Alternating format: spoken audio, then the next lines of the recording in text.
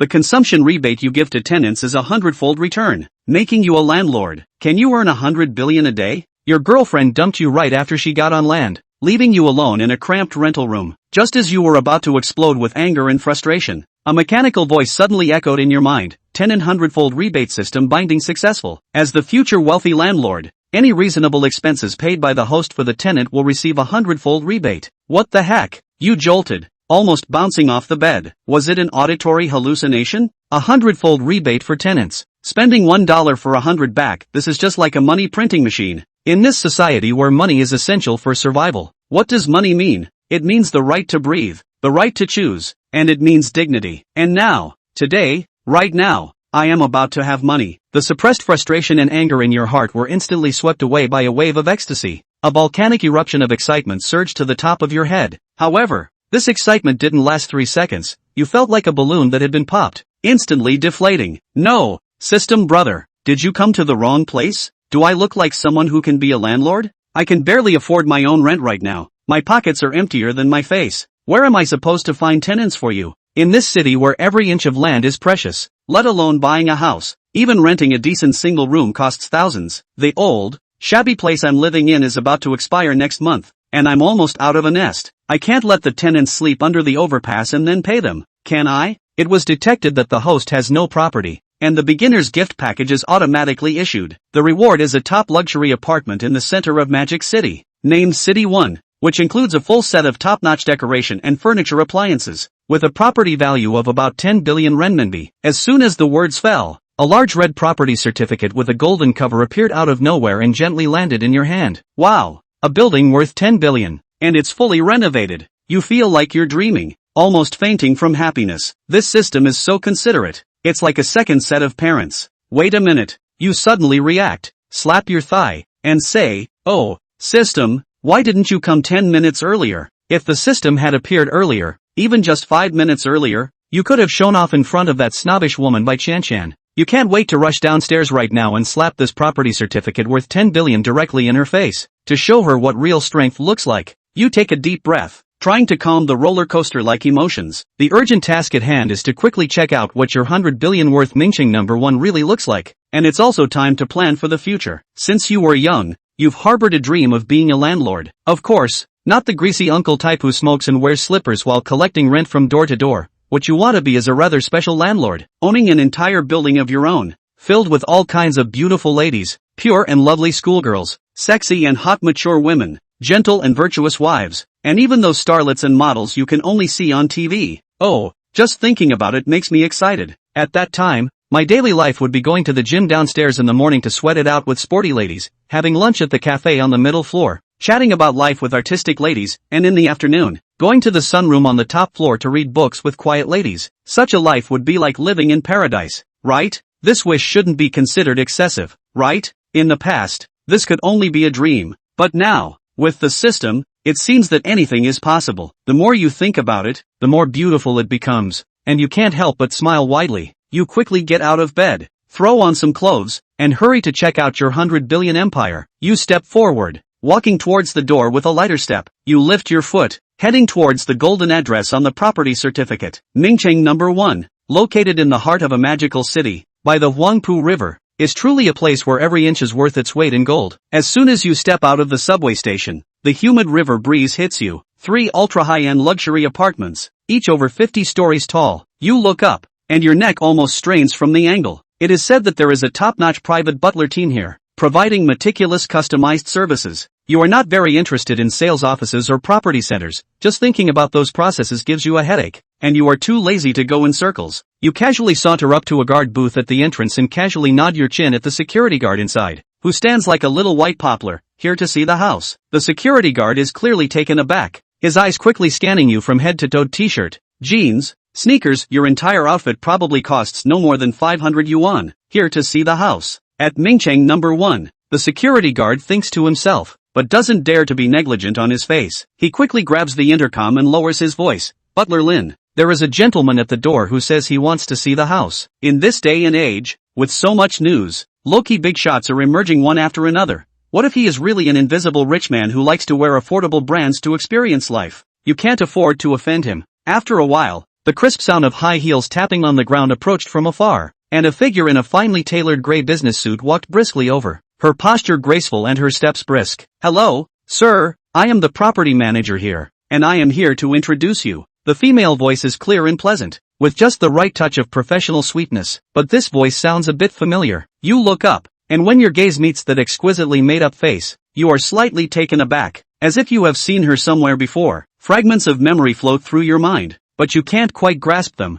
Your gaze inadvertently sweeps over the silver nameplate pinned to the other person's chest. Property manager Lin Mixue. Isn't this your college classmate? Back in the day, the male students in the finance department privately voted, and she was firmly seated as the top beauty. The world is unpredictable. You couldn't help but mutter to yourself. The once prominent figure on campus, the sweet flower of the finance department, has now become a property manager for luxury homes. You still think that someone with her background either got picked up by some rich second generation after graduation or went to become a pretty face streamer to make quick money. A female voice, filled with obvious surprise and a hint of unexpected joy, interrupted your wandering thoughts. Lin Mixue clearly recognized you, and her standard professional smile instantly became lively and warm, radiating enthusiasm. Running into an old college classmate during the dull and tedious work hours was probably the most surprising thing for her today. It meant she could legitimately take a break and chat for a while. This guy, graduated and just vanished into thin air. How many times have I called for a class reunion in the WeChat group, and you haven't even shown up once? Lin Mixue playfully glared at you, her tone familiar, carrying that unique blend of complaint and closeness that old classmates share. She quickly scanned you up and down, her gaze lingering for a moment on your ordinary t-shirt and jeans, but she didn't pay much attention. After all, 2 years after graduation, the harsh realities of society are no joke, and those who manage to stand out are indeed rare. Most classmates are still struggling in cubicles, worrying about rent and their credit card bills at the end of the month, right? Come on, you really know how to keep a low profile, actually coming to Mingcheng number 1 to look at houses. Sure, old classmate, have you struck it rich lately, or did you win the lottery? Lin Mixue blinked her beautiful eyes, her lips curving into a smile, her tone clearly teasing and curious. Just looking around, casually browsing. After graduation, we have to honestly work hard, right? In this place, who isn't being chased by KPIs every day? When do we have time to gather? You chuckled lightly, responding nonchalantly, not planning to reveal your cards just yet. It's nice to catch up with classmates and reminisce about the past. There's no need to make it feel like a bragging session. Lin Mixue pouted, a hint of understanding flashing in her eyes. Men are all the same. She paused, then put on a warm smile again. All right, enough about that. Since we rarely meet, how about I take you in to tour our property? The river view here is absolutely stunning. Lin Mixue warmly invited you, but her feet seemed rooted to the ground. She doesn't believe for a second that you're really here to look at houses. Just kidding. Where is Mingcheng number 1? Here. The starting price for houses is already in the 8-digit range, and the top units can easily reach several small targets. With Sumu's outfit that added up to less than $1,000, how could he afford it? She guessed that Sumu had changed his career to become a real estate agent and wanted to step on the market or bring clients? Either that or you purely want to come in and take a few pictures, post a friend circle to pretend and satisfy your vanity. After all, when the university Sumu's family is ordinary, although the grades are good, people are also quite smart. But this short 2 years, what can be a sea change? Who knows?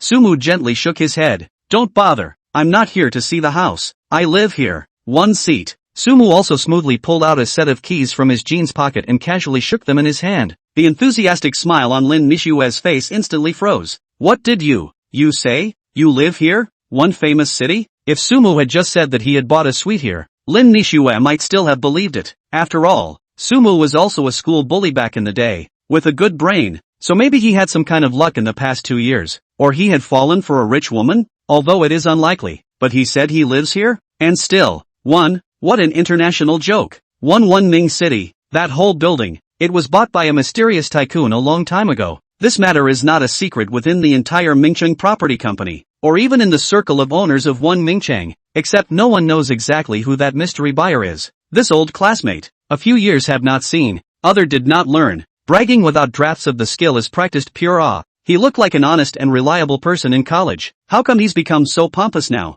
Trying to act like a big shot in front of your old classmate? Show off? So that you can impress him and regret not going after him back then? Lin Mixue was a bit uncomfortable in her heart. She had been a housekeeper in the mansion for a few years, and had seen a lot of different kinds of people, and had long since honed her ability to speak to people and ghosts. However, at this moment, in the face of Sumu's performance, which seemed to her to be so poorly done, she still couldn't help but feel a trace of disgust and contempt. We're all old classmates. Do you have to be such a jerk about it? The enthusiasm on her face faded quickly. The little surprise of running into an old classmate had long since been doused in cold water. The remaining good feelings towards Sumu based on campus memories instantly fell to the bottom. What's the point of pretending? It's boring. Who is Sumu? He saw right through Lin Mixue's thoughts, and not angry, just a little amused. He fished something else out of his pants pocket, a small bright red book. Really live here? No kidding. Here, the real estate license. Sumu handed over the red book. Lin Mixue's line of sight was nailed dead on that little red book.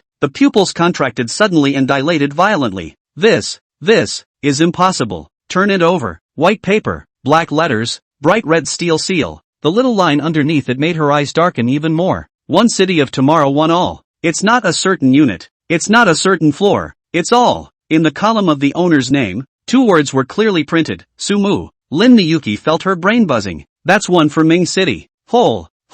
1. Building.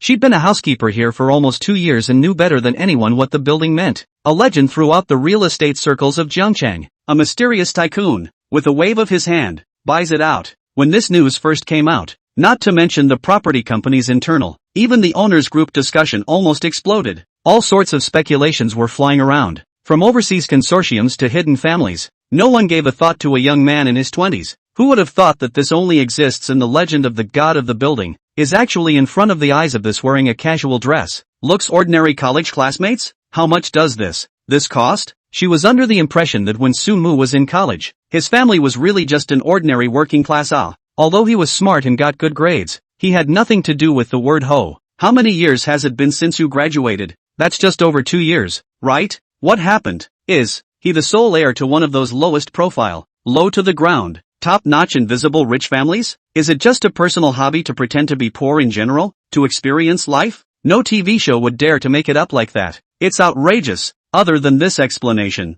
Lin Mixue really couldn't think of any reasonable reason. For a moment, she was remorseful. Yes, it's remorse. She thought back to the last 2 years, when she'd gone through all the trouble of chipping away at her to get to the top. Attend all kinds of so-called celebrity parties and curry favor with rich kids who drive entry-level luxury cars and claim to be young and talented. She thought she had caught a couple of good potentials, but now compared with Sumu those so-called potentials, what the hell? Not even worthy of lifting Sumu's shoes. How she went blind. The biggest real dragon, it turns out, was around all along. 4 years of college. She actually thought of him as an ordinary classmate who was nothing but a good student. Had I known that Sumu was this level of existence, when she was in college, not to mention just saying a few words occasionally, she was bringing him breakfast every day, taking his seat, and working as a cow to take him down What was it about that moment that made him seem a little stuffy and not romantic enough? Now that I think about it, that's called understatement. That's called substance. After flabbergasted for the better part of half a minute, she drew in a huge, sharp breath and a smile quickly piled up on her face.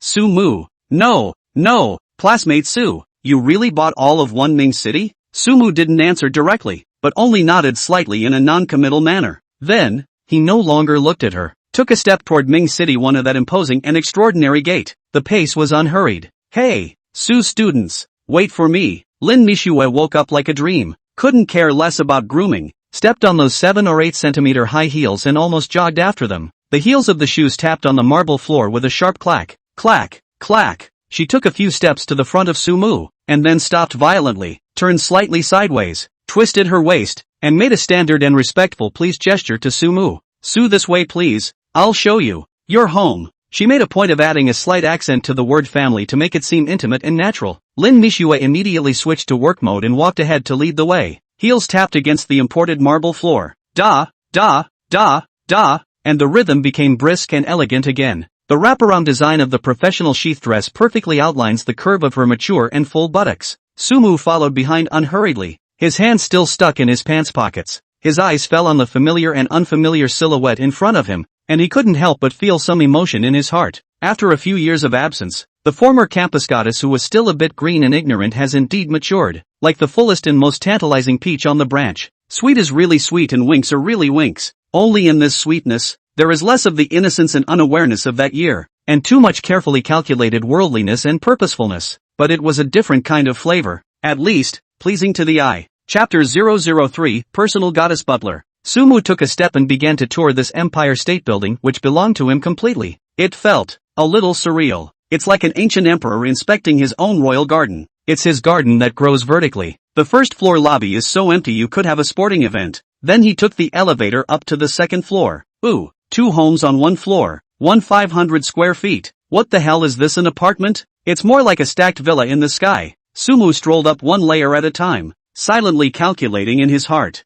Master bedroom, second bedroom, guest bedroom, children's room, study, audio-visual room, gym, board room, nanny's room, storage room. There were so many rooms that his brain hurt. It was pretty exciting and fresh at first. What with the wabi-sabi style, European classic style, there's even a pink Hello Kitty themed room. But after walking more than 10 floors on level ground and looking at almost 30 sets of mansions with very different styles, Sumu's 2 legs began to protest. How long will this take to see this? He propped himself up against the wall, huffing and puffing. He now somewhat understood why ancient emperors needed sedan chairs. The pleasures of the rich can be quite leg-intensive at times. Wandering to the 30th floor, Sumu really couldn't top it and pulled out his cell phone to take a look. Nice guy. The number of WeChat steps directly exceeded the 30,000 mark. Usually, if he can get 3,000 steps in a day at home, he is considered to have gone out to walk the dog. That's a lot of exercise today. Straight up over the top. Legs and tummy sore like I just ran a marathon. I really can't walk anymore. If I keep walking, my bones won't fall apart. Sumu decisively chose to give up. If you keep reading, you'll get tired of the aesthetic, not to mention the people. He turned to find the elevator and pressed the top button directly. Top floor, has to be the best. Go ahead and enjoy. The elevator arrived with a ding. The top floor didn't disappoint him. It was a bit too luxurious for words. A sparkling infinity pool on a huge terrace, the water reflecting the sky. Next to it, a well-stocked open-air bar was full of all kinds of foreign wines he didn't recognize but looked expensive. There are also barbecue grills, outdoor sofas, and umbrellas, all in one place. Sumu casually found the most comfortable-looking beach lounger, sunk his butt into it, and let out a sigh of contentment. The chair. It was more comfortable than the bed in his rental house. He casually fumbled a bottle of champagne labeled in French from a nearby ice bucket and studied how to open it. With a thud, the cork flew out, almost hitting the valuable glass railing next to it. Sumu poured himself a small half cup and shook it like in the movie. The golden liquid swirls in the glass, bubbles rising slowly. Take a light sip. Cold, refreshing, a little fruity, bubbles exploding on the tongue. It's awesome. I wouldn't give a god for this little life. After wandering around so much, he had a rough idea of the building. The decorating style is kaleidoscopic. The materials used are absolutely solid and sophisticated. Summed up in one word, trench. Chinese elegant mahogany furniture. European luxury crystal chandelier. Modern minimalist hidden design. There's always one to poke those goddess renters in the heart.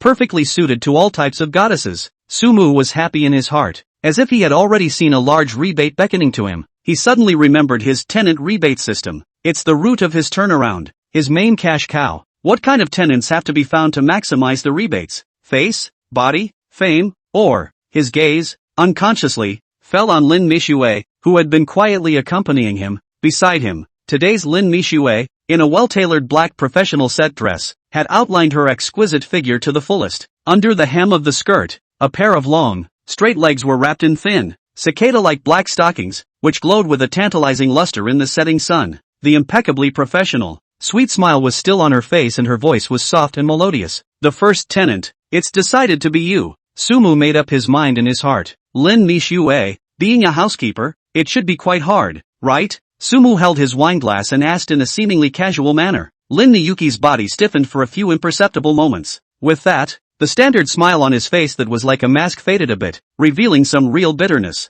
Well, pretty tired, she replied in a low voice, her eyes casting off into the distance as she gently stirred the soda in her hand. Every day, we have to deal with all sorts of petty chores, and homeowners have a myriad of requests. Being woken up in the middle of the night by a phone call to deal with a water leak or to coordinate neighborhood noise is routine. Last quarter, just because I was a few minutes late in responding to a homeowner's WeChat inquiry, he complained directly to our supervisor and docked me $2,000 in performance pay. Her voice trailed off and her eyes dimmed with obvious resignation. That supervisor of ours is a typical snob. To those rich and powerful owners, hate to lick on their knees. To us, the bottom employees, all day long, as if we were his personal house slaves. Lin Mixue's eyes reddened slightly as she spoke, and she hurriedly lowered her head, blinking her eyes and forcing that bit of wetness to be held back. It's so embarrassing to lose your cool in front of your old classmates. Sumu looked at this forced smile and a grieved look on her face, and inexplicably felt a little bit of bad taste in his heart. Thinking back then, Lin Mixue was also the star-studded flower of the department in the school. When had she ever suffered this kind of aggression?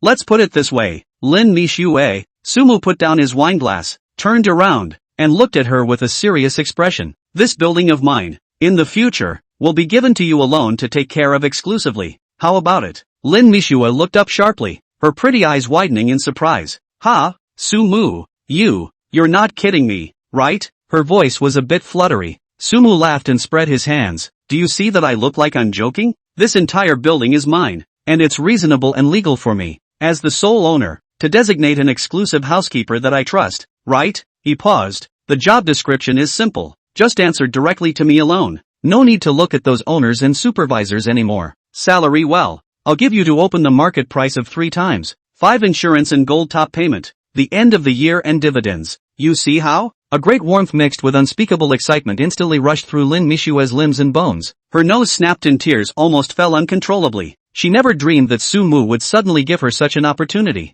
But Sumu, would this not be too good? Lin Mixue bit her lower lip. I'm just a regular housekeeper, and I'm afraid people will find out and chew on me. She was well aware of how many rumors would be attracted when word got out that an ordinary housekeeper who had just graduated 2 years ago had suddenly been designated as the exclusive housekeeper by the mysterious owner of a building, doubling her salary. Chewing around? Saying what? That you've been adopted by this old classmate of mine? Or that you got lucky and finally fell for big money? Sumu deliberately teased her.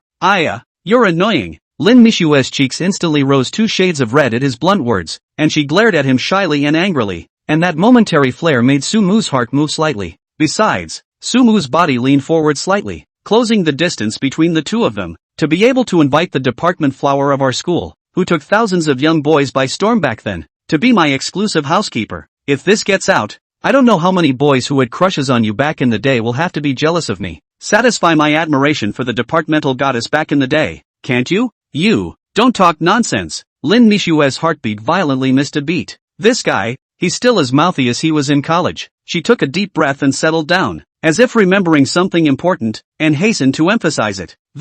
Sumu, I already have a boyfriend. It's also from a school, his name is Li Tai. She felt the need to make it clear ahead of time so as not to cause unnecessary misunderstandings. Li Tai? When Sumu heard this name, the smile on his face abruptly faded, and his brow wrinkled a little imperceptibly. It's a pretty small world. It's a narrow road. He and this Li Tai, he had tied the knot in college. Back then, both had been white suitors. As a result, Bai Shanshan chose Sumu, who seemed mediocre at the time, which made Li Tai, who regarded himself highly, keep grumbling and regarded Sumu as a thorn in his side. Later, Li Tai on the basis of his own is the president of the student body. Hand a little power, openly and secretly, not less to Sumu's shoes. Even the graduation thesis defense were almost by his hands and feet stirred up the yellow. What? You know Li Tai? Lin Mixue keenly noticed the subtle change in Sumu's expression. More than just recognizing. Me and him, we're old friends. Okay, what a coincidence. I didn't expect Lin Mixue's boyfriend to be this guy. It seems that there is a chance to settle old scores back then with interest. He looked at Lin Mixue in front of him, whose cheeks were flushed and whose eyes were slightly probing and uneasy, and his mind quickly turned a few times. This exclusive stewardship seems to be more than necessary. Chapter 004, Long hair coiled up. Sumu's gaze swept over Lin Mixue and finally rested on her tight little suit, seemingly able to see the curves wrapped inside through the fabric. Ms. Lin Mixue, would you like to live somewhere else? Here I am. There are plenty of empty rooms. I can rent you a room cheaply. Sumu picked up the wine glass and gently shook it. A hint of surprise flashed in Lin Mixue's eyes. Sumu, don't make fun of me. I can't afford the rent here. She lowered her head and stared at the glass in her hand. Even a small one-room apartment here would be $20,000 a month going up, wouldn't it? My little salary isn't enough to pay the rent. Sumu looked at her and pretended to casually right her shoulder. What's all this talk about money between old classmates? Besides, I'm not talking to you about money. I'm being compassionate. These words, with a few hints of teasing and a few hints of seriousness, made Lin Mixue's heartbeat instantly mess up its rhythm. Sumu was on the offensive. He knew well that to pursue the girl of his choice, he had to take the initiative. If you don't take the initiative, with a woman's reserve, I'm afraid you may not be able to hold hands even if you wait for 2 years. Besides, a goddess like Lin Mixue had been his dream in his college days. Lin Mixue raised her head, her eyes dodging, not daring to look directly at Sumu's burning gaze. Lin Mixue wanted to say something, but she didn't know how to speak. Of course she wants to live here. This house. It's like the paradise of her dreams. It is spacious and bright, luxuriously decorated, and more importantly, it is located in the busiest part of Magic City. Stepping out of the neighborhood is a world of lights. The luxury stores that she once only dared to stop outside the window, the Netflix restaurants that made her salivate, were now within reach, and the one she lives in now. It's dark, damp, and cramped, and you can hear the couple arguing next door. The two are a far cry from each other. Sumu looked at Lin Mixue's tangled expression and knew that the fire was almost ready. Don't eye it. He leaned forward slightly. Just ask you, do you want to, or don't you? Sumu's gaze, like a hook, firmly hooked Lin Mixue's mind. Living here, every day after work, you're no longer greeted by a cramped rental house, but by this unrivaled view of the river. Sumu pointed out the window. Want to go shopping? There's a luxury street downstairs. New bags. Limited edition clothes. Take your pick.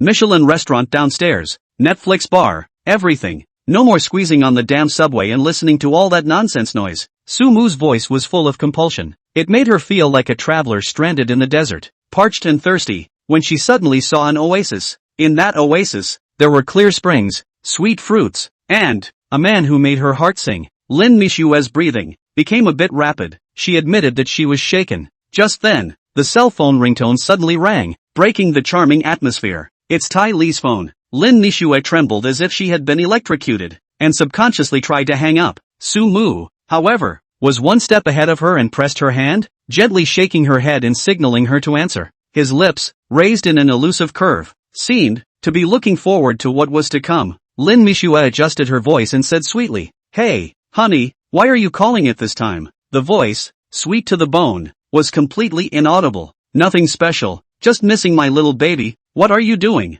Tai Li's voice, from the other end of the phone. "Overtime unlike your big boss, I'm just a small employee with no one to love or care for me." Lin Mixue pouted. She started complaining again. "I met a strange client today, said I dress like a vixen and specialize in seducing him. Do you think he's sick?" "What? Surprisingly there is such a thing?" Li Tai really exploded. "Baby, don't be angry. When I'm done with the matter at hand, I'll surely help you to get out of it properly. Let him know that my woman is not something he can just mess with." Sumu listened and felt marvelous in his heart. He walked silently behind Lin Mixue, the tall figure that completely enveloped her. Lin Mixue only felt her body instantly stiffen. A small sound came from his throat. "Ha!" Li Tai was keen. "On your side, why is there movement?" "No, I'm running to lose weight. I've gained weight recently. If I don't exercise, you're going to dislike me." Lin Mixue forced herself to be calm. Her eyes flustered. She covered the phone, her voice almost pleading. "Don't you?" Sumu revealed a gentle smile. He leaned close to Lin Mixue's ear. "I'm sorry, classmate Mixue, you're too beautiful, like a fairy descending to earth." I didn't hold back. I wanted to take a closer look. Lin Mixue trembled and her legs went a little weak. She subconsciously snuggled up to Sumu, her warm breath spraying on his neck with a hint of trembling. "Sumu, wait until I hang up the phone, okay, please. I'm afraid. No hanging." Sumu was also not polite. His big hand moved down a few centimeters and directly wrapped his arms around Lin Mixue to the glass balcony on the top floor. He pointed to the view below and whispered to Lin Mixue, "See, this is the world I can give you. All of this can be yours if you want it to be." He paused and added, "Of course, as a good landlord, I charge rent." He looked at Lin Mixue with aggression in his eyes. "I want you to thank me personally." Lin Mixue instantly understood what he meant. She felt like she was suffocating. "Michelle, why don't you say something? Are you listening?" Tai Li's voice once again came from the other end of the phone. Lin Mixue snapped back to her senses as she looked at Sumu. There was a struggle and hesitation in his eyes. Sumu gently patted her head, signaling her to continue talking to Li Tai. Lin Mixue knew there was no turning back. She slowly coiled her hair. The gesture carried a hint of determination, a hint of helplessness. Her long hair was coiled up, revealing her slender white neck. "Honey, I'm fine. It's just that I'm a little tired and blowing off steam on the rooftop." Lin Mixue said into the phone. Her voice had completely changed tone. "Rest early if you're tired. Don't push yourself too hard. Baby, take care of your body," Li Tai admonished. Well, Chapter 005 Honey Snow Ice City. Before the next morning, Lin Mixue had sent a total of 3 WeChats to her boyfriend, Li Tai. First one at 8 p.m. "I kinda miss you, baby." Number 2 at 12 p.m.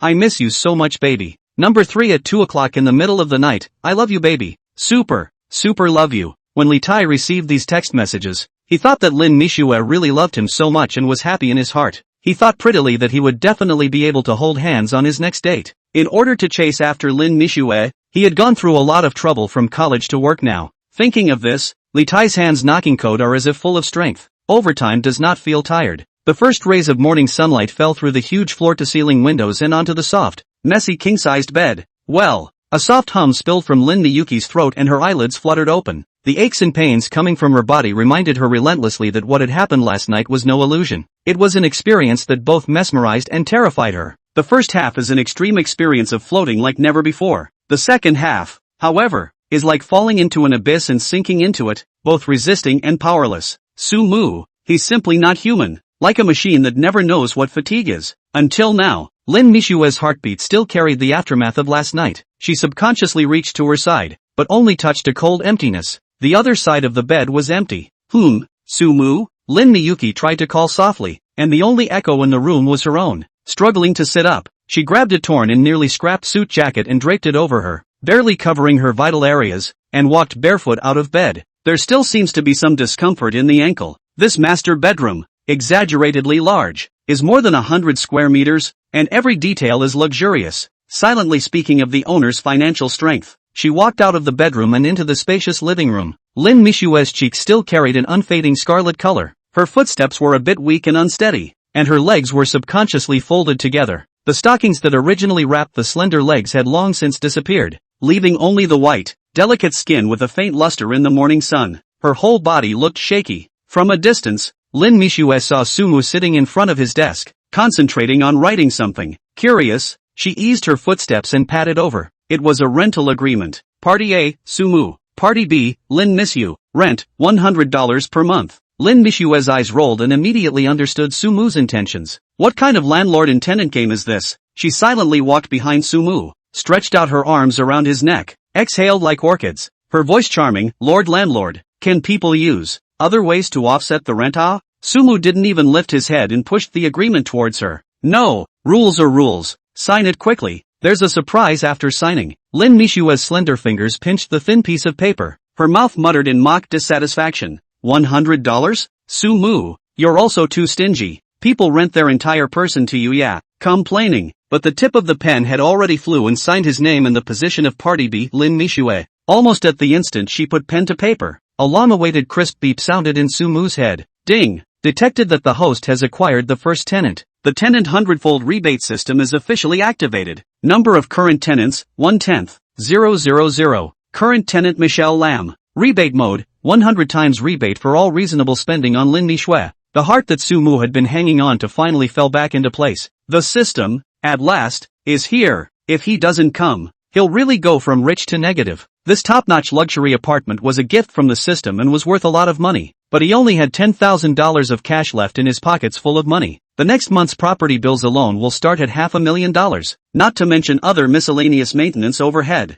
It's really all about the outside and the empty wallet on the inside. Only then did he slowly turn his chair, his arm wrapping around him in a smooth motion. Lin Mixue whimpered and fell into a warm embrace that smelled faintly of tobacco. From today, you are my woman. Su-mu raised his hand and gently pinched her smooth face. Lin Mixue's body trembled imperceptibly for a few moments as she lifted her head, a hint of complexity flashing through her eyes as she looked at Su-mu. In the future, there's no need to go to work. Su-mu's voice was calm but carried an unquestionable meaning. The daily task is to be cheerful and enjoy life. He paused, his tone intensifying, but no more contact with any other man. Understand? These words made Lin Mixue's heart stutter, and a slight reluctance appeared on her face. She's a veteran sea queen, with hundreds of fish kept in her cell phone list, to say the least. Chatting and interacting with different little brothers every day has become part of her life. It would be a bit hard if it was suddenly all cut off. With an empty heart.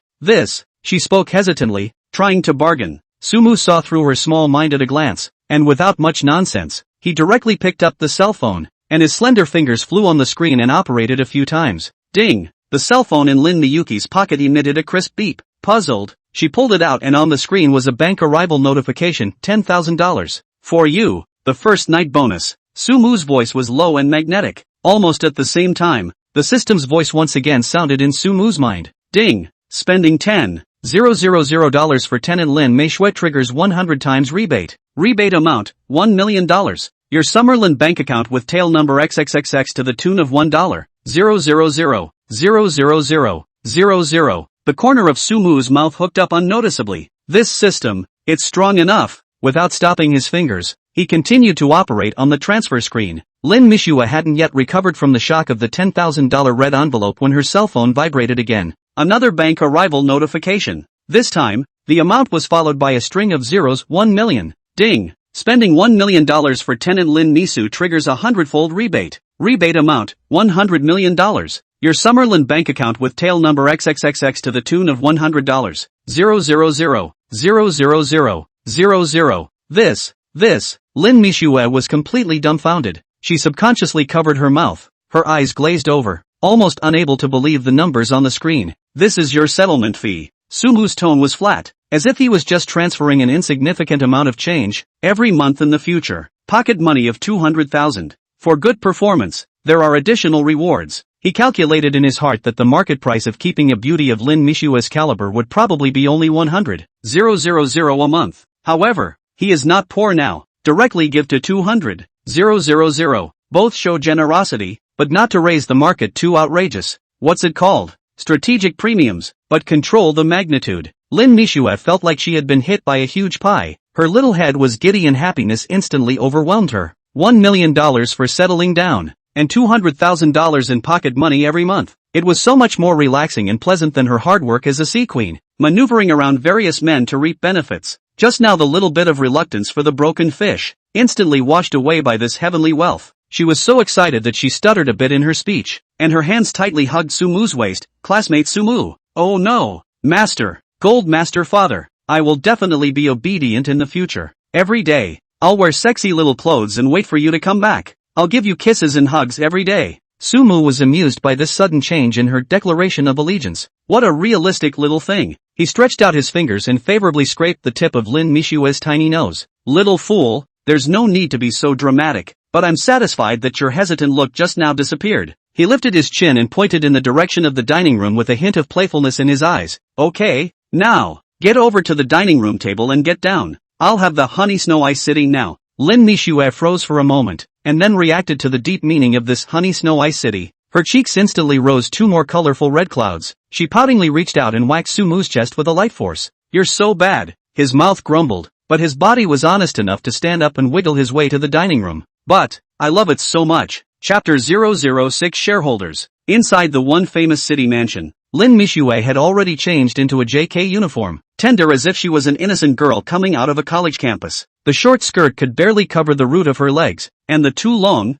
white, straight legs simply shook her eyes. She sat obediently on the carpet beside Sumu, her hands encircling his calves, gently pressing and pinching with moderate strength, with a hint of coquettishness and dependence. The strength was held just right, so comfortable that Sumu couldn't help but squint his eyes and make a cozy sound in his throat. Fellow master, is this okay? Lin Mixue tilted her head slightly, her voice delicate and sticky, with a hint of curtness. Sumu enjoyed this emperor-like treatment inside in his heart. This little goblin is really getting better at serving people. No wonder so many men can't resist the temptation of keeping a lover. This kind of taste, it is really soulful. Well, not bad, Sumu lazily responded, the corners of his mouth rising slightly. Lin Mixue sensed Sumu's satisfaction. Her heart burst with joy, and she massaged even more vigorously. While serving, she carefully tried to ask, Dear Sumu classmate, there is a class reunion next week. Will you go? You haven't shown up for a long time, so I can take you out on my arm and make sure those snobs all drop their jaws. That little bit of her mind, Sumu saw through it at a glance. This little goblin is trying to borrow his light, to show off in front of his classmates, to get back some face. However, Sumu didn't resent it. Instead, he felt that this little bit of vanity of hers was quite cute. What man doesn't like to be worshipped and held up by a woman? It's okay.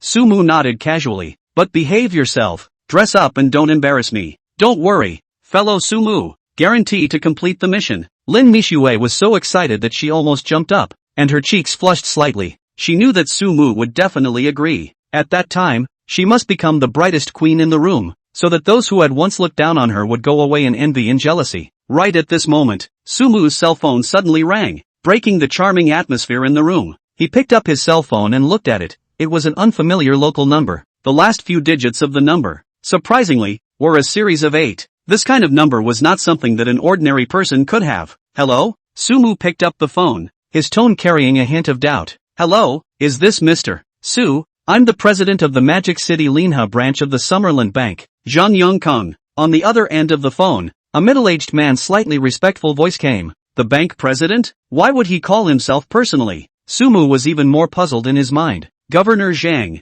Hello, may I ask what's up? Sumu asked politely. Mr. Su, this morning, you had a huge remittance of $200 million that has successfully arrived. Zhang Yongkong's voice carried an obvious intention to please. 200 million? Sumu was slightly stunned, and instantly reacted that it should be the money from the system cashback that had arrived. Although he was inwardly surprised, his face did not move and remained calm and indifferent. Oh, I know. Sumu returned indifferently. Thank you, Governor Zhang, for making a special call to inform me. Mr. Su, you are too polite. It is our bank's honor to receive your favor and choose our Xia Bank. Zhang Yongkong hurriedly said. This huge deposit of yours has touched the customer tier at the tip of our bank's pyramid. In order to express our bank's respect, we are very honored to open an exclusive private banking channel for you, and sincerely customize all the services you need. I wonder if I could have dinner with you tonight. At that time, I will certainly introduce you to the various privileges in detail. Sumu pondered slightly for a moment. He didn't particularly care about any private bank's honorable service. He was just a little curious about the source of this money. Such a large sum of money can be a problem if it comes from an unknown source or if there are any follow-up issues. Good, then I'll trouble Governor Zhang.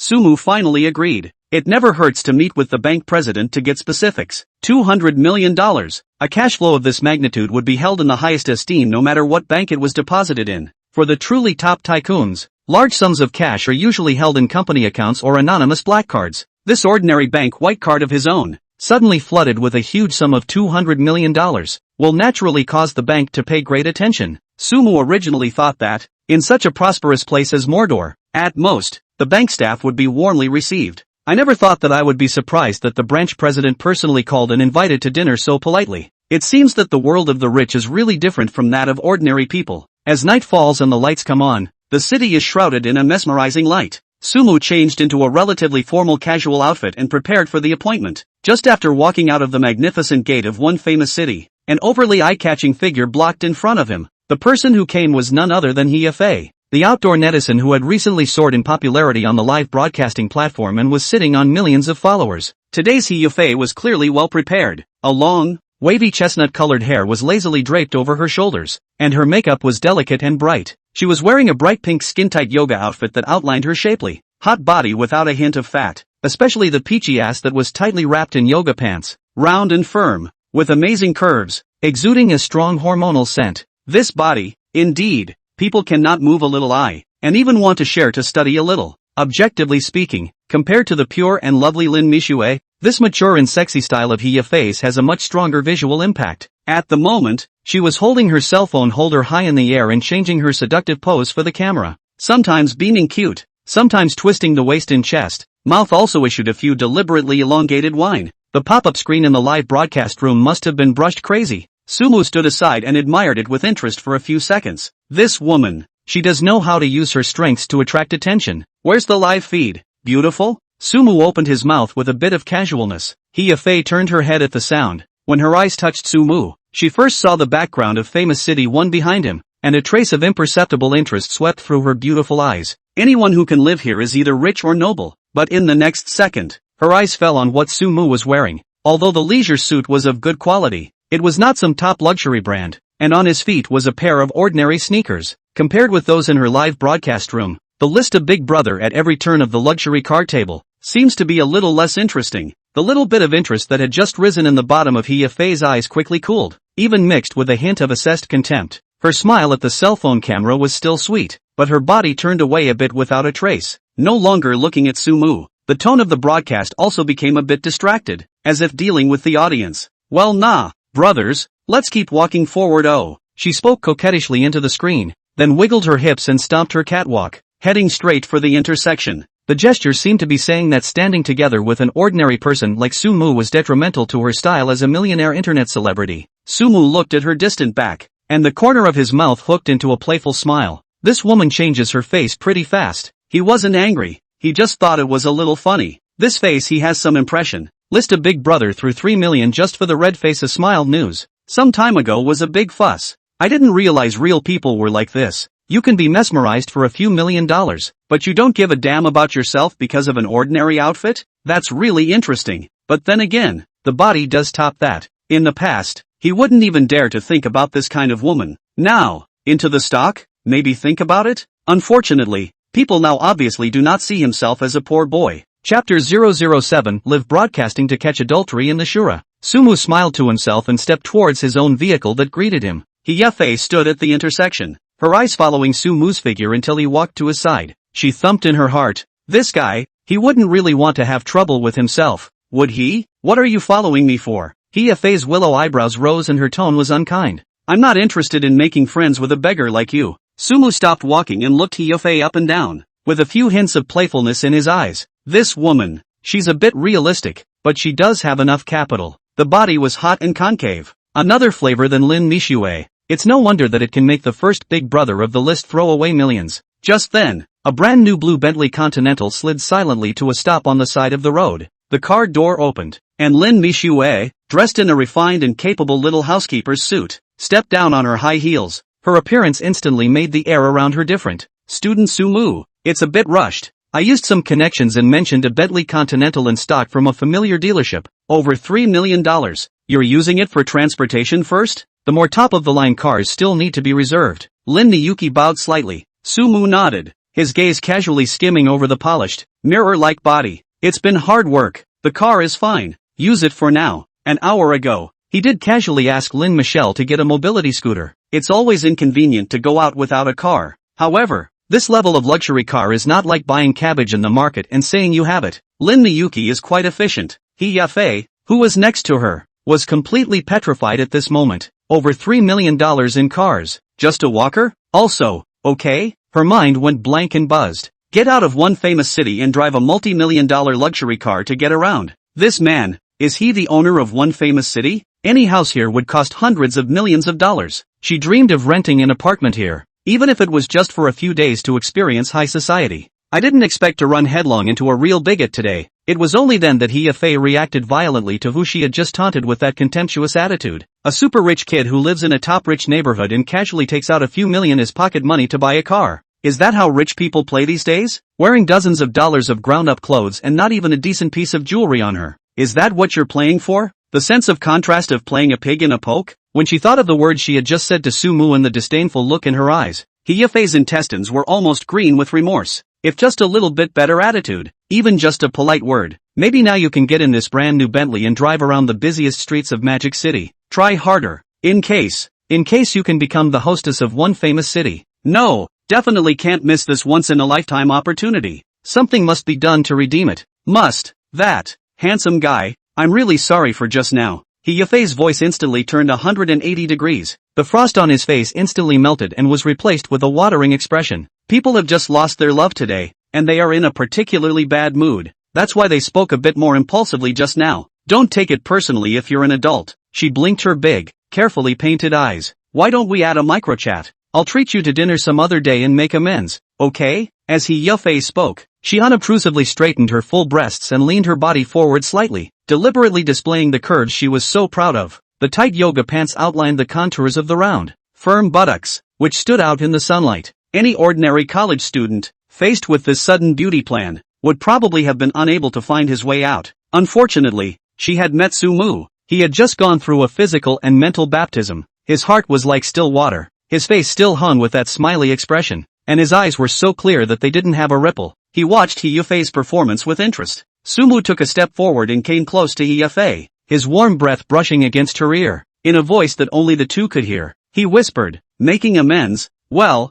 that's not impossible. He Yafei's heart was delighted, secretly saying that there was something in it. Tomorrow night, 9 o'clock, this very building, my house. Sumu's gaze swept unabashedly over her luscious body, and the corner of his mouth hooked up into a meaningful arc. Remember, come in these yoga pants today. He Yafei's face swished red, like a ripe apple, and the heat went straight to the top of her head. To his house? Or is it 9 p.m.? And specify this figure-hugging yoga outfit? The implication. It's just not too obvious. He Yafei's heartbeat instantly accelerated, thumping like it was about to jump out of her chest. She had thought that Sumu looked quite serious, but she didn't expect that the moment she opened her mouth, she was a straight ball at the level of an old driver. Saying yes to him would mean that something might happen tonight. A price to pay. To say no would be to personally extinguish the hope of climbing up the ladder and making it to the top. Multi-million-dollar Bentley is just a replacement car. So what's he worth? He Yafei didn't dare to think any further. I'm afraid that number would suffocate her. After a brief moment of hesitation, great temptation overwhelmed everything. Good. I promise you is it. He Yafei bit her lower lip, forcing down the shyness and excitement in her heart. Her voice responded daintily. Tomorrow night. I'll see you there. It's a deal. Sumu smiled faintly, seemingly unsurprised by her choice. He lifted his hand and gave a not-so-gentle slap on He Yafei's upturned and taut peach buttocks, firm and elastic to the touch. He Yafei's body stiffened and her face turned even redder, but she didn't dare to dodge. Sumu withdrew his hand and turned towards the brand-new Bentley. Lin Mixue had already pulled open the backseat door for him. Just then, He Yafei's live broadcast room was like a deep water bomb had been thrown into it, completely blowing up. I can't believe she forgot to turn off the live feed. Just now she and Sumu that ambiguous do not see each other, as well as Sumu's last meaningful shot. Not a single word, not a single frame, all through the camera. Real-time transmission to the thousands of water friends in the live broadcast room. For a time, the pop-ups were like a dike-breaking flood, rolling densely across the screen, almost completely covering the screen. Asterisk. What the hell? What drama of the century did I miss? Is this on-the-spot cleavage by Fei? Big brother Punji is green? So green that it glows? Who is this guy? The side face is so stunning. Driving a Bentley? I just went to check. Continental GT, landing small 4 million. List a big brother that more than a million. As if, not enough to see. Exciting. It's so exciting. That's what I like to see. Concubine is confused. Big brother Punji is so good to you. Good. Rich as daddy? This little brother is obviously more tops. Upstairs, the 3 senses follow the 5 senses? Your circle is a mess. Fei. Explain this. Big brother Punji is still here. The pop-ups were frantically refreshed, and one of the scarlet and bolded pop-ups was particularly eye-catching. Coming from her big brother on the list, love you for 10,000 years. He Yafei. Explain yourself to me clearly. Going to his house at night? In yoga pants? What do you take me for? Between the lines, is the suppressed anger and humiliation? As if you can hear through the screen, the keyboard was smashed crackling. As He Yafei looked at the pop-up, her eyes instantly went black and her heart sank violently. Done. She was so focused on trolling for kaiju that she forgot about the live broadcast. Forgot that in the live room, there is also a squatting to her more than $1 million of gold master father. It's a good thing that the new love and the old love collide head-on. Live on Shura. How can this situation end? He Yafei's palms were instantly sweaty and her mind was buzzing. But facing the camera, she managed to force out a smile. Family, you're all misunderstanding. She tried to snort and muddle through. That handsome guy and I are just normal friends. Just kidding. Before the words fell, the red pop-up screen of love you for 10,000 years once again dominated the screen. A regular friend asks you to spend the night at his house? Common friends let you dress like that? He Yafei, do you take me for a 3-year-old? Big brother was clearly bursting at the seams with anger and wasn't eating her out of the palm of his hand. He Yafei's tongue tied up in knots and her smile froze on her face. You can't just admit live that you've seen the money and are ready to kick the top one to hug a bigger thigh, can you? That way Punji's big brother is afraid that he will not be so angry on the spot that he will call the police to arrest her for fraud. With a quick turn of her eyes, He Yafei immediately found someone to dump her. Anyway, that guy Sumu doesn't look like a good guy, so who's going to take the blame if he doesn't? Big brother, don't be angry. He Yafei immediately switched to aggrieved mode and deflated her mouth at the camera, her eyes saying red. It's all that guy's fault. He keeps pestering people. Driving a Bentley is great. He has to ask me out. I'm a weak woman. What can I do? I don't dare offend him either. She also winked at the camera in a smooth manner, trying to muddle through with her best pouting skills. However, love you for 10,000 years has been in the society for many years. What green tea and white lotus have not seen? He Yafei, don't you act for me, the way you just resisted me. Do you think I'm blind? I'm telling you, if you try to screw around behind my back, I'll make you suffer. The older brother's tone darkened with undisguised menace. I didn't spend over $1 million for you to cuckold me. He Yafei's heart was cloying and annoyed as she listened to this. This big brother of list 1 is quite rich and usually quite generous, but the control, it was breathtaking. Checking in, asking about her schedule, interfering with her dating. He Yafei endured all the gifts she swiped for him in the past, but now, her mind flashed through Sumu's bland and slightly evil face, and the Bentley that symbolized absolute wealth. Millions of dollars in cars just for transportation. Owners of one famous city. Compared with this one, the more than $1 million of the first big brother of the list. It seems that it is indeed not enough to look at. A vague thought is becoming clear. Why suffer this anymore? Thinking of this, the cowardice in He Yafei's heart was suddenly replaced by a wave of inexplicable courage. She took a deep breath, and the aggression on her face instantly disappeared, replaced by an open-minded coldness. I say, big brother, aren't you minding a little too much? He Yafei's voice went cold. It doesn't seem to matter to you who I meet with, what I wear, or where I go, does it? The live broadcast was momentarily quiet for a split second, and then more violent pop-ups erupted. Is this a hard way to get to the top of the list, princess? Asterisk asterisk asterisk asterisk. Awesome. Torn. Big brother Punji's face is green, isn't it? Ha ha ha ha ha. Love you for 10,000 years. Obviously did not expect He Yafei to suddenly flip. The pop-up screen stopped for a few seconds. What did you say? I said, you swiped my money. I thank you.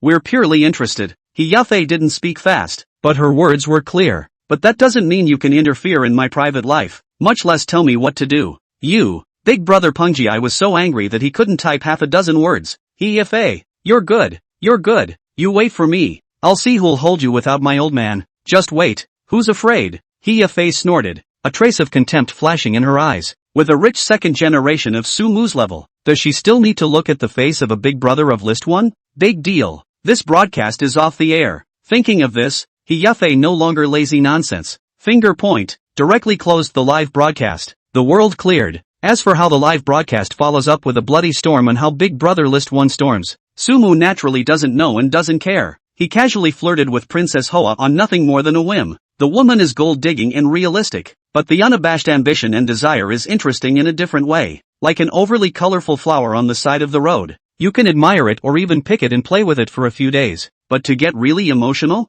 Forget it. In his eyes, netizens like He Yafei are just dolls to amuse him in his free time. Exquisite and interesting. But that's all. The Bentley Continental drove smoothly on the busy streets of Magic City. Su Mu was in a good mood as he held the steering wheel with one hand. Whampoa restaurant. It should be here soon. Chapter 008, surrounded by beauty and fortune. Su Mu gently patted Lin Mixue, who was burying her head in the sand, and the car came to a steady stop. Here we are. Only then did Lin Mixue come back to her senses with a jolt, hurriedly straightening her clothes and sitting up straight. Su Mu didn't just bring her here today to prop up the scene. When dealing with a person of Governor Sang's caliber, having a decent female companion by your side could save you a lot of unnecessary trouble and temptation. Plus, it's about time she saw more of these occasions. If you follow him in the future, there will only be more meals like this, not less. A bright enough female companion is often useful beyond imagination. Lin Mixue's eyes fell on the 4 big words of Whampoa restaurant, and her eyes instantly lit up like stars. Whoa! She couldn't help but exclaim in a low voice. Classmate Su Mu,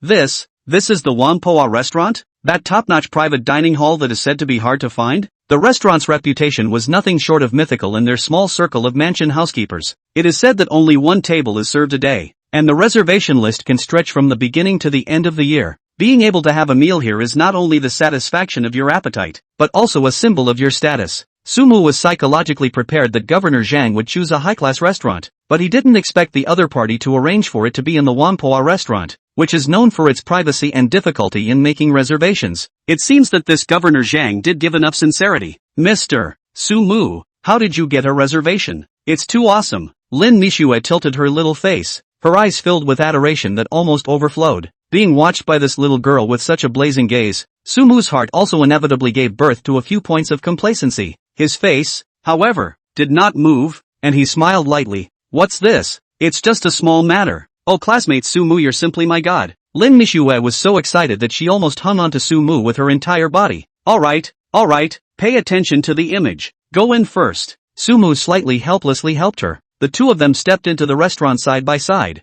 and were immediately greeted by a waitress dressed in a moonlight white, dark pattern cheongsam. The cheongsam is open just right, and as you walk around, it's hidden. She wore a standard yet gracious smile on her face and her voice was warm and melodious. Excuse me, is this Mr. Su? Hands and feet. There is a strictly trained grace and ease, neither show flattery, nor feel detached. It's me. Su Mu nodded his head. Mr. Su, this way please. Governor Zhang has been waiting for you inside for quite some time. Under the guidance of the waitress, Su Mu and Lin Mixue walked through an elegant corridor. The interior of the restaurant is even more tastefully decorated, and the air is filled with a light sandalwood scent. As far as the eye can see, all are antique mahogany furniture. warm to the touch. A few ink paintings with far-reaching moods hung on the wall, and a celadon vase with a few flowers with morning dew was placed in the corner. Every detail reveals understated luxury and uncommon taste. Sumu's gaze swept across and soon saw the target in a window seat. A middle-aged man in a well-fitted suit with meticulously groomed hair, gold-rimmed glasses on the bridge of his nose, and sharp,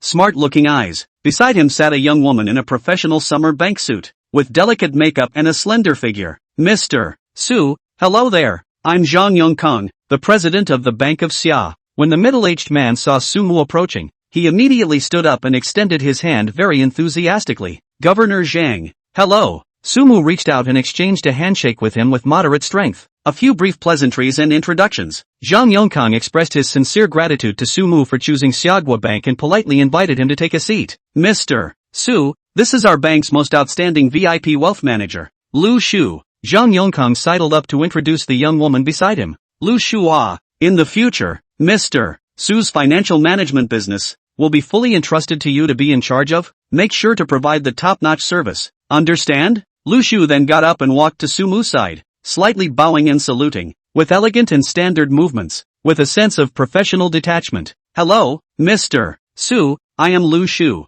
From today onwards, I will be your exclusive financial secretary, dedicated to providing you with one-on-one services, whether it's financial planning or any needs in life. You can contact me at any time and I'll be on call 24 hours a day. Her voice was clear and pleasant, and her attitude was respectful without showing the slightest hint of humility or excessive enthusiasm, and she held her position extremely well. Sumu secretly praised in his heart, worthy of being the ace manager of a big bank. This professionalism is indeed in place. Well, thanks to Secretary Lu. Sumu nodded slightly. You're welcome, Mr. Su, it's my honor to serve you. Willow kept a decent smile and retreated to her original position. Brother Sumu, this sister is so pretty.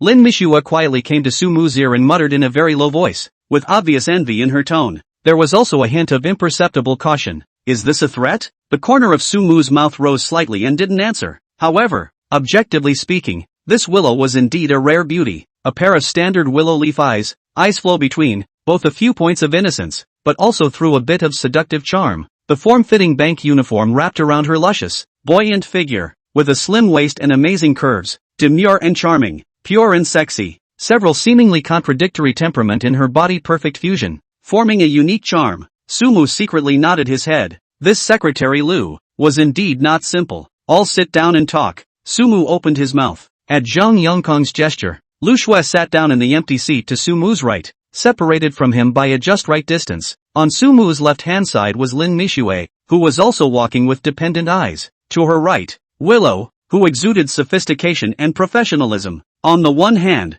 there is a reliance on the pure and lovely, and on the other hand, there is a support of the sensible and capable. A subtle feeling arose in Sumu's heart. The change brought by wealth seemed to be more rapid and concrete than he expected. Zhang Yongkong looked at all this in his eyes and secretly envied Sumu's good fortune in his heart. He coughed lightly, breaking the brief silence, and began his business mutual admiration. Mr. Su is so young and has such achievements and temperament. It's really admirable. Originally, I wanted to praise Mr. Su's good fortune, but I felt it was inappropriate and changed my words. After all, the status is here and you can't look too frivolous. Governor Zhang is too kind. Sumu's response remained flat. It's good to hear this kind of scene. Chapter 009, Black Gold Card 3 billion. Zhang Yongkong's face was piled with smiles. Mr. Su, we, Xiagua Bank, have always been committed to providing top-notch and private services to high-end clients like you. This time, I took the liberty of coming here, mainly because I want to get to know you, Mr. Su, so that we can have frequent exchanges in the future. Also, would like to introduce you to some of our bank's specialty services and see if there's anything you can use.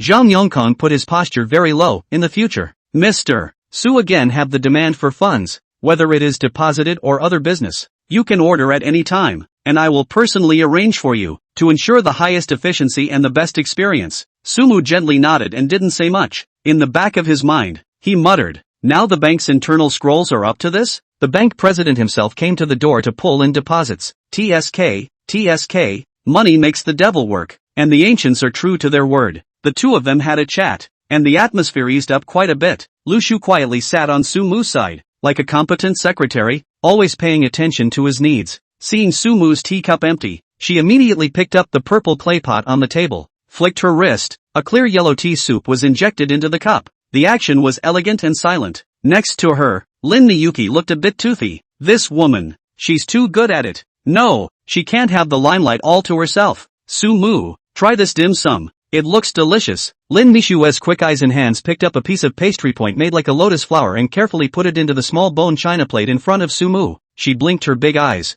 brightly looking at Su-mu. Her voice sweet and mushy. This is called lotus flower crisp. It looks so delicate. It must be delicious. Sweet but not greasy. It suits you best. As he spoke, the corner of his eye unobtrusively swept a glance at Willow with a bit of imperceptible provocation. Su-mu looked at the excessively delicate snack on the plate, and then looked at Lin Mixue's expression of praise me. Somewhat amused, he picked up his chopsticks and took a small taste. Well, it's really good. Quite fragrant. Su-mu casually coped. Lin Mixue immediately smiled with her eyebrows open, the corners of her mouth rising uncontrollably, and she secretly glanced at Lu Shui again, with a little bit of smugness in her eyes, as if she had won a war without smoke, as if she didn't see it. The corners of her mouth just curved unnoticeably, and she continued to lower her head and organize the tea set, her movements still calm and elegant. At this point, the waiter began to serve the food in a flowing stream. Delicate dishes soon filled the table with color and flavor. Zhang Yongkang immediately switched to food commentary mode, pointing to the dishes on the table and gushing.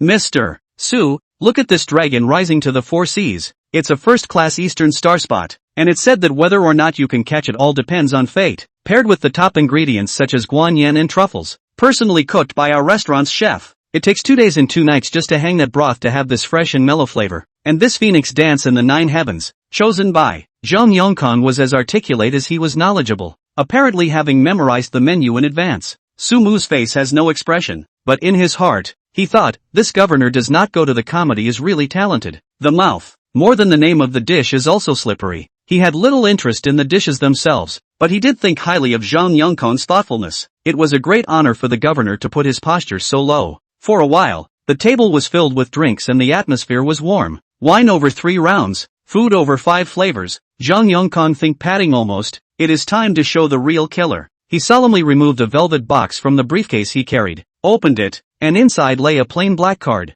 He held it with both hands and respectfully handed it to Su-mu. The card is black, matte material, only in the light of the hidden dark luster. In the center of the card, there is a gold-stamped logo of the Bank of Summerland, next to a very small diamond inlay, low-key and luxurious. Mr. Su, this is a special black gold card made by our Xia Bank, with a limited global circulation. With this card, you will automatically become our bank's most honored customer, enjoying the top exclusive services. Su-mu reached out and took the card. It was slightly cool in his hand and carried a special metallic texture. The card face has a minimalist design, with nothing else but the bank logo and that little diamond. Oh, what are all the services? Su-mu's fingertips rubbed the surface of the card. His tone was flat. No joy or anger could be heard. He didn't have much of a concept of money anymore, and this kind of so-called top-notch card really didn't always catch his eye. When Zhang Yongkang saw Su-mu's flat response, his heart thumped and he hurriedly increased the introduction. Mr. Su, this card, it's not just a bank card, it's a symbol of identity and status. With this card, you can enjoy VIP access and lounges at all airports around the world, a dedicated one-on-one account manager, reservation-free play at the world's top golf courses, a private team of doctors on call, and customized high-end travel itineraries. He paused, leaned his body forward slightly, lowered his voice, and came closer to Su-mu. Most importantly, as long as you, Mr. Su, continue to choose us, Summerland Bank, as your main money management bank, I can assure you that many things will become much easier. For example, whichever restaurant you want to book, even if it's a place like the Whampoa restaurant where you need to make reservations months in advance, one phone call from you, and I'll make sure to save you the best spot. Private jets, luxury yachts, whatever you need, we can arrange it for you in the shortest possible time. Zhang Yongkang's voice was lowered, carrying an unspoken implication. Mr. Su, the mall is like a battlefield. Sometimes the flow of information and money can often determine the direction of many things. Our bank naturally prioritizes top customers like you, as well as those areas and businesses that you care about when making risk assessments and developing credit policies. If there is anything you need us to cooperate with in terms of your business layout, for example, certain businesses that are not too sound in operation, or that you find less pleasant to the eye enterprises, our bank will naturally be more prudent and strict in assessing their credit risks. That couldn't have been said more blatantly. The subtext is, as long as you deposit your money with me, whoever you want to screw, I can help you fix him in the money chain. Su-mu raised his eyebrows slightly. Those so-called privileges in front of him, He listened to them. What airport VIP lounges and golf courses? He didn't care at all. This last one, however, is kind of interesting. He wasn't one to initiate trouble, but was never afraid of it. More friends, more ways, especially a like Zhang Yongkang, holding the credit approval power of the friend. In the critical moment, may be able to play an unexpected role. For example, against some unsavory competitor? Governor Zhang. The corner of Su Mu's mouth hooked up a meaningful smile. You are really sincere. He played with the black and gold card, not putting it away right away. Zhang Yongkang kept a close eye on Su Mu's expression, catching the hint of relief in his tone and the interest under his eyes. The big stone hanging in his heart finally fell to the ground. Looks like it was the right move. He hurriedly owed his body, his posture even more respectful. Mr. Su is polite. You can rest assured, as long as you choose to trust our Xia Bank, we are definitely your most reliable and solid backing. We will go through fire and water without hesitation. Su Mu did not rush to state. Slender fingers in the smooth mahogany desktop, rhythmically gently tapping, issued a ta, light sound. He's weighing in. This olive branch thrown out by Zhang Yongkang was not a lightweight, especially that last hint, which just scratched his itch. Answer it, or don't answer it. A moment later, Su Mu stopped tapping and raised his eyes to Zhang Yongkang, his gaze carrying scrutiny. I feel Governor Zhang's sincerity. If your bank service can really do what you promised, especially in terms of information and efficiency, can satisfy me. Su Mu paused and changed his words. Then, it is not impossible to make the Summerland Bank my main cooperative bank in the future. I happen to have a sizable sum of money in the near future and need to find a solid and reliable channel to manage it. The preliminary plan is that the amount transferred to your bank should not be less than $3 billion. Of course, Su Mu added, the final decision will also depend on your bank's subsequent actual performance, as well as how long your sincerity, Governor Zhang, can be maintained. 3 billion? And no less than? Zhang Yongkang's entire body was confused. His original highest expectation, Su Mu can turn a 5 to 1 billion over. It is already the big performance of the sky, enough for him to brag for several years. Wan did not expect that the other party would open his mouth and it would be $3 billion to hit the bottom. If this huge sum of money was really deposited, not to mention the branch's top performance, he could directly walk sideways in the entire summer banking system. The position of vice president of the head office, which he had coveted for a long time and dreamed of, was almost within his reach. The great ecstasy hit his brain like a volcanic eruption. Zhang Yongkang only felt a heavenly spin, so happy that he was about to pass out. His feet were even a little soft. Miso, Zhang Yongkang violently stood up from the chair. The movement was so large that the chair legs made a piercing sound on the floor. His hands trembled slightly from excitement as he bowed deeply to Su Mu, his voice changing tone. Mr. Su, you are at ease. Thank you so much for your trust. Please rest assured in 10,000 ways. We, Summerland Bank, absolutely, will never betray your trust. Me, Zhang Yongkang, from today onwards, personally serve as your exclusive account manager. I am personally responsible for all your business, guaranteed to provide you with the highest specification, most private, most convenient, and most satisfying service. The great surprise made his heart beat like a drum, and it was as if he had already seen his bright future as he stepped into the head office and was on his way to the top from then on. He tried to calm his agitation and once again gave Su Mu a solemn assurance. Mr. Su, whenever you have any needs in the future, just say a word. We, the bank, will definitely do our best. Chapter 010, Thoughtful Lin Mixue. Willow, who was on the seat next to her, paused for a few unnoticeable moments with her hand on the teapot. 3 billion. Still cash flow. Her mind raced over the young talent she knew, the so-called successful people who came and went from the bank. Not to mention 3 billion in cash. Those who can take out 300 million in one breath will have to weigh it. This man, Willow's gaze, uncontrollably, fell onto Su Mu again, obviously dressed in a way that looked ordinary. But after those words just now, it was as if his entire person had been plated with a layer of invisible light. Calm, mysterious, with a sense of control that makes your heart beat faster. A flutter so long ago that she almost forgot what it felt like rippled through her heart like a stone thrown into a lake. She hurriedly lowered her eyes and took a sip from her teacup, and the piping hot tea couldn't suppress the strange feeling. Liusu, you're a family man. Your daughter is in college. What are you thinking about? She admonished herself darkly, trying to push down that ill-timed thought with reason. But sanity was one thing, and that thumping heartbeat was another. In the face of such a man who can mobilize 3 billion cash flow at will, her heart that has long been smoothed out by marriage, at this moment actually a little stupid, she even began to assume, uncontrollably, that if she could get involved with him even just a little, after 3 rounds of wine and 5 flavors of food, the atmosphere was cordial. Zhang Yongkang raised his hand to look at his wristwatch and stood up with just the right smile on his face. Mr. Su,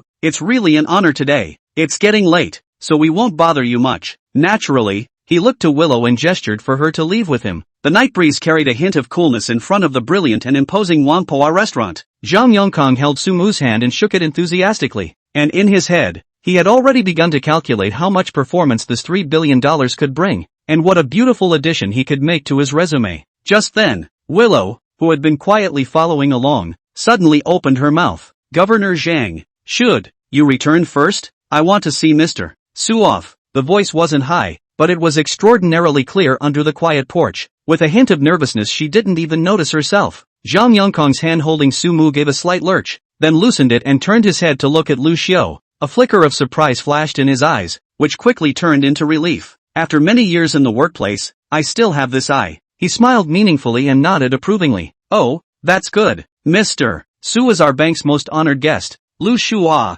on behalf of our bank, you must deliver Mr. Su safely. He raised his hand and tapped Willow on the shoulder, his tone carrying the unmistakable implication. Service, be sure to be attentive. Boom! Willow felt her cheeks burn. She hurriedly lowered her head to avoid Zhang Xinkang's penetrating gaze. Well, I know, Governor Zhang. Heart beating like a drum, mind in turmoil. Half of my sanity is screaming, no way. You're a married woman. How can you do such a thing? The other half of the voice is tempting. 3 billion ah. Think of your loser husband. Think of your daughter's future high college costs. This may be your only chance in life. Seeing Zhang Yongkang's black Audi S6L merge into the sparkling traffic, disappearing into the depths of the night. Only then did Lu Xiu take a deep breath and slowly turned around to face Sumu again. The evening breeze blew a few strands of her curly hair, sticking to the corners of her bare forehead, adding a bit of softness and temptation that is hard to see on weekdays. Mr. Su, which hotel are you staying at? My car is right next to it. Let me send you back. She tried to sound calm and natural, even with a hint of professional deference. Without waiting for Sumu to reply, she had already walked quickly to the side of Sumu's blue Bentley, pulled open the passenger door neatly, and made a pleased gesture. The solicitude, just right, was neither sycophantic nor full of sincerity. Sumu had a hint of a smile, if any, at the corner of his mouth and didn't excuse himself. He bent down and sat in, casually pressed on the massage function of the seat, leaned back, closed his eyes, adjusted his posture comfortably, and faintly reported the name of the hotel. Throughout the entire process, Lin Mixue, who was next to him, was like an invisible person, standing quietly. Instead of having the slightest displeasure on his face, there was a hint of wryness hidden in the depths of his eyes as he watched the fun. She knew it in her heart. Sumu was such an outstanding man. How could she be the only warbler around him? Want it all to yourself? That's a fairy tale. She had long ago mentally built herself up. It was most important for Sumu to be happy. Other than that, let nature take its course. She didn't bother to fight or grab for it. A qualified little follower. The most important thing is the eyesight. To let Sumu brother at any time and place are comfortable, relaxed, rather than give him a blockage. Not to mention jealousy, that how meaningless. It's not a bad idea to lend a hand when necessary. No, she immediately stepped forward, a sweet, harmless smile on her face, and took the initiative to help Willow pull open the main driver's door. Sister Willow, I have an appointment with a friend, so I won't be going back with you guys. Oh, she winked and spoke in a brisk tone. Drive slow on the road. She is the perfect example of a good wife, with her good behavior and understanding of the situation. Sumu reclined on the seat, feeling the comfortable force coming from his back, opening his eyes to look at Lin Mixue's resourcefulness. His heart ironed out. He couldn't help but reach out and give her smooth little face a gentle squeeze, delicate to the touch. It's still our Michelle who's the best behaved and knows what she's doing. Lin Miyuki raised her tiny chin in triumph. She didn't care how many women Sumu had around him, as long as she knew that in Sumu's heart, she, Lin Mixue, was the unique one. That was enough. Chapter 011, The Canary. After getting into Sumu's car, the atmosphere in the car was a bit stagnant. Willow's fingers tightened slightly as she gripped the steering wheel, the leather under her fingertips delicately warm to the touch. The bit of impulsiveness and ambiguity that had just taken place in the garage was now like the ebbing sea, leaving behind an embarrassed version of himself on the mudflats. My daughter's face flashed through my mind. No, it can't be. She took a deep breath, tapped her fingertips twice on the steering wheel, adjusted her breathing without moving, and her tone returned to its professional smoothness. Mr. Su, I'm sorry, but I do have plans for the evening, so I'm afraid I can't be with you for too long. I'll drop you off at the hotel first, then I have to head back. She finished, glancing carefully at the passenger side out of the corner of her eye. Sumu leaned on the back of the chair, looking lazy, but the corners of his mouth held a trace of a smile if any. This woman, she's backing out of a fight? It's kind of fun. The desire for material things and some kind of excitement was clearly written in her eyes, and she had to pretend to be reserved. He'd seen too many plays like this, but he had to admit that Willow's kind of lustful refusal with a bit of real struggle did tickle his fancy more than anything else. Oh,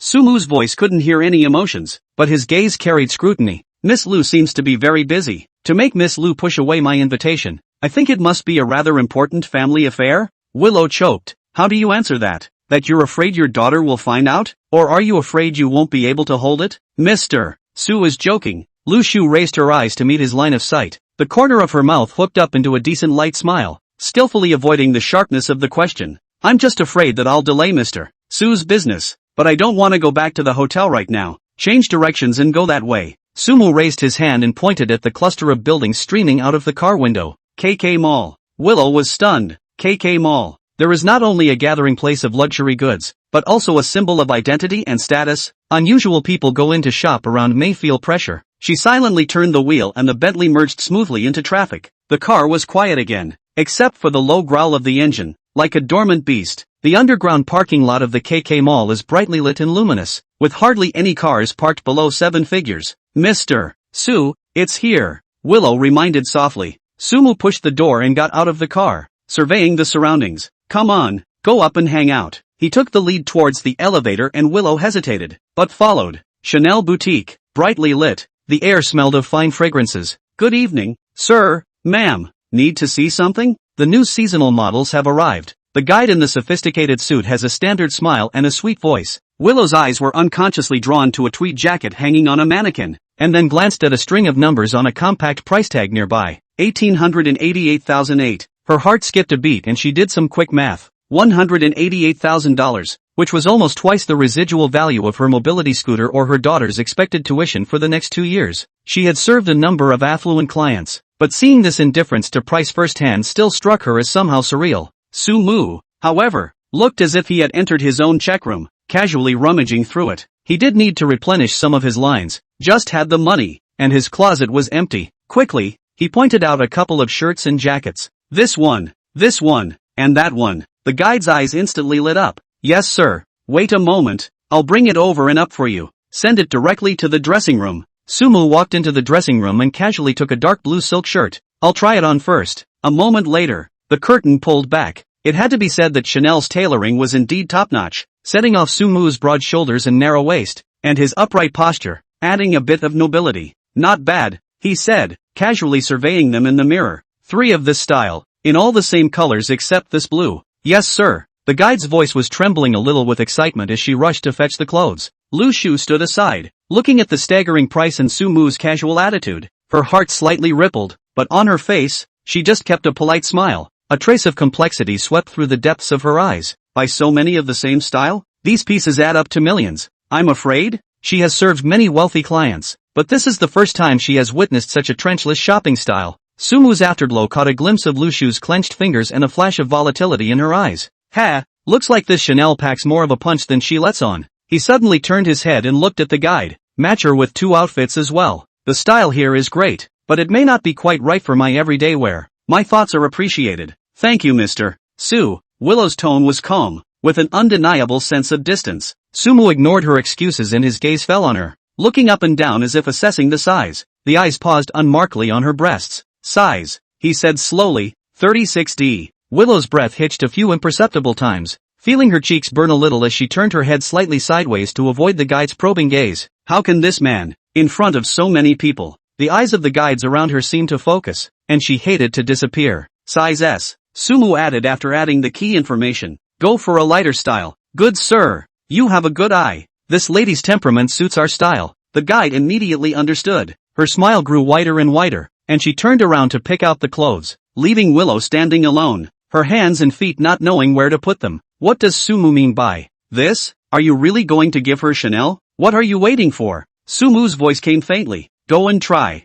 Think of it as a little meet and greet for my personal financial advisor. Don't think too much of it. His tone was as normal as saying, it's a nice day. Lu Shu was silent for a few seconds, meeting Sumu's unrefusable gaze, and finally nodded, her tone calm and wave-free. Then, trouble. Thank you Mr. Sue. The walk to the fitting room remained steady. Only the sound of her heels hitting the floor seemed a little louder than usual, giving away her not-so-quiet heart. Her fingertips touched a piece of cool, silky fabric, the waistband of a dress. Chanel, a brand she usually needs to work up the courage to even go into a store and browse. Now, surprisingly, it's within reach. In the fitting room, she took several deep breaths before she managed to calm her excitement. There was a lowered voice murmur from the guide lady outside. That gentleman swiped his black card. Centurion black and gold. This I know. At least hundreds of millions of dollars. Black and gold card. Willow's heart tightened again. That card. Or she gave it to him herself. She took off the normal commuter outfit she was wearing and replaced it with a crescent white suit the guide had picked out for her. The tailored top outlines a nice waistline, and paired with wide-legged pants in the same color. It looks both competent and feminine. Standing in front of the huge dressing mirror, Willow looked at herself in the mirror in a bit of a trance. The woman in the mirror, her makeup unchanged, had a very different aura. Delicate, elegant, with a well-cared-for reserve. Isn't this what the tabloids and magazines describe as a canary kept by the rich and powerful? The thought made her heart flutter with both some resistance and a vague hint of inexplicable excitement. Chapter 012 Attacking the heart under the moon and shaking the willow floss sugar-coated shells break through the defense line. Well, is it still satisfactory? Sumu was already leaning on the door of the fitting room. Willow settled back, her fingers unconsciously brushing over the fabric of her dress. Silky and cold. Mr. Sue has a good eye. And this dress does look good on me. The dress wrapped around her, every inch just right, framing her fair skin and figure. The woman in the mirror was familiar and unfamiliar. The grace, the hidden nobility, made her feel like it wasn't herself in a trance. When has he ever looked like this? Sumu didn't wait for her to organize her words and stepped in. The fitting room was already small, and when he entered, the space became even more cramped. Well, it's good. It fits quite well. Sumu nodded. Cut the hang tag. Cutting now? Is Mr. Sue sure? It's not cheap, and the store has a rule that cutting the hang tag affects returns. Are you in such a hurry because you're afraid I'll run away? She tried to remind him in a slightly flustered tone, in case he was just having a moment. She can't afford to lose this price. What? Don't like it? Sumu raised his eyebrows. Or is it, you prefer me to do it myself? Sumu took a step forward. Willow subconsciously stepped back, her back resting against the cool mirror, unable to retreat. The mirror reflected the ambiguous posture of the two, the man tall and erect, enveloping the petite woman completely in his shadow. Willow, I appreciate Mr. Sue's kindness, but this gift is too heavy. I can't accept it without merit. Sumu let out a light laugh, seemingly finding her resistance amusing. What can't you take? Said it was bought for you. He reached out and his long fingers pinched the tiny hang tag on the side of the dress's waist with precision. The warm touch of her fingertips, seemingly unintentionally, grazed the most sensitive inch of soft flesh around her waist. Willow shuddered. Don't, Mr. Sue, I'll just do it myself. She tried to reach out and push him away, but felt bad about it, and her movement froze in midair. Click. There was a soft, dry thud. The hang tag should break. Sumu casually threw the broken hang tag into the trash can next to her. Alright, this is it. Let's go. And pick a few more pairs of shoes that match this dress. Willow settled down, took a deep breath, tried to suppress her wildly beating heart, straightened her skirt, and walked out of the fitting room as calmly as she could. Standing in the area of the dazzling array of shoes, looking at those high-heeled shoes that shone with a delicate luster under the lights, Willow's mind was still in turmoil. Sumu, what is he trying to do? First clothes, now shoes. Is he really going to adopt her? The thought made her heart tighten, followed by a surge of humiliation. She, Willow, was not that kind of woman. Absolutely not. But as her eyes swept over the elegantly designed, sleekly defined heels, a voice in the back of her mind stirred again. It's so beautiful. What woman could truly resist something as beautiful as this? Especially, when they are within reach. These are nude-colored, size 37. The black pair next to them, same style, too, and on that shelf over there, the silver pair with the thin heel. Yeah, that's the one. Sumu's voice sounded again. Mr. Sue, you have a good eye. These pairs are the latest models from our Italian designers. They are especially elegant. Wearing this dress with your girlfriend is a perfect match. The shopping guide lady was picking up the shoes and packing them with her hands and feet while flattering with her sweet mouth. Girlfriend? Lu Shu's heart moved slightly, and she glanced at Sumu without moving. He ignored the term girlfriend, neither admitting nor denying it, with little expression on his face, just watching the guide pack. What kind of trick was he playing? Willow frowned darkly, reminding herself to remain vigilant, not to be confused by the small favor and ambiguity. This man is too dangerous. But, this feeling of being held in the palm of one's hand and having luxuries at one's fingertips. Damn. That's really good. As she watched the guide carefully pack the pairs of delicate high heels into the beautiful shoebox, Willow's feelings were complicated beyond words. Swipe. Sumu took out the black card and handed it to the guide without even looking at the bill. The shopping guide lady took it with both hands, the smile on her face almost overflowing. Okay, Mr. Su, please wait a moment. Swipe your card, sign it, and you're done. Sumu took the shopping bags and naturally handed one to Lu Su. Willow looked at the bag in front of her with the logo OFA luxury brand printed on it, hesitated for a moment, but still took it. Back in the car, Sumu started the engine and did not immediately drive in the direction of Lu Shu's house. There was some subtle silence in the car. Willow winced inwardly. Mr. Su, what are we? It's early. It was a little stuffy just now at the mall with all the people. Take you somewhere to blow off some steam and see the night. Ha? Sumu spoke in a relaxed tone. Willow didn't press the issue any further, her gaze turning to the window as she watched the streaming neon fly backwards. The traffic thins out, and the silhouettes of skyscrapers are stretched out and eventually hidden, replaced by the outlines of low-slung bungalows. A feeling of being away from the hustle and bustle gradually spreads. Finally, the horizon opens up. A large field of dark green grass stretched out silently in the moonlight, like a huge, soft carpet. In the distance, a full moon hung in the velvety night sky, shedding a cool yet soft silver glow. The view is mind-blowingly open. The car was steadily parked on the edge of the pasture on the side of the road. Sumu turned off the fire, and only the sound of two people's slight breathing remained inside the car. Willow looked around the empty meadow with only moonlight and scattered lights in the distance. Ha! She laughed softly, trying to break the somewhat overly quiet atmosphere. Mr. Su has a clear taste in night viewing. I thought it was going to be some penthouse bar overlooking the city, or a riverside terrace. Sumu unplugged the car key, and the metal collision made a crisp sound. Going down for a walk? The two got out of the car. The evening breeze immediately rushed in wrapped in the fresh scent of grass and earth with a hint of coolness. The wind ruffled the broken hair on Willow's forehead and seemed to blow away some of the turmoil in her mind and the dizziness that came with shopping. Well, the air is nice. Willow gathered her wind-blown hair together, her feet treading on the soft ground. With a hint of imperceptible scrutiny in her tone, she surveyed the unexpected open space. I didn't realize there was such a place next to this hustle and bustle of the city where you can forget your troubles for a while. It's hard to imagine that the capital of Magic City, where every inch of land counts, still harbors such a piece of tranquility that is almost luxurious. Sumu didn't look at her, and his gaze went to the distant moon. Big cities are too loud and fast-paced, like a giant, constantly spinning machine that reels everyone in. It's pretty rare to be able to stop like this once in a while, see the sights and catch your breath. It was spoken as if to her, and as if to himself, but it accurately poked at Willow's heart, like a fine needle, gently piercing her taut nerves. As a private financial advisor, her life is like a gyroscope spinning at high speed and she just can't stop. Stress, anxiety, endless overtime, difficult customers, husband's indifference, time for yourself, much less. Does Mr. Su feel tired too? Willow couldn't help but ask. In her opinion, a person like Sumu, who was born standing on the clouds, reserved and calm, should not eat the earth, much less worry about his livelihood. Sumu turned his head, the moonlight outlined his profound profile, and there was an ineffable complexity in his eyes, no longer the sense of control that he had in the shopping mall. How can you not be tired? Just getting used to it. He paused, his gaze falling on Willow's face, a gaze that seemed to penetrate her carefully maintained makeup.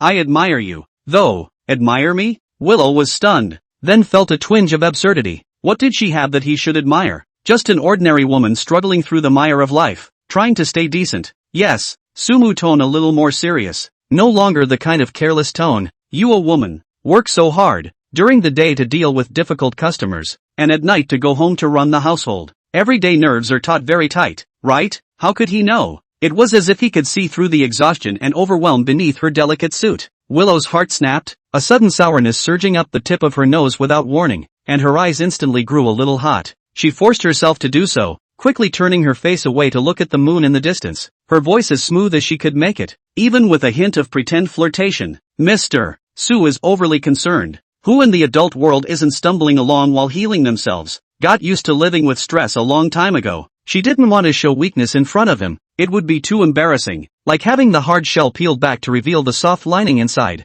As if he didn't see her evasion and bravado, Sumu gently sighed, and that sigh was extraordinarily clear in the silent night. Sometimes it's not weakness to depend on others. There's no need to carry everything yourself. It doesn't do anyone any good to push yourself too hard and have your strings taut. His words were like warm water, slowly but powerfully penetrating the hard shell Willow had forced herself into. The understanding in that tone silently opened the floodgates of long pent-up aggression in her heart. She had also longed for someone who could take all her defenses off, give her a shoulder to lean on, and share her joys and sorrows, instead of being alone like she was now. But what about reality? Her husband, the man who was cavalier outside and couldn't give her any semblance of warmth or support at home. Willow couldn't control the wetness in her eyes at the thought. She blinked hurriedly, trying to force back the bit of uncontrolled vapor. A bony hand handed over a pack of tissues, the wrapping glowing faintly in the moonlight. Willow paused for a moment and took it silently, keeping her head down and gently pressing the corners of her eyes. "Thanks," she said, her voice a little muffled, quickly adjusting her emotions. When she lifted her eyes again, she had regained her usual composure, except for the slight, undetectable blush at the corner of her eyes. It's rare for anyone to notice that. Mr.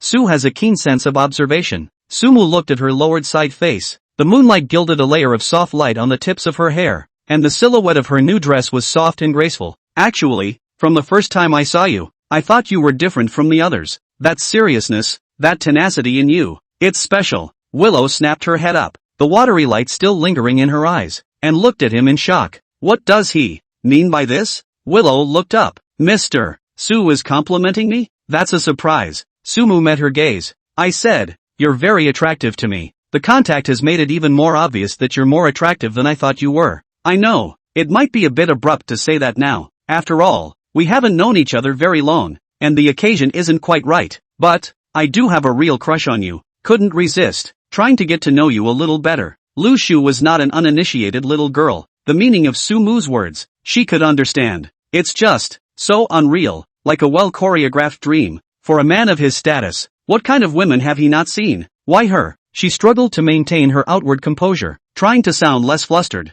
"Mr. Sue must have seen as many excellent women as there are rivers of carp." Lu Shu stabilized her mind and tried to dissolve this sudden ambiguity and embarrassment with a joke, but her voice still revealed a little bit of uneasiness. "How could you suddenly have a crush on me?" Well, an ordinary person who is tainted with the air of firewood, rice, oil and salt? I'm a bit afraid to take your words seriously." Sumu smiled. That smile was extraordinarily clear in the moonlight, with a kind of realization and imperative. Asterisk asterisk asterisk asterisk re? That's the breath of life. It's real. In my eyes, you are what you are, a very attractive woman. That's all. I'm sorry I didn't meet you sooner. The words were like a stone thrown into a calm lake, sending ripples through the lake of her heart. Willow was flustered by his look and scrambled to lower her head, not daring to meet his eyes again. The moonlight spilled gently over her, outlining her delicate curves in her new dress. Indeed, as Sumu said, at this moment, she faded away the stereotypical and sharpness of the daytime professional suit, and added a few more points of haze and softness unique to the night. The air seemed to freeze, leaving only the ambiguous scent that flowed silently between the two of them, as well as the occasional chirping of unknown insects in the grass. Willow felt her cheeks burning and her breathing became a little harder. Reason was frantically ringing alarm bells. This was dangerous. He was unknown. His purpose was unknown, and she should push him away immediately, flee the place, and go back to the safety but tedium of her own life. Yet, deep in her heart, another voice egged her on, like a devil's whisper, to come closer, to grab hold of this sudden, long-lost heartbeat and attention. "Mr. Sue." Willow frowned slightly, forcing herself to look up, her tone a little more serious as she tried to pull away. "This kind of joke is not quite appropriate for our current relationship. You'll be troubling me like this." "I'm not kidding, Willow." Sumu interrupted her, his tone calm but unusually firm. "I'm serious." He took a small step forward. In just a small step, the distance between the two suddenly shortened. Willow subconsciously tried to back away, but realized that her back was already against the cold, hard body of the car, and there was no way back. She was completely enveloped in his shadow. "Mr. Sue, you don't. I'm a little scared." Her voice carried a hint of real panic. The arc raised at the corner of Sumu's lips deepened a bit, as if he found her frightened deer-like appearance amusing.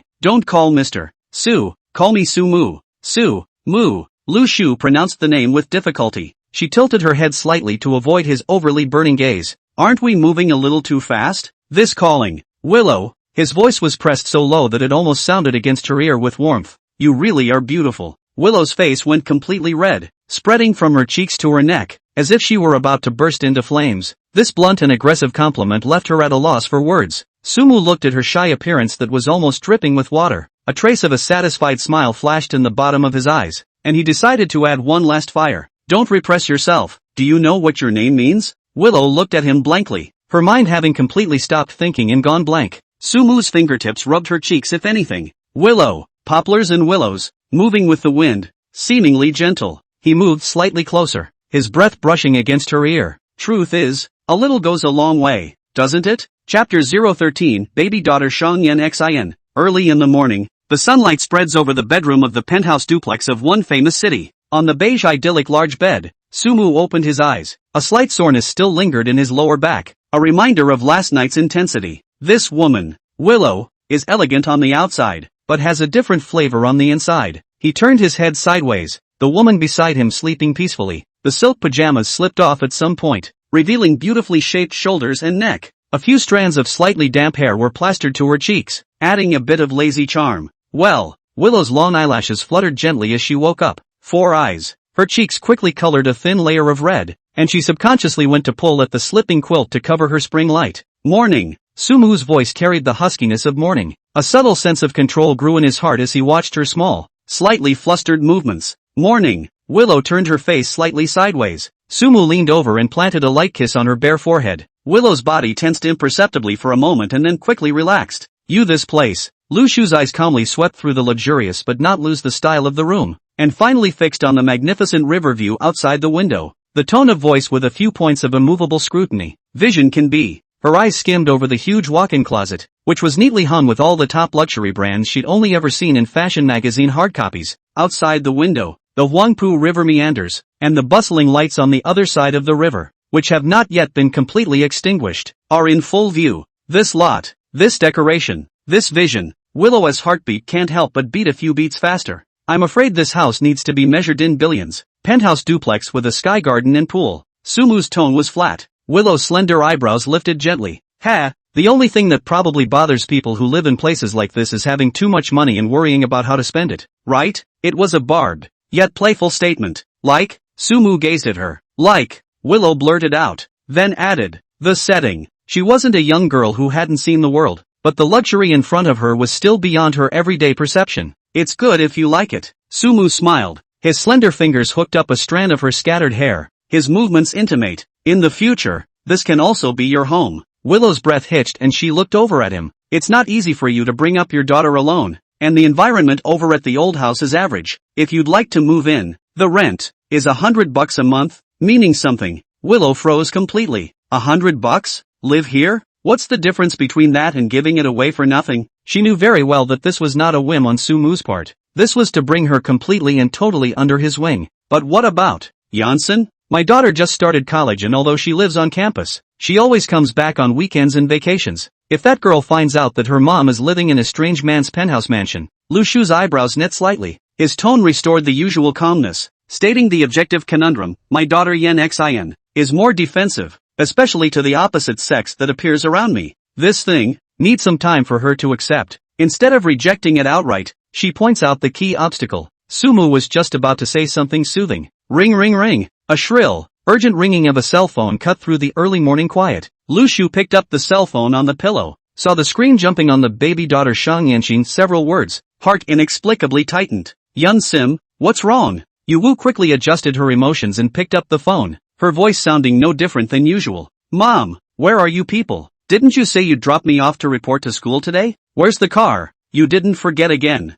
did you? A sharp and extremely impatient young female voice immediately came from the other end of the phone, full of spoiled arrogance and rightful questioning. All my classmates are here. Mom and Dad were sent to the school gate to shush them. What the hell are you doing? Are you hanging out with some shady guy? Aren't you ashamed of yourself? She then snapped to attention. Today was the big day for her daughter's college enrollment. Last night, she actually forgot such a crucial thing. I'm sorry, baby. Mommy got delayed last night with a temporary emergency. Don't you worry. I'll arrange it now. Willow forced down the embarrassment and guilt she felt. Humph. Excuses. You make excuses every time. Forget it. I'll take a cab myself. Don't count on you. Beep, beep, beep. The call was unceremoniously hung up by the other party. Willow stood still, holding her cell phone. Boundless embarrassment and helplessness instantly overwhelmed her, especially in front of Sumu. Sumu heard the contents of the call clearly. This mother-daughter relationship is kind of interesting. This Shang Yanxin, her temper is really not small. Obviously spoiled by Lu Shu to the point of lawlessness.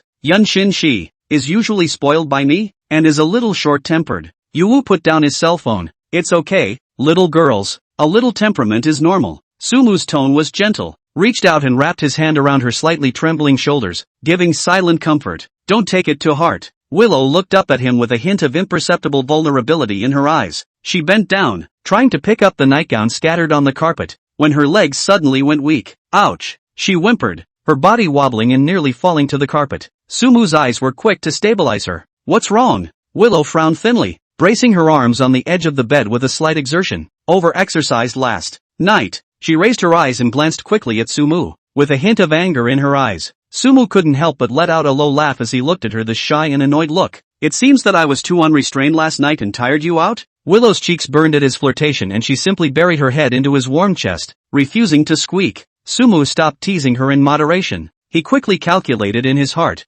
then spoke. In this case, you have inconvenient legs and feet, so first rest well at home. I'll go send Yan Xi into school. It just so happens that I'm also planning to go over to the university town today to take a look. Willow looked up at him, her eyes flickering a few times as if she was quickly weighing the pros and cons. Let him deliver his daughter? Is this appropriate? But on second thought, it was really inconvenient to go out in his current condition, and Sumu took the initiative to propose it, which was also a good intention. After a few seconds, she nodded softly. Good, then I'll trouble you to save me the trouble. What's the point of being polite with me? Sumu shrugged easily and began to dress calmly. Just in time. I also want to go and see the hustle and bustle over there. It's been a long time since I've been back to a college town to hang out, so it's a good time to get a dose of youthful vigor. Lu Shu looked at Sumu fully dressed, touched by his thoughtfulness and outpouring of help, and reassured by his ability to seemingly solve all his troubles. Willow finally nodded. Okay, I'll leave it to you then. By the way, which university is Janssen in?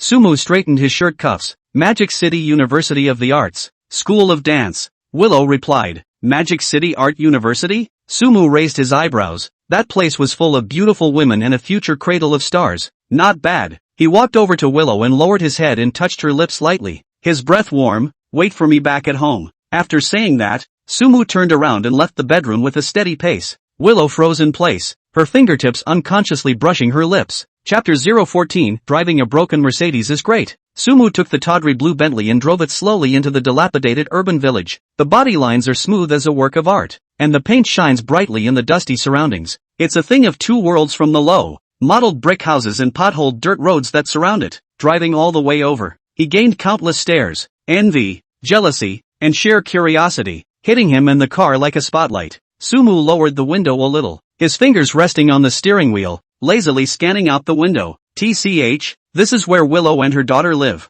He was slightly surprised. The setting, compared to his large downtown bungalow overlooking the river, was a slum. However, the mind flashed through Lu Shu's right figure and the style between her eyebrows, and thought of that little pepper daughter Shang Yinxin with the delicate voice on the phone. Sumu's mouth hooked. The little sense of loss in his heart was quickly replaced by an inexplicable sense of anticipation. A beauty is a beauty everywhere. Not to mention, a thorny rose raised in this environment seems to have more flavor. The appointment with Shang Yinxin hasn't arrived yet. Sumu felt out his cell phone. The screen lit up, and he began to pound out his apartment rental information. One famous city is in space. 50-story building with 2 units on 1 floor and 500 square feet of luxurious space in 1 unit. Right now it's just him, Willow, plus a freshly taken in Lin Mixue. It was empty and seemed extra cold, even a little creepy at night. Expecting him to go out one by one and find a nice female tenant to put in there? That's going to be a monkey's errand. Sumu looked out the window at the bustling stream of people, mostly young faces, and his thoughts turned. His building, empty as it is, has a lot of daily management fees.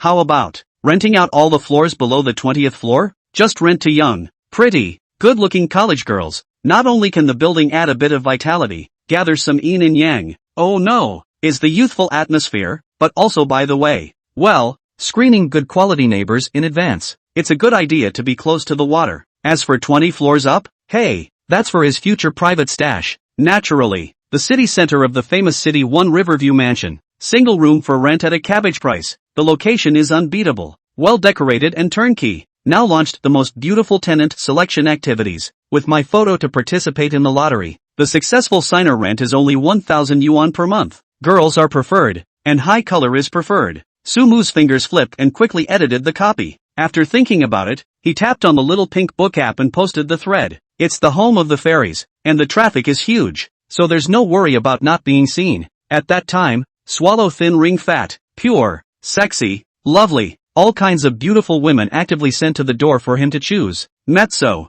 Done. Sumu pressed send with satisfaction and casually threw the phone onto the passenger leather seat. As soon as he looked up, an extraordinarily beautiful figure broke into view. A white one-shoulder top reveals beautifully defined collarbones and rounded, white shoulders. Underneath was a light blue denim skirt, just short enough to cover the key areas. Both legs were white, straight and long, amazingly proportioned, without an ounce of excess fat, almost as if they had stepped out of a comic strip. Leggy Benjamin. Sumu recognized it at a glance. Shang Yinxin. This body, these long legs, with his mom Lu Shu is simply a mold printed out. Jeans are really a good thing. Shang Yinxin was standing on the side of the road, slightly frowning and looking down as she scratched her cell phone, the light from the screen reflecting her slightly impatient pretty face as if she was waiting for a car. Today was supposed to be the reporting day for Mordor University, and it looked like she was getting ready to go to school. Just then, a brand new white Mercedes-Benz C-Class sedan drove over, carrying a new car's leathery smell, and steadily parked in front of Shang Yinxin. The car window lowered, poking out the faces of three young girls, giggling, looking like they knew Shang Yinxin. The girl who drove the car was called Yu Huirui, her chin slightly raised, sweeping a glance at Shang Yinxin, her tone carrying a bit of deliberate bragging. Janssen, going to school? Ha, do you want me to give you a ride? She paused, her eyes glancing toward the empty road behind Shang Yinxin, and added another sentence. Not too loud, not too small, just enough so that the people around her could hear it. Geez, your mom's not free to take care of you again today? Or doesn't she have a car to take you? Shang Yinxin didn't even raise her eyelids. Her fingers continued to slide on the cell phone screen as if she didn't hear it. Asterisk asterisk asterisk asterisk off. Yu Huirui, who cares if you send it? The voice was cold with undisguised boredom. Yu Huirui looked as if she hadn't heard her nonchalance, but instead smiled even more openly. The three-forked star emblem on the steering wheel glittering in the sunlight. Don't be tough. Yen xin, I'll give you a ride. It's on the way. Besides, look, my dad just gave me a new car. Mercedes-Benz C-Class, landing $45,000, $450,000. A few words, she bit out especially clear. The end of the voice dragged long, afraid that other people cannot hear. Yu Huirui's heart was so smug. She was the only one in their small group of sisters who had just graduated from high school who could drive a Mercedes. She just wanted to show Shang Yinxin that what's the use of getting good grades and looking pretty in high school? Now you still have to stand on the curb and wait for a car or squeeze on the bus? And she, Yu Huirui, has already driven a Mercedes-Benz. This is the naked gap. Shang Yinxin finally raised her head, a hint of mockery flashing through her pretty eyes as she snorted. Yo, Mercedes C? I thought it was a Maybach, but this is it? She knew too well about this demeanor of Yu Huirui. It was nothing more than trying to find a sense of superiority in front of her. Throughout their 3 years of high school, the two have been compared together, explicitly and implicitly. Shang Yinxin, relying on her grades and face, has always pressed Yu Huirui, making her suffocate for 3 years. Now graduated, Yu Huirui can finally catch the opportunity. Want to use money to lose face back hard. You less can't eat grapes, say grapes sour. Yu Huirui was choked with a burst of red and white on her face. The steering wheel was gripped tightly. I think you are just jealous. Naked jealousy. Jealous of you? Jealous of your lingering thug smell? Shang Yinxin continued her venomous tongue, specializing in picking out the other party's sore spots to poke. You, Shang Yinxin, you poor bastard. Yu Huirui was completely enraged and spoke out of turn. You'll just go report in your mom's broken Honda that's been driven for 10 years. Be careful of breaking down in the middle of the road. Shame on you. The two girls in the backseat giggled along, not hiding the mockery and gloating in their tone. Shang Yinxin gripped her cell phone tightly, her knuckles a little white from the force. She was so angry that her chest rose and fell slightly, her pretty face colored with red, but she couldn't find the words to retort for a while, because what Yu Huirui said was damn near the truth. Her family is indeed very average. Her mother Lu Shu a month to give her 2,000 living expenses, in a place like Magic City, saving money to barely enough to spend. As for her nominal father, even more cannot count on, no different from death. With the Tour Huirui, this kind of parents will send a Mercedes-Benz on behalf of the comparison. She is indeed a no-brainer poor pussy. Sumu sat in the Bentley and watched this climb and mouth battle between the little girls with interest. Childish, but also quite true. Young, he muttered softly, a little subtle tickle in his heart. It's only been 2 years since I graduated. Why do I feel as if I'm already old enough to have forgotten what it's like to have this kind of jealousy? Kind of want to revisit it? Or rather, dabble in it? His gaze fell on Shang Yinxin's beautiful face that was slightly red from anger, as well as those long, taut, straight, and perfect legs. Well, let's start with this prickly little pepper. Sumu raised his hand and lightly pressed his index finger on the B mark in the center of the steering wheel. T-dash. The crisp and pleasant sound of the horn rang out on the slightly noisy street, with a tone that was very different from ordinary car horns, carrying a unique texture. However, the few girls who were arguing and getting on top of each other paid no attention to the reminder. Yu Huirui was still unrelenting in her counting of Shan Yenshin.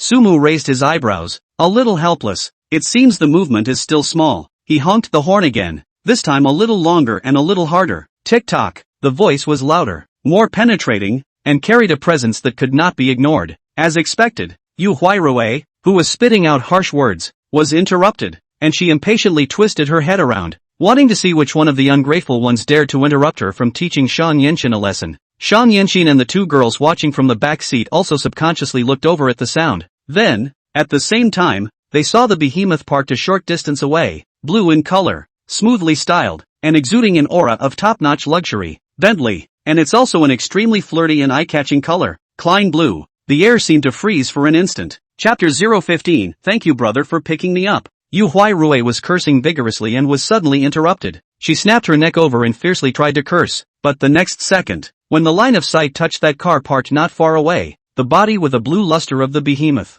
all ready to spray out of the mouth of profanity, hard stuck in the throat. Bing. Bentley? And it's a Continental GT. The color, Klein blue? It's so tight it's almost wobbly. Yu Huirui felt her brain buzzing, a little confused. This thing has to start at $4 million or more? It's not like she's got a $450,000 C-class on the ground, even if Sumu only take it as a walking tool. But in the eyes of the ordinary rich second generation like Yu Huirui, this is the symbol of the top luxury car. Is the admission ticket to another circle? The person who drives this kind of car, her father has to nod his head when he sees it, right? Tur Huirui that a little just mentioned new car arrogance, instantly was poured through the heart cold. As bossy as she was, she knew who could be messed with and who couldn't be touched. It was definitely the latter that sat in this car. Can't mess with it, not at all. Holding a belly full of fire, no place to send. Yu Huirui can only put the resentment back to Shang Yen Xin body. She viciously glared at the past, but the voices unconsciously lowered a little.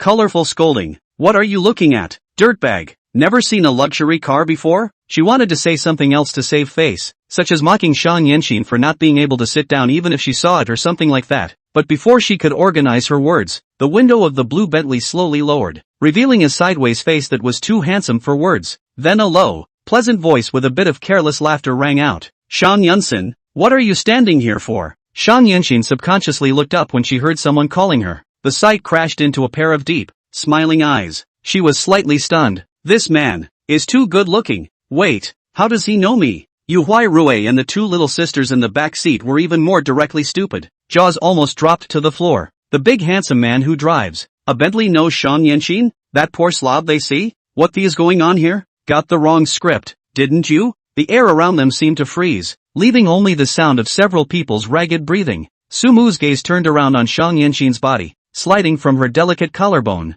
to those straight and well-proportioned long legs, and finally stopping on her face that had a small mouth slightly open due to surprise. The interest in the bottom of his eyes intensified. Shan Yenshin was made uncomfortable by his look, her cheeks burning, subconsciously pulling at her skirt, her heart beating so fast that it felt like it was going to pop out of her throat. What does this man want? Your mom asked me to pick you up and take you to report to school. Get in the car. Shan Yenshin was completely petrified and her mind went blank. My mom? Let him pick me up? In a Bentley? How is this possible? How could her mom, Ms. Willow, an ordinary company employee, who drove that Honda that was falling apart to and from work every day, know someone of this caliber? And let him drive a multi-million-dollar limo to pick himself up from school? That's even more outrageous than her alcoholic father saying he's worshipped the richest man in the world. Shock. Unbelievable. Shan Yenshin felt like she wasn't dreaming, or she was hallucinating from staying up late reading novels yesterday. She reached up quietly and twisted hard on her thigh. Hiss.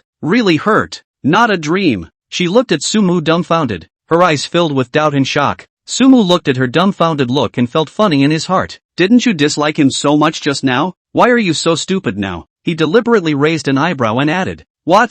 Don't believe me? Why don't I call your mom now and you can ask her yourself? Saying that, Sumu really did feel out his cell phone and made a gesture to dial. No need. Shan Yenshin snapped back to her senses and hurriedly waved her hand to stop it. Although she was still confused, her intuition told her that the man in front of her didn't look like he was joking. And, even if he was a liar, what could she do? Do you really let Yu Huai look at the joke? Waiting for mom's broken Honda to come? Or to go to the subway in disgrace? Then she's disgraced to her grandma's house today. How can she hold her head up in her classmates' circle from now on? Take a gamble. Shang Yanxin took a deep breath, forcibly suppressing the shocking waves in her heart, her face trying to squeeze out a sweet and a little shy smile, her voice also deliberately softened by a few degrees, and she opened her mouth sweetly. Thank you brother for picking me up. This brother, called that 1,000 turns, soft like water, but also with a bit of just the right intimacy. She purposely raised her volume a bit to make sure that Yu Huai next to her could hear her clearly, just to piss her off. The corner of Su Mu's mouth curled up in a satisfied arc.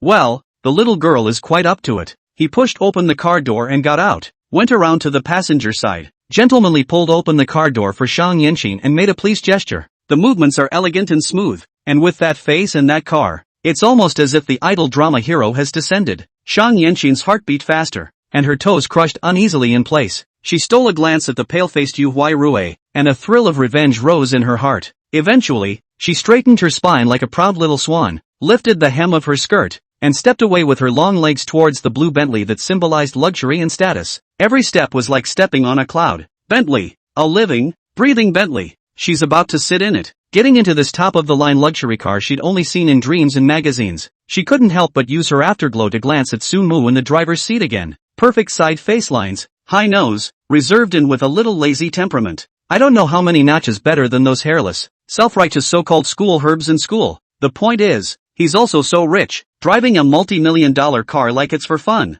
and so low-key and classy, which is like Yu Huai. Open a broken Mercedes-Benz C hate to tell the world. Afraid that others do not know her family has a few stinking money. The flavor of the thugs, across 8 streets can be smelled. Shang Yanxin suddenly felt that she used to fight with Yu Huai over those trivial matters was really ridiculous. Patterns, eyesight, compared to this man in front of me, Yu Huai is nothing, not even worthy of her shoes. She clenched her fists darkly, her nails almost embedding themselves in her palms. It's an opportunity, a once-in-a-lifetime opportunity. Perhaps, she can really be like the heroine in the novel, seizing this opportunity to completely change the trajectory of her life. On the other side, Yu Huai and her 2 followers had completely stiffened into the background. The expressions on the 3 men's faces were wonderful, especially Yu Huai. Her face was a flash of red and white. How smug I was just now, how embarrassed I am now. She couldn't figure out how Shang Yanxin, the poor bastard she had always looked down on, got hitched to the Bentley driving bigwig, and by the sound of it, they're close? Did her mom set this up? Could it be that Shang Yanxin has been pretending to be a pig in a poke? Her family is actually deeply hidden? On what grounds? Why should all the good luck be taken up by Shang Yanxin?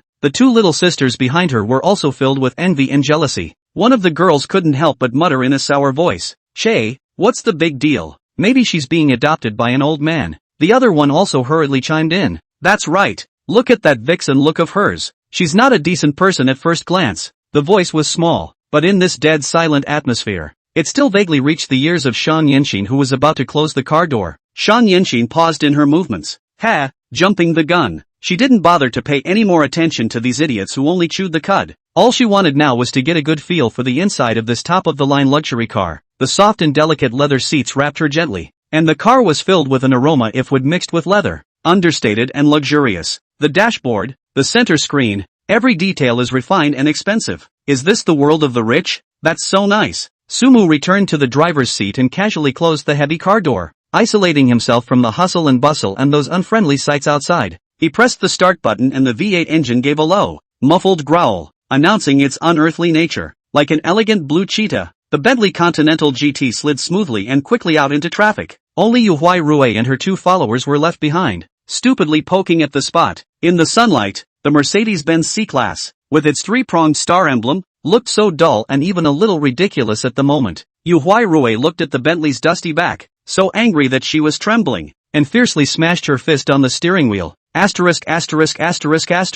Shang Yanxin, you wait for me. Chapter 016. Long-legged schoolgirls are a little flirtatious. At this time, Shang Yanxin, who was sitting in the Bentley, did not know this. She stole a glance at Su Mu, then quickly withdrew her gaze and pretended to look at the scenery outside the window. Su Mu was concentrating on driving the car. The sidelines of his face were smooth and deep, and his nose was high. The sunlight filtered through the car window, casting a mixture of light and dark on his angular face. This guy, he's not bad looking, much better than those smug schoolboys at school. And, driving a Bentley too. Shang Yinxin muttered in her heart and took a soft breath, deciding to break the silence in the car. Otherwise it was a bit awkward. That, brother, I really thank you for picking me up today. Sweet voice. The corner of Sumu's mouth hooked up slightly, but his eyes remained focused on the road ahead. Thanks for what? It's my honor to help such a cute girl out. Lovely? Shang Yinxin froze for a moment. Her cheeks inexplicably burned a little, and her heartbeat followed and messed up for a beat. She subconsciously touched her face.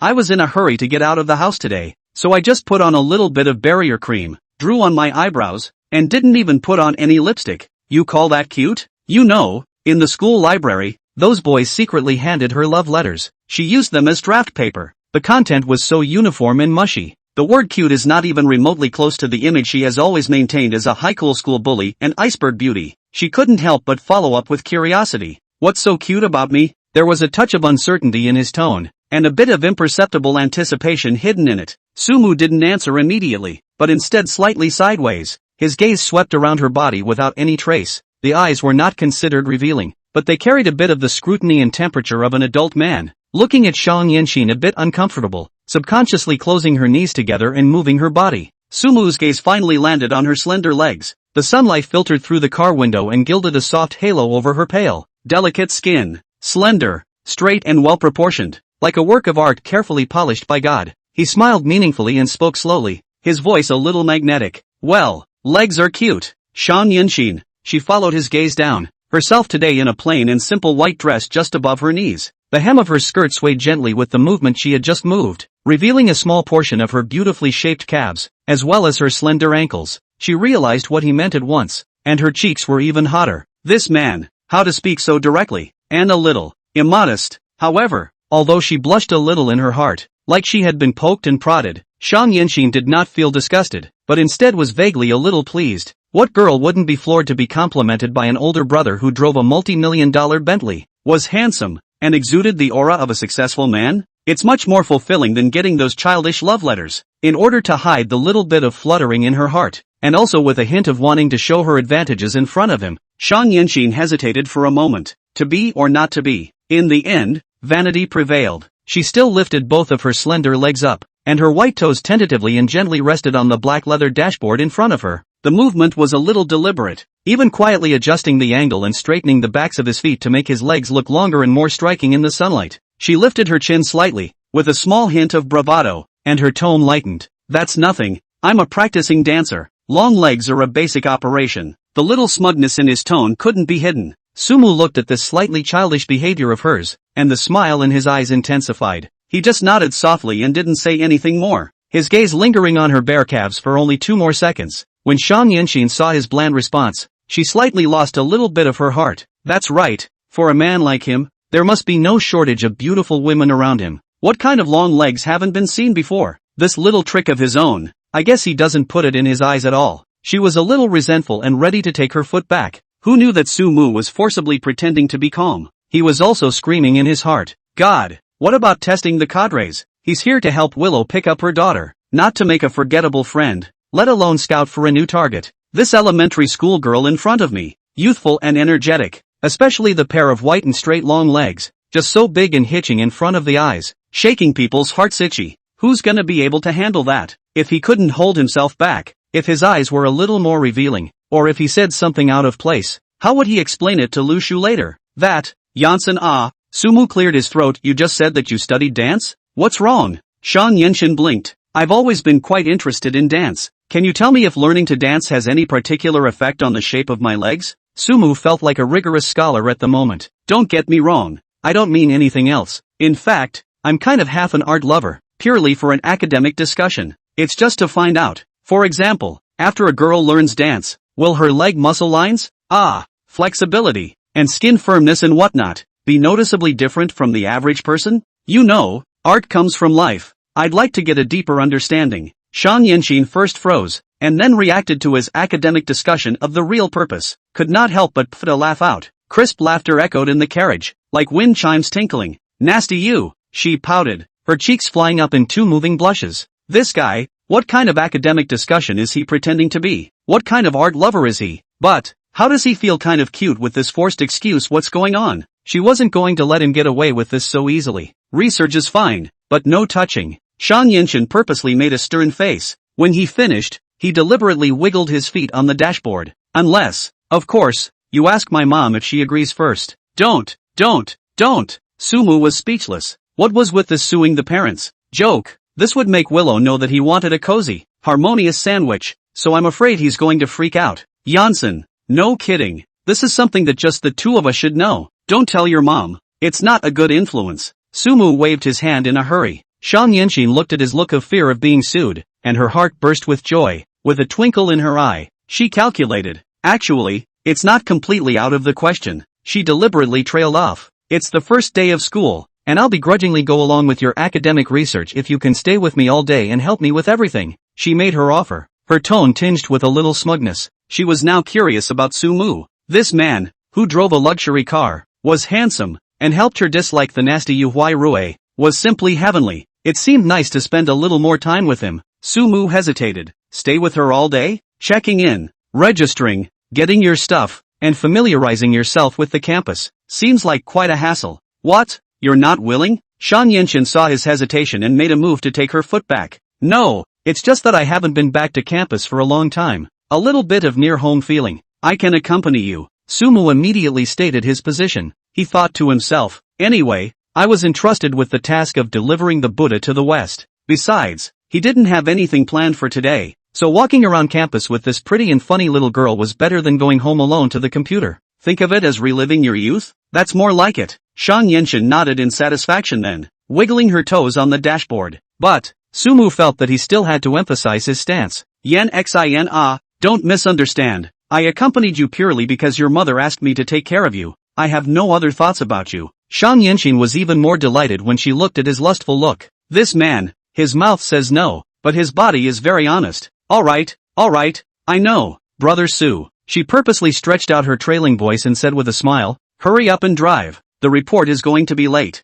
Sumu restarted the car. The Bentley merged smoothly into traffic, and the atmosphere in the cabin became relaxed and subtle. Shan Yinshin stole a glance at Sumu from time to time. Her heart was like a small rabbit in her pocket, fluttering and jumping. What a lucky day. Not only did he escape the entanglement of Yu Huai Rue, but he also met such a special man. She began to look forward to the rest of her college life, which seemed to be made extra interesting by this unexpected interlude. Chapter 017 Entrance of the Leggy Schoolgirls. Could have parked the Bentley directly in front of the most prominent entrance to the Magic City Art Academy. After all, the tawdry Klein Blue Continental was enough to crush the so-called luxury cars at the entrance and become the center of attention. But Sumu swept his eyes at the seat next to him, the pair of long legs that were swaying restlessly, and changed his mind. The situation is a bit delicate. He slowly parked the car in a relatively secluded corner with the front of the car facing outward, making it easy to retreat at any time. Being mobbed was not his cup of tea. Turn your head. Shan Yinshin was covering her mouth with one hand, laughing her ass off, those big soulful eyes curving into a beautiful crescent moon. Schadenfreude, unabashedly.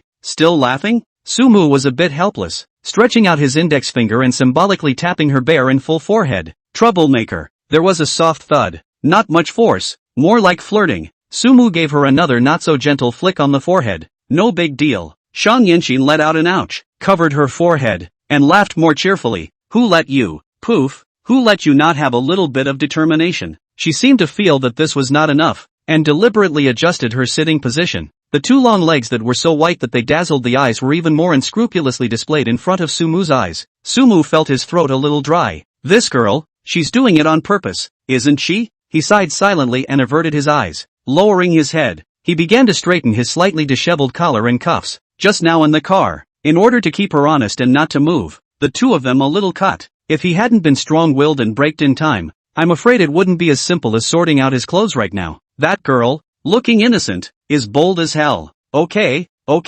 you're good, okay? Sumu's mouth was perfunctory, but his mind was uncontrollably replaying the images from just now. That amazing elasticity and delicate touch. No, stop. Sumu forced himself to shift his attention out of the car window, trying to use the scenery to calm his somewhat agitated mood. The boulevard at the Art Institute. Well, the trees are quite green. Seeing that Sumu didn't pay attention to her, Shan Yinshin instead came closer, her warm breath almost spraying onto his face. She stretched out her slender fingers and gently poked his arm. Hey, Sumu, you're not really angry, are you? No. Sumu's voice didn't sound rippled, but his body subconsciously tensed up a bit. Really no? Shang Yinchen cocked her head, unforgiving, her eyes like a curious kitten. Then why aren't you looking at me? Is it because your heart is weak? I'm thinking about life, Sumu blurted out. Thinking about what life is? Is it reminiscing about just now? Shang Yinchen blinked her big eyes, the corner of her mouth hooked into a wry smile. Sumu, he decided to change the subject.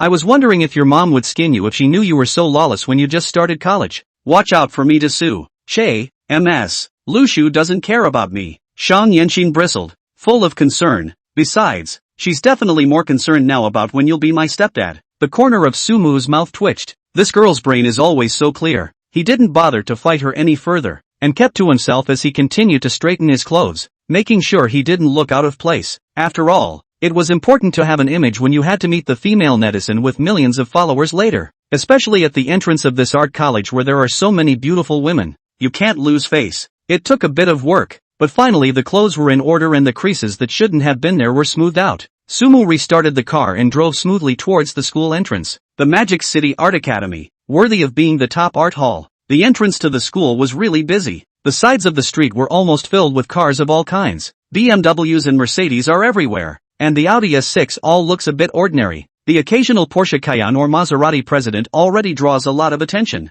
but the moment Sumu's Klein Blue Bentley Continental GT appeared, it instantly set those cars off in a dim light. With a price tag of over $4 million, unique and flirty colors, and a smooth and elegant yet powerful design, like a crane, as soon as the car came to a stop, all the eyes in the surroundings swished and focused over. Many students and parents dropping off their children stopped and pointed and whispered at the top of the line luxury car. Asterisk asterisk asterisk asterisk. Bentley, or a Continental GT, that's a topsy-turvy color, isn't it? Klein Blue? This must be a few $1 million? Which department's rich kid is so powerful? Look, look, look, the car door is opening. Amidst a murmur of curiosity and awe, the passenger door slowly opened. The first thing that caught everyone's eyes was a somewhat overgrown jade leg. The skin is white and delicate, with tight, smooth lines that are perfect. Immediately afterward, Shang Yinchen's entire figure appeared in front of everyone. Tall figure, perfect proportions, delicate to impeccable features, and fair as jade skin. The sunlight poured down on her as if it had gilded her with a halo of light. In that moment, the air around them seemed to go quiet for a few seconds. Everyone was awestruck. Wah dash. So pretty. Is this a freshman? This face, this body, absolutely, definitely the new freshman school flowers. OMG. Leg play year. No. I feel like I'm in love. Must go ask for a tweet. The boys around them instantly exploded, each with glowing eyes, excitedly murmuring, shaking their fists and leaping to their feet. However, when the driver's door opened and Sumu walked down from the car, it was as if those restless boys had been pressed the pause button, and their thoughts of hitting on them instantly cooled down for the most part. Although Sumu dressed simply, but the calm demeanor and the Bentley owner's identity is there, invariably exudes a stranger do not approach aura. Sumu walked around the front of the car and walked over to Shang Yinchen. He had planned to deliver the man and withdraw. After all, he had a dinner date with that Netflix anchor named He Yafei in the evening, so he had to prepare in advance. Moreover, today Shang Yinchen started school and reported for duty. There must be a bunch of things to be busy, and he probably didn't have time to accompany him. He couldn't really stay and help her carry her luggage and make her bed, could he? It's not like he's a 24-year-old boyfriend. So, it's better to bolt decisively. Besides, when dealing with a beauty like Shang Yinchen who was a little arrogant and temperamental, one had to play a little trick. Things that are too easy to get are often not cherished. Appropriate airing out, so that she understands that Sumu is not a licking dog that comes when called. Yinchen. Sumu patted her shoulder, his tone gentle. I still have some urgent matters over at the company, so I'll leave first. You go and report to work by yourself, and call me if anything happens. After saying that, he was going to turn around and leave. When Shang Yinchen heard this, she froze, and then reacted by tugging on Sumu's arm. She rounded her pretty eyes and questioned with a puff of air. Sumu, how could you be like this? Didn't you promise to accompany me for a day? That little pout could hang a bottle of oil. Sumu stopped his steps and turned around. Looking at this aggrieved and angry look of hers, he felt a little funny in his heart. It's really something. It's not intentionally letting you off the hook. Sumu patiently explained. I have an appointment with a friend to talk about something at night. Friends? Male or female? Shang Yinchen's radar immediately went off and her eyes became wary. Female. Sumu replied frankly. Female? Shang Yinchen's voice instantly rose. Good Sumu. You really wanted to leave me behind to go on a date with another woman. There were a few huffs of amusement from around the room. Sumu was amused by her catching an adulterer in the act. He raised his hand to scratch her nose and laughed. What are you talking about? An old friend. Almost as pretty as your mom. Introduce you guys someday. Talking about my mom again. Shan Yenshin was so angry that she stomped her foot. Sumu. You asshole. Seeing this girl's eyes rounded. Is really a little hairy? Sumu slowed down the tone, with a few points of coaxing meaning. Okay. Something's really wrong. Didn't mean to leave you behind. He looked at her exasperated cheeks. White and red. Like a ripe peach. Making people want to take a bite. I'll contact you when I'm done. Ha! He reached out his hand, intending to rub her hair out of habit, but changed it midway to a gentle squeeze of her cheek. Considering the number of people around, the warmth and delicate touch coming from his fingertips caused Sumu's heart to flutter slightly. Shan Yenshin was touched by his fingertips with warmth. Her cheeks got even hotter, and looking at his serious eyes, the little bit of anger in her heart inexplicably dissipated most of it. She grunted and rolled her head in a sort of reluctant agreement. Sumu smiled and felt that this girl was still quite good at coaxing. He turned, ready to get in the car. Wait! Shan Yenshin called out to him again. Sumu turned back in confusion. The next second, the girl suddenly stood on tiptoe and came up. Soft, warm lips darted across his cheek with a faint scent of warmth. It was a slapdash, but it made Sumu's heartbeat miss a beat. Finish early and remember to come find me. With a red face, Shan Yenshin dropped these words, and without waiting for Sumu to react, she turned around like a frightened deer and darted into the school gate, disappearing into the crowd. Running away, she dared to turn around and sneak a peek, looking at the blue Bentley, and Sumu standing beside the car. She had an indescribable feeling in her heart. This guy, he seems to be different from all those boys who used to chase her. Not clingy, a little bad, and a little inscrutable. Sumu froze in place and subconsciously touched the cheeks that had been kissed, as if he could still feel the soft touch and the residual fragrance. The heart felt like it was tickled lightly by a feather. This girl, what an abrasive little leprechaun. He shook his head helplessly, but the corners of his mouth couldn't help but rise slightly. Turned around, pulled open the door and got into the Bentley. Chapter 018 Footprint Signing. With a low growl, the Bentley Continental slid into the underground garage of one famous city, pulling into its berth with precision. Next to the parking space, is a pink sheep electric car, small and exquisite, at first glance is Lin Mixue's style. Further around the corner, parked in a gray Honda, some years old, was Willow's car, with an understatement very different from her own. Sweet girl with a little sheep, royal girl in an old Honda? Sumu stroked his chin, the corner of his mouth hooked into a playful smile. Looks like it's time to improve the traveling conditions for my tenants. We can't have them living in mansions and going out so shabby, can we? He pushed open the door to his home and a familiar smell, mixed with the scent of different women, hit him. The whole group relaxed and collapsed into the soft Simmons king-size bed in the living room, sighing tersely in comfort. Returning to this empty and luxurious top-floor duplex, Sumu opened the system interface in his mind. Since obtaining this divine rental system, the trajectory of his life has indeed changed drastically. Money, beauty, and a life that used to be unthinkable are now at your fingertips. With the third tenant, Shan Yenshin, moving in, the system was successfully upgraded to level 2, prompting the unlocking of new features. Sumu closed his eyes and his consciousness sank into the system space. 3 delicate avatars hovered side by side. 1. Lin Mixue, a flower of Jiangcheng University, pure and sweet, a good lover. 2. Willow, bank manager, mature and charming, easy to push over. 3. Shan Yenshin, a hot girl from the dance academy, with a delicate body and a rose with thorns. The system this docket, kinda gets it. Sumu clicked on them in turn. Below Lin Mixue's avatar, there was an additional, intimacy, 70. Well, it's just over the passing line, still have to work on it. Then came Willow, intimacy, 80. Sure enough, it's easier to raise the favorability of a sensible big sister? Sumu thought for a moment. Perhaps the gift given was working? Lastly, Shan Yenshin, intimacy, 60. Ha, this little wildcat, she sure is arrogant. Sumu lost his smile and shook his head, taking out Shan Yenshin's distinctive rental agreement, running his fingertips across the paper. The terms of the agreement were uneventful, no different than any other tenant. However, at the end, where the signature is fingerprinted, there is a clear, small, red, blinding footprint. The shape is well proportioned, with a beautifully curved arch, and even the outline of the toes can be faintly seen. The corner of Sumu's mouth twitched and he couldn't help but laugh again. The morning of the contract signing was still fresh in my mind. Shan Yenshin, this little goblin, said something about her fingers being injured and not being able to press her handprint, had to take off her shoes and stamp them with her coal red painted feet. The reasoning is also invigorating. My fingers are temporarily dysfunctional,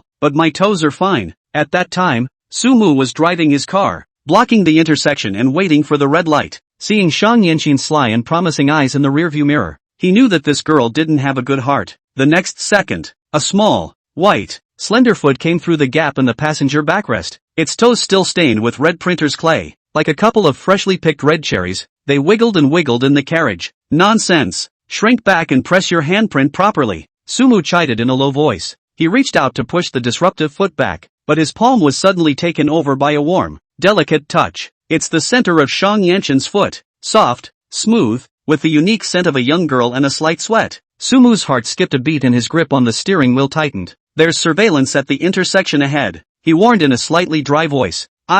Senior, you just helped me. Shang Yanqin immediately switched to pampering mode, her voice sweet and greasy, toes still curling restlessly. He gently hooked his wrist, like a naughty kitten scratching with its claws. Otherwise, she turned her words around and her tone took on a threatening tone. I'm going to have to send Little Red Book to expose you. Just say hashtag unscrupulous landlord discriminates against disabled tenants. Won't even let you press your handprint hashtag. And then at Jiangcheng major news media. Sumu. He kind of saw that this girl is a smooth donkey, eating soft food but not hard. The less she was allowed to do, the more she came on. In the end, this arguably odd rental agreement was done in a temporary parking space in front of a nearby police station. The scene was very awkward for a while. Shang Yanqin crossed her legs, bare one foot, and leisurely swiped her cell phone, her ankle dangling in front of Sumu's eyes. Passing pedestrians frequently sidelong glance. Even the police station post and the policewoman cannot help but probe to look. Sumu felt his cheeks burning, and while she wasn't paying attention, he grabbed the small, disruptive foot and quickly pressed it at the end of the agreement. Sumu, what are you doing? It tickles me. Shang Yanqin retracted her foot in alarm and almost jumped up. It drew even more intense stares from the surrounding area. Sumu pretended to be fine, but in his heart, he was relieved. Finally, I've taken care of this abrasive little goblin. It was a twisted and bizarre process, even a little charming, but it turned out well. He so indulged Shang Yanqin, in addition to the fact that she is really beautiful and smooth, but more importantly, her body that vivid wild. It was different from the innocence of Lin Mixue and the gentleness of Willow. This kind of vigor with aggression made Sumu feel fresh and challenging. The system is upgraded to level 2. Let's see what's new. Sumu retrieved his thoughts, rubbed his hands together, and tapped on the new function module added to the system interface. Name Sumu. Skill, part-time job, friendly system note, host. Serious? Attribute value, charisma, 6570. Physical fitness, 5040. Number of current tenants, 0.3. Seeing the column of skills, black lines rose from Sumu's forehead. This broken system,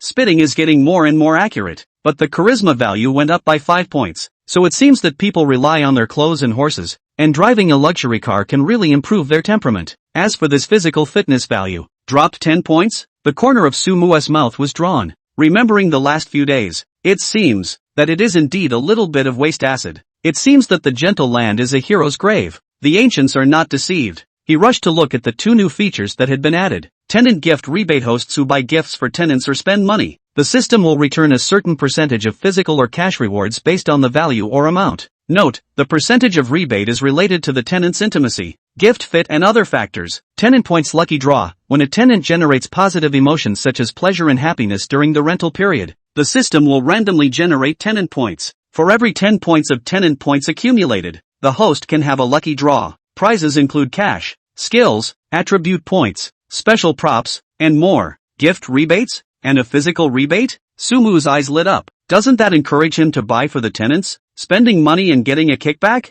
Wonderful. Tenant point raffle? And have to keep them happy? Sumu stroked his chin and pondered. It seems that in the future, not only will I have to be a chartered officer, but I will also have to be a part-time counselor and emotional massage therapist. He looked at the system interface. Current, tenant points, 10. Just enough for one drawing. Try your luck. Sumu didn't hesitate to tap, system draw. A big golden virtual carousel appeared in front of his eyes and spun up rapidly. The carousel is split into different areas. 1, 000, 000 in cash, +1 charisma, divine driving skills, +5 physical fitness, random set of real estate, judo, proficiency. Thank you for your patronage. There were all kinds of prizes, and it was hot to see Sumu's eyes. Judo proficiency? This is good. It might be useful in the future against that little wildcat Shang Yanqin. Sumu muttered in his heart. Stop. As his mind moved, the dial pointer slowly decelerated. Eventually, in a dazzling golden light, the pointer came to a steady stop on a small grid.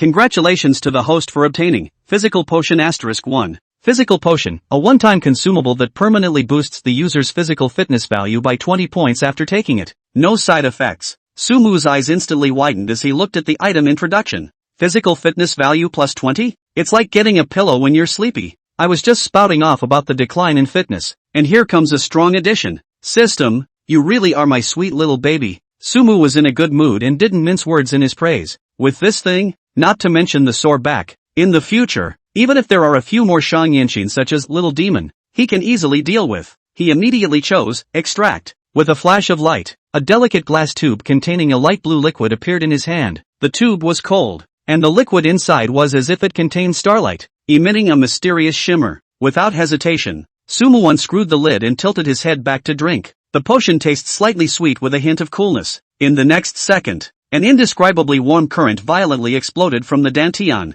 instantly surging to all the limbs and bones. The lower back, in particular, felt like it had been infused with a powerful energy and the soreness was swept away. In its place was a long-lost, empowering feeling. It was as if every cell in the body had been reactivated with explosive vigor. Sumu even had the illusion that it wouldn't matter if he was asked to run a marathon now. Yes, he couldn't help but let out a low gulp and moved his muscles, feeling his body lighter and stronger than ever before. The physical fitness level soared from 40 to 60, which felt, well, off the charts. He exited the system interface with satisfaction and opened his eyes, only to feel refreshed. At that moment, the cell phone screen lit up. Ding-dong sound. Popped up a WeChat message. It's from He Yafei, brother Sumu. 7 p.m. Don't see you there, love. Below the message, there was a photo attached. Sumu clicked on it and his breath hitched. In the photo, He Yafei is wearing a light gray tight yoga outfit and is taking a selfie in the mirror. The athletic tank top outlined amazing curves, and the yoga pants underneath showed off her firm buttocks and slender legs.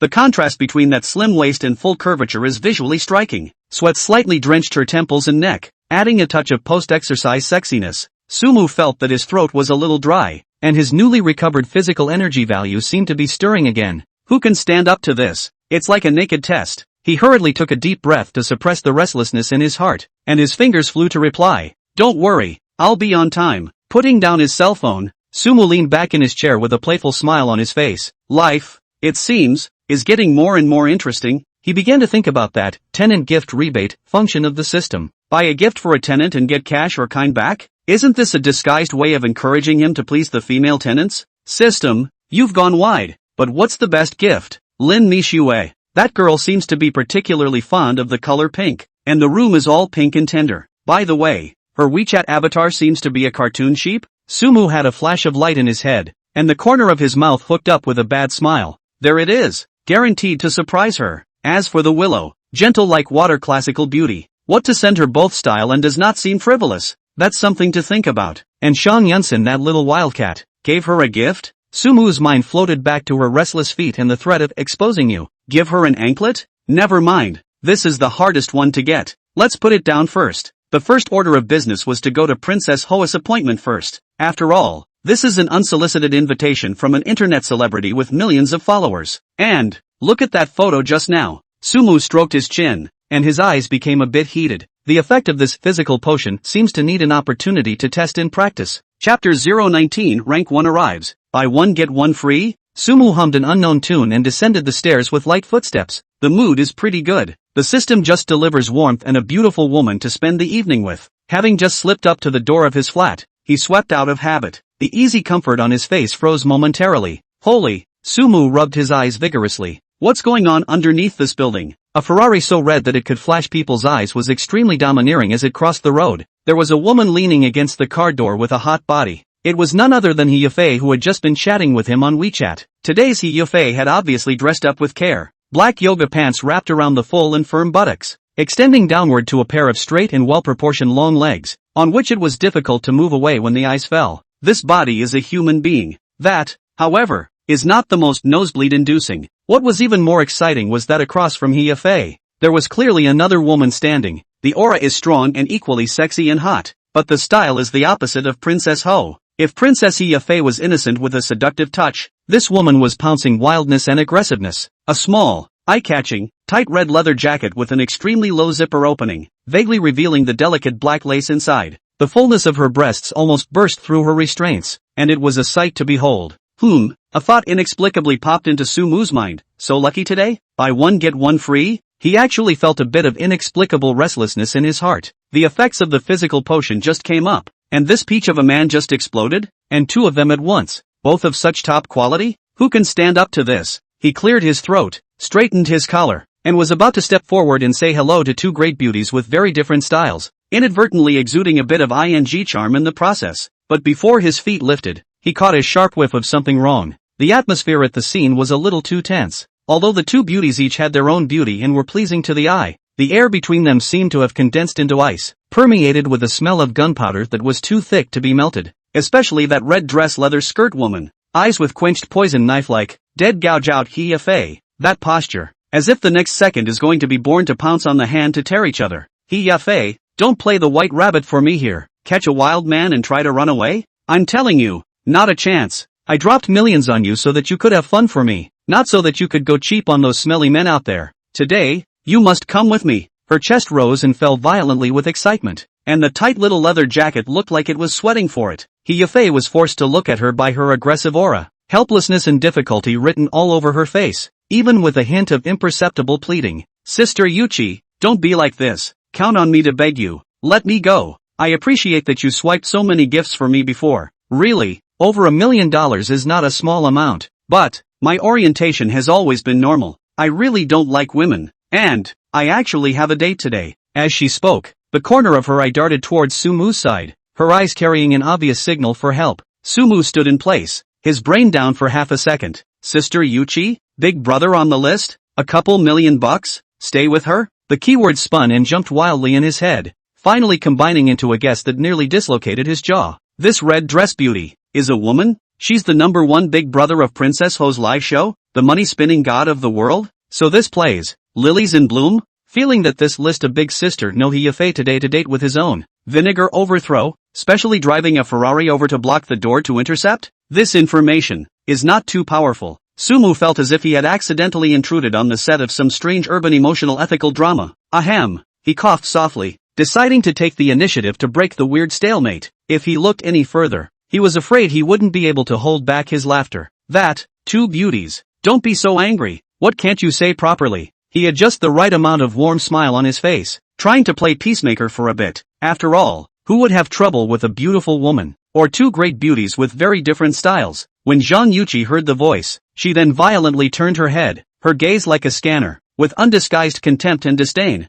sweeping Sumu from top to bottom. That look, as if sizing up some worthless piece of trash. Who the are you? Get out of the way. What are you talking about here? She once again looked Sumu up and down, the corner of her mouth pulling up a highly insulting arc. Oh, I see. You're that new gigolo she's hooked up with? Gee, look at the man. What can he do? A good job or a lot of money? Even dare to seduce my old lady's woman? Not small in guts. Sumu was frozen by this chopping output from her. He pointed at himself, and then pointed at He Yafei who was beside him with an embarrassed face. Your woman? This big sister. Isn't your hat a bit too casual? This is not the way to touch a porcelain, right? Zhang Yuqi simply ignored his rhetorical question and clasped her hands in front of her chest, her eyes roaming around his body more indulgently, focusing on his arms and legs. TSK, TSK, TSK, look at these thin arms and legs. They'll fall over in the wind, won't they? Can you buy her Hermes or take her to a high-end club with this kind of stuff? Don't be ridiculous. He's a weakling. What else can he do but play smart? She paused, her tone more acerbic, with an inexplicable, condescending sense of superiority. I'm telling you, the last thing I can look at is trashy men like you who have nothing but your face. Sumu was almost not amused by her strange logic. What mental institution did this woman run away from? Persecutory paranoia? Or early onset of menopause syndrome? A personal attack right off the bat, and it goes straight to sexism? I say this big sister almost got it. The smile on Sumu's face gradually faded, and his tone chilled a few points. I don't think we know each other, do we? Doesn't it seem a little uneducated to spew right out of the gate? Also, He Yafei is an independent adult, not your private property, much less a commodity that can be measured in terms of money, so please speak with respect. Zhang Yuqi fiercely took a step forward, the high heels under her feet knocked out a dust sound on the ground, the tips of her shoes almost poking Sumu's feet. Respect? A social bottom feeder like you is worthy of talking to me about respect? I'm telling you, this young lady doesn't have the time to waste time with goods like you today. If you're sensible, get the hell out of here. Don't be an eyesore here. delaying me from communicating with He Yafei. Open your dog's eyes and see clearly. Me. It's only the ranking 1 big brother who swiped a few million for He Yafei. Sumu was completely infuriated by this woman's arrogance and incomprehensibility. Reasoning with a crazy with an abnormal brain? It's purely a waste of breath on a cow. He simply didn't bother to look at Zhang Yuqi one more time and directly turned his head to look at the miserable He Yafei beside him. Let's go. Don't be a psycho. Saying that, he reached out his hand with a natural movement and gently grabbed He Yafei's wrist. He Yafei also seemed to have not expected him to be so direct. Her body stiffened a few times unnoticeably, but then relaxed and let him pull her. Sumu pulled He Yafei, didn't even look at Zhang Yuqi again, turned around and walked towards his own Bentley that was parked not far away. It's a waste of precious life to get entangled with such inexplicable women, and the evening's date is the right thing to do. Stop right there. When Zhang Yuqi saw that Sumu actually dared to completely ignore her, and even tried to directly take away He Yafei in front of her, she immediately felt greatly insulted, and her anger went to the top of her head. Who the let you guys go? Sumu stopped walking, his brows tightly furrowed, and a look of impatience was already evident in the bottom of his eyes. Zhang Yuqi's gaze crossed over Sumu and landed on the tawdry-colored Klein blue Bentley Timothy behind him, and then let out an extremely harsh snort. Yo, driving such a Thai Bentley, you have the nerve to follow others out to pick up and steal women? In my eyes, this piece of isn't even $4 million, and it's only good for fooling little gold-digging girls who haven't seen the world. She threw her chin back in triumph and pointed to her shiny red Ferrari as if to show off her trophy. Look closely at this. That's what you call a sports car. Ferrari 12 Cylindri, top of the line. I just picked it up. It's $8 million. You can buy 2 cars with change for your crap. Sumu followed the direction she pointed and casually glanced at the brand new Ferrari. Well, the 12-cylinder is naturally aspirated. The V12 should sound good, and the styling is really quite racy, and the color is blown up enough. It would be nice to consider getting one to play around with for a change. Seeing that Sumu didn't say anything, Zhang Yuqi just assumed that he was shocked by his luxury car, and the arrogance on his face became even stronger. She didn't even bother to look at Sumu anymore and turned her head to shout at He Yafei, who was being pulled by Sumu. He Yafei, listen to me clearly. Go with sis. Sis here. We have money and fun. It's guaranteed to be 100 times better than following this kind of goods. What can a man like that offer you? Paint a big cake? Or take you to a roadside stand for spicy hot pot? They keep their money tighter than anyone else. It's okay to show you, but to spend it? Dream on. I'm different. My money is for you to spend. Buy whatever you like. A bag? A car? Just ask. Sis can also show you what real high society means, and show you how the top circles play.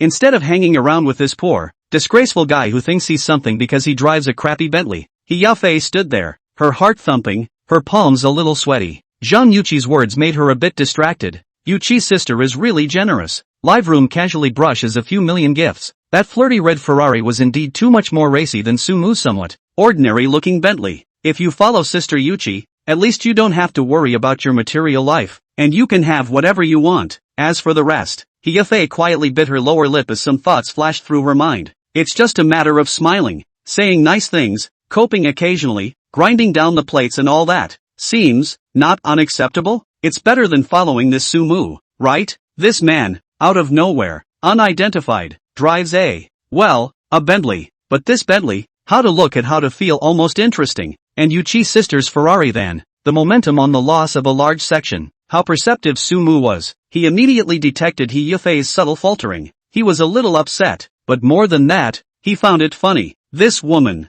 she dares to troll like that in front of herself, and in such a simple and brutal way? With money? He admitted that Zhang Yuqi did look quite rich, and that Ferrari was indeed eye-catching enough. A week ago, he would have been in this situation and could only stare. But now, times have changed. My lord, He Yafei, don't make a hasty decision yet. Sumu gently patted the back of He Yafei's hand, signaling her to feel at ease, and then turned his head to look at Zhang Yuqi. There was little anger on his face, but instead a hint of a smile, a bit of playfulness in his eyes. Zhang Yuqi, right? Listening to you, do you think you're particularly rich? Seeing that Sumu finally stopped being silent, Zhang Yuqi thought that he was going to be soft or put in a hard word, and immediately raised her chin in triumph, her nostrils facing the sky. Nonsense. I'm just rich. What? Are you envious? Jealous? Or do you hate yourself for having been born in the wrong womb? I tell you, people like you, even if you struggle for 2 lifetimes, you won't be able to catch up with my pocket money. She clasped her hands to her chest and lifted her chin even higher, with a punchy, you're a piece of look on her face. The smile on Sumu's face became even more intense. Only in that smile, there were a few more points of coldness. Okay, since you're so confident and rich, then dare to play a big game with me? How about a bet? Bet? Zhang Yuqi froze for a moment, then snorted out a laugh as if she had heard a big joke. Bet me? With you? What are you betting with me? With your crappy Bentley? Or your month's salary? Sumu reached out and pointed not far away, in the direction of the downtown business district. Over there should be a couple of nice luxury car 4S stores, right? Let's just bet that the car I have parked in the 4S store right now is 5 times more expensive than the total price of all the cars in your house. Dare you pick it up? Zhang Yuqi froze once again and even pulled out her ears, wondering if she was hallucinating. 5 times? Is this kid really crazy or is he faking it? The car parked at the 4S now? 5 times more expensive than all her family's cars combined? In her home alone, parked in the garage, there were 2 Ferraris, 3 Aston Martins, and a few top-of-the-line Mercedes-Benz Big GS, which messily added up to almost $20 million in any case. 5 times? That's $100 million. $100 million car? Parked in a 4S store? Waiting for him to pick it up? That's a lot of bull. Ha! You mean you're going to go to a 4S store and buy $1 billion car now? Zhang Yuqi reacted and laughed even louder, tears coming out of her eyes. What a big tale you're pretending to be. You think you're buying cabbages? $100 million. She simply didn't believe that Sumu could come up with $100 million to buy a car. It was simply a pipe dream. I'm not afraid to tell you that the 2 Ferraris and 3 Aston Martins at my house alone landed at almost $15 million, plus a few Mercedes. The total price is running towards $20 million. What are you comparing me to? Sumu ignored her taunts and just looked at her lightly. I don't know if I'm better than that until I bet. Just say it straight out. Dare, or don't you? Zhang Yuqi was a bit confused by Sumu's certainty. Did this kid really have some background he didn't know about? No way. $100 million.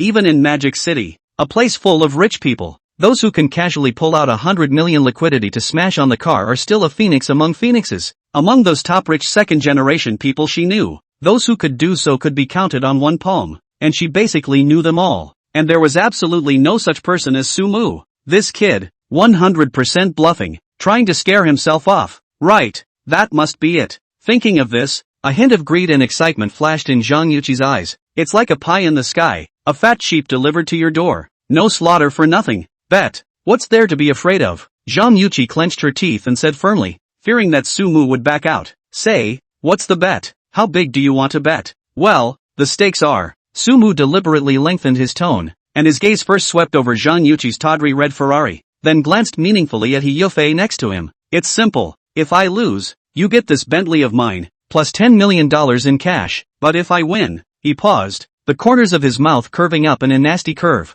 I'll take your $8 million Ferrari, plus, He Yafei, come with me tonight. When He Yafei heard that Sumu actually really took her as part of the bet, she was instantly ashamed and angry. Her cheeks instantly reddened and she fiercely glared at Sumu. This guy, how can this be? Zhang Yuqi, however, looked as if her fighting spirit had been completely ignited, and her eyes were glowing. Winning would not only get you a Bentley and $10 million, but also completely humiliate Sumu and hold the beauty. It's a deal that's just too good to pass up. Good, it's a deal. I'll bet you. She could hardly wait to agree, as if she had already seen the scene of her triumph. What about you? Your bet is a broken Bentley and $10 million?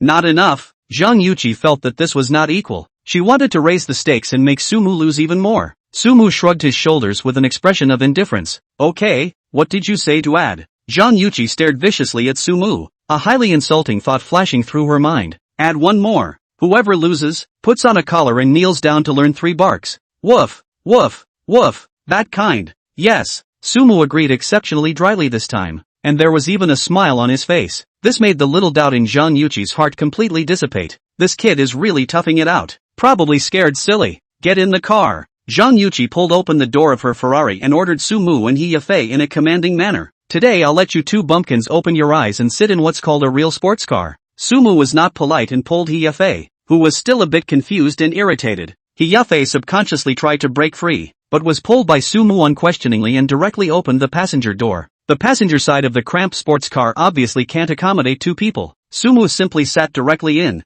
then with a smooth pull, pressed He Yafei on his lap. You! He Yafei exclaimed, her face even redder, shy and embarrassed, but she was immobilized by Sumu's tight fixation. When Zhang Yuqi saw this scene, her face instantly turned iron blue, and her hands holding the steering wheel burst out with veins. She glared fiercely at Sumu, as if she wanted to kill him with her gaze. With that, she slammed on the gas. Boom! Buzz! The deafening roar of the V12 engine. like an enraged beast, instantly attracted the attention of all the passers-by around. Zhang Yuqi sneered smugly, and the steering wheel was hit. The Ferrari was like a red lightning bolt, with ear-piercing tire noise, violently scuttled out and sped towards the largest luxury car center in Magic City. Chapter 020, Don't know about cars? Then buy the most expensive one. Yuqi Zhang's tie-red Ferrari 12-cylindry, a brutally sharp brake, tires screeching harshly as they rubbed the ground. The body of the car slanted hard against the front entrance of the 4S store, blocking almost half of the glass door. The gullwing door lifted upwards and Zhang Yuqi came down on her 10-centimeter high heels. The waist wrapped in the tight leather skirt twisted alarmingly. The sunglasses were pushed up to the top of her head,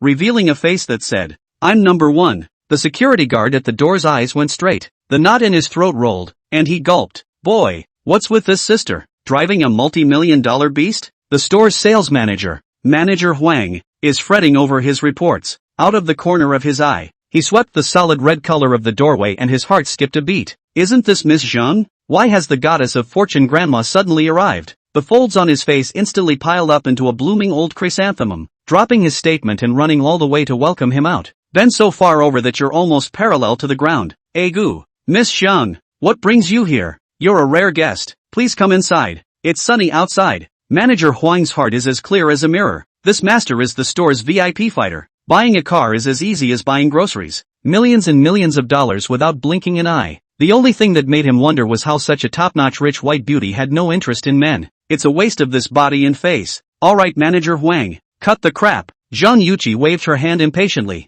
her chin nodding behind her. "This lady is not here to take care of your business today." It was then that Manager Huang noticed that Zhang Yuqi was followed by two other people. A boy, dressed in a plain t-shirt and jeans, with a pair of sneakers on his feet of no discernible brand. The temperament is clean, but it's definitely not the kind you'd find in a throwback pile. Looked at best like a recent college graduate with a bland face. The other girl was quite an eye-catcher. Tight yoga pants outline around, firm hip line and long legs. There was just a bit of a rushed look on his face and his eyes were averted. This combination, Huang Manager's brain is a little dangling. The aura of these two people in Zhang Yuqi is like fire and ice. Miss Zhang, is this? The professional smile on Manager Huang's face was welded to death as he cautiously tried. Zhang Yuqi's red lips hooked up into a playful smile as she reached out and pointed at Sumu. "Here, today is the day he's going to buy a car." "Him?" Manager Huang was completely baffled. His gaze redirected to Sumu, looking up and down carefully. "I don't understand this outfit. There's no expensive jewelry. Buy a car? Buy the model car ornament here?" But Miss Zhang brought it herself and named it as his purchase. Could it be that some hidden male is experiencing the plight of the people? Or, he secretly glanced at Zhang Yuqi and looked at her expression of waiting to see a good show. Not like bagging a white boy, but like, having fun? Without waiting for Huang Jing ideally to understand, Sumu had already stepped forward with a flat expression and nodded towards him. "Hello, look at the car." Hello. Come in quickly, come in. Manager Huang immediately snuffed out the distracting thoughts, and his professionalism allowed him to instantly switch to a more enthusiastic mode. He personally guided the trio inside. "Your guests are here. What type of car do you want to see? We have a full range of brands here, from entry-level to top-of-the-line supercars in stock." The store is brightly lit and the gleaming floors reflect the rows of brand-new luxury cars. The air smelled like a mixture of leather, incense and money. The salesman had long since noticed the Ferrari at the door and the parade of managers greeted by Mr. Huang himself. One with glowing eyes stood in the doorway to greet them. "Hello Boss Zhang." Zhang Yuqi's vanity was greatly satisfied as she looked at the situation. She just wanted to show Sumu what it meant to be a high society row. Make him ashamed of himself. Sumu casually scanned around the showroom, his eyes skimming over the glittering car labels. Porsche, Ferrari, Lamborghini. He shook his head slightly, nothing special on his face. Zhang Yuqi caught this subtle movement of his and snorted. "What?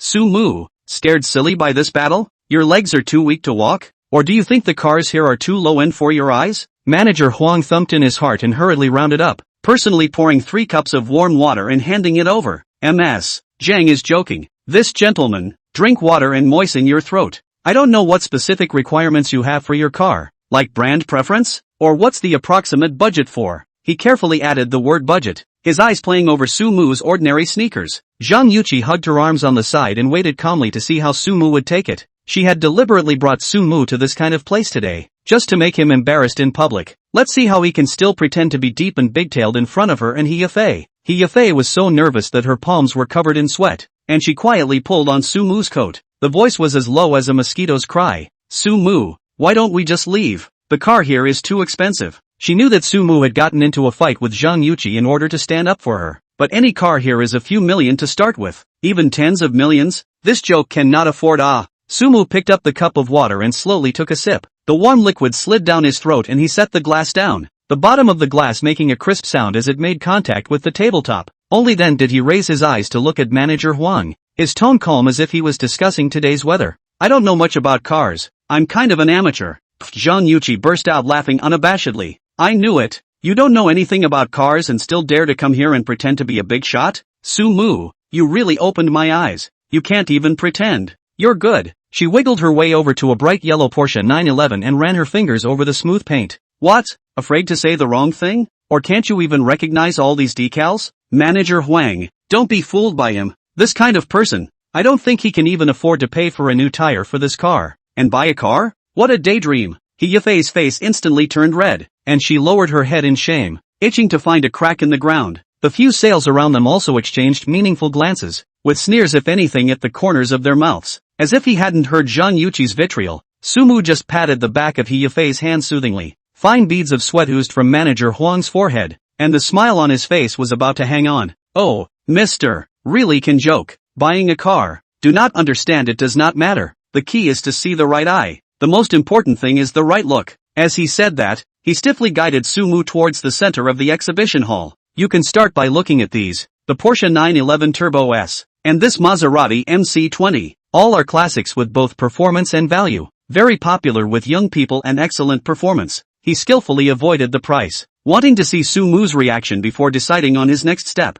Sumu's gaze lingered on the two cars recommended by Manager Huang for less than 2 seconds. Then he moved away with a lack of interest, even skimming his lips a few times. He turned to Manager Huang, his face still without much ripples. Manager Huang. His voice wasn't light or heavy, just enough to cover Zhang Yuqi's mockery. Forget these starter mobility scooters. After a pause, in the moment when both Manager Huang and Zhang Yuqi froze, it was only then that he spoke slowly, his voice not loud, but clear throughout the showroom that had suddenly gone quiet because of his words. Show me directly to your store. The most expensive. Chapter 021. Does this car burn 92 or 95 oil? Manager Huang led the way in front, his steps a few points lighter, his face piled up with a professional and enthusiastic smile. The two crossed the polished marble floor, skimming the entry-level sports cars that were displayed in plain sight. It went straight to the deepest part of the showroom, the area that was shrouded in special lights. This is where the real top collections are displayed. Every sports car parked here is not just a means of transportation, but the ultimate expression of industrial design and speed aesthetics. The air seemed to be floating with the distinctive aroma left behind by the burning of money, so luxurious that it was slightly intoxicating.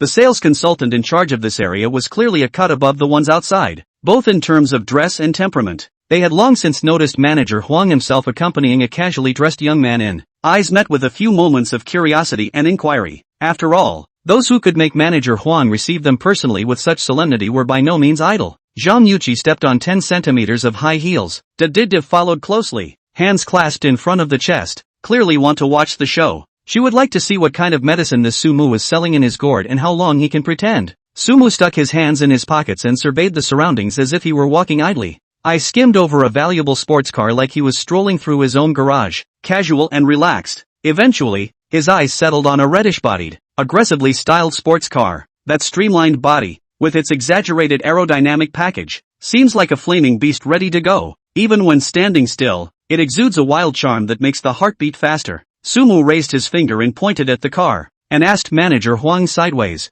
"This one looks good. What model? About how much?" The tone of voice, so relaxed it was like asking how much a skewer cost at a roadside stand. Manager Huang looked in the direction of his finger, and his heart skipped a beat, almost not standing still. Boy, this master has a poisonous eye. That's La Ferrari. Ferrari Lafa, limited to 499 units worldwide, and with extremely stringent qualifications for purchase. It's not something you can just buy with money. This one in their store, or it took a lot of effort to get a quota to display as a town treasure. Because of the scarcity and hard purchase conditions, the actual landed price has been speculated to $60 million. Manager Huang forced down the excitement in his heart and hastily adjusted his breathing, introducing in the most professional tone, "Sir, you really have a good eye. This is Ferrari's flagship supercar, La Ferrari, commonly known as Lafa. It is powered by a naturally aspirated V12 engine coupled with a HYKRS hybrid powertrain with a combined output of more than 960 horsepower and a 0 to 100 km acceleration time of less than 3 seconds. Manager Huang was very eloquent, recounting the parameters and glorious history of the Lafite, and honoring this work of art with every word. But he was frantically beating his drum in his heart. This little brother, is he teasing me, right? Or is it some hidden big brother coming for a private visit? Zhang Yuqi's eyelids fluttered as she listened from the side. Rafa? $60 million?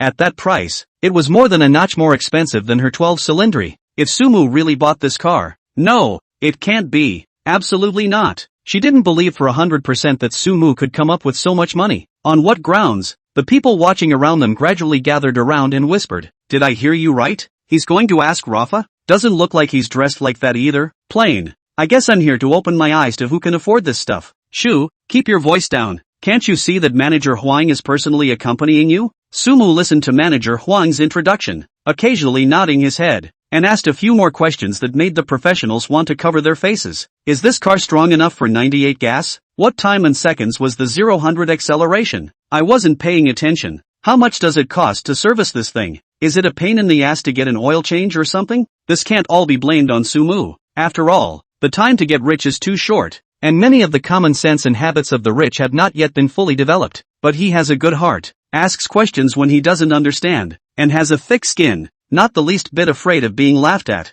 Being rich is so justified. Manager Huang's forehead began to sweat. What kind of goddamned question is that? Who cares what kind of gas they put in their Lafayette? What's a fraction of the cost of maintenance? But he did not dare to be slow, still patient. One by one detailed answer. The more the heart is not bottom. Could it be that? Is really a super rich second generation from some family that ran out to experience life? Are you deliberately pretending not to know? Zhang Yuqi clasped her arms and watched coldly from the side for a long time. She just couldn't look at it anymore. "I say Sumu, it's almost enough. Don't put on a show here. Rafa, is this something you can touch? Do you know how much this car costs? $60 million. Enough for an ordinary person like you to struggle for several lifetimes. No, hundreds of lifetimes to earn. Hurry up and leave. Don't embarrass yourself here and delay people's business." Her voice rose, and the exhibition hall, which was still somewhat noisy, instantly quieted down, with all eyes focused on Sumu. There was surprise, there was curiosity, there was waiting for a good show. Sumu looked like he just noticed that there was such a person next to him and turned his head sideways. His eyes faintly swept over Zhang Yuqi. Sumume's tone carried a hint of impatience. "Is it your turn to interrupt in my business? Or is it Ferrari's rule that you have to report your assets to someone unrelated before buying a car? You?" Zhang Yuqi's cheeks flushed red at these words, and a breath clogged her chest, almost not carrying her back. She wanted to have a fit, but when she met Sumu's calm and unruffled but vaguely chilling eyes, the words behind her hardened and stuck in her throat. An inexplicable feeling of weakness came over me. Could he really? Sumu didn't bother to look at her again, turned back to the nervous and expectant Manager Huang and said, "Just this one. I'm going to lift it now. Is it easy to swipe a card, or do you have another way to collect money?" Manager Huang felt like he had been struck by a thunderbolt, and like he had been knocked out by a golden dollar falling from the sky. Happiness comes too suddenly, too violent. Almost subconsciously, he nodded his head back and forth. Yes, of course you can. You can pick up the car anytime. Swipe card is most convenient. We support large amounts of credit cards on our side. He rubbed his hands together, his face red with excitement, his eyes glowing as he looked at Sumu. Looking forward to the next sacred moment, Sumu gave a took out his wallet from his pants pocket, and in a casual movement, pulled out a card from it. The card was black in color, with no fancy graphics, just a low-profile bank logo in the corner and a string of hot-stamped card numbers. But under the bright lights of the exhibition hall, the black color seems to absorb all the light, revealing an unspeakable depth and mystery. Summerland Bank, VIP black card. That 200+ million balance on the card is more than enough to buy this Lafa. Manager Huang's breath stopped for a moment. He held out his hands in an almost reverent motion to receive the card, his fingertips suppressing a light tremor. Black card. It's really a black card. That's solid, absolutely solid. He felt like he wasn't picking up a bank card, but a huge performance that would go down in career history. If this order comes to fruition today, his position in the Magic City automobile sales circle will be unrivaled. A couple of young sales next to him were even more eye-openers. Asterisk.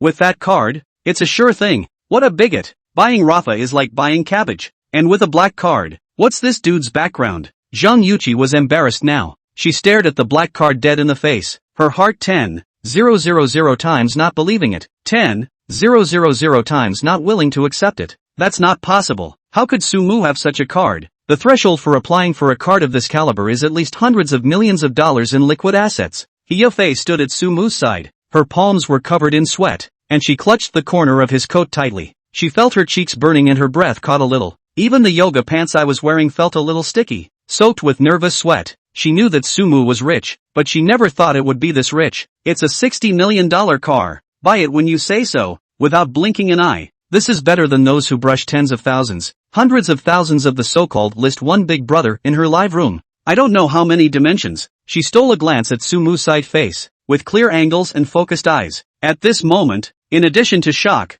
there was more of an unspeakable pride, and a hint of vertigo-like sweetness in her heart. Rich, handsome, and so bossy and protective. What's the point of having a big brother on the list? The one in front of me is the real God's hoe. Manager Huang held the light but heavy black card in both hands and took a deep breath, trying to keep his feet from drifting. He walked briskly toward the exclusive POS not far away, the back of his white shirt already moistened with cold sweat. He carefully, as if treating a rare treasure, inserted the black card into the slot of the POS machine, and then handed the machine to Sumu. The whole time, he didn't even dare to take a breath. Everyone around them held their breath, and the air seemed to freeze. All that remains is the soft electronic sound of the POS machine in operation.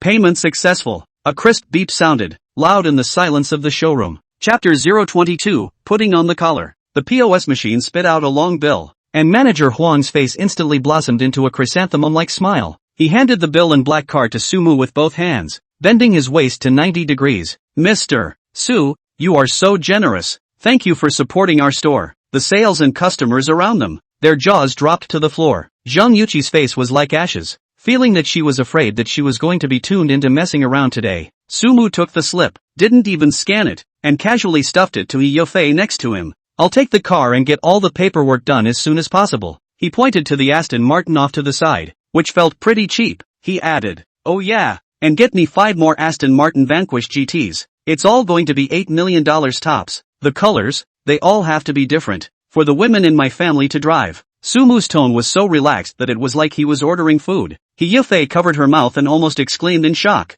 feeling her heart jumping out of her throat. 5 of them, and all top-of-the-line Vanquish GTs, that adds up to over $40 million. The way she looked at Sumu, in addition to the original adoration. At this moment there were a few more points of awe that were almost worshipful. Manager Huang was so happy that he couldn't find his way out, and his mind was full of commission.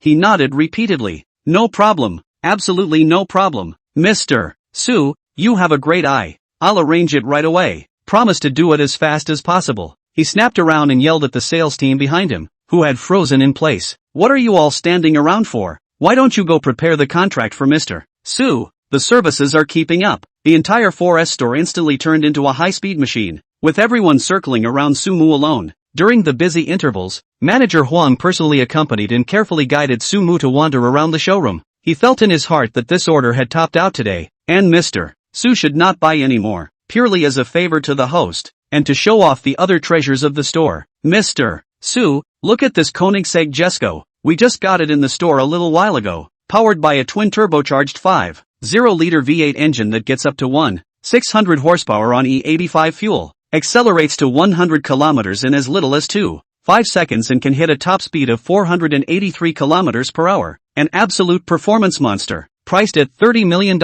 Manager Huang introduced it with a dry mouth, mainly because he wanted to show off. Sumu's gaze lingered on the power-filled black beast for a few seconds. He reached out and pointed. This one looks okay, let's do it together. Another one? Or a $30 million top-of-the-line supercar? Manager Huang's brain went down for a second, and was then flooded with great ecstasy. Alright, well done, Mr. Su, you really. He was so excited he was incoherent and just nodded his head. So discerning, absolutely top-notch taste. He felt that his ancestors' graves might be smoking today, and he no longer dared to calculate this commission figure. 7 brand new, top-of-the-line luxury cars were lined up and parked in the square in front of the 4S store. The scene was extremely shocking, instantly igniting the enthusiasm of passers-by to watch. The fiery red Ferrari LaFerrari is as dazzling as a burning flame. The pure black Koenigsegg Jesko, like a dormant beast, exudes a suffocating sense of oppression. It was the 5 differently colored, but equally tawdry, Aston Martin Vanquish GTs, one of which was an extremely eye-catching Barbie pink. That caught the most eye. It's like a walking reaper of teenage hearts. Passing pedestrians have stopped and pulled out their cell phones to frantically take pictures and videos. Asterisk asterisk asterisk asterisk. What kind of god has come down to earth? The car show isn't even this dramatic, is it? My goodness, how much is this going to cost? Does it add up to a small goal? I'm afraid? Look, look, look, those 5 Martins, and the pink one. What sister could top that? Where's the owner? Who is the owner of the car? Let me con who it is. Manager Huang held a large series of heavy car keys in both hands. The smile on his face was incomparably wide, and the folds were so deep that they could pinch a mosquito. Mr. Su, here are the keys to all the vehicles. Take an inventory. May I ask for anything else? Sumu casually took the large bunch of keys and weighed them. Then he picked out the pink Aston Martin car key from it, and without looking at it, casually tossed it to He Yafei. Yafei, this one is for you. Do you like it? He Yafei was startled by this sudden move and reached out to catch it in a panic. The cold key was held in her hand, but it burned her fingertips. $8 million for a top-of-the-line supercar, and you're just giving it away? She felt like she was dreaming, a little giddy. No, no, Mr. Su, this is too valuable. I can't have it. He Yafei shook her head in a hurry and tried to return the key. She was panicked to take this car, and even more afraid to drive it. Sumu raised an eyebrow. Take it if it's sent to you. Where's all the nonsense? Consider it a thank you for coming out with me today and helping me with these little things. He didn't give He Yafei a chance to refuse, and directly reached out and pressed her hand holding the key down. This internet girl has a use for him tonight, so how can he not sweeten the deal? He Yafei felt the warmth and strength of his palm, and a complex emotion welled up in her heart, with a hint of hidden uneasiness in the warmth. This car, can she really take it? And what does it mean if she takes it? Standing in the corner, Zhang Yuqi, who had been ignored, witnessed all this. She watched Sumu waving his money around, watched him casually give away his $8 million luxury car like a toy, and then think about the Ferrari 12 Cilindri that you were complacently showing off before. It's a joke. A great sense of humiliation and powerlessness instantly overwhelmed her, and she was so angry that she almost fainted on the spot. Sumu turned his head at this time. His gaze fell on Zhang Yuqi, and the corner of his mouth hooked into a playful smile. Ms. Zhang, I'm done with my car. Like, it was that much more expensive than yours. Now, it's your turn to honor the bet, isn't it? Come on. The collar puts itself on. And then, learn to bark twice for me. The night is low when the lights are on. On the top floor of the Imperial Hotel, inside the extremely luxurious presidential suite, the air was filled with the smell of expensive fragrances and money, but it made Zhang Yuqi feel a choking wave of panic. Sumu leisurely walked to the wine cabinet in one corner of the room. He took out a bottle of Romani Conti, opening and waking the bottle with a smooth and elegant motion. Come, Yafei. Sumu handed one of the cups to He Yafei. Celebrate our pleasant shopping trip today. With a charming and moving smile on her face, He Yafei reached out to take the wine glass. Her fingertips, if anything, gently scratched the back of Sumu's hand when she received the cup. With a hint of imperceptible titillation, she raised her wineglass to meet Sumu. Ding dash. The crisp clinking of glasses rang out in the quiet, luxurious room. The two men each took a soft sip of red wine, their eyes meeting in the air, flowing with an unspoken implication of each other. They talked in low voices, occasionally letting out a few soft laughs, completely ignoring the other person in the room. Zhang Yuqi stood there with cold hands and feet. She, Yuqi Zhang, has always been the queen of speaking her mind in her own circle. She is notoriously misogynistic and has even been privately referred to as a feminist crusader. Today, to have to put a collar on yourself and learn to bark in front of a man? It was more humiliating and difficult for her than just killing her. Think about the men who usually surrounded her. Which one of them was not careful and flattering and pleasing to her? Which of those male subordinates in the company are not respectful in front of her, not daring to breathe? But now, wordlessly, she drew in a deep breath and let it out slowly, with endless decadence. Tonight, she had been completely planted with no face left. With a trembling hand, Zhang Yuqi took out a small, delicately packaged box from her valuable LV bag, opened the lid of the box and the silver collar lying quietly inside. This thing was a prop she used to prepare for certain special occasions to punish those disobedient little pets. She never dreamed that one day it would be used on herself. She picked up the collar, and the distinctive cold touch of the metal made her shiver uncontrollably. She raised her head and looked at Sumu one last time,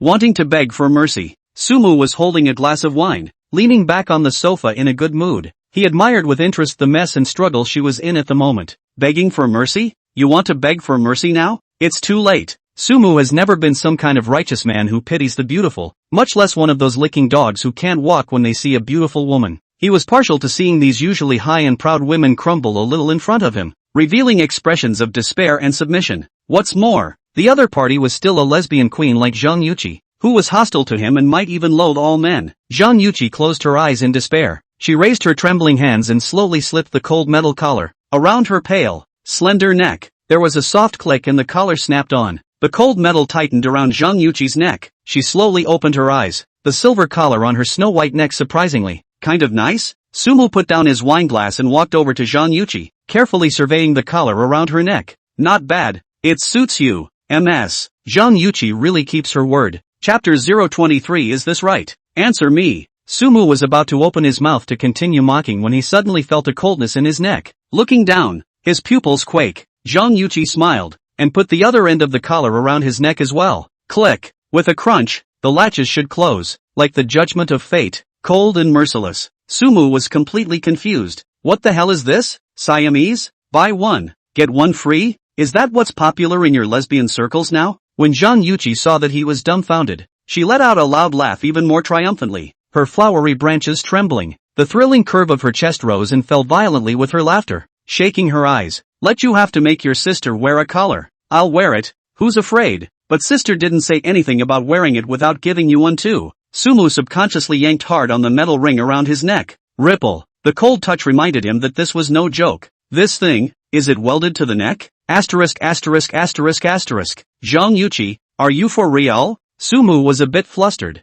Zhang Yuqi laughed even more as she leaned over slightly and came closer to Sumu. Warm breath brushed against his ear with a hint of fragrance. The red lips were almost on his skin. Well, surprised? Surprised? Would you like my sister to spice things up a bit? Something more exciting? Sumu's face turned blue, and a nameless fire shot straight to the top of his head. He raised his hand and wanted to grab Zhang Yuqi's wrist to teach her a lesson. However, the collar around his neck tightened violently. The two bodies collided uncontrollably and tightly. This pose, this distance. Sumu's face instantly turned red, redder than Zhang Yuqi's just now. Yui Zhang, what the hell do you want? Hurry up and untie me. Sumu yelled lowly. Zhang Yuqi raised her eyebrows, her finger hooking Sumu's chin, her tone carrying a full sense of teasing and control. What? You've gone soft? Where's that cocky vigor just now? Are you convinced? If not, hold it in. He Yafei, who was on the side, had long since looked dumbfounded. What's going on here? She silently pulled a bag of Ritz cucumber-flavored chips from her Hermes bag. Click, click, click, mumble, mumble, mumble.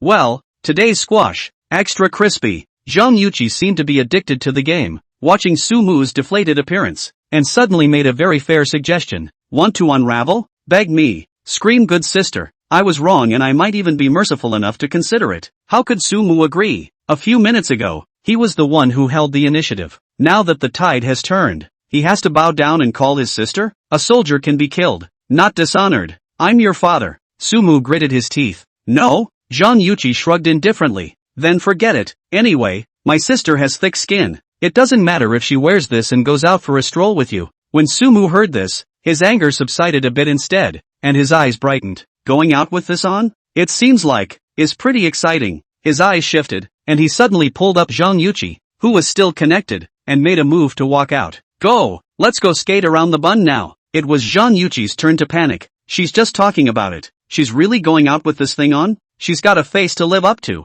Oi oi. Wrong wrong wrong. I'm kidding. I'll untie you here. Zhang Yuqi hurriedly pulled him back, her tone softening. Sumu stopped and the corner of his mouth hooked up into a smug smile. He reached out. Attack and defense exchange. Rubbed Zhang Yuqi's hair. Alas, this is a good boy. As early as this is not good? Zhang Yuqi glared at him and reluctantly picked up her LV bag and began to rummage around inside for her keys. A minute has passed. 2 minutes have passed. 5 minutes have passed. The smile on Zhang Yuqi's face gradually disappeared, and her expression became more and more grave, even bringing with it a hint of panic. She dumped all the contents of her bag on the couch. Lipstick, powder, car keys, purse. The only thing that was missing was the key to the collar. That. Zhang Yuqi's eyes flickered a little. It's over. The key. Seems possible. Maybe. Not in the bag. Sumu. He almost spat out a mouthful of blood. Play with it? What about monkeying around? An eerie dead silence fell over the presidential suite. Sumu and Zhang Yuqi, two people who were bizarrely linked together by a strange collar, stared wide-eyed, each doubting life. The quality of this collar is really good.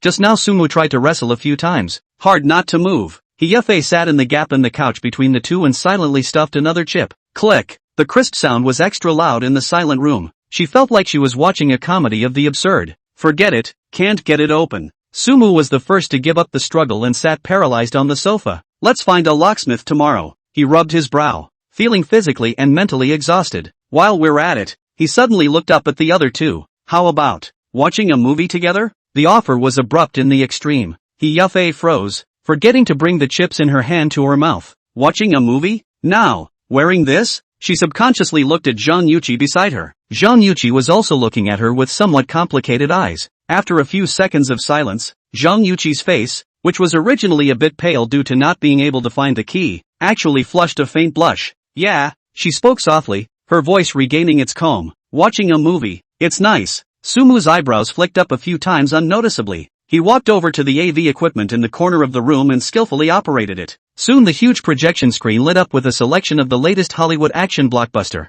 He also dropped by to dim the main lights in the room, leaving only a few ambient wall sconces. Soft, ambiguous light instantly floods the room, creating an unusual sense of coziness. The three men resumed their seats on the wide couch. He Yafei was once again placed in the center. Sumu was on her left and Zhang Yuqi was on her right. The limited length of the collar's chain caused the distance between Sumu and Zhang Yuqi to be fixed, and He Yafei just filled the gap in between. The movie's surround sound is excellent, with explosions, gunshots, and engines roaring. However, even the most shocking sound effects can't seem to hide the dark and eerie atmosphere between the three. He Yafei felt like an Oreo sandwich, caught between two cookies. On the left was the faint odor of cologne on Sumu's body, and on the right was the rich perfume on Zhang Yuqi's body. The two flavors intertwined and made her a little dizzy. She was stiff and fidgety, as if there were needles sticking out from under her ass. She secretly watched Zhang Yuqi on her right out of the corner of her eye. Zhang Yuqi looked as if she was watching the movie carefully, but He Yafei noticed that the fingertips of her hand,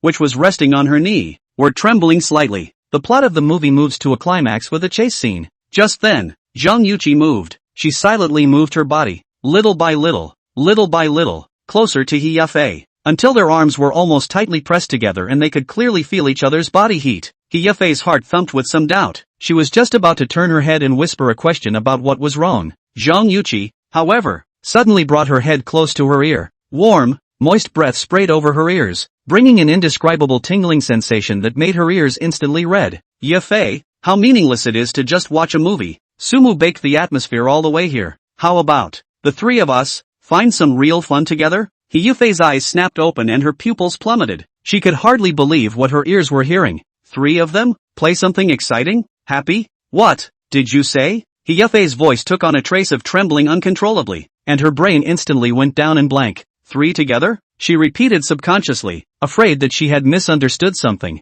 Isn't watching a movie just watching a movie? He Yafei's mind was completely messed up. She secretly and quickly glanced at Sumu on her left, and then darted a glance at Zhang Yuqi who was close by. It always felt like the atmosphere was getting more and more wrong and dangerous. Just at the moment when her mind was in turmoil, she suddenly felt Zhang Yuqi's hand that was originally placed on her knee, at some point, had quietly moved. A few slightly cool fingertips, gently, tentatively, rested on the outside of her yoga pant-clad thigh. He Yafei's body instantly stiffened like a stone. It was as if a high-voltage current instantly ran through his body and every pore exploded. And almost at the same moment, she felt it clearly to the left. Sumu's arm, which was originally resting casually on the backrest of the sofa, also moved. His arm, in a seemingly casual but irresistible gesture, slid gently and slowly. Eventually, it landed firmly on the side of her waist. Bend your arms to form a wraparound position, circling the other side of her body, unbiased, into his reach, left and right.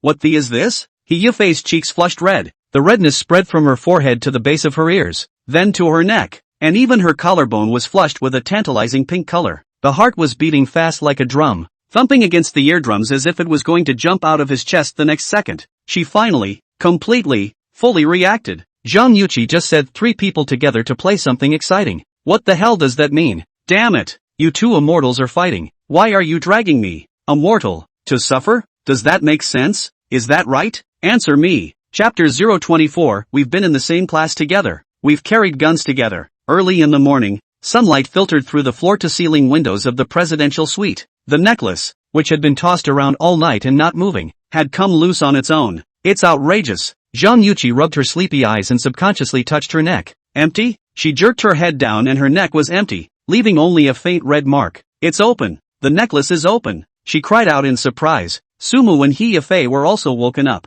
Both of them sat up in a daze and froze when they saw Zhang Yuqi's bare neck. Really open? He Yafei stepped forward, her slender fingers gently stroking over the skin of Zhang Yuqi's neck. The necklace is indeed missing. She's scared. This piece of has some character. Running off on its own if it doesn't want to stay? Sumu stretched his back and his bones crackled. He stood up from the bed and moved his somewhat sore body. Last night had been quite a night. It's good to be open. He walked over to the window and pulled back the heavy curtains with a clatter, letting in the brighter sunlight. He Yafei followed suit and stood up, moving to Sumu's side. Sumu, then what will I do from now on? She bit her lip and started begging for a package. Sumu turned his head to look at her. Don't worry, from now on you're my woman. I'll give you $3 million for the settlement fee. Turn it now. Then, Sumu walked over to the table, picked up the long-prepared rental contract, and handed it to He Yafei. Take a look at the rental contract for one famous city, and sign it if there are no problems. This is something that was discussed last night. He Yafei took the contract. The heart is still a little apprehensive. What does this mean? She skimmed through it quickly, her eyes landing on the rent column. Monthly rent, $100. $100? Thinking her eyes were blurry, He Yafei rubbed her eyes and looked again. That's right, $100. $100 a month. To live in the top of the Magic City's prestigious one-city mansion? She raised her head and looked at Sumu incredulously. Her voice was a bit fluttery. Sumu, are you sure this rent is $100? Not $10,000? Or $100,000? She even wondered if a few zeros were missing. Sumu raised his eyebrows, his expression calm. That's right, $100. What? Too expensive? You can renegotiate if it's expensive. No, not expensive. Not expensive at all. He Yafei quickly waved her hand, fearing that Sumu would renege and change the price in the next second. She hurriedly picked up the pen on the table and signed her name at the end of the contract with a brush. Sumu took the signed contract and nodded with satisfaction. Done. His team of female tenants had grown again, now numbering 4. Although this girl, He Yafei, looked a bit gold-digging and careful, he didn't care. It's just a tenant anyway, as long as you pay that $100 rent on time, and the value of providing good emotions. He turned his head to Zhang Yuqi, who was watching the show from the side, and casually made a polite remark. Zhang Yuqi, do you want to rent a set as well? I'll give you a friendly price. $99. Zhang Yuqi snorted, her eyes like looking at a little cutie, like looking Sumu up and down. Renting your house? Sumu, you're not out of your mind, are you? Do I, Zhang Yuqi, look like someone who lacks a place to live? The missy arrogance in that tone was practically overflowing. Sumu was just asking in passing, not expecting her to agree. Joking aside, if she lived in the house, what would happen? Wouldn't the other female tenants suffer? But well, Zhang Yuqi's words suddenly turned, her red lips hooking up a playful arc. I'm not interested in your house, but I am interested in you as a person. Sumu's heart thumped. The woman's eyes were so aggressive, it always felt like she didn't have good intentions. Before he could figure it out, Zhang Yuqi had already walked up to him, stretching out her well-maintained hand and patting his shoulder in a not-so-gentle and not-so-heavy manner.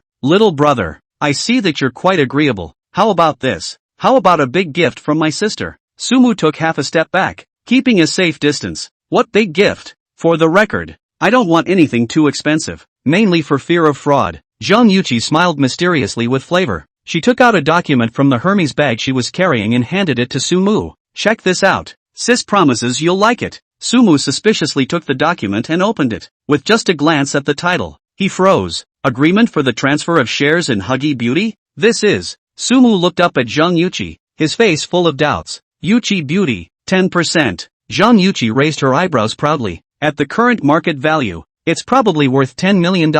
How's that? Sister is good enough, right? Forget about that used Ferrari I said I'd give you earlier. I guess you can't see past that small fortune. Sumu was completely confused. $10 million in company stock? Said to deliver? That's a big handful. Was she so pleased with her movie appreciation last night? So much so that she wants shares to show her appreciation? My sister Yuqi, you can do this. I didn't expect you to be quite generous. Sumu was a bit unresponsive. The money was hot. Just call Sister Rainy. Zhang Yuqi was satisfied with this title as she reached out and straightened Sumu's collar. This share, consider it as a gift from my sister to you. From now on, you'll be the second largest shareholder of Yuqi Beauty, with the title of Deputy General Manager. When you're not doing anything, you can go around the company and experience what it's like to be a bully. Of course, the main thing is that I want you to spend more time with my sister and me at the movies when you have time. Sumu looked at the share transfer agreement in his hand with a complicated mood. Moving there, but more unexpected. However, there is no reason not to take the money that is delivered to your hand.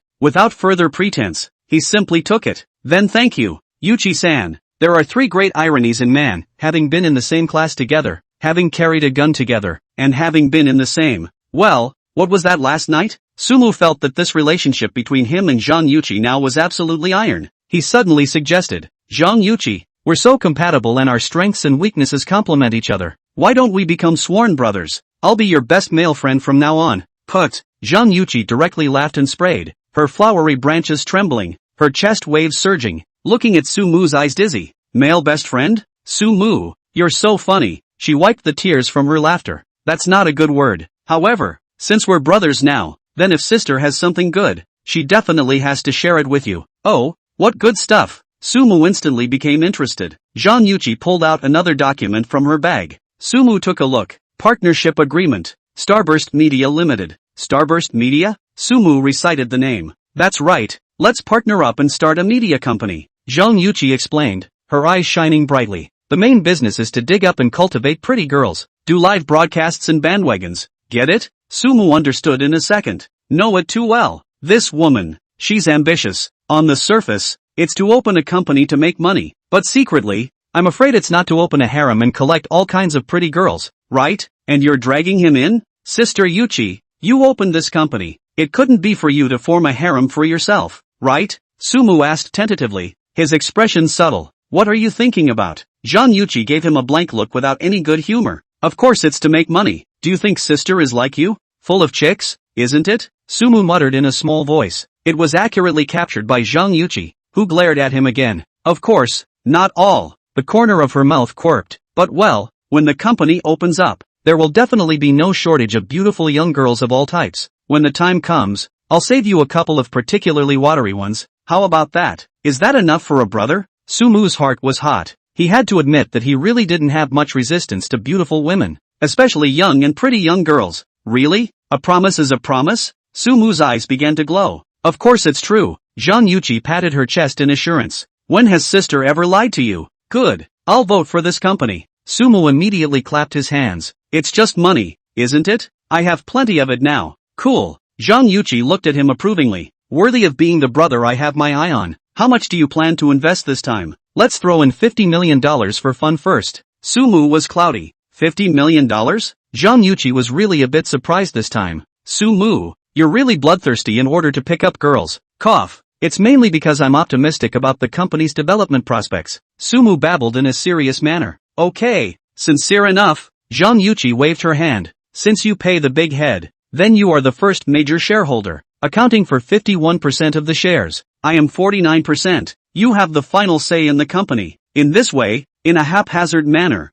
Sumu became the controlling major shareholder of a media company again. He did the math, paid He Yafei to pay for her settlement and spent $3 million, invested $50 million in the media company, and the $200 million that had just arrived a while ago seemed to have evaporated in an instant. Just when I feel like I'm going back to being broke. Inside his head, the system's beep suddenly sounded. Ding! Congratulations to the host for successfully paying the settlement fee of $3 million for tenant He Yafei, triggering a 100-fold tenant rebate. Rebate amount, $300 million. $300 million. Just spent all $200 million, and the system returned $300 million. Sumu hurriedly took out his cell phone and tapped on the banking app. Behind the account balance, there was indeed an extra $300 million. Asterisk asterisk asterisk asterisk. The system is awesome. Sumu was ecstatic in his heart. Just when I thought I had spent almost all my money, the system immediately renewed it and doubled it. It feels so not poking. With these more than $300 million at the bottom, Sumu instantly had the bottom of the wealth again.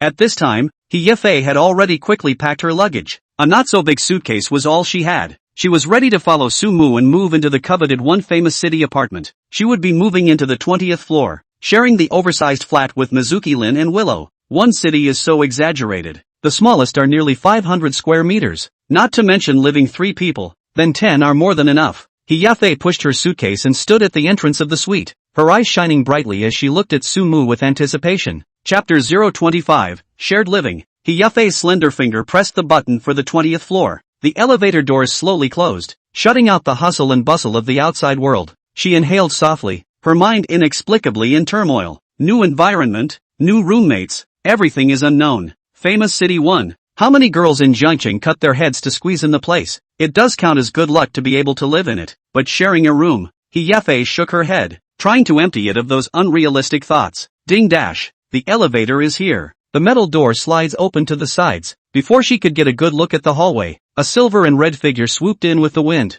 Bang! The force was so great that it hit her chest and she stumbled, almost sitting on her butt. The arms were warm and soft, with a sweet milky scent. Sumu, my chest light is red. Quickly use the charging stick to help me flush it down. Hurry! A voice so sweet it could be pinched exploded in her ears, and with a hint of palpable anxiety, as if it was going to run out of energy and fall to the ground in the next second. He Yafei's entire body was petrified. What the hell? A charging stick? Charging a chest light? And this outfit? Deja Ultraman? The tight holster model? She subconsciously tried to push away, but realized that the other party was hugging her tightly like an octopus. In broad daylight, in the clear sky, she's a big beautiful woman, and she's being forcefully hugged by a humanoid Ultraman? Wait, did she just call Sumu? Could it be Sumu's girlfriend? Playing cosplay erotica? Playing so big? I'm sorry, I recognized the wrong person. I thought it was Sumu coming back. The Deja finally realized that something was wrong and let go of his hand like an electric shock. Taking several steps back, a small, white face instantly turned red. She bowed her head in her hands. It was only then that He Yafei could see that this was not an Ultraman, but clearly a delicate and lovely absolute sweet girl.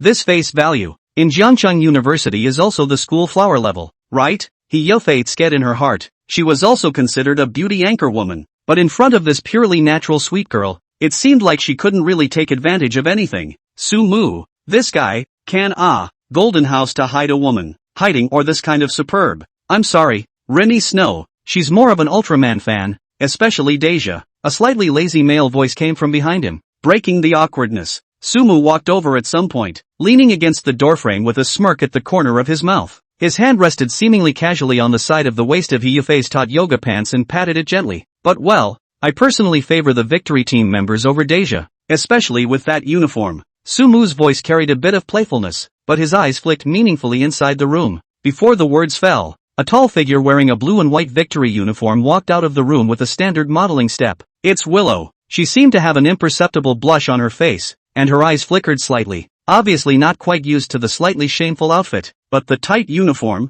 her tall, well-proportioned, dimpled figure was perfectly outlined, with long straight legs, slim waist, and full breasts, a different kind of ascetic and seductive flavor. Englishness and femininity were strangely blended in her. Wow! Sumu whistled lowly, his gaze recklessly looking up and down on Lu Shu. He Yafei looked completely dumbfounded. A Deju Altman, a winning team member. What kind of fantasy linkage is this? Had he blundered into the backstage of some comic book convention? Or was he the scene of some kind of special party? She felt like she had just pushed open not the elevator door, but the door to a new world. This Sumu is playing too flowery. This is not an upscale shared apartment. It's like being in a coiled cave. It's still a secondary special enhancement.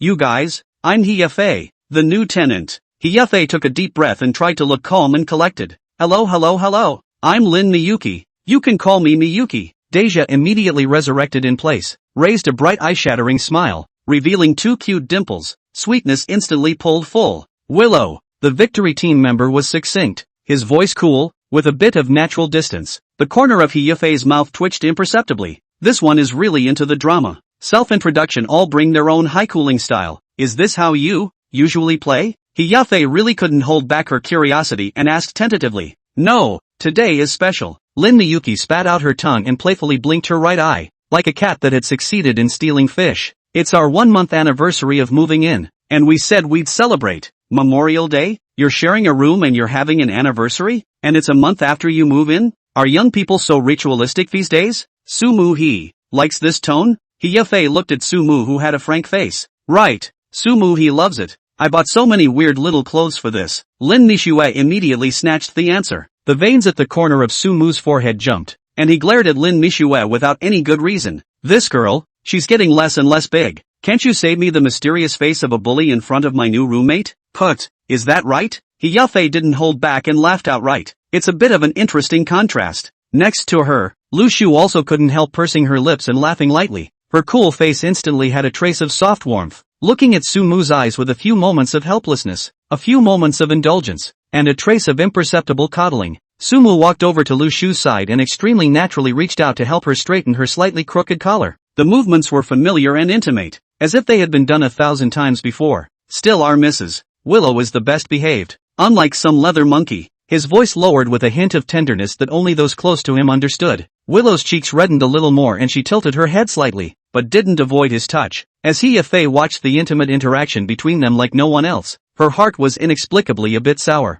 This dog food was sprinkled, caught off guard, and in large quantities. Well, Yafei, don't stand at the door, come on in. Sumu opened his mouth at the right time, breaking the slightly delicate atmosphere. Your room is packed, next door to Michelle. He Yafei nodded her head and suppressed the chaotic thoughts in her heart, dragging her suitcase and following Sumu into the living room. The house is really big, decorated in a modern minimalist style, low-key luxury, but the doll pillows scattered in the living room and the anime posters on the wall give off a strong sense of life and warmth. Her room was at the end of the hall, and had a cute cat hanging on the door. Pushing the door open, she was even more pleasantly surprised by the way it was decorated inside. Soft pink wallpaper, plush white carpet, a window seat with a lace-covered tablecloth dresser, and an oversized floor-to-ceiling window. Outside the window was a sparkling and bustling city night view. On the desk, in addition to the brand new laptop, there were a couple of anime character figures that she loved so much from her live broadcasts, and even a small bouquet of fresh pink roses.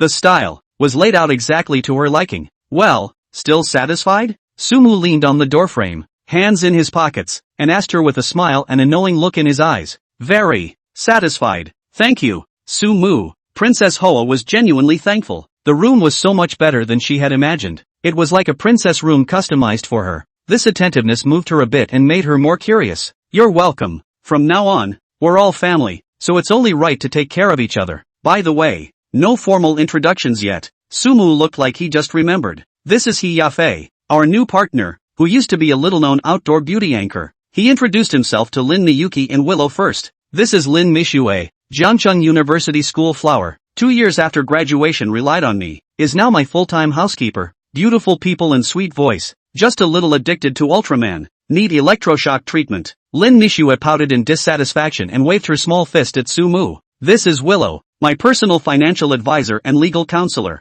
High-strung royal lady, don't mess with her easily. Sumu smiled as he introduced himself. His tone was relaxed, but in an invisible way, he divided affinity and distance. Welcome, Sister Yafei. Lin Mixue immediately came over and enthusiastically took He Yafei's arm, sweetly shouting, so familiar with herself, that voice, so mushy that He Yafei felt her bones crumble. Welcome. Willow remained succinct, just nodding politely at her, her eyes calm and unmoving. Although there are few words, but this face value, this body, this temperament, proper iceberg goddess. He Yafei tried to maintain the smile on her face, but her heart had already set off shock waves. What kind of godly configuration is this? A schoolgirl as a housekeeper? An iceberg royalty as a financial advisor? Plus your own over-the-top outdoor anchor? Is Sumu renting a room? Or is he collecting American Girl hand puppets? The three girls with very different styles chatted briefly for a few more moments, and the atmosphere gradually melted under the lively drive of Lin Mixue. He Yafei also relaxed a little. By the way,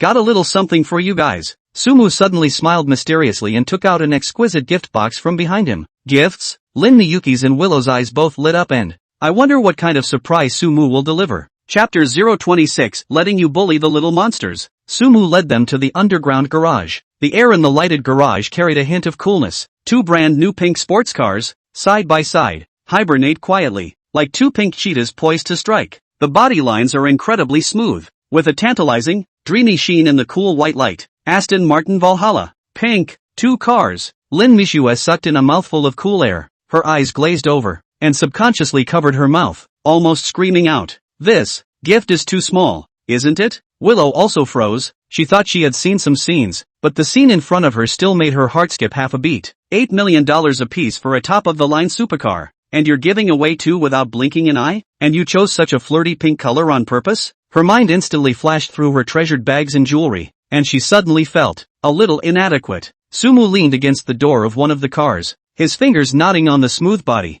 a hint of a smile at the corner of his mouth. Well, did you like it? His tone was so relaxed that it sounded like he was asking them what they wanted for dinner. Sumu, you. Lin Mixue was so excited that her tongue was knotted. She rushed up with an arrow step and directly hung onto Sumu. A solid bear hug, a warm and tender embrace. Love it so much. Thank you Sumu. Her voice was sweet and bright with excitement like a child who had gotten the toy of her dreams. Willow stood still, not losing her composure like Lin Mixue, but those beautiful eyes were rippling with excitement and some sort of more complex emotions intertwined. As she looked at Sumu, something seemed to have quietly changed in the depths of her eyes. Tenant points, +1. Tenant points, +1. From now on, you guys will be my exclusive drivers. Sumu patted Lin Mixue's back and teased with a smile. Yeah, guaranteed to be at your beck and call. Lin Mixue nodded repeatedly in his arms, her head rubbing and rubbing. Willow gave a soft hum in return. Her cheeks imperceptibly flushed and she lowered her head slightly. The living room. Big bird monster. Eat my otter ray. Lin Mixue was wearing a child-style Dija Ultraman tight leather jacket, which should be a child's costume. But at the moment, it was held up by her exquisite figure to reveal her curves, outlining a thrilling arc. With a weird and inexplicable sexiness, she tries to strike the classic ray-launching pose and makes a swoosh voiceover. Sumu was even more desperate, with a fluffy monster hood over his head, only revealing a pair of eyes with a smile, pouncing towards Lin Mixue with open teeth and claws. Ow ow ow. The monsters are coming. Let's see me catch you. The peace-destroying Ultraman. The two laughed and chased around the spacious living room, couch pillows flying all over the place. Silvery bells of laughter mingled with the roar of the monster. In the end, Monster Sumu was the best and successfully pounced on Dija Ultraman on the carpet. I'll let you bully the little monsters. I'll let you bully the little monsters. Wow, do you like the little monsters' energy blast? Sumu lowered his voice with a bad smile, like Lin Miyuki winks, her voice drawn out. What about your kinetic light waves? Wait a minute. Coming soon. DIU. Willow, who played a member of the victory team, appeared at the right time with a toy gun in her hand. Wait a minute. Deja's petrified. Don't be afraid. There's hope where there's light. Willow let Sumu see the light. On the sofa, He Yafei holding a coffee cup, elegantly sip. Looking at the scene in front of the eyes can be called a group of demons. The corner of the mouth cannot control twitching. An Ultraman, a monster, and a victory team member. Is this some kind of low-budget feature film? And how does this line, this action, sound wrong? She felt like her proud insights were being challenged like never before. Those rubbing live in the netizen circle. Compared with these people in front of me, it's child's play, pure as white paper. City people really know how to play. He Yafei put down her coffee cup and rubbed her temples, silently spitting in her heart. Just then, the doorbell rang abruptly. Ding dong dash. The crisp sound interrupted the battle of the century in the living room. Oops, almost forgot. The new tenant of the appointment might have arrived. Sumu suddenly remembered and hurriedly climbed up from Lin Mixue,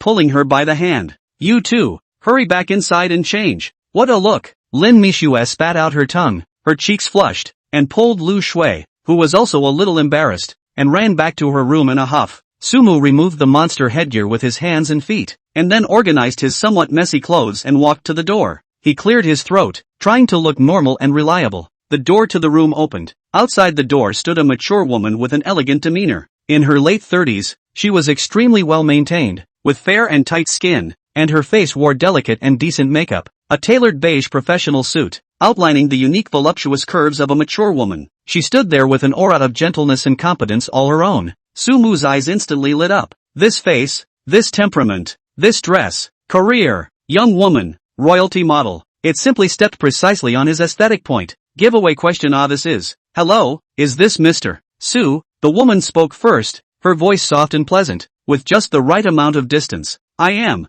Are you here to see the house? Sumu hurriedly turned sideways, a warm smile on his face. Yes, my name is Gu Qingman. I saw your rental information on the internet. Gu Qingman smiled and nodded, her gaze politely sizing up Sumu. Ms. Gu, please come in. Sumu let Gu Qingman inside. Gu Qingman walked into the living room, her eyes sweeping over the room's layout and decorations, her eyes showing obvious satisfaction. It's a nice house, tastefully decorated and well lit, she exclaimed heartily. The traces of the earlier scuffle still remained in the living room. A few pillows were askew on the floor, and Sumu was a little embarrassed. As you like, feel free to sit down, Sumu said with a smile, not moving as he kicked an Ultraman mask that had rolled to his feet under the sofa. At the risk of asking, what does Ms. Gu do for a living? I mainly do online beauty sharing, a beauty blogger of sorts, and I also do marketing management for a cosmetics company. Gu Qingman answered graciously. Sumu was happy in his heart. Beauty blogger, marketing manager, classy, affordable, and knows how to live. Perfect tenant. Does Ms. Gu have any other special requirements for the house? Sumu asked attentively. Everything else is fine. I mainly want the living room to be more spacious and bright, so it's easier for me to shoot videos sometimes. Also, it would be nice to have a separate dressing room. Gu Qingman stated her needs. Then you're here. Sumu clapped his hands and led her to the large modernly decorated flat on the second floor. Look, this living room is big enough, isn't it? The lighting is absolutely first class. That room over there, I purposely converted it into a dressing room, with lighting, mirrors, and storage all taken into consideration. You go and take a look? Gu Qingman sniffed, and indeed revealed an interested look as she walked into the remodeled dressing room. A few moments later, she walked out with a surprised look on her face. Fantastic, Mr. Su, this dressing room is even more professional than I imagined. You've been so considerate. Your satisfaction is most important. Sumu smiled so much that his eyes narrowed. The two of them had a good conversation, and Gu Qingman praised the house so much that she made a decision to rent it on the spot. When signing the contract, Sumu looked at the side of Gu Qingman's face as she lowered her head to sign the contract. The soft lines, the look of concentration. His heart suddenly thumped. How come? Feels a little familiar? Seems like I've seen a similar look somewhere. Like some deceased person? Sumu was calculating in his heart. This Ms. Gu seems to be in a good financial condition. The rent is set at 5,000 a month, which is not outrageous, and can also make her feel at ease. After signing the contract, Sumu mentioned as if he didn't care. Ms. Gu has such a good temperament. Surely her daughter is also very good looking? Gu Qingman smiled at her words, with a hint of helplessness and pride as a mother. Where, Mr. Su is too kind. I do have a daughter who is also in Jiangchang. Oh, such a coincidence? Sumu went along with the words. Your daughter must be excellent as well. Excellent can't be talked about. It's just a little girl who loves to toss and turn. Gu Qingman's tone doted on her. She got lucky a while ago, won the lottery, and opened her own milk tea store. Sumu's heart stirred as he casually asked. That's awesome. What's her name? Her name is Bai Shallow, Gu Qingman said with a smile. White Shallow? These three words were like thunderbolts from a clear sky, instantly splitting above Sumu's head. The smile on his face froze. Ex-girlfriend? The ex-girlfriend who played him for a fool and finally disappeared without a trace under the pretext of getting into the civil service. Surprisingly, it was the daughter of the elegant young woman in front of her? Sumu felt as if his heart was viciously clutched by an invisible hand, and breathing became difficult. He forced himself to be calm, but his voice couldn't help but take on an imperceptible tremor. White Shallow, I seem to recognize. He tried to make his tone sound like chance. Didn't she say that she got into the civil service and went back to her hometown? How come she's opening a milk tea store in Jiangcheng? Gu Qingman's face showed obvious bewilderment and surprise when she heard this. Take the public exam? Back home? She frowned. No, Shallow never told me about taking the public examination. She did say some time ago that she won about $1 million in the lottery, and then she used that money to open a milk tea store near the university town of Jiangcheng, saying that she wanted to start her own business. $1 million? A lottery ticket? A milk tea store? Entrepreneurship? Sumu's mind buzzed and instantly understood everything. Bull **** getting into civil service. Bull **** struggling together and taking turns working. So he won $1 million, thought his poor boyfriend was in the way, made up a reason and kicked him out, and took the money himself to have a good time? It's a shame he was stupidly upset for so long. He thought she was really in it for the future. This woman. Sumu only felt a wave of anger rush straight to the sky, burning him to the point of blackness. He had always thought that when he had money, his mind would become calm and less prone to anger. But right now, he only wanted to pull out that damned woman by Shallow and question her fiercely. Gu Qingman looked at Sumu's face that instantly became extremely ugly, as well as the undisguised shock and anger in his eyes. She giggled in her heart and asked tentatively, Mr. Su, you don't look too good. Are you uncomfortable somewhere? Or do you and my daughter Asa know each other? Or have some sort of beef? This young landlord's reaction. It's not quite right. Sumu snapped back to his senses and met Gu Qingman's worried and probing gaze. He took a deep breath and let it out slowly, forcing down the churning emotions. A smile that was worse than a cry was re-squeezed on his face. It's okay, Ms. Gu. I'm fine. Just suddenly remembered some not so pleasant old memories. He now only wanted to immediately, right away, see that woman by Shallow. Chapter 027, Pure Goddess. Sumu sent Gu Qingman out the door with that standard, slightly detached polite smile still on his face. The elevator doors closed with a ding, shutting out the outside world. The smile on Sumu's face instantly disappeared, so fast that it was as if it had never existed. He turned and walked expressionlessly to the bathroom. Shallow white. The sound of water clattered. Cold jets of water split his face, irritating his skin but not quenching the fire in his heart. Sumu closed his eyes and let the cold water wash over him. By shallow, do you think you can turn over a new leaf just because you won a measly $1 million? And get rid of me for good? In your wildest dreams. His teeth were clenched and droplets of water slid down his jawline. After a few minutes, the sound of water stopped. Sumu dried his body, wrapped only in a bath towel, and walked back to the living room with a vapor. The sight of the living room loosened his taut nerves a little. Lin Mixue had changed into a pink silk halter nightgown and was lazily curled up in the sofa swiping her cell phone. The light from the screen reflected on her face, her skin glowing white. Two long, straight legs were casually interlocked, dangling in the light. At the bar, Willow was holding a red wine glass, her posture elegant, with a few points of mature woman's lazy flirtation. The black lace nightgown outlined the exquisite curves and raised her hands and feet in style. Seeing Sumu come out, Lin Mixue put down her cell phone, her voice delicate and soft. What took you so long? Did you break the faucet? Sumu walked over with large strides and sunk his butt into the sofa between the two, left and right. His arms felt too warm, soft bodies. The little bit of gloom in his heart seemed to be squeezed away quite a bit. He hooked the corners of his mouth with a bit of a nasty grin.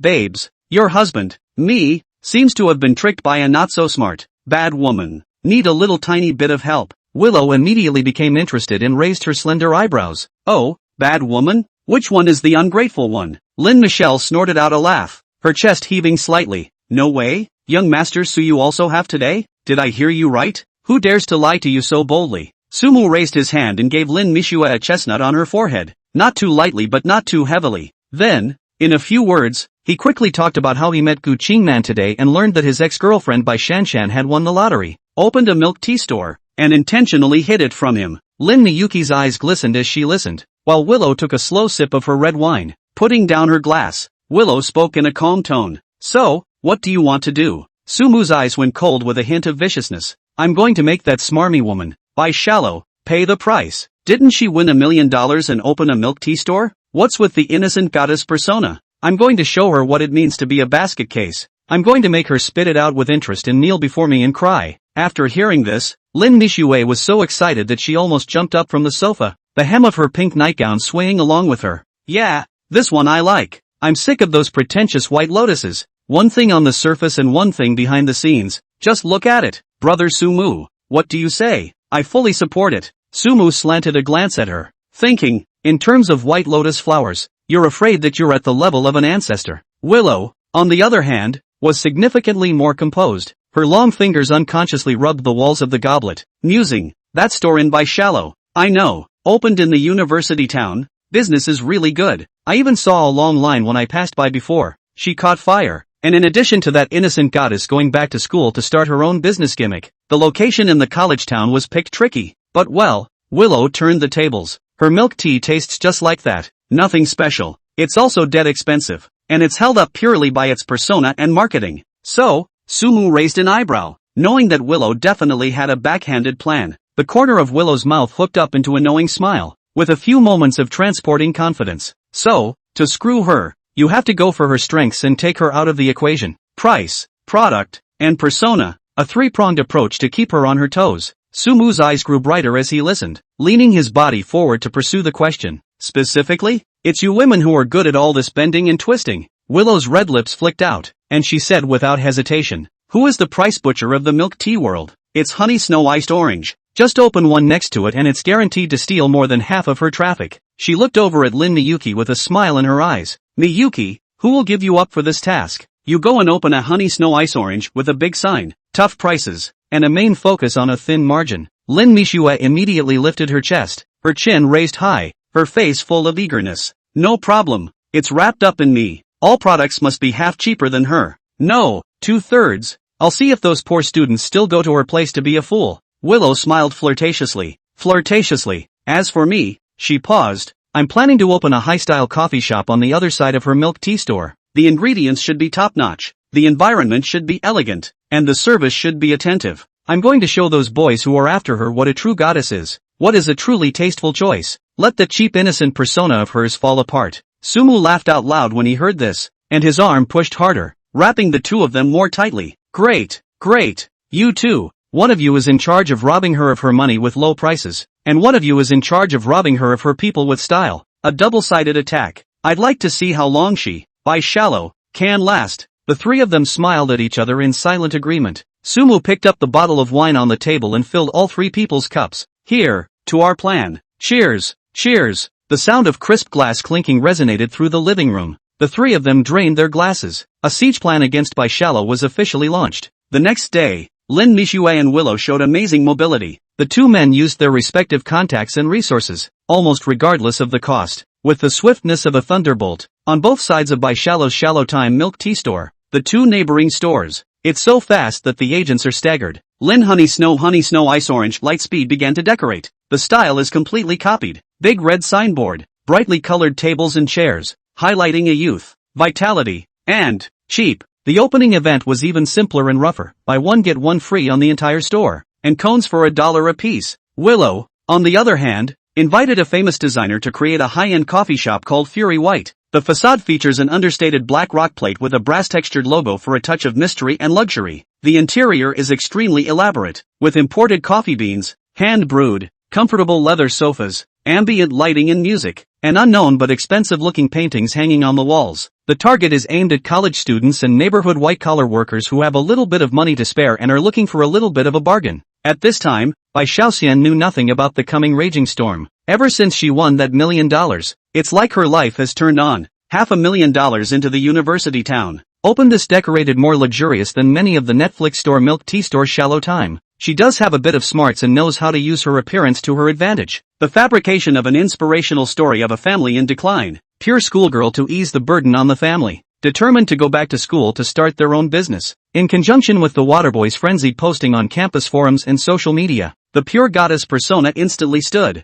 attracting countless unknown college students to card. There is a long line in front of the milk tea store every day, and most of them are boys who come to see the goddess of the boss's wife. Business is so good that it explodes, with daily turnover easily exceeding $10,000, after costs, netting 60,000 or 70,000 a month is like a game. It's a rate of earning that makes her laugh every night as she counts her money. The bank card is still lying in the 300,000 spare cash. Bai Shallow feel that she is simply the chosen daughter, a proper white rich beauty, walking with the wind. Nowadays, the main part of her day is to dress herself up in all her glory, wearing newly purchased designer clothes and carrying the latest bag. You gracefully take a few turns around the store to receive attention and compliments from the crowd. Occasionally take a few selfies with 8 layers of filters. Post them to friends and Weibo, with a few lines of text that inadvertently reveal their efforts and tastes, and continue to consolidate their persona, enjoying the pursuit of the dog lickers. As for the management of a milk tea store, long ago a stream was thrown to the overpaid store manager. She sleeps until she wakes up naturally every day,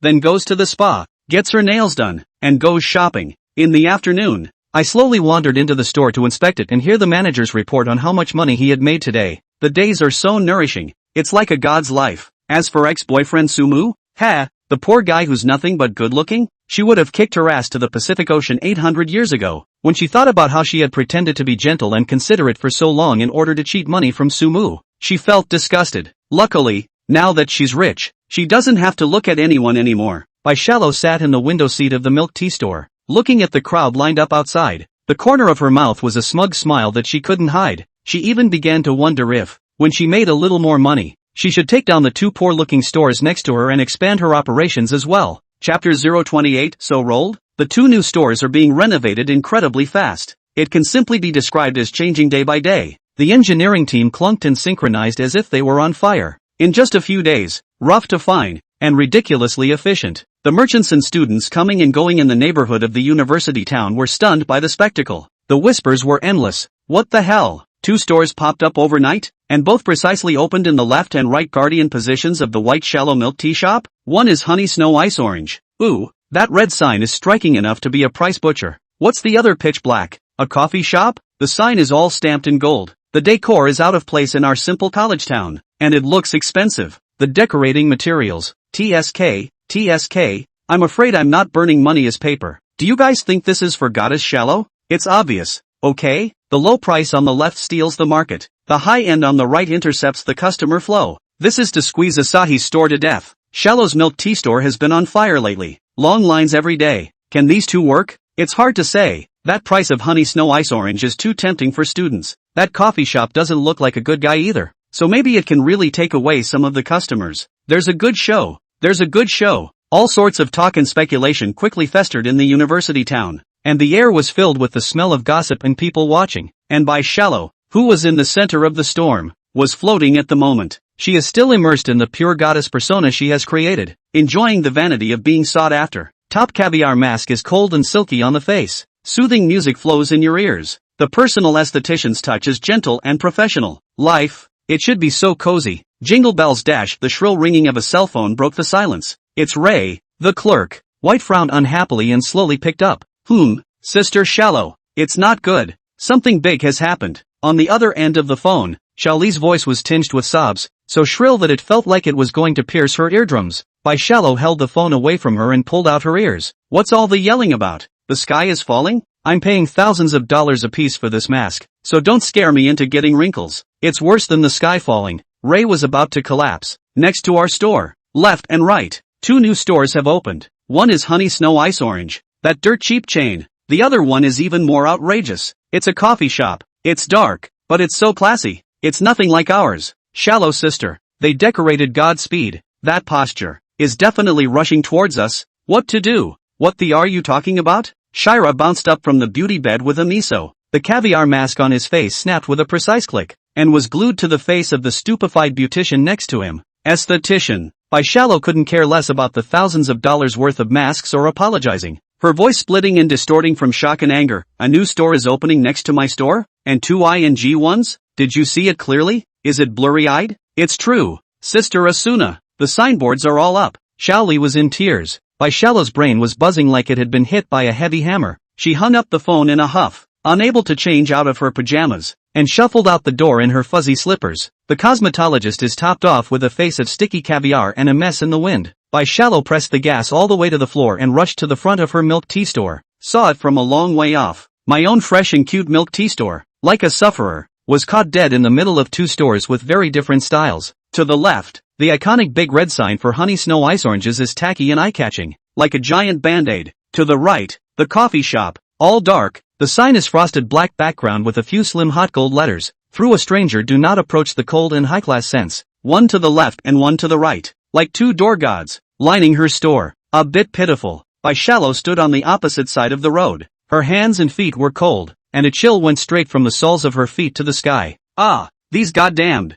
Is business so involutional now? How many days have I been on fire? I haven't had enough good times yet, and someone's just jealous to get a piece of the action? She stared at the 2 stores dead in the face, and the more she looked, the more wrong she became. This speed, this sighting, this left-right pincer movement, it's too deliberate. This is definitely not some commercial coincidence. This is someone messing with her behind her back, mingling to cut off her wealth. Bai's heart sank, and she began to make frantic phone calls, using all of her contacts to inquire about these 2 stores. However, the news is sporadic, like squeezing toothpaste. Just know that these 2 stores seem to have appeared out of nowhere. Who the owner is, no one knows. It's mysterious. The only thing we can be sure of is that the other party is financially strong, smashing money as if it were a game, and in just a few days completed a renovation project that would have left ordinary stores in the dust. Bai Shallow took a deep breath and slowly exhaled again. Panic is a bit of a panic, but it's not a desperate time. Who is she? Shirato? The recognized goddess of the college town.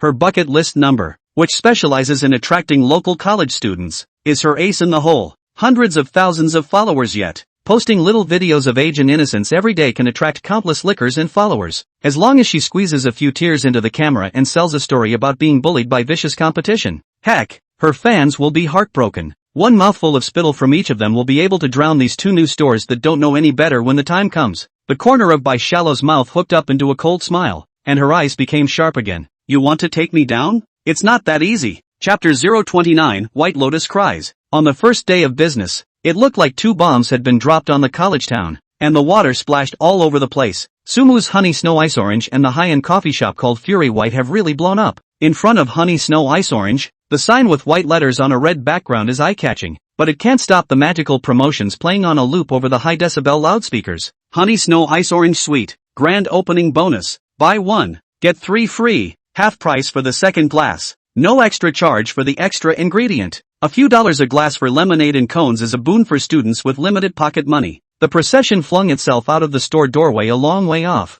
full of young heads, rounding several corners, without a glimpse of the end of the line. Next door, in front of White Shallow's milk tea shop, it was so cold that it was like an early entry into a sluggish fall. Then look at the other side of the fury white, black and gold tone, design sense of pull full, glass doors and windows polished, through a not poor strength. Lighting in the store is warm yellow tone, tables and chairs look comfortable, the air wafting coffee beans roasted mellow aroma, a little small art gallery meaning. A cup of coffee starts at 20 or 30, not exactly cheap for students, but there are still plenty of students and teachers who want to find a quiet place to read a book, or a couple's date, or a group to discuss an assignment. They sat by the window with paper cups printed with a simple logo, watching the bustle of the honey snow ice orange outside, which was comparable to the spring festival, with a kind of leisure in their eyes as they watched the fire from the other side of the river. Bai Xiao stood in her empty store, her heart falling down a little. The store that had a long line yesterday doesn't even have a ghost today. Occasionally, a few familiar-looking customers passed by, poked their heads in and looked around, but eventually turned their feet and walked next door. Either you are seduced by a few dollars of cheap goods, or you are mesmerized by the high class next door.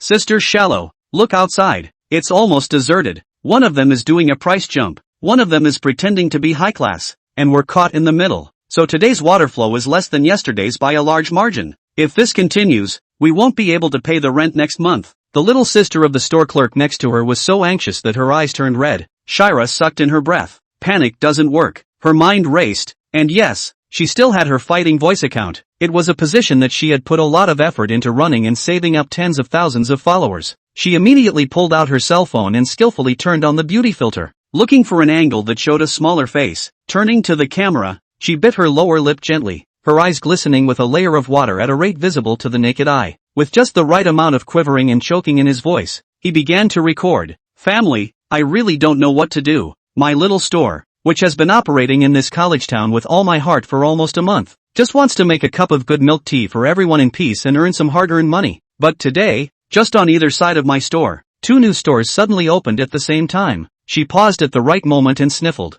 her hand on the phone shaking slightly, making the camera shake with it, looking extraordinarily helpless and real. One is one of those big brands that are available nationwide, and as soon as they come in, they do some kind of buy one get three free thing, and the price is extraordinarily low, a couple of bucks a cup. The other one is one of those coffee shops that just looks expensive and is exceptionally well decorated, and one cup of coffee is worth 3 or 4 cups for us here. When they came, they took all the customers. Look at. She turned the camera to the empty storefront. I don't have a single person in my store right now. I know, there must be competition in business. It's normal. I'm not afraid of suffering, but isn't it a bit too much of a bully for them to pin me in the middle like that, left and right? I'm just a girl who wants to work on her own and open a small store to support herself.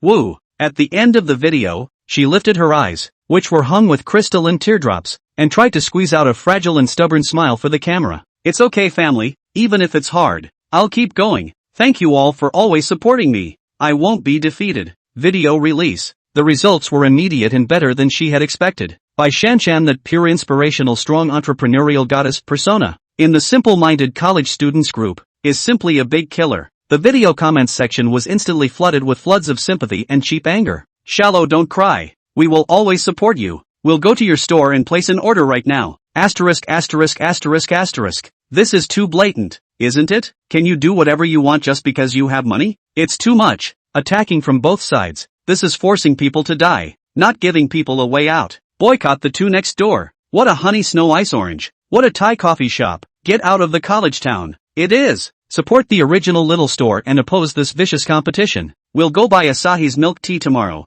Heartbroken Shallow. We'll go pass by next door tomorrow and give them a taste of their own medicine. Let them know that students aren't easy to bully. Don't be afraid. Shallow, we boys will protect you. Never let them have their way. Protect the best Asami. The poor, easily inflamed sense of justice and compassion of the young students was easily ignited. Day 2. As expected, a group of university students spontaneously gathered in front of the stores of Honey Ice Orange and Fruity White. They didn't dare to make a real scene, but stood in 2s and 3s, holding up makeshift signs made of printer paper or cardboard. Objection to the inner volume. Support shallow little shop. Boycott the bad competition. Capitalize and get out of the college town. When someone wants to go into the store to buy something, they huddle up and kindly persuade them. Classmate, it's not easy for the small store next to shallow. Support the original small store. How hard it is for a girl to start a business. Don't let big capital drive small business owners to death. Let's have a conscience. You can't just be cheap / just enjoy yourself as a human being. Be compassionate. This move, moral abduction plus human wall blockade on some thin-skinned or love to join in the fun of the students do have a little effect.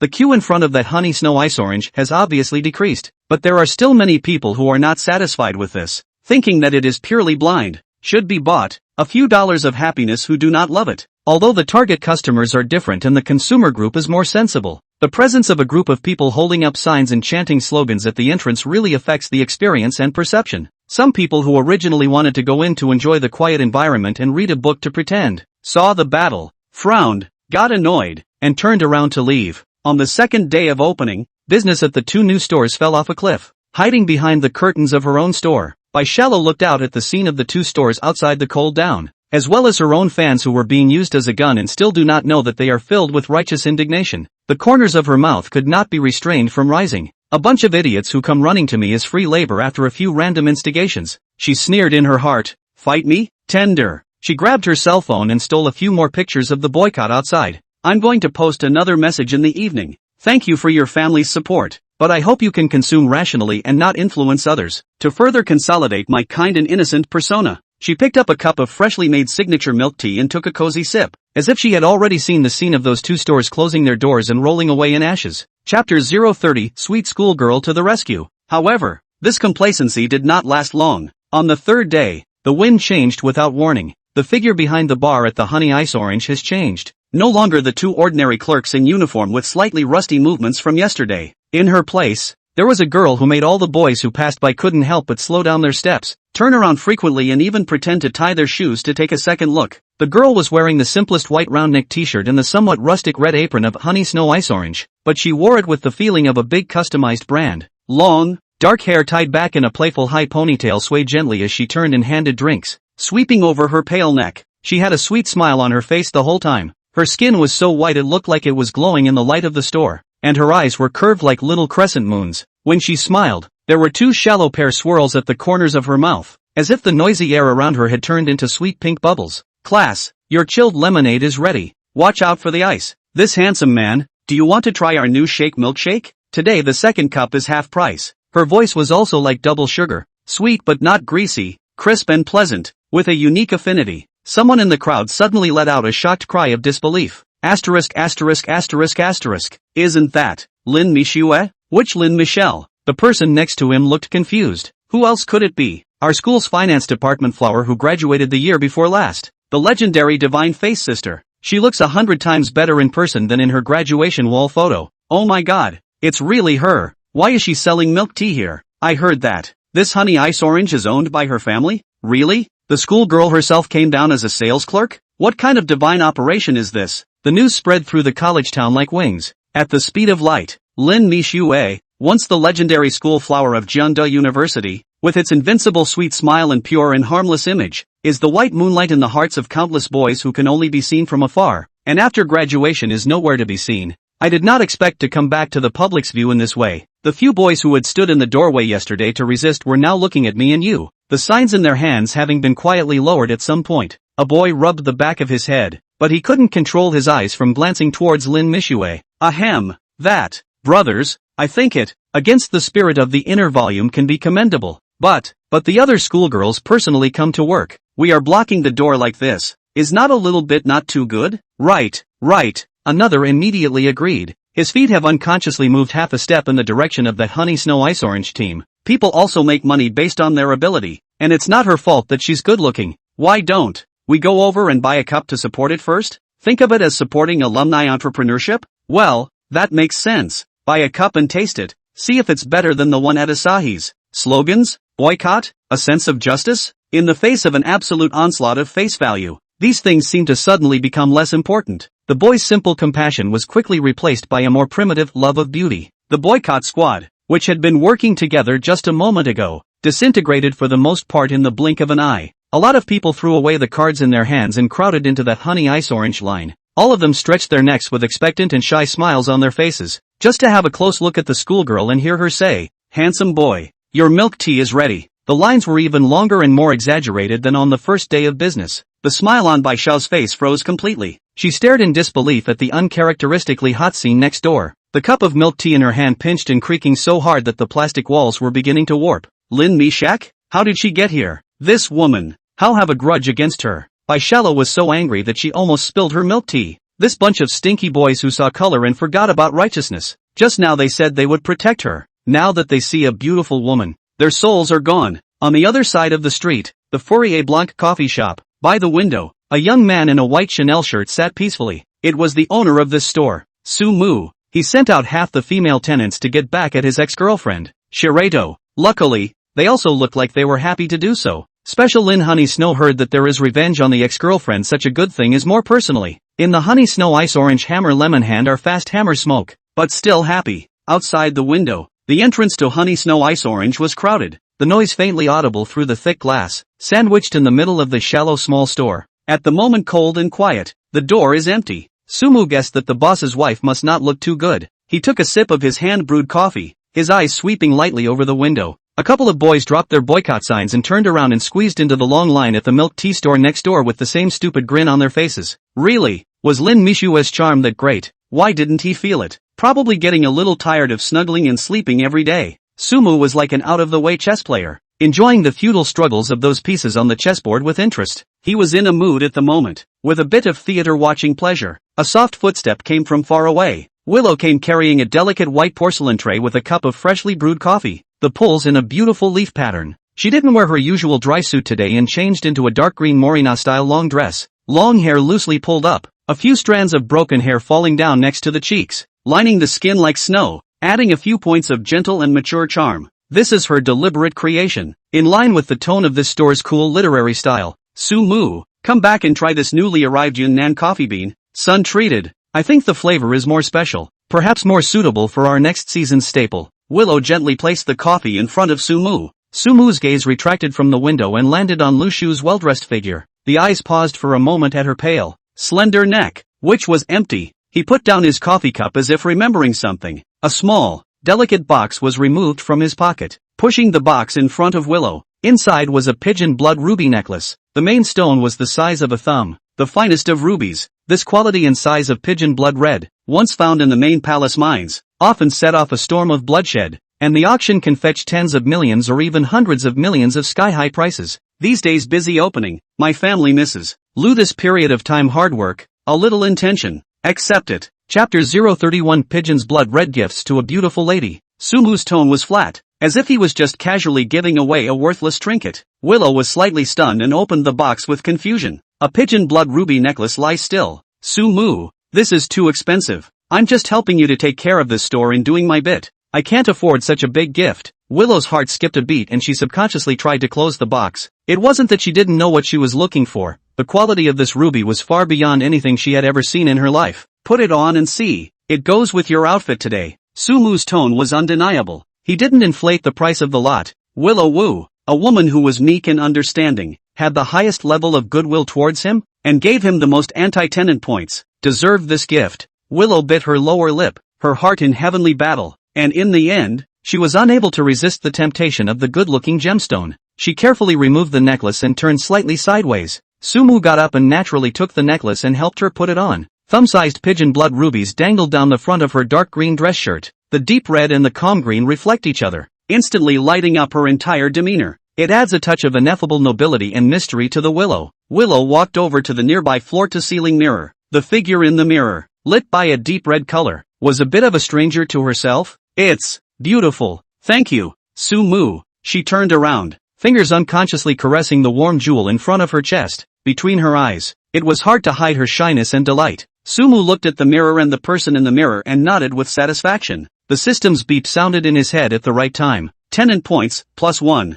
Tenant points, +1. Tenant gift rebate, triggered. Willow density 82. Triggered tenfold blast. Rewarded with 20 grams of auction-grade pigeon's blood ruby raw stone. Valued at 200 million. Not bad. Gift rebates were received and tenant points were available. With this rebate plus the previous accumulation, there are just enough tenant points to make a drawing. Sumu's heart moved slightly. It seemed that this gift was given at the right time. Without moving, he called up the system interface and chose the lottery. The turntable spun rapidly and the light flashed. Eventually, the pointer settled on a skill icon. Congratulations to the host for obtaining Master Piano Proficiency. Piano? Sumu was slightly surprised, and then accepted this new skill that fit in quite well with the atmosphere of the cafe. His eyes happened to fall on the polished black grand piano in the corner of the cafe. It was a special decoration that Willow had put up. and occasionally she played a song or two when the mood struck her. I didn't realize that it would come in handy today. He looked to Willow. Can you play the piano? Willow froze for a moment before responding.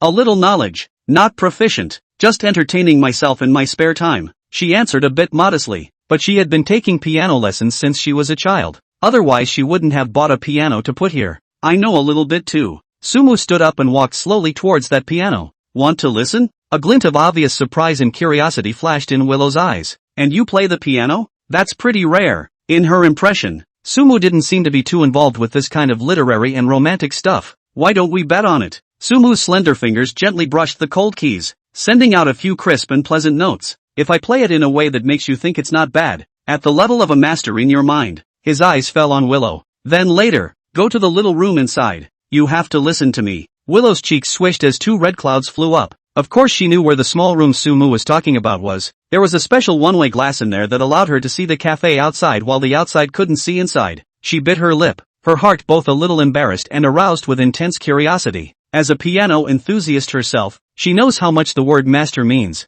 Looking around the world, not many people would dare to actually bear that name. She believed that Sumu would play, but master level? She felt the possibility was slim to none. Probably trying to tease her? Good. Eventually, intense curiosity overpowered the bit of shyness, and Willow nodded gently, a hint of disbelief and challenge in her eyes. I'm waiting to enjoy your mastery. She'd like to see what he could play. Sumu smiled faintly and sat down in front of the piano. He adjusted his breathing and hung his fingers above the keys. In an instant, his entire aura changed abruptly. The lethargy and casualness of the party disappeared without a trace, replaced by a focused and deep aura, as if isolated from the surroundings. In the next second, a low and full of despair melody, like a black tide, slowly flowed out from his fingertips. Chopin's Nocturne in C minor. The sound of that zither was like a sob, carrying suppressed pain to the extreme and endless memories. Sumu's fingertips flipped and jumped on the black and white keys, sometimes slow and heavy, as if struggling hopelessly in the dark mire, sometimes fierce and urgent,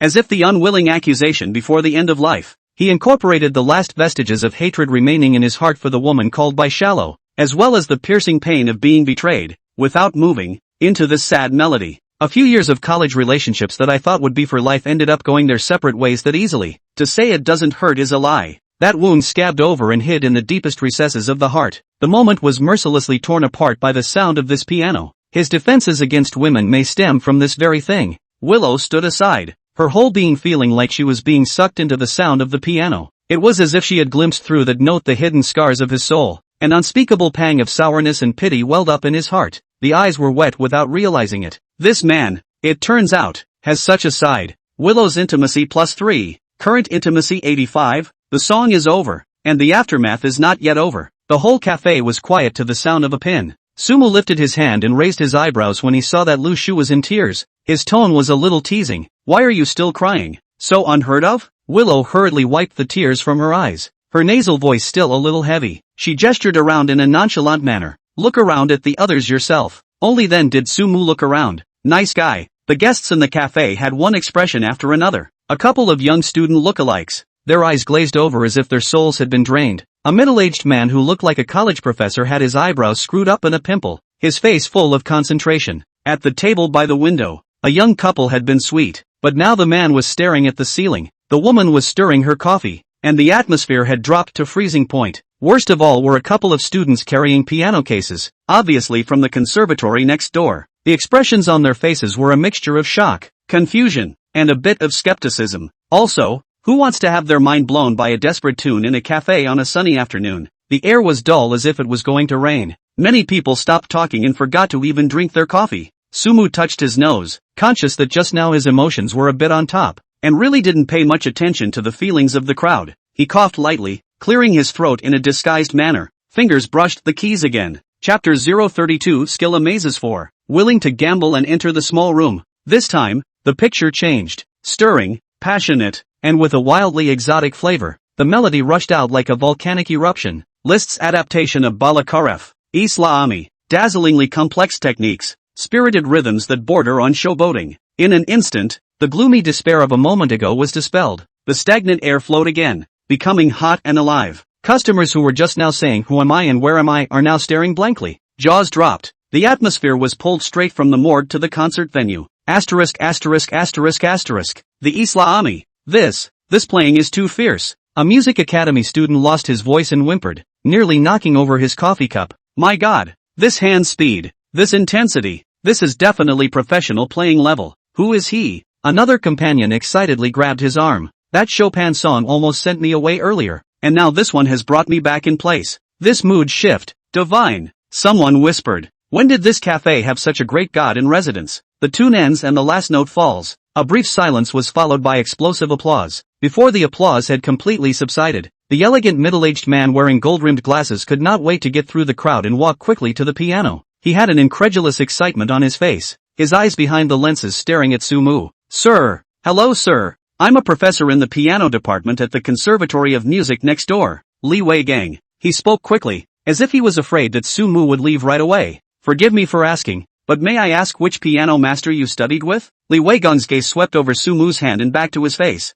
filled with inquiry and admiration. That Chopin nocturne just now, with its full depth of emotion and impeccable technique, has been amazing. But this Isla May song in the back, geez, he couldn't seem to find the right word and gestured. The difficulty, the finish, this is simply world-class playing. Incredible. He held up his glasses, his tone carrying the rigor of a scholar and the fervor of a music fan, especially the shift in mood between the two pieces, from extremely sad and depressing to spirited and passionate, articulated so naturally and yet so shockingly. The surrounding guests, especially the few conservatory students, all perked up their ears, not daring to utter a single breath. Lu Shu stood by the side, looking at the professor who was so excited that he lost his temper a bit, and then looked at Sumu. The corner of her mouth couldn't help but rise slightly. My own man is really something. Sumu stood up from the piano stool, slightly taller than Li Weigang. In the face of this sudden enthusiasm and extremely high praise, the same bland smile remained on his face. Professor Li, you flatter me. Playing randomly, not exactly a master. Levi just froze. Just flick it? You call this a random flick? Then what are those students at their conservatory who practice hard every day?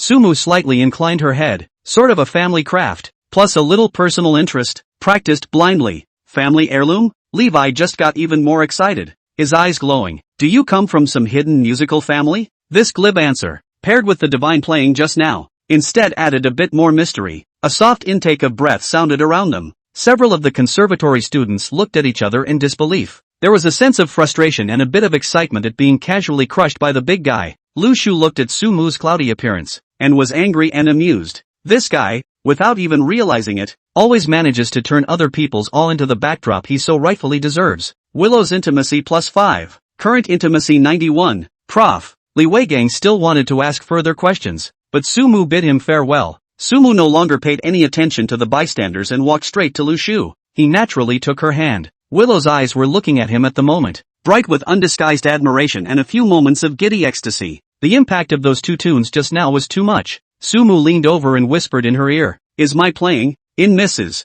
Willow's opinion, masterful enough?" The corner of Willow's mouth twitched. Maestro? The professor from the conservatory outside just now was so excited that he almost worshipped on the spot. It's more than enough. It's more than enough. Looks like I won. Willing to bet. Now, isn't it time to go to that little room and fulfill our agreement? Boom. Willow's cheeks burned. She nodded almost subconsciously, and was led by him, a little limp-footed, towards that particular room with its ambiguous overtones. The door to the room was gently closed, isolated from the rapturous applause and countless probing, marveling eyes outside. This small parlor, or special room, was elegantly furnished. Soft carpets, comfortable sofas, and a few impressionist paintings on the wall. The most unusual design is the one-way glass wall facing the cafe lobby. From the inside, you could clearly see all the sights outside, the crowd of excited discussions, the busy waiters, the still stifling Professor Lee, and you could also see the shallow milk tea store next door. The people outside, however, couldn't get the slightest peek inside,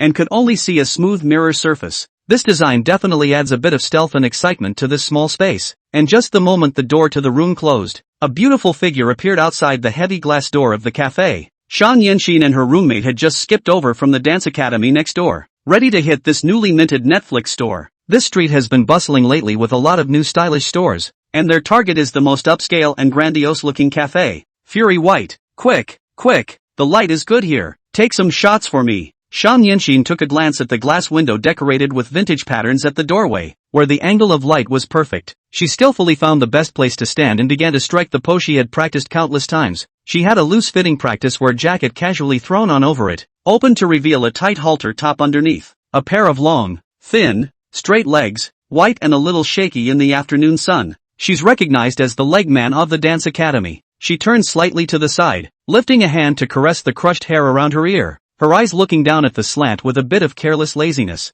The housemaid held up her cell phone, excitedly looking for an angle. Wow, Yunsun, absolutely fantastic. This light, these long legs, no need for retouching at all. The housemates clicked the shutter while disguised as the head of the Quaaludes. Just this pose, hold it, it's so sensational. The facade bearer of our dance academy is really living up to its name. Shan Yinxin listened to her roommate's praise, the corners of her mouth hooked up into a confident arc, and in her eyes was a pride she was used to. She has always been confident in her physical attributes, was trying to change to a more leggy position, leaning back slightly, fingertips just touched the glass window behind them.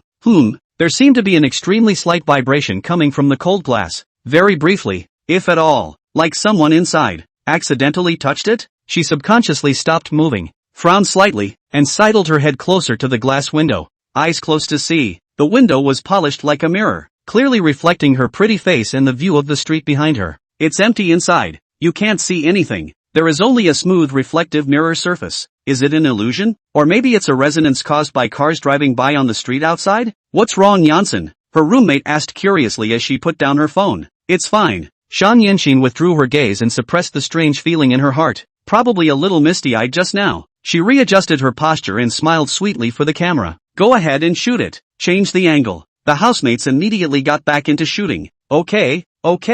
This side. Lift your legs a little higher. Yes.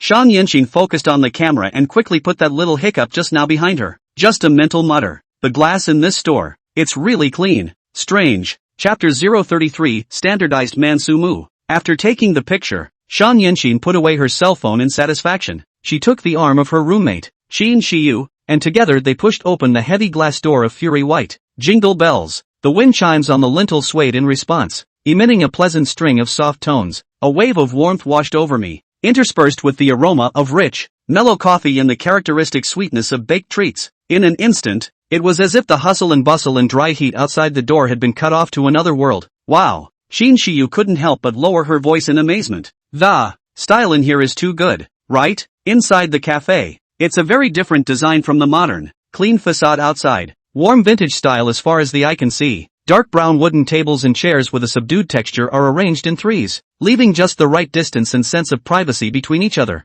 The air was lazy with low, twangy jazz. The lights had been carefully tuned to that soft hue that was warm and not harsh. Almost all of the window seats were seated, and the guests were talking in low voices and relaxed demeanor, and a cozy and comfortable atmosphere pervaded the whole space. Shan Yinxin's gaze swept over the surrounding area, and the color of appreciation was clearly reflected in the bottom of her beautiful eyes. She had always been almost fussy about her environment and aesthetics, and the design of this place certainly stepped precisely on her aesthetic point. Well, it's good. No wonder it's catching fire online. She raised her chin slightly, a little smugness in her tone that she didn't even notice, as if the store was owned by her family. Just like the feeling of peace and quiet and staying comfortable. The two of them found an empty seat a little further in. The body sinks into the soft velvet sofa chair and is wrapped in comfort. Qin Shiyu picked up the menu on the table, and only after flipping through 2 pages, she couldn't help but stagger. TSK, look at the price. It's really not cheap. Yinxin, you said that to open such a decent store? How much money must be smashed into it?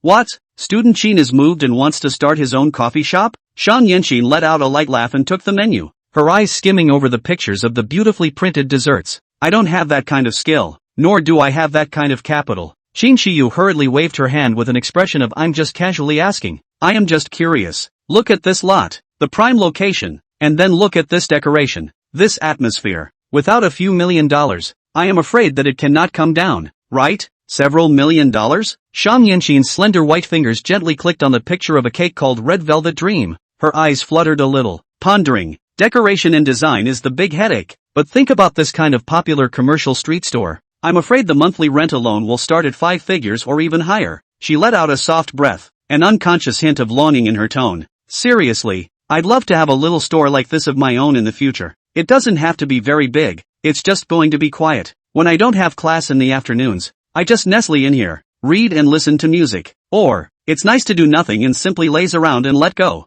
Qin Shiyu was amused by the picture she painted. My great lady, your idea is too petty. Let's not talk about where the startup capital will come from. But with this burning rent, what's wrong with having that kind of free money? Collecting rent as a landlady is more labor-saving than opening a store. Shan Yanxin defiantly skimmed her lips. I know, the most realistic student Qin. I just want to think about it. I just want to get a taste of it. Okay, okay, okay, okay. You can think whatever you want. You can open a galactic coffee chain if you want. Qin Shiyu smiled as she closed the menu. Now then, let's order something to drink and eat first, to fill our stomachs more practically. Aha! Shan Yanxin pointed to the picture she had just ordered. I'll have this red velvet cake and a hot latte. Okay, then I'll have a latte and a matcha mousse too. The waiter quickly brought what they had ordered. The dark red velvet cake is covered with a thick layer of clean white buttercream, next to a latte pulled in a pretty heart-shaped pattern. The mellow aroma of coffee and the sweet scent of the cake intertwine and fill the air. Just looking and smelling makes people's fingers tingle. Shan Yanxin habitually took out her cell phone,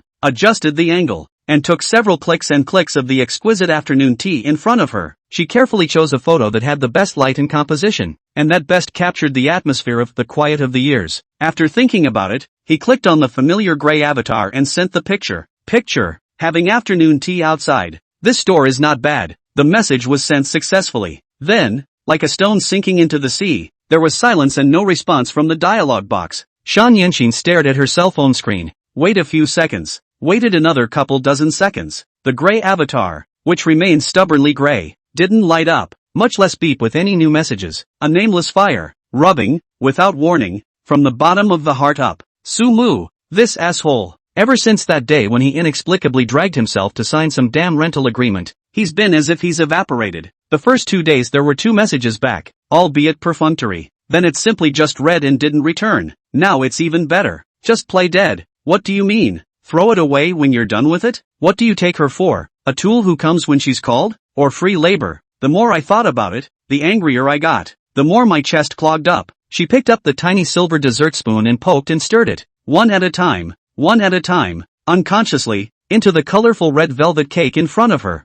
Soon, the originally delicate and beautiful cake became a bit of a mess as she destroyed it. Hey, Yun Shin, what's wrong with you? Qin Shiyu had just finished taking her share of afternoon tea and put down her cell phone with satisfaction. When she looked up, she saw her best friend doing violence to the cake. She couldn't help but be curious. The cake wasn't good? No. Shan Yanxin returned sullenly. She put the spoon down and took a sip from her latte. The warm liquid slid down his throat, but it did nothing to calm that irritation in his heart. She couldn't hold it in, took a deep breath, and decided to export negative energy to her good sister. Cece, do you think that some men are just particularly scummy? Ha? Qin Shiyu blinked her eyes, a little confused. Why are you suddenly talking about this? Who has upset our great beauty Shan? Who else could there be? Shan Yanxin bit the small opening on the lid of her latte cup, her eyes fluttering. Just one asshole, running away after teasing someone and playing disappearing after signing something. Send a message to love to return not to return. For several days not even a shadow. You say angry not angry?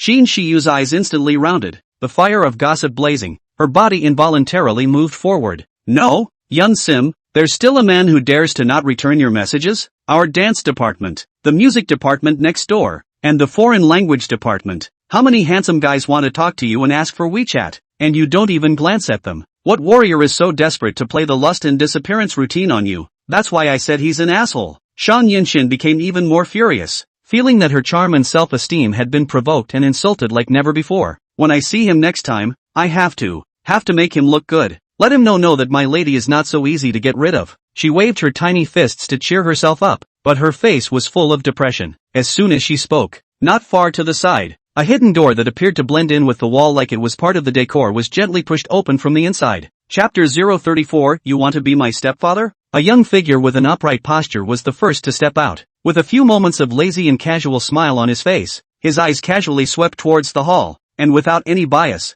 it happened to land on Shan Yanxin's table. Immediately after that, a beautiful woman with a gentle and graceful temperament followed him out. The woman's face still seemed to have a hint of a blush that hadn't quite faded. The air, as if frozen in this instant. The expression on Shan Yanxin's face went through the gamut from puffed-up indignation, to incredulous dismay, and finally settled on utter shock. Her mouth dropped open slightly and her eyes glazed over. Qin Shiyu also looked dumbfounded. She looked at the boy who was a little too handsome, then at the equally eye-catching, airy, mature beauty beside him, and finally her eyes fell back to her own side, where she had been completely petrified of her roommate, the boy. It's not the same asshole Sumu that Shang Yanxin was just gnashing her teeth and swearing to make him look good, Lu Butan Pa share. But it's also the same asshole Sumu that was just gnashing her teeth and swearing to make him look good. And what's with the woman next to him? Sumu obviously saw them as well, and he didn't seem surprised at all. He raised an eyebrow. The corner of his mouth curled up into a smirk with a bit of a playful arc, and he stepped away from his long legs,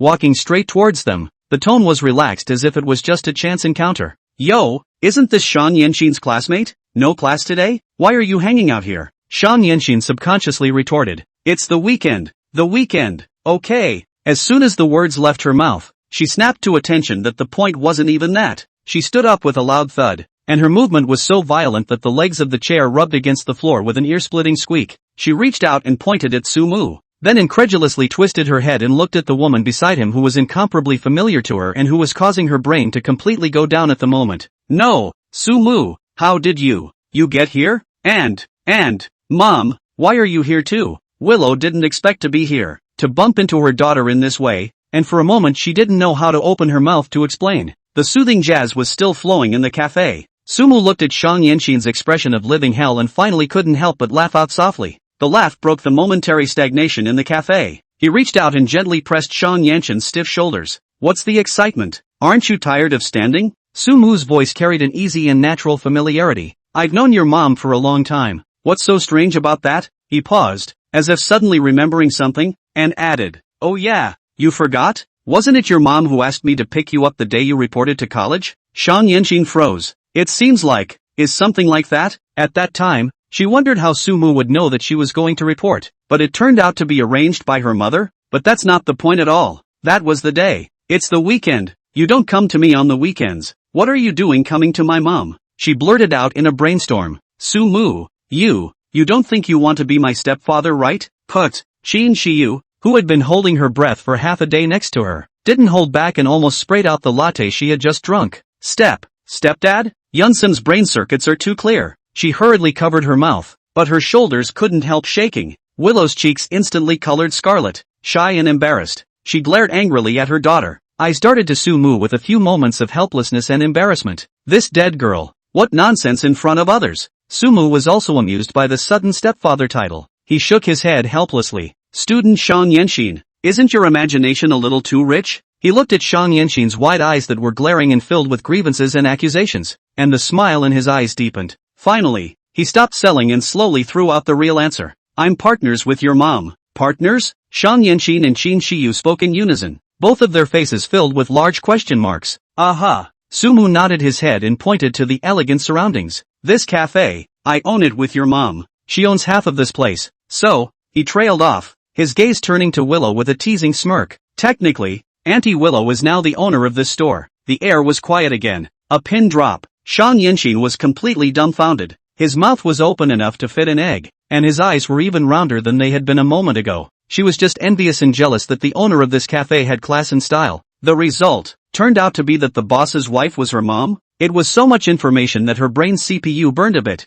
Qin Shiyu was also completely petrified, and the cell phone in her hand almost slipped off. Can it still be like that? A partnership to open a cafe? Boss lady? That's a quick plot reversal. It was almost more exciting than the 8 o'clock show she was chasing. Shang Yanxin jerked her head around and stared at her mother dead in the face. The voice was all a little shaky, like it was confirming something unbelievable. Mom, he's telling the truth? Willow was a little uncomfortable by the direct look her daughter was giving her. Eyes flickered for a moment before he finally gave a slight nod. There was a not-so-nice smile on his face. Well, it's true, Yunsim. I changed jobs and thought I'd surprise you, so I didn't tell you ahead of time. Surprise? It's more than a surprise. It's an amazing egg smash. Or a golden egg. 1 minute you're poking at a cake because you've been left out in the cold by a scumbag. The next thing you know, the scumbag is mom's partner. And the grungy cafe that you were just envious of was half of mom's? The great surprise exploded violently in his chest like brilliant fireworks. It instantly washed away all the previous depression, aggravation, and that little bit of resentment. Ah, Mom! Shang Yanxin screamed and excitedly jumped into Ryusu's arms, hugging her tightly. Mom, you're fantastic. I love you. She couldn't believe that happiness had come so suddenly. This store, their home. You can come back every day from now on. Qin Shiyu looked on from the side and her eyes went straight. the word envy almost spilling out of her eyes. Woohoo, how other people's moms are so giving. Not only is she pretty and classy, but she's also partnered with such a handsome hunk to run a cafe. And then look at his own mom. Forget it, don't mention it. Mentioning it is all tears. Willow was caught off guard by her daughter's sudden and enthusiastic embrace. The body subconsciously stiffened. Her legs are actually still a little soft, but feeling the warmth of her daughter's embrace and that heartfelt leap, her heart was instantly filled. Ever since my daughter entered adolescence, she has become more and more independent, like a little pepper with thorns all over her body, and seldom gets as pampered and close to her as she did when she was a child. Unexpectedly, Lu Shu's gaze involuntarily drifted to Sumu on the side, his eyes filled with complex and genuine gratitude. All this change seemed to be related to Sumu. Ding! Detected Willow's mood swings. Favorability +2. Current favorability 94, never leave her. Ding! Tenant points +5. Currently accumulating 6 points. The system beep that sounded in his head caused Sumu to raise his eyebrows slightly. That's a favor? And it was raised straight to 94? He remembered that when his relationship with Willow had skyrocketed and was at its most intense, it seemed like the favorability was only about 70 points, right? Now this is sort of getting on the bus first and gradually getting your feelings in place? A gentle smile appeared on his face as he looked at the mother and daughter who were hugging each other tightly. Chapter 035, Running into an Ex-Girlfriend. It took a while before Shang Yenshin let go of Lu Shu, but the glow of excitement on her face did not diminish at all. Her cheeks flushed like ripe apples. Okay, sit down first. Willow smiled and patted her daughter on the back. Sumu opened his mouth at the right time and lifted his chin towards the waiter waiting beside him. Bring up the best dessert in the store. That black swan cake. The waiter bowed slightly and respectfully answered. Okay, Mr. Soon. A black swan cake with a delicate and elegant shape, like a work of art, was served. The black swan has a lifelike shape, embellished with edible gold leaf around its circumference, and a graceful neck that looks as if it is about to spread its wings in the next second. It was accompanied by small, delicate, gold-colored cutlery that was anything but ordinary at first glance. Shin Shiyu's eyes were sharp, sneaking a glance at the menu board standing in the distance, sucking in a mouthful of cool air, hurriedly coming to Shang Yenshin's ear and lowering her voice. Yunsen, this one costs more than $1,000, over $1,000, enough to cover her living expenses for half a month. Shang Yenshin's eyes glazed over, then curved into a crescent moon, shining brightly. She carefully picked up the small golden spoon and gently scooped a small piece of cake into her mouth as if it were a treasure. The rich and silky chocolate mousse instantly melts on the tongue with a hint of imperceptible wine flavor. Mellow but not too sweet, with a richly layered texture. The happiness was almost overflowing. So yummy. She squinted contentedly. After 2 small bites in a row, it was only as if she snapped to mind something serious that she put the spoon down fondly and grabbed a napkin to wipe the chocolate sauce left in the corners of her mouth. Clearing her throat, she lifted her glossy chin and tried to set a serious little face as she looked at Sumu on the opposite side. Humph, Sumu, don't think you can bribe me with a broken cake. I'm telling you, my lady hasn't forgiven you yet. Sumu raised his eyebrows and pretended to be puzzled. Oh, how did I upset our Miss Janssen? You have the nerve to ask. Shang Yenshin instantly became a bit angry again, and the sense of aggression that had just been soothed by the food bubbled up along with it. She held out her fingers and began to count. You haven't paid much attention to me in days. WeChat love to return or not? Last night I sent you so funny emoticons. You have not moved until now. Called you and didn't answer when it rang. And the day of the school report. He said he'd stay with me all day, but he left me alone at school and ran off without even saying hello. Now it's even more outrageous. How dare you sneak around and open a store with my mom, keeping me in the dark.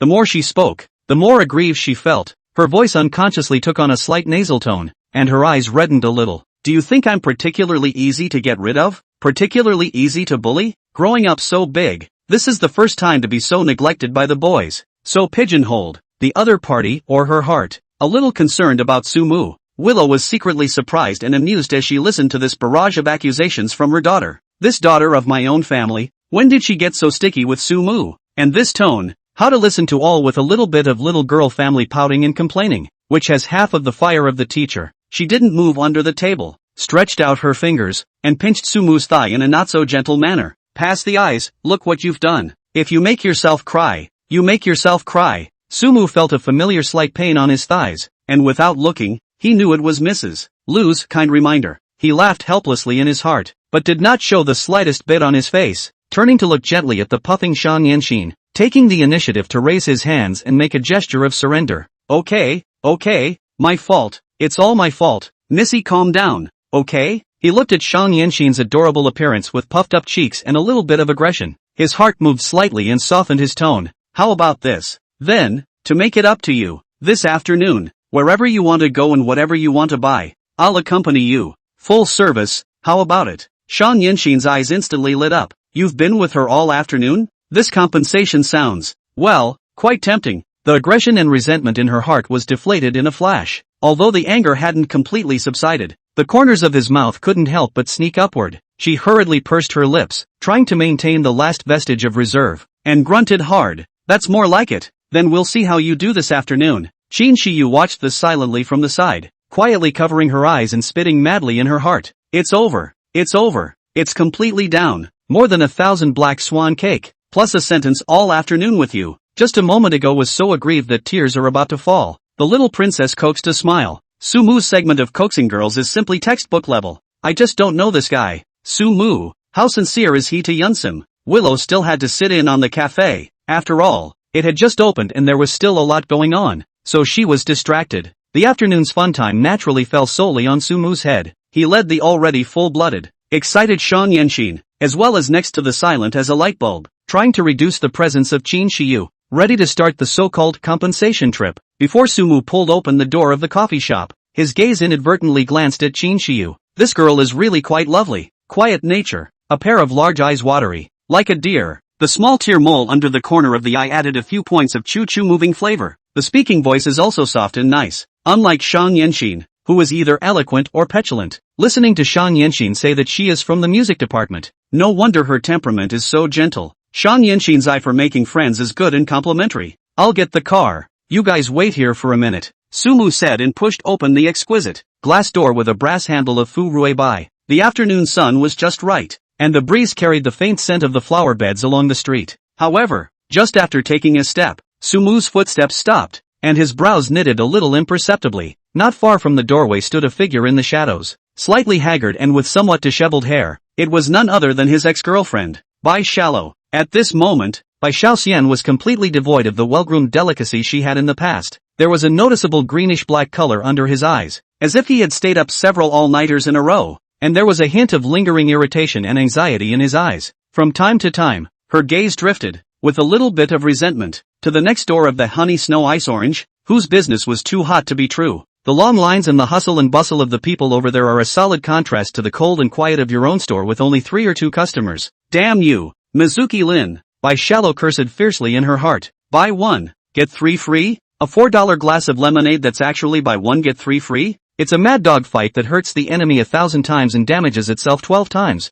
The results were so impressive that students and passers-by who were looking for a bargain flocked there like they had never seen water before, completely and utterly knocked her shallow milk tea store out of the park. Honestly, if it weren't for the fact that next door was the biggest competitor, she'd be tempted to go woolgather a few cups herself. What a pisser. When he was upset and gritting his teeth in secret, he looked up and saw Sumu walking out of the luxuriously decorated Fury White on the other side of the room. Chapter 036, New Love, Old Love. Bai Xiao's heart instantly rose to her throat. What a disaster. The house is leaking and it's raining all night long. Even if the business was spoiled by that Lin Mixue, this ghostly ex-boyfriend actually chased her here. What does he want? Come to laugh at her? To show off? Or are you just a thief who wants to get back together? Bai Xiao quickly took a few steps forward and directly stopped in front of Sumu, her voice suppressed with anger. Sumu, have you had enough? What the hell do you mean you chased me here? Told you we're broken up and you're going to come back to haunt me? Sumu's brows frowned several times imperceptibly deeper. What's wrong with this woman's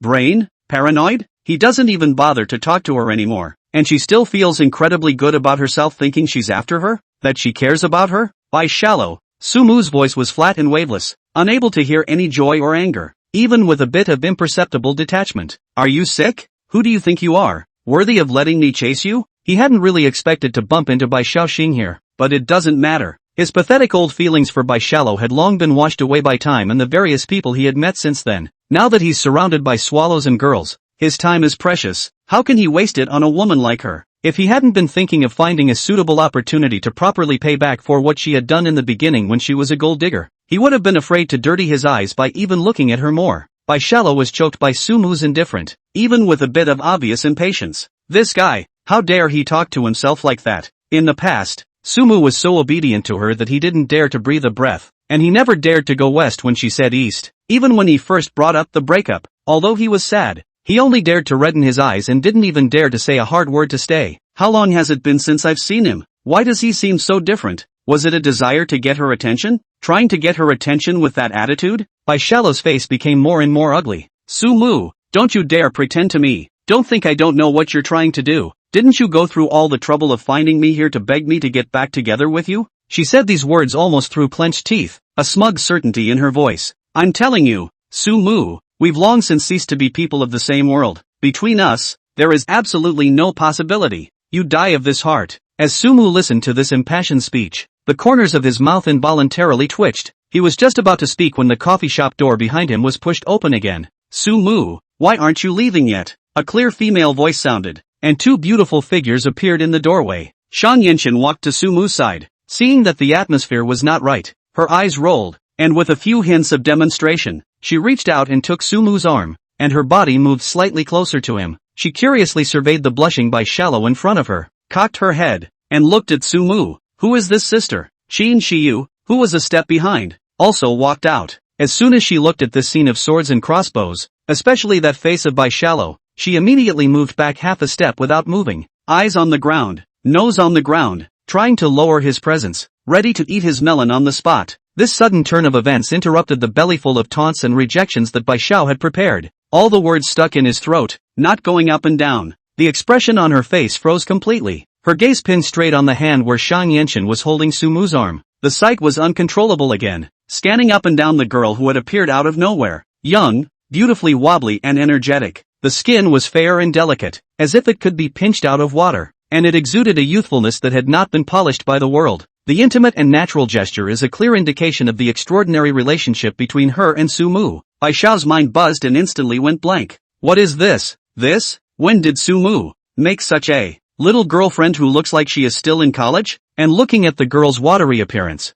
I'm afraid she hasn't been an adult for long, right? An unspeakable sourness and jealousy, mixed with a strong sense of frustration, instantly swept through Bai's internal organs. She subconsciously touched her face, and remembered the dark circles under her eyes from worrying about the store's business, and her carefully tended hair seemed a bit messy, obviously only graduated and worked for 2 years, and in front of this little girl then, but also inexplicably gave birth to a kind of people old and yellow illusion. Sumu felt the soft touch coming from his arm, as well as the faint, like some kind of jasmine scent fresh flavor on Shan Yenshin's body, and his mood inexplicably soothed. He glanced sideways at Shan Yenshin, who had a curious baby look on her face, and then glanced at Bai Xiaoxian, whose face was unpredictable, and the corner of his mouth hooked up into a bit of an imperceptible arc. His tone was flat, as if stating a trivial matter of no consequence. Oh, this MS. White Shallow is my ex-girlfriend. There may be a little misunderstanding between us. After saying that, he turned his head, his gaze falling on Bai Xiao,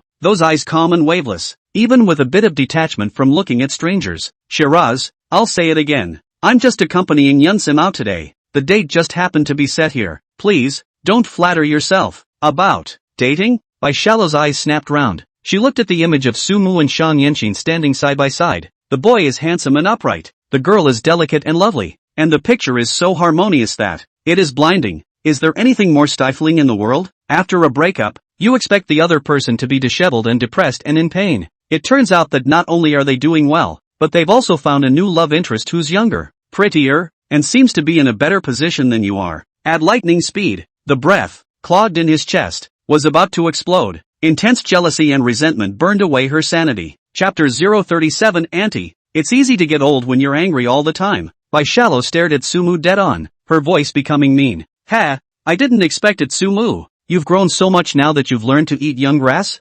This, looking for looks like a student, doesn't it? TSK, look at this tenderness. It's quite a bit younger than me, isn't it? You've really got it in you too. Sumu frowned slightly before he could speak. Shan Yenshin had already wrinkled her tiny nose in dissatisfaction and stood half a step forward, almost blocking in front of Sumu. Her crisp voice held a distinct note of displeasure. This auntie, you're talking strangely. Sumu is accompanying me out to play. What's it to you how we are? You look like you're in a bad mood. It's easy to get old when you're angry all the time. Sumu was slightly stunned. Listening to this crisp and barbed retort from Shan Yenshin, a certain feeling grew quietly in his heart. It was the first time that a girl had stood up for him in such a flagrant manner. He looked sideways at the girl beside him, who was holding his arm and was at the moment acting like a kitten with spikes up to protect her territory, and the corners of his mouth unconsciously lifted into a genuine smile. This little pepper, she's quite interesting. Bai Xiaoxian almost lost her breath at the crisp ante. The phrase, "it's easy to get old when you're angry all the time," hit the nail on the head again. Her well-maintained cheeks shook slightly with anger. Shira struggled to maintain the last vestiges of decency. "Little sister,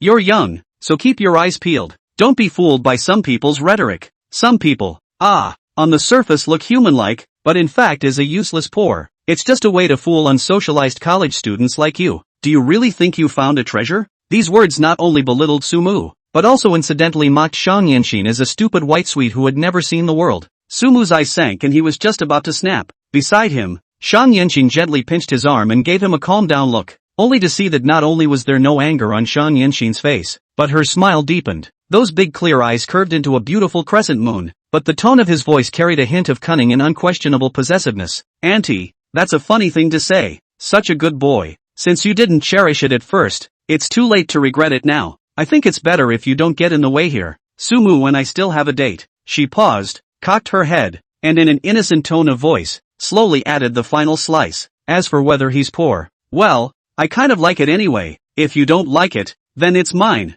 Excuse me, please, get out of the way. Good dogs don't get in the way." "You." Bai Shallow was so angry that she was trembling, pointing her finger at Shang Yanxin, her lips shivering, but she realized that she couldn't refute a single word. The social experience and so-called maturity she was so proud of was so unbearable in front of this articulate and unconventional little girl. What made her suffocate even more was that after Shang Yanxin finished, she actually acted as if she hadn't seen her as a person. Taking the initiative, he reached out his other empty hand and grabbed Sumu's wrist, then the fingertip slid down and interlocked with his fingers. The action was natural and intimate. She pulled Sumu, turned around and headed out. Come on, Sumu, let's go to the arcade. I want to play that latest dancing machine." Shang Yanxin pulled Sumu, her footsteps light, her voice full of leaps. It was as if the smooth-talking, fiery little pepper of a moment ago had only been a flash in the pan, and now she was back to being the vivacious, bright young girl she'd always been. Hey, wait for me." Qin Shiyu, who had been silently eating melon and trying to reduce her presence, saw this and hurriedly jogged to follow. The three of them just turned around and left in a dashing manner under the gaze of Bai Xiao's almost fire-breathing eyes.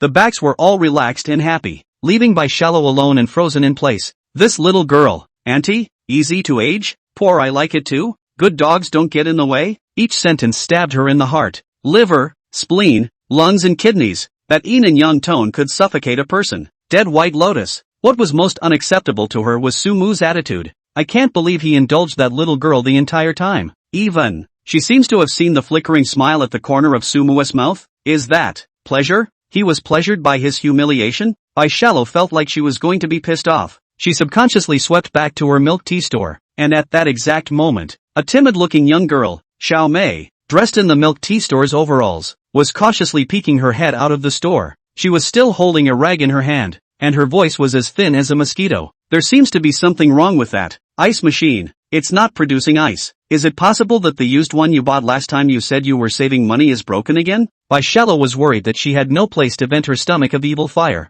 Hearing this, he turned his head violently, his eyes like poison knives, viciously gouging out the poor employee. Asterisk off. She screamed out, her voice twisted with rage. You can't even handle this little thing? What's the use of raising a bunch of losers like you? Can't even look at a machine. Are your eyes blind? If you don't want to do it, get out before it's too late. Mei shivered at the sudden and furious roar. The rag in his hand almost fell to the floor. She shrank back in fear and ducked back behind the bar, her heart still pounding. What a Thai boss! She spat silently in her mind. When you can't handle your ex-boyfriend yourself, you take it out on your employees. No wonder that handsome guy broke up with her and found a younger, prettier, better-tempered one. Who can stand this menopausal tantrum? Still dislike people poor, their own stingy to buy a second-hand ice maker, 3 days twice broken, but also have the nerve to say others. Serves you right. Chapter 038, Key of the Koenigsegg Ghost. On the other side, Su Mu, Shang Yanxin and Qin Shiyu had already walked out nearly 100 meters away, completely leaving that unpleasant milk tea store and out of Bai Xiao's line of sight.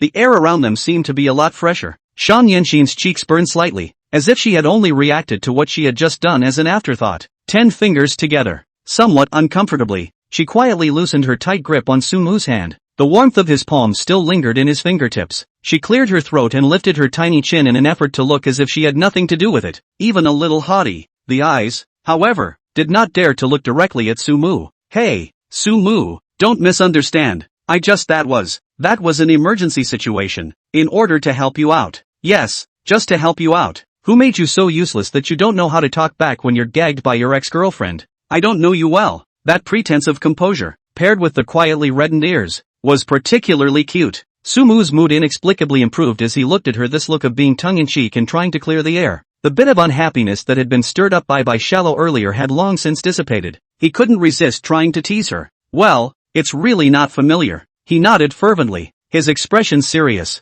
Then the words changed, and a teasing smile curled up at the corner of his mouth. I really don't know you well. Know your mom a little better. Ha! Shan Yinxin instantly broke, her feigned composure gone. Her face turned red with shame and anger. She waved her pink fist and gently pounded Sumu's chest. You hate it, mentioning my mom again and again and again. I told you not to mention my mom. She stomped her foot and glared at Sumu with a puff of air. The eyes were wet and not very lethal, but rather pouty. Ha ha ha. Qin Shiyu beside her finally couldn't help but laugh out loud. Watching the two of them play around, the tension from earlier dissipated. Sumu smiled and grabbed her small hand that was still moving around, preventing her from committing an offense. Warm and soft to the touch, he stopped obediently, his eyes sweeping over the curb. Okay, no more teasing. His tone was a bit milder. Thank you just now, Sean. Only then did Shang Yinxin retract her fists and hummed, looking away, but the corners of her mouth couldn't help but rise slightly. Sumu let go of her wrist and turned to reach into his pocket, pulling out a uniquely shaped car key. A casual click at a parking spot on the side of the road not far away. Tick-tock. There was a soft thud, not quite harsh, but with a distinctive quality. Immediately afterward, two sharp and dazzling headlights suddenly lit up. The extremely smooth body lines, the low-slung posture that seems to stick to the ground, and the highly recognizable and unique shape of the car when the lights are on. Shan Yinxin was instantly attracted to her full attention. The whacking of Sumu also stopped. Her watery eyes widened as she stared straight at the supercar with its metallic luster. Subconsciously, he opened his small mouth and didn't close it for a long time. The tone was filled with incredulous shock. This is Koenigsegg? She turned her head violently to look at Sumu, her voice trembling a little. Sumu, this is your car? Even Qin Shiyu beside her was stunned, covering her mouth, her eyes glazed over. Oh, my God. She'd only seen this car at top car shows and in magazines. The shock of seeing it in reality was too much. Sumu met the gazes of the two men who were shocked beyond words and gently nodded his head, his tone flat. Well, it hasn't been long since I brought it up. For transportation. Substitute. With a Koenigsegg? Shan Yinxin felt like her worldview was experiencing a violent earthquake. In the big city of Magic City, I have seen many luxury cars, but this level of Koenigsegg is a completely different dimension. She opened her mouth, and it took her a long time to find her voice. I thought you were the kind of family that had a little bit of money. I didn't expect you. You really are a hidden godly man. It's a Koenigsegg, tens of millions of moving artifacts. You said you'd buy it, and say it's just for transportation? This is no longer the realm of the rich. This is trenchant. Sumu didn't take her words. Instead, he smiled slightly and walked forward. He reached out and gave the sci-fi door a little push. Swish dash. The unique rotary door swings open noiselessly upward and forward like a spreading silver wing, revealing an equally futuristic passenger seat inside. A standard please gesture, with a gentlemanly demeanor that cannot be denied. Qin Shiyu next to her was even more excited than Shang Yinxin, the person in question. She gently bumped Shan Yinxin with her elbow, her voice lowered, so excited that she was about to jump. Yunsim, get on. This is Koenigsegg, alive. It sits. What are you hesitating for? Experience it. The dream-class supercar is right in front of you and exudes a deadly allure. Shan Yinxin took a deep breath and felt her cheeks burn even hotter. In the end, vanity. Ah no, curiosity about top-of-the-line sports cars won out. She moved slightly stiffly and sat down carefully. The body sinks into the soft and extremely enveloping seat. The unique scent of fine leather mixed with special materials lingers on the tip of the nose. In front of you is a dashboard and center console as complex as a fighter jet's cockpit, full of icy technological beauty. Shan Yinxin instantly became even more at a loss for words. Her hands nervously folded together and placed them on her knees in a regular manner, like a good little boy entering the city for the first time. Qin Shiyu looked blearily at the car, the word envy almost spilling out of her eyes. She was silently calculating in her mind. How much does this car cost? Tens of millions of dollars? That would have to be the money her parents could earn by not eating and drinking and working for a few lifetimes. People are more angry than people. Sumu went around to the other side and looked at Lin Mixue before preparing to get into the car. In his heart, he also felt that the sports car, though racy, was really impractical and could only take one person at a time. Now that he had so many women, it seemed easier to have a roomier car. He smiled with a hint of apology. Shiyu-san, I'm sorry, this car, a two-seater. He paused and added, tell you what, let's go to the nearby 4S store and pick up a car with more space. Then we'll set off together for the fun. Going to pick up a car first? It's as easy as going to the supermarket for a bottle of water. Lin Mixue hurriedly waved her hand and tried to squeeze out an understanding smile. It's fine.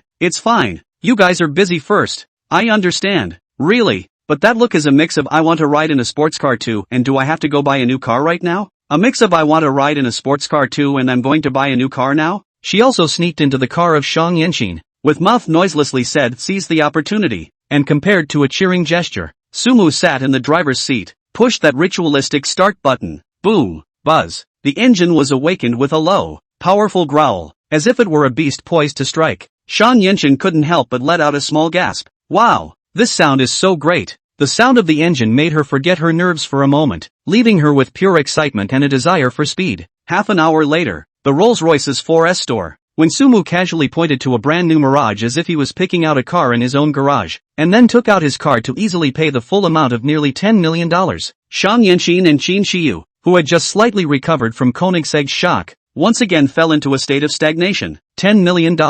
Cash. Credit card. Pick up. The whole thing moves so fast that you can't react. In their hometown, it would have to be a top tycoon or a big conglomerate boss to dare to consider a ride, right? What's the saying? You can make it to the top in a certain field before you dare to buy a Rolls-Royce. Sumu said to buy it, didn't bat an eye. The two of them watched the imposing and magnificent Mirage slowly drive out of the delivery area, feeling that their perception of money had once again been completely subverted. Lin Mixue was fine. She just thought that Sumu was too rich. It was outrageous. Shang Yinxin, on the other hand, is even more upset. She knows what this means. Sumu's background and strength, far beyond her imagination. Finally, 3 people can sit in a car. Spacious, luxurious and comfortable. The backseat of the Rolls-Royce Phantom is like a mobile luxury parlor. Sumu started the vehicle. The starry roof emitted a soft glow. The vehicle smoothly drove out of the 4S store. He looked through the rearview mirror at the 2 girls who were still a little restrained, and casually asked, well, now that it's spacious, where do you want to go? Shang Yinxin was still immersed in the luxurious interior of the Mirage, subconsciously touching the soft leather seats, and only came back to her senses when she heard the question. Well, how about going to the arcade? That's where we had planned to go this afternoon. Lin Mixue also nodded vigorously in agreement. Sitting in a Phantom and going to an arcade. This sense of contrast seemed to be quite exciting. Sumu smiled at his words. How pointless the arcade is. Come all the way. I'll take you to a nice place. He steered. His tone relaxed. Go to Disney. Ha! Shang Yinxin froze for a moment. It's already past 2 p.m. Going to Disney? The item surely can't be finished playing. The queue will take a long time. Sumu glanced at her through the rearview mirror and the corner of his mouth rose. That's because you guys need to get in line. Come with me. I promise you'll have a good time. Chapter 039 Luxury Paradise Experience. Magic City Disney. VIP entrance. The afternoon sun was poisonous and the air was slightly distorted by the heat. Even so, the 2 concierges, dressed in ironed white ladies' overalls, still stood at the entrance in a straight line. They were meticulously made up and had standardized smiles on their faces. Fine beads of sweat oozed from the corners of his forehead, but his back was as straight as a ruler. This professionalism is a sight to behold in itself. About 5 minutes later, the low, steady roar of the engine came from far away. An obsidian black Rolls-Royce Phantom glided silently to a halt in front of the VIP building. Its appearance immediately captured the eyes of the sporadic tourists around. The 2 concierge ladies' tense nerves quietly relaxed, and then lifted up their spirits again. The car door was pushed open noiselessly. The first one to come down was Sumu, with a straight figure and a calm demeanor. Almost the instant he landed on his toes, a concierge lady had stepped forward with elegantly broken steps. Moving nimbly, he held open a parasol with a dark pattern of Disney's classic castle, ready to shield him from the scorching sun. Sumu casually waved his hand, his voice gentle. No, thanks. I can't get a bad tan for a big man, so prop it up for the 2 ladies in the back. Yes, sir. The concierge bowed slightly, her movements smooth and natural, without the slightest hesitation. Immediately moved the umbrella toward the rear door with impeccable poise. This well-trained and detail-oriented approach leaves the occasional tourist glimpsing alongside in secret amazement. The car door opened again, and Shang Yinxin and Lin Mixue got out of the car one after another. Shan Yinxin wore a simple beige dress today, with a sensible and gentle temperament. The right amount of surprise flashed in her eyes as the delicate parasol came to rest firmly above her head. She looked sideways at Sumu, her tone carrying a few moments of curiosity. Is this service the legendary private VIP guided tour service? It feels a little too professional, doesn't it? It was more detailed than anything I've experienced before. She had swiped at Shake Shack that Disney had this guided tour service. Still, the almost seamless and detailed service struck her as somewhat unusual. Sumu smiled, his tone relaxed. Sort of, but a little more advanced than a regular VIP tour. I had a private consultant from Summerlin Bank help arrange it before I came here. It's one of their exclusive service packages for Black Diamond customers internally. In addition to the queue-free and exclusive access, it also includes a number of experience areas that are not open to the public and customized catering, which works out to almost $200,000 a day. His tone was flat, but the figure of 200,000 still made both Shang Yinxin and Qin Shiyu widen their eyes slightly. Shang Yinxin quickly compared with his own knowledge of the top services, secretly thinking that the price almost caught up with some of the small private event fees. It seems that the so-called internal exclusive of the Bank of the Summer is really not simple. Qin Shiyu, on the other hand, is wearing a vibrant pink sports suit today, making her look even more youthful and beautiful. She got out of the car and couldn't help but let out a small gasp when she saw another concierge lady similarly holding an umbrella for her and greeting her with a smile. Wow, brother Sumu.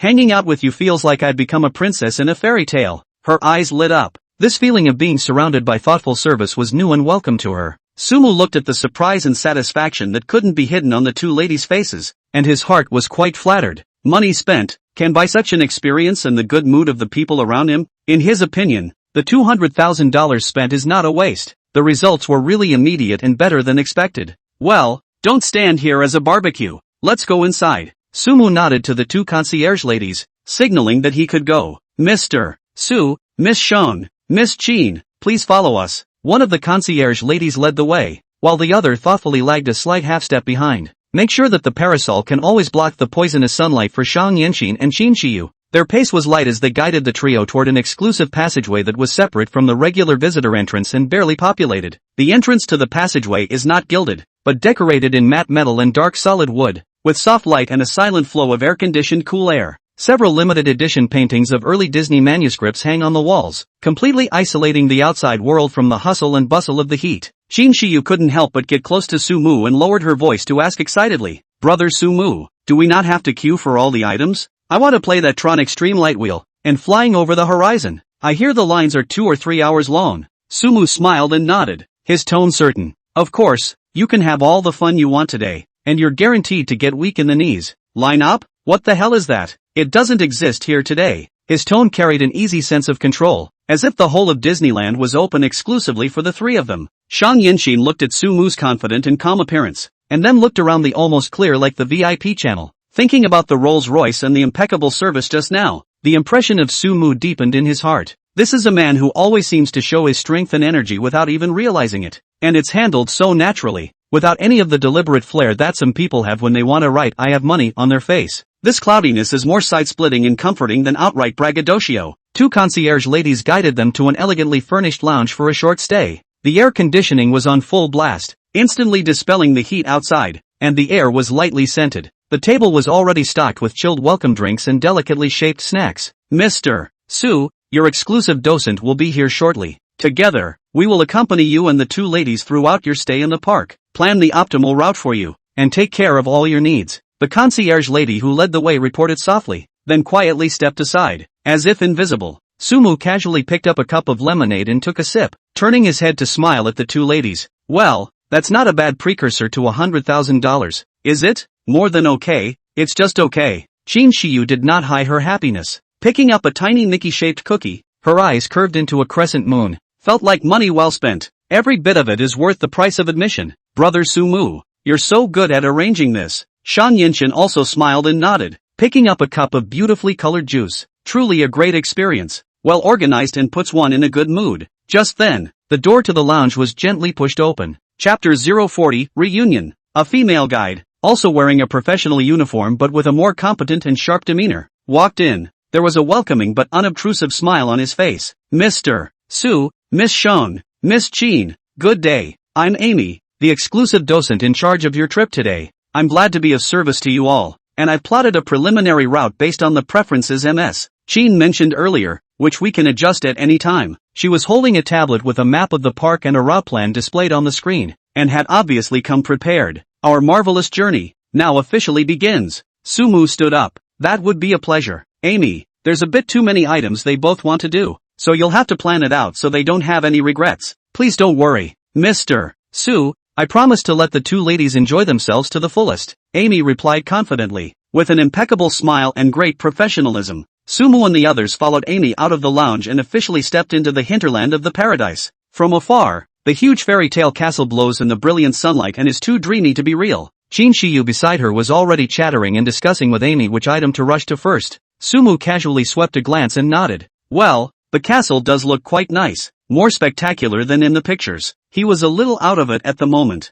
looking at the grand, dreamy, fairy tale castle in front of him, which countless couples and families aspire to. His thoughts drifted back to his distant college days, the reason why he insisted on coming to Disney and doing so in such an almost pompous, top-shelf way right off the bat. In addition to wanting to let Shang Yanqin and Chin Shiyu have fun and fulfill their little wishes. In fact, deep in his heart, he harbors the idea of giving himself a dream. In college, his ex-girlfriend, Sharon White, practically had the phrase "I want to go to Disney so bad" etched into her brain, saying it every day. At that time the White shallow, youthful, beautiful and lively, but also with a little spoiled, little capricious. Every time she saw the Disney Castle group photo and fireworks show in other people's friend circles, she would hug Sumu's arm and wrap it around her for a long time. But at that time, Sumu was just a poor student who was shy. Let's not talk about today's VIP services that can cost $100,000. Even the two most common weekday tickets add up to nearly $1,000. That was almost all he had to live on in a month of saving and gouging money out of his teeth. Another decent meal in the park and some cute souvenirs?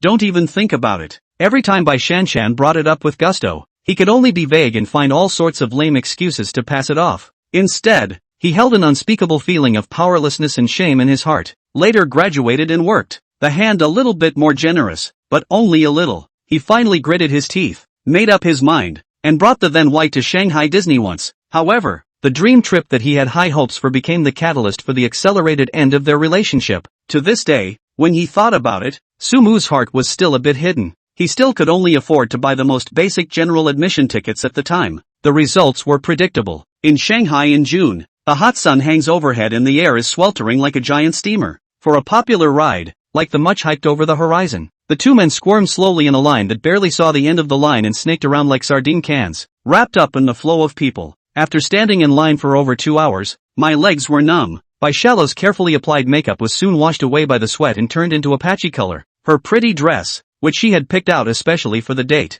was also soaked with sweat and clinging to her body. Patience is quickly worn out by the heat and the waiting. The whole group becomes incredibly irritable, and the grumbling begins to be incessant. I told you a long time ago to buy a fast pass. You didn't listen. You had to save this money. Look at this. Someone's going in through the fast track again. What about us? Like little cuties, like mortar and pestle basking in the sun, feeding the mosquitoes. It's hot. Sumu was also tired at the time, hot and stuffy, and his body was uncomfortable. Hearing her complaints, the fire that had built up inside her heart rubbed off on her and she couldn't help but say a few words back. Fast track costs hundreds for one person. It's thousands to play a few programs. We've only just started working. How hard it is to save some money. You think I don't want you to have a good time? But reality doesn't allow it. As a result, the argument was like a lit fuse that quickly escalated out of control. Bai accuses him of being stingy to the core by not understanding romance and not being willing to spend money for her. Even the photos he tried his best to get an angle for were disliked as useless.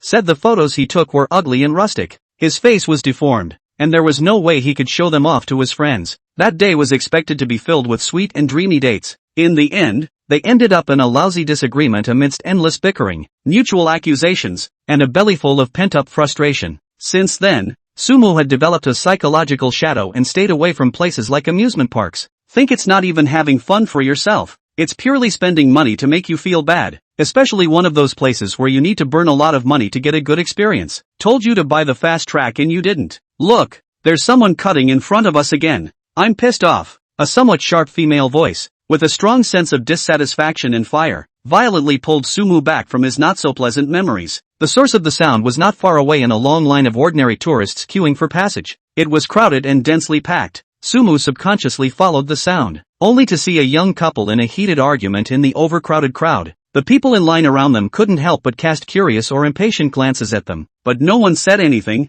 just moved their feet forward silently, unconcerned. Why does that boy's voice sound familiar? Sumu slightly squinted his eyes and carefully recognized the boy's side face and figure from a distance away. Lee Donglin? Fatty Lee? The boy who was looking a little uptight as he was being pointed at and counted by his girlfriend who was quite fashionably dressed but had impatience written all over her face. Surprisingly, it was his dormitory roommate from college, Lee Donglin. Back then in the dormitory, Lee Donglin was one of his best buddies with him. The two have skipped major classes together, stayed in the dormitory all night playing games together, and drank and jerked off together at the barbecue stand in front of the school, bragging and farting. After graduation, we went our separate ways and were busy making a living. So it's been nearly 2 years since we've had any serious contact with each other. Never in a million years would I have expected to be reunited here, in this slightly awkward way. Chapter 041, Do Something For Me. Lee Donglin hadn't changed too much, and was still the same familiar silhouette. Only the face is less youthful and carefree, and more tired in vicissitudes of being poisoned by the society. At the moment, he was being counted out in public by his girlfriend who looked quite pretty but had a very mean expression on her face.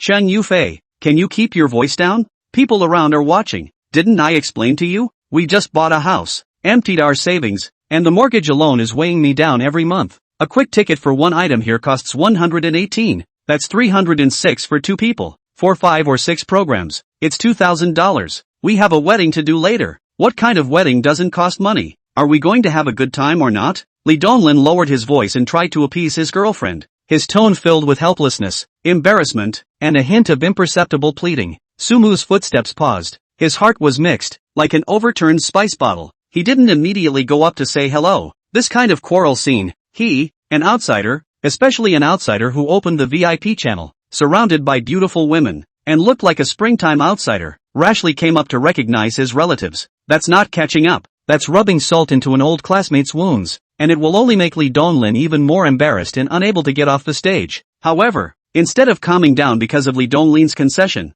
the quarrel over there intensified. The girl called He Yafei obviously do not eat Lee Donglin this set of selling misery, but the voice is a little louder, with a clear cry and uncontrollable anger. Lee Donglin, I was so blind to see you in the first place. I've never had a comfortable day with you. It's either this or that. And a wedding? A wedding? You tell me. That Thai hotel you booked at $5,000 a table has the nerve to call it a wedding? I'm not even going to bother with you on this one. Now it's not easy to come to Disney. I just want to have fun and let you buy a couple of fast tickets and you're all stingy like that. A few $100s is not even enough to spend on me. Did I follow you just to stand in line and suffer? Lee Donglin was disliked by his girlfriend's barrage of accusations. His face flushed a shade of red and white, his chest rose and fell, and he obviously came to fire, and his voice rose uncontrollably. You suffer? I'm still suffering. What kind of life did I have before I fell in love with you? Smoke all you want, eat all you want, hack and play games with your buddies at night until you get high, and go out for drinks and dinners on the weekends. I wouldn't bat an eye at a couple $100.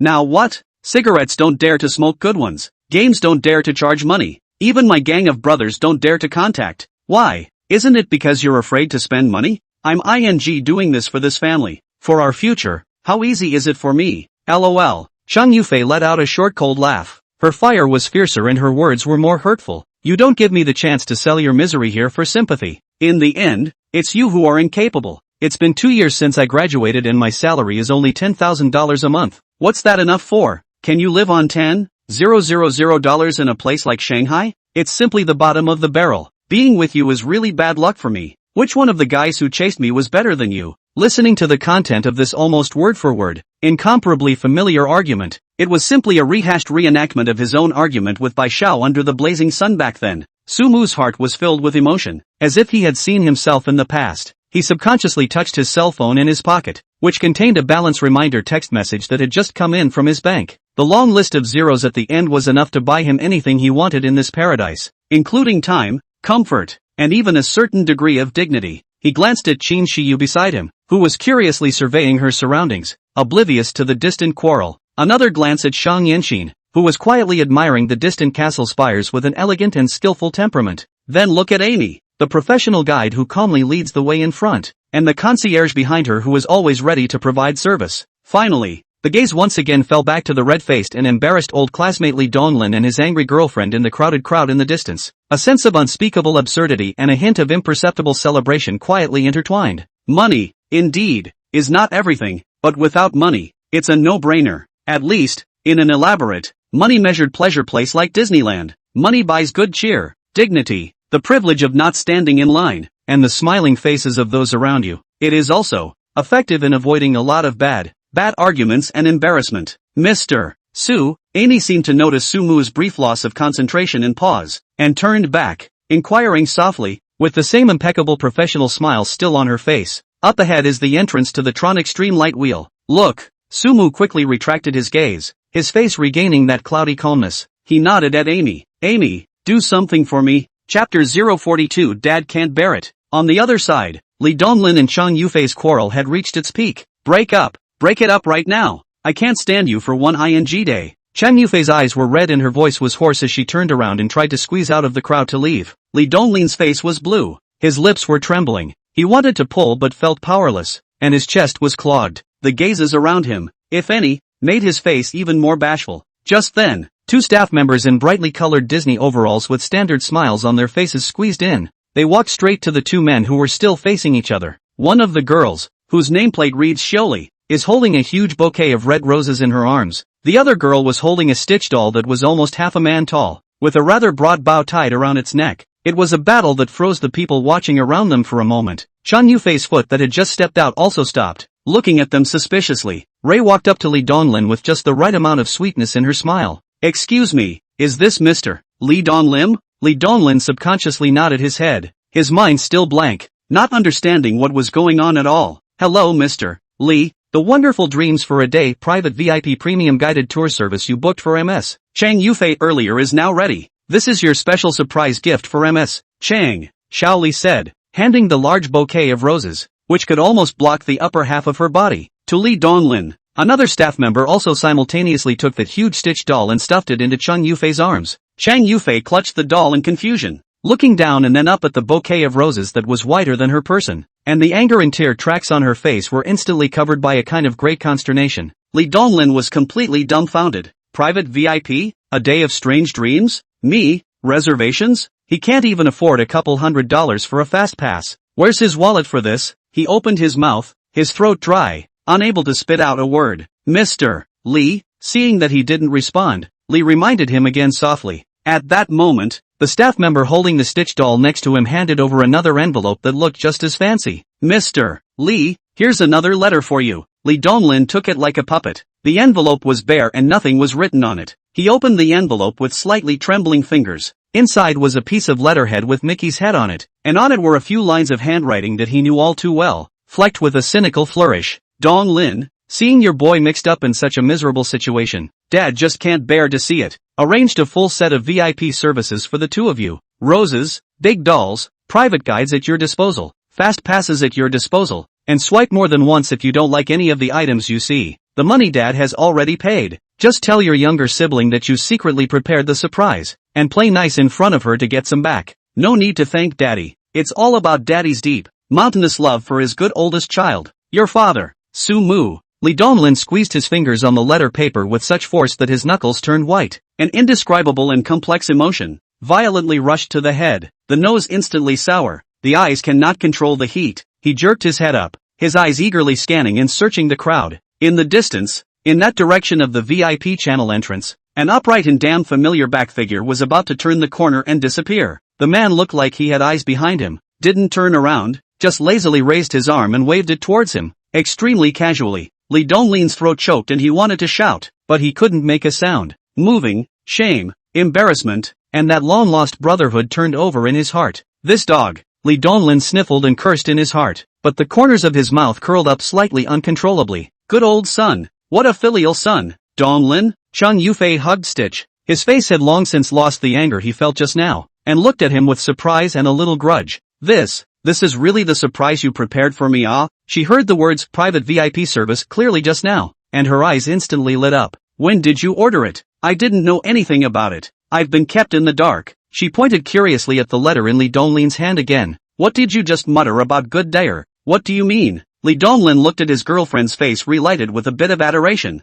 and then looked at the heavy roses and dolls in his arms, and then thought about the arrogant content of the letter. He took a deep breath and slipped the father's love is like a mountain letter back into his pocket as quickly as he could. His face instantly switched to a smug expression of I've already arranged it. Everything is under control. He reached out and gently pinched Chang Yufei's face, his tone carrying a bit of deliberately feigned dominance. You're just my bad, disobedient daughter. Daddy had wanted to give you a big surprise today. Private guided tours, fast track, even booked you into the castle hotel for the night. And the result? You prefer to fight with me, make daddy angry. Now, I've decided to take back some of these surprises. Well, for now. He paused deliberately. Once Chang Yufei heard that the hotel was booked, her tone was immediately so soft that it could drip water. She hurriedly hugged Li Donlin's arm and gently shook it, her voice sweet and glutinous. I was wrong, hubby, I was wrong. I promised to be obedient and be your good daughter. Whatever you say. She now had this bird-like appearance. Where was there any trace of her spilling just now? Well behaved like a cat. Sure enough, this woman wasn't naturally bad-tempered. She just looked at the person and couldn't really squeeze any good looks out of a man who didn't have any money. On the other hand, Li Donlin was still digesting the heavy father's love is like a mountain, when he was looking for a scene in front of Chang Yufei to pretend to be a bully. The originator of all this, Su Mu, is leisurely enjoying a real strange dream day, and Li Donlin that even a quick ticket has to count half a day's stretched compared to Su Mu's side. There are only two words, luxury. Maybe it's because he just finished educating the good oldest child. Su Mu's mood at the moment is not generally relaxed. Private guide Amy. She knows the park like it's her own backyard, even knowing which items are best lit at which time of day, always handing over a chilled drink at the most appropriate time, or silently backing away a few steps while Su Mu and the others were enjoying the scenery. The balance was superb. Without seeming overly enthusiastic or feeling left out, Amy led Su Mu, Shang Yenshin and Qin Shiyu, all three of them, walking through the VIP exclusive channel that the bystanders could only watch with bated breath. Popular programs that ordinary tourists line up for an hour or two to start. They practically walk in on a red carpet and play as they go. That sense of superiority is just not too obvious. Wow, this Tron Extreme Light Wheel is too exciting. Having just come down from the project, Qin Shiyu had a small face that was still a bit white, and her legs and stomach were trembling slightly, but the excitement of the aftermath was written all over her face. She grabbed Shang Yenshin's arm, her voice carrying a bit of a tremor. Yenshin, you screamed so loudly just now. My ears are almost deafened by you. Shang Yenshin's cheeks flushed red and she glared at her without a good look. It's not because you're holding on to me so tightly. She quietly raised her eyes and darted a glance at Su Mu next to her. He was found to be as normal and calm as if the windy ride just now was just a ride on a carousel in a children's playground. Su Mu really doesn't have much feeling. Just now Shang Yenshin seems to be a little dishonest. When the roller coaster dives at high speed, the person next to you tends to grab and pull out when he or she is nervous. Su Mu, who was sitting next to her, suffered a bit. What a little troublemaker, he asked Amy, the docent, with a smile as he watched both girls slow down, excitement still on their faces. What do you recommend next? Something good for photos and a better view. Amy immediately summoned up her professionalism and spoke in a smooth tone of advice. Sir, then we can go over to the fantasy fairytale castle. The carousel in front of the castle is in perfect light right now, and the pictures are very photogenic. Or Adventure Island soar over the horizon, where the line is also just reserved for you, is the best viewing angle in the theater. Castle it is then. Girls should like this. Su Mu made the decision for the girls. Chapter 043, damn it. Along the way, Qin Shiyu completely transformed into a curious baby, looking at everything fresh. One moment pointing to the parade of floats on the side of the road and shouting excitedly. One moment you rush into the store and can't get enough of the sparkly princess dresses and delicate castle ornaments. She touched this one, looked at the price tag on that one, and quietly poked her tongue out again. Her family is considered well off and her parents are willing to spend money on her. However, this is the first time I have experienced this kind of top-notch tour where I don't have to think about the price of the whole tour and I am taken care of as if I were a VIP. Watching Su Mu barely look at it, she casually bought several limited edition dolls that she had just been hesitant to bite the bullet and buy one. That swipe was more casual than her buying a bottle of water at a convenience store. Qin Shiyu's eyes glazed over. Compare this to the argument between Li Donlin and Chang Yufei that he had just seen at the entrance, where they almost broke up on the spot over a few $100s for a quick ticket. Qin Shiyu was secretly staggered in her heart and silently lamented. The gap between people is really bigger than species isolation sometimes. She secretly pulled the sleeve of Shang Yenshin next to her. Moving to her ear, he said wordlessly in an airy voice, with exaggerated lip-syncing, Yunsen, this boyfriend of yours is trenchless. It's like a walking money printing machine. Shang Yenshin's face flew up a touch of imperceptible redness, just gently a sound, but the gaze is a little fluttering. Instead, his heart tumbled with some unspoken flavor. She knew that Su Mu was rich, very rich, from the first time they met. However, This kind of arrangement that was so volatile and even had a hint of playfulness to it still made her a bit impervious to it. He always seems to do something jaw-dropping, yet just right, without even realizing it. Like the one that helped relieve Lee Donglin just now. If he directly went over to poke and prod, Lee Donglin's pitiful pride would probably shatter into slag on the spot, and He Yafei would have to immediately explode in place. But he kind of handled it in a way that seemed ridiculous, but it was dripping. Both maintained Lee Donglin's face and didn't let him die completely socially. He also took advantage of people verbally with a bit of bad taste in passing, making Lee Donglin hold his tongue but not dare to attack. The man is a little deep in his heart, a little bad in his ways, and then again, it seems like he's not that bad. At least, he really had nothing to say about himself and Sioru. In the evening, when the lights come on, the park fades away from the hustle and bustle of the day and changes into a dreamy, mesmerizing evening dress. Amy, the docent, smiled and led them to a terrace restaurant with a great view. This is directly across from the castle and is one of the best spots to see the luminous phantom show with little to no shade. Amy softly introduced that this location, even if booked a month in advance,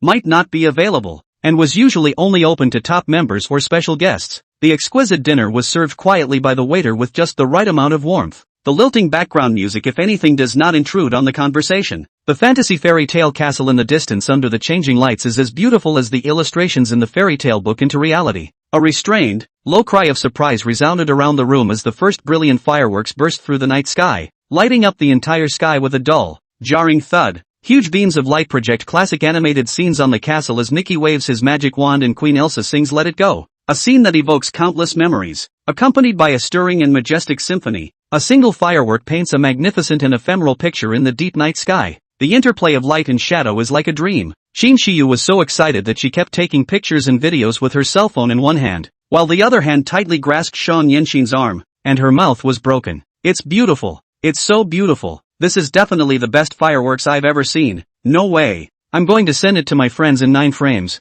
Let them die of envy. She hated to record every second. Sean Yenshin was also looking a bit mesmerized. The face reflected the bright glow of the fireworks, and there was a moving gleam in her eyes. At this moment, it was as if all the worries were cleansed away by the splendid fireworks. Sumu leaned idly against the terrace railing with one hand, admiring the scene, also admiring the undisguised contentment and joy on the faces of the 2 girls beside him. This pure joy seemed to infect him as well. He took out his cell phone and adjusted the angle casually at the sparkling castle and the fireworks in full bloom in the distance, framing his side face along with Shang Yenshin and Qin Shiyu who were looking mesmerized behind him. The angle was well chosen to highlight him, but it also blends the mesmerized looks of the 2 girls with the dreaminess of the background perfectly. Click, click the shutter. The photos turned out quite well. His handsome side face was silhouetted against the smoke and fire, and his eyes were deep with a hint of a smile, with a dreamlike castle and fireworks in full bloom in the background. The sense of atmosphere is pulled right through. He thought about it and didn't add any filters or write anything pretentious. It was simply paired with 3 words,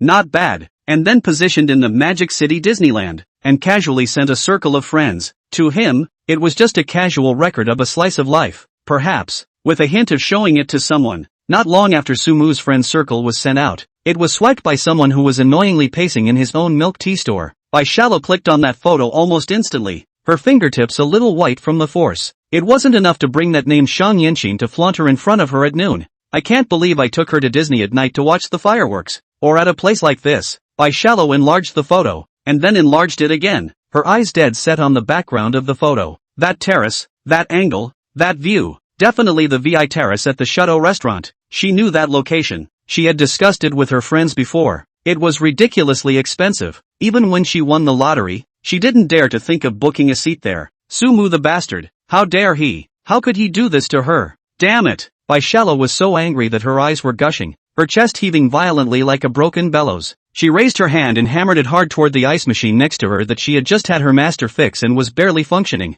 Ah! A sharp pain that drilled through her palm caused her to suck in a breath of cold air. The ice machine, which was hit by her hammer, made an unbearable bang sound, and the operation indicator light, which had just been lit, flashed twice, and then stubbornly went out. Complete strike. On the other side, the fireworks show was nearing its end, leaving only sporadic blooming points of light and the pervasive smell of smoke in the night sky. Sumu put away his cell phone and looked at the 2 people beside him who couldn't get enough. Come on, it's getting late. Take you to the end of the night. Paradise Hotel, Executive Suite, Chapter 044, Late Night Suite, Flower Scent and Heartbeat. It's so late. The Iron General of college dormitories has long since closed the door. Sumu swept a glance at the two girls beside him who each had their own flavor. One bright and lively, the other quiet and introverted. Naturally he suggested, "It's getting late, let's go to the Paradise Hotel." The executive suite, he had booked it on his phone long ago, and even chose the room type with the most fairytale colors. Shin Shiyu's cheeks quietly climbed a touch of redness.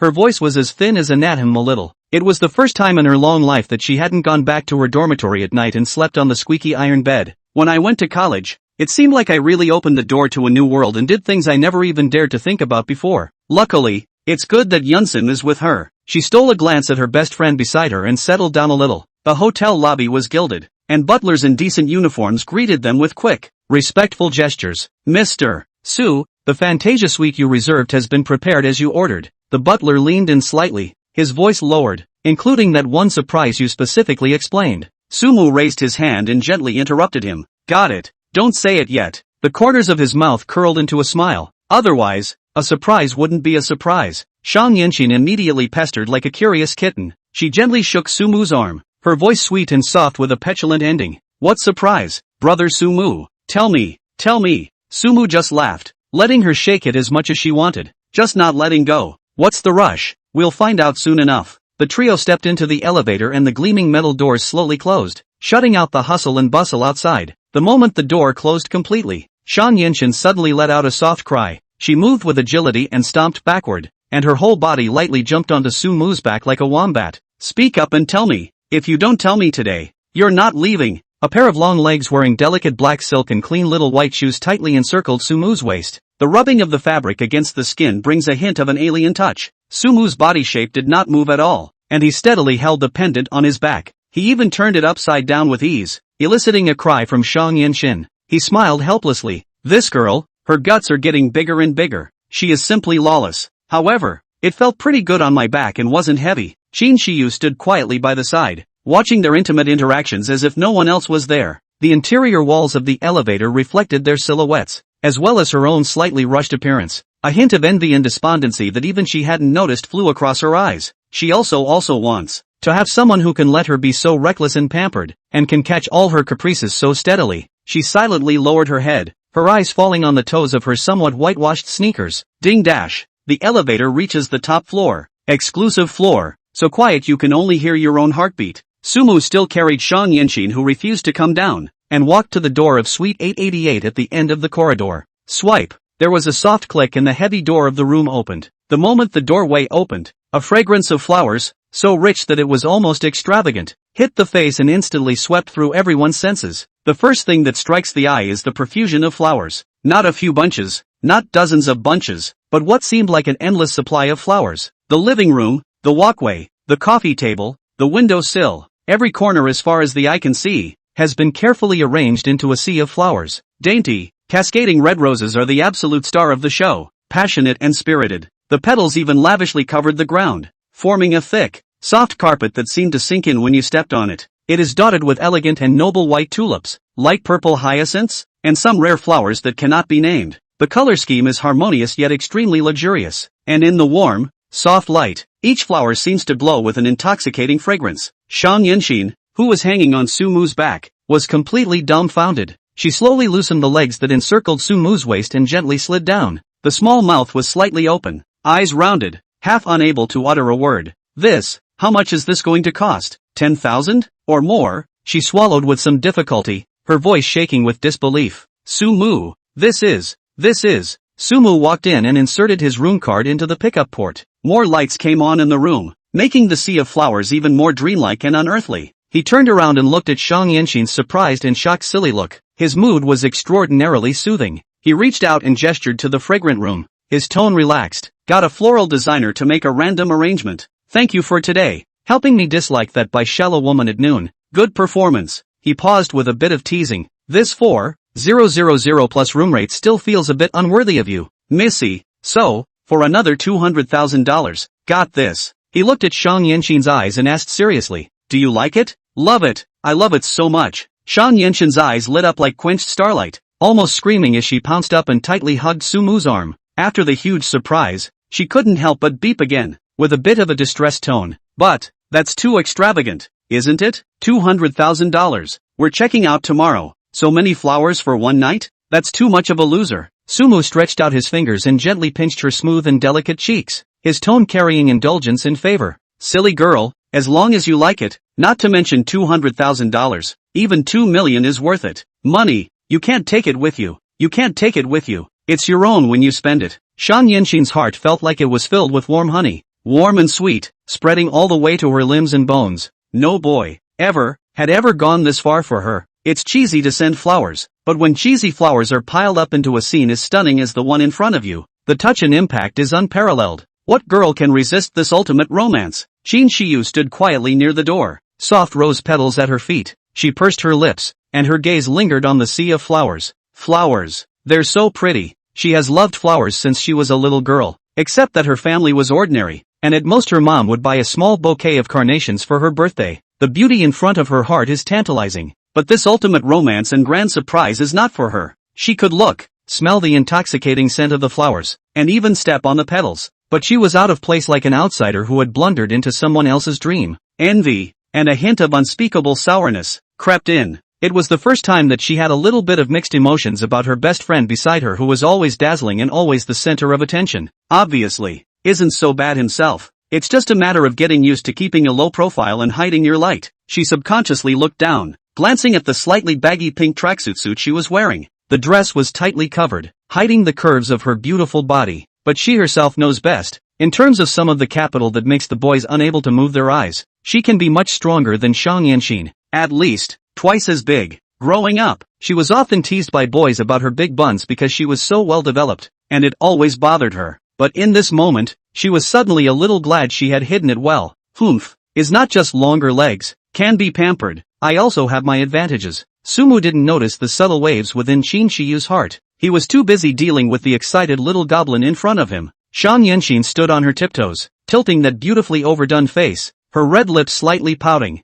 about to kiss over to his mouth. With the scent of flowers and her light perfume, Sumu reacted extremely quickly and hastily leaned back to avoid it, a serious expression on his face. Stop, I'm still an innocent little boy. He cleared his throat, his expression so serious it looked like he was taking an oath. Things like kissing have to wait until after marriage. Put. Shang Yenshin laughed out loud at his pretense of seriousness and reached out her small fist to whack him. Nasty. Just love how bad you're being a stinker. Chapter 045 Red Wine Bath. Jade feet and pouting. Sumu also smiled and smoothly walked a few steps forward to the area with a soft wool carpet in the center of the living room. It's easier to move around without laying petals there. He suddenly turned around, and with a single stretch of his arm, he smoothly picked up Shang Yenshin, who was still laughing, in a horizontal hug. Ah! Shang Yenshin let out a short exclamation of surprise. In the next second, Sumu's arm gently sent out. With a soft thud, Shang Yenshin's entire body was thrown by him onto the wide and soft sofa not far away,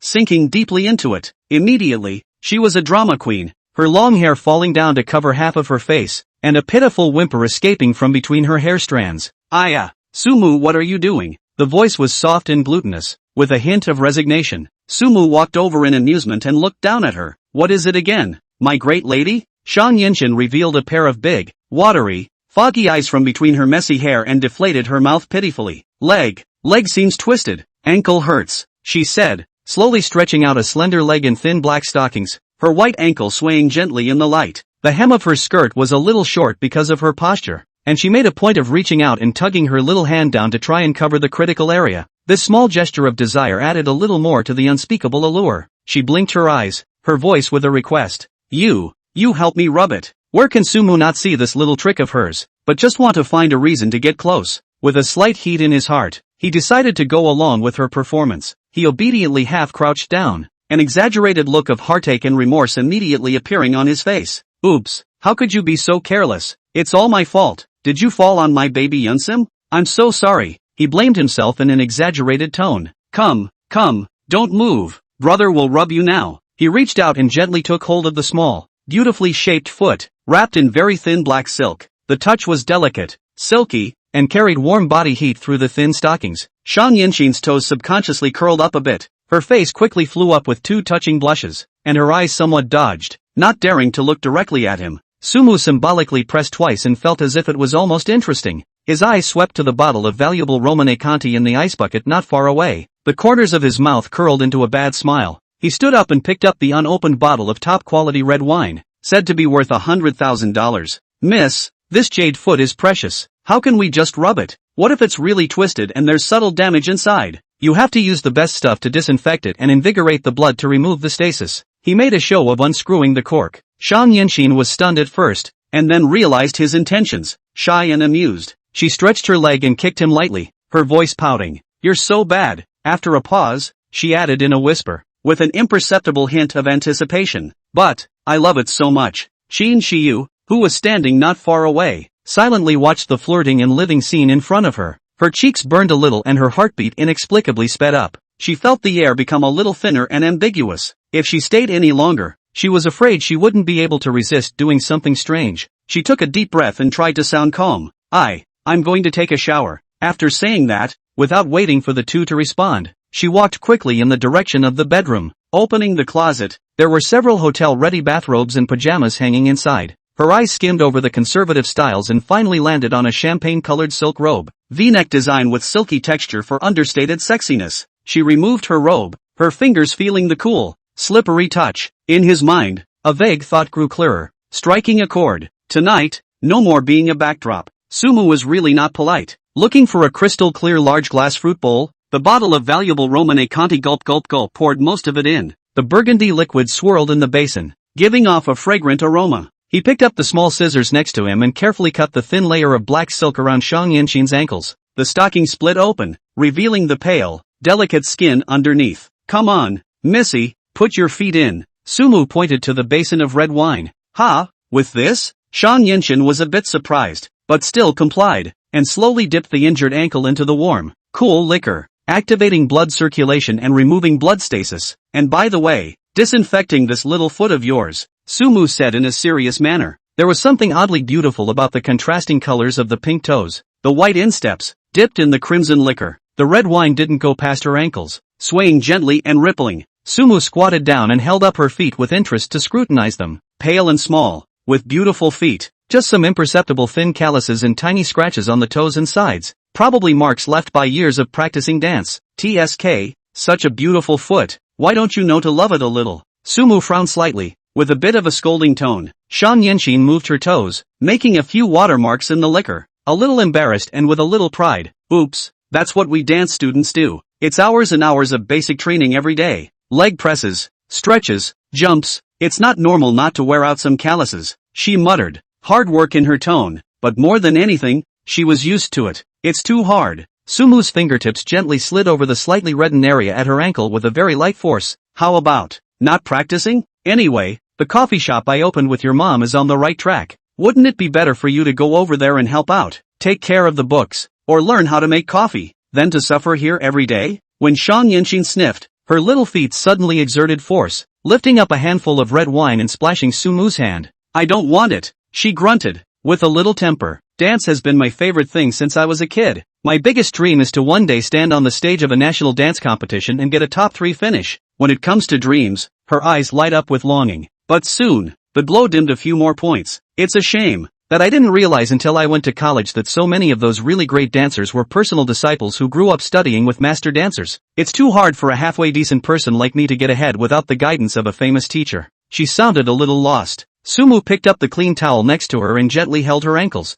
fishing her small feet out of the red wine basin and meticulously wiping them clean. Droplets of water slid down her bare calves. Who said no? Sumu raised his eyes to look at her. I'll just find one for you. If you can't do it in the country, you can find it all over the world, and there's always something that can teach you. His tone was casual, as if he were talking about a trivial matter. I just like girls who have dreams. It's nice. A person's name flashed through Sumu's mind, the professor of the music academy that he received at the last social gathering. What's his name? Li Weigang. The art world should be pretty much the same, right? Maybe he can hook up. It's not really possible. Then just throw money at it. Sumu pondered in his heart. Dance this thing. After all, a lot of times do not still have to bow to the capital? Any problem that can be solved with money doesn't seem to be too big of a problem. Chapter 046, When the Heart Moves in an Awkward Dance. Shang Yinxin looked at him in a daze, a watery light flickering in the bottom of her eyes, as if she hadn't expected him to give such a promise. The sense of loss that had pervaded just a moment ago was instantly washed away. She sniffled softly,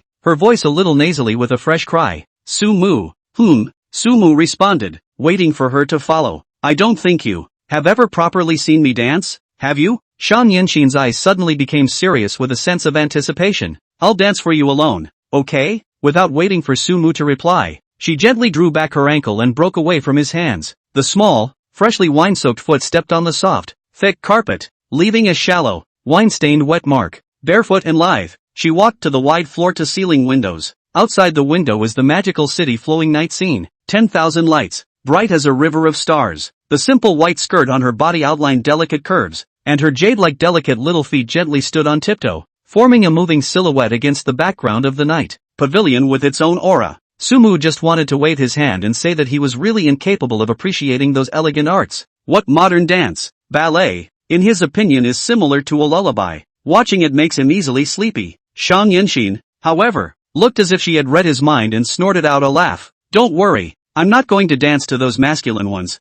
I'm afraid you'll fall asleep if they're too deep. Here's something cheesy for you. She turned and walked over to the low table in the corner of the living room. In a vase on the table were a few white down feathers purely for decorative purposes. She casually pulled out the longest one, cocked her head with a touch of playfulness, and gently stuck it in the side of her hair. The movements are natural and agile. Then she took out her cell phone and skillfully connected the Bluetooth speaker in the room. A melodious and somewhat mournful melody slowly flowed out. The intro sounds a bit familiar. Is that the song? White Fox. Sumu was slightly stunned. He had heard this song before. It was quite dated. I am a fox who has practiced for 1,000 years. 1,000 years of practice and 1,000 years of loneliness. The moment the song started, Shang Yinxin gently raised her hand along with the music and her eyes suddenly changed. The little girl who had been a bit of a ditzy, pouty girl just a moment ago seemed to have disappeared. In its place, there is an ethereal, poignant, storytelling air. Her body stretched, spun, and jumped to the melody. Every movement is incredibly precise. Yet it's not just precise, it's filled with an abundance of emotion. The hem of her skirt fluttered as she moved. Bare feet tap on the carpet as if to tell of 1,000 years of waiting. At times, it was lingering, with a deep-seated fondness. Those well-proportioned and slender jade legs drew graceful arcs under the warm yellow light, carrying a pure, yet thrilling beauty. Sumu looked a little mesmerized. This was completely different from the twerking and crotch-swinging dances of those million-fan female anchors he used to brush up on online. Those are more like performances, designed to cater to certain expectations of the audience. And the dance of Shang Yinxin in front of her had solid skills to back it up. And more importantly, there was soul in it. Sumu could clearly feel that at this moment. Her dance was unreservedly and completely for him alone. The concentration, the dedication, the deep love that flows through the body language. It doesn't fool anyone. This girl usually looks soft and cute. Really dancing, a little something. Can I dance another dance for you? I'm only looking back for that one time when you said your tearful goodbye. Accompanied by these lyrics, Shang Yinxin made an amazingly supple movement, her slender jade legs stretching straight upwards, easily crossing the top of her head, her posture stretching and graceful. As Sumu watched, his heartbeat missed half a beat. Nice guy. The flexibility is unbelievable. His mind even uncontrollably popped up some chaotic thoughts. This if unlocking the posture would not. Ahem. Stop. The dance ends with a sharp, steady twirl with the model of a professional dancer. Skirts blooming like flowers, framed as the last beat of the music falls. Absolutely beautiful. Sumu sincerely applauded this time. Snap. Awesome. Awesome. He didn't mince his words of praise. I think this level of my family's Yinxin, in the Magic City Dance Academy, is definitely the top. The number one. Shang Yinxin's cheeks slightly reddened as she listened to his compliments, but she arrogantly tilted her head gently. Humph. I was. There was a little smugness in her tone. But, it seems it's not over yet. Shang Yinxin gasped for breath, her cheeks flushed with a healthy blush from the exercise, her eyes shining brightly as she looked at him. She took a few steps over and pulled up Sumu, who was still stuck in the sofa. It's no fun just dancing with me. Dance with me as a duo. Her voice was soft and sticky with a pouty undertone. This is the first time someone has asked a boy to dance in a duet. I want to spend a different night with you. With you. Sumu was just pulled by her to that open space in front of the floor-to-ceiling window. He was a bit overwhelmed, embarrassment written all over his face. Dancing? This is something I really don't know how to do. He laughed bitterly and shook his head. He was good at letting him fight. He was good at letting him play the piano. Dancing? This skill point was really not clicked. Shang Yinxin, however, smiled with arched eyebrows. It's okay if you don't know how. I'll teach you. It's easy, just dance the most basic slow waltz. She went back to operating her cell phone and changed the song. Moon River by Henry Mancini. Soothing, romantic, with dreamy colors. It's really good for beginners to feel the lift and swing of the waltz. The music started and Shang Yenshin did a demonstration of the starter's pose. Sumu followed her example, gently resting one hand underneath her shoulder blades, one hand pressed against her palm. The faint scent of her warmth and a hint of red wine lingered on the tip of his nose. He stiffened a little, unsure of what to do next. He was very skillful at holding a girl in his arms, but this was the first time he had ever held a girl in his arms and danced to such an elegant thing. It feels like, is kind of marvelous and kind of fun, Shang Yenshin patiently instructed. The waltz is in 3/4 time, and the law of strength is strong weak. Like this, pop chop chop. When I go back, you go one step forward, and when I go in, you go one step back. When I say spin, put your arm around me and lead me in a circle. Be steady. Sumu listened to the pop chop chop command and nodded. That's easy. Relying on his mastery of the piano, his sensitivity to the rhythm and beat of the music is far beyond the ordinary. He thought that this is not easy to do? He thought, I can do it all. However, the ideal is rich and the reality is bone dry. Sumu thought it was simple, but it was not at all. So when he really got on with it, Shang Yenshin softly counted the beats. Ready, bouncy chchchchch, egu. Shang Yenshin let out a soft cry. Sumu looked down. Get this, his big 43 size foot solidly stepped on someone else's small and delicate instep. Sorry. Sumu hurriedly raised his feet. It's fine. Shang Yenshin rubbed the back of her foot, and instead of getting angry, she smiled even more. You're still quite strong. Why don't you take your shoes off too? It's not easy to step on that way. Sumu readily accepted the good advice and kicked off his slippers. So the two were barefoot, stepping on the warm, smooth, solid wood floor. Warm yellow light poured softly down, and beyond the floor-to-ceiling windows were endless lights. It was as if the small living room had become an isolated and private stage, with just the two of them, and the flowing music. Shang Yenshin once again softly counted the beats. Come on, follow me. Pop chop chop. Right. Slower. Turn around. Sumu learned his lesson this time and wrapped his arm around her waist, carefully leading her in a circle. The movement was still a little awkward, but at last I hadn't stepped on my foot again. Woohoo! Success! Sumu himself was happy first, looking at Sumu's look of effort. Shang Yenshin also couldn't help but laugh out loud. Clear and pleasant. The atmosphere, with stumbling dance steps and easy laughter, quietly heated up. Chapter 047, Two Drunken People in a Watery Village. Sumu. Aha! Qin Shiyu leaned on the bathroom doorframe, looking a little speechless at the two men in the living room who were almost nibbling on each other. She just went in for a shower and came out and the world changed? This dance is sparkling. The world is too crowded for three people. The night scene outside the floor-to-ceiling windows, as beautiful as it was, seemed to be a backdrop for these two. She gently gathered the slippery silk nightgown on her body, the deep V neckline opening slightly as she moved, revealing her delicate collarbone. No, can't just watch. Opportunities are there to be created. Qin Shiyu took a deep breath and suppressed the inexplicable bit of sourness in her heart, and a lazy and easygoing smile reappeared on her face. She walked over to the bar and picked up the open bottle of Romanicanti. The crimson wine swirled gently in the crystal bottle. Carrying the bottle of wine, she took a measured step and walked slowly toward the two men at the floor-to-ceiling window. The slight sound of heels on the floor breaks the ambiguous atmosphere created by Moon River. Yo, two dancers, dancing so hard? Her voice held a hint of flirtation, just the right amount to interrupt that growing proximity. The music stopped. Sumu was immersed in the faint fragrance of Shang Yenshin's body and the novelty brought about by the clumsy dance steps when he was interrupted and subconsciously frowned. Who's so clueless? He turned his head. His eyes gave a slight lurch when they landed on Qin Shiyu. Under the light, Qin Shiyu, who had just bathed, had her long hair hanging wetly over her shoulders, with a few strands plastered to her cheeks and the nape of her neck. The champagne-colored silk pajamas outlined delicate curves, and unlike Shang Yenshin's youthful vitality, she exuded a more mature and languid flavor, especially those eyes, watery and smiling, as if with hooks. Sumu muttered in his heart. How did he not realize before that this talented girl of the music department, changing out of her regular clothes, was actually this kind of flavor? This Qin Shiyu does have a point about Yen. It seems that these eyes of his do need to upgrade their beauty appreciation function. Cough. Sumu loosened his arm around Shang Yenshin and coughed lightly to cover up. Shiyu, are you done washing? Shang Yenshin also came back to her senses from the somewhat giddy state she was in just now, and when she saw Qin Shiyu, the blush on her face deepened a bit more, with a bit of reluctance at being interrupted in a good way, but she still sweetly shouted, Sister Shiyu. Qin Shiyu walked up to them, placed the bottle of wine on the low table next to them, and picked up the clean goblet. Seeing as you guys are dancing so well, why don't you take a break and have a drink? She slowly poured 3 glasses of wine, the burgundy liquid giving off a mellow aroma in the glass. Celebrate our rare meeting today and this amazing dance by Yunsim. Sumu immediately took over the conversation. Yes, Yes, celebrate. Just now Yan jumped fantastic. I was dumbfounded. Shang Yinxin was a little embarrassed by the two men complimenting her one after the other, but her heart was still happy. She lifted her glass. So, cheers, cheers. The three gently clinked their glasses. Making a crisp sound.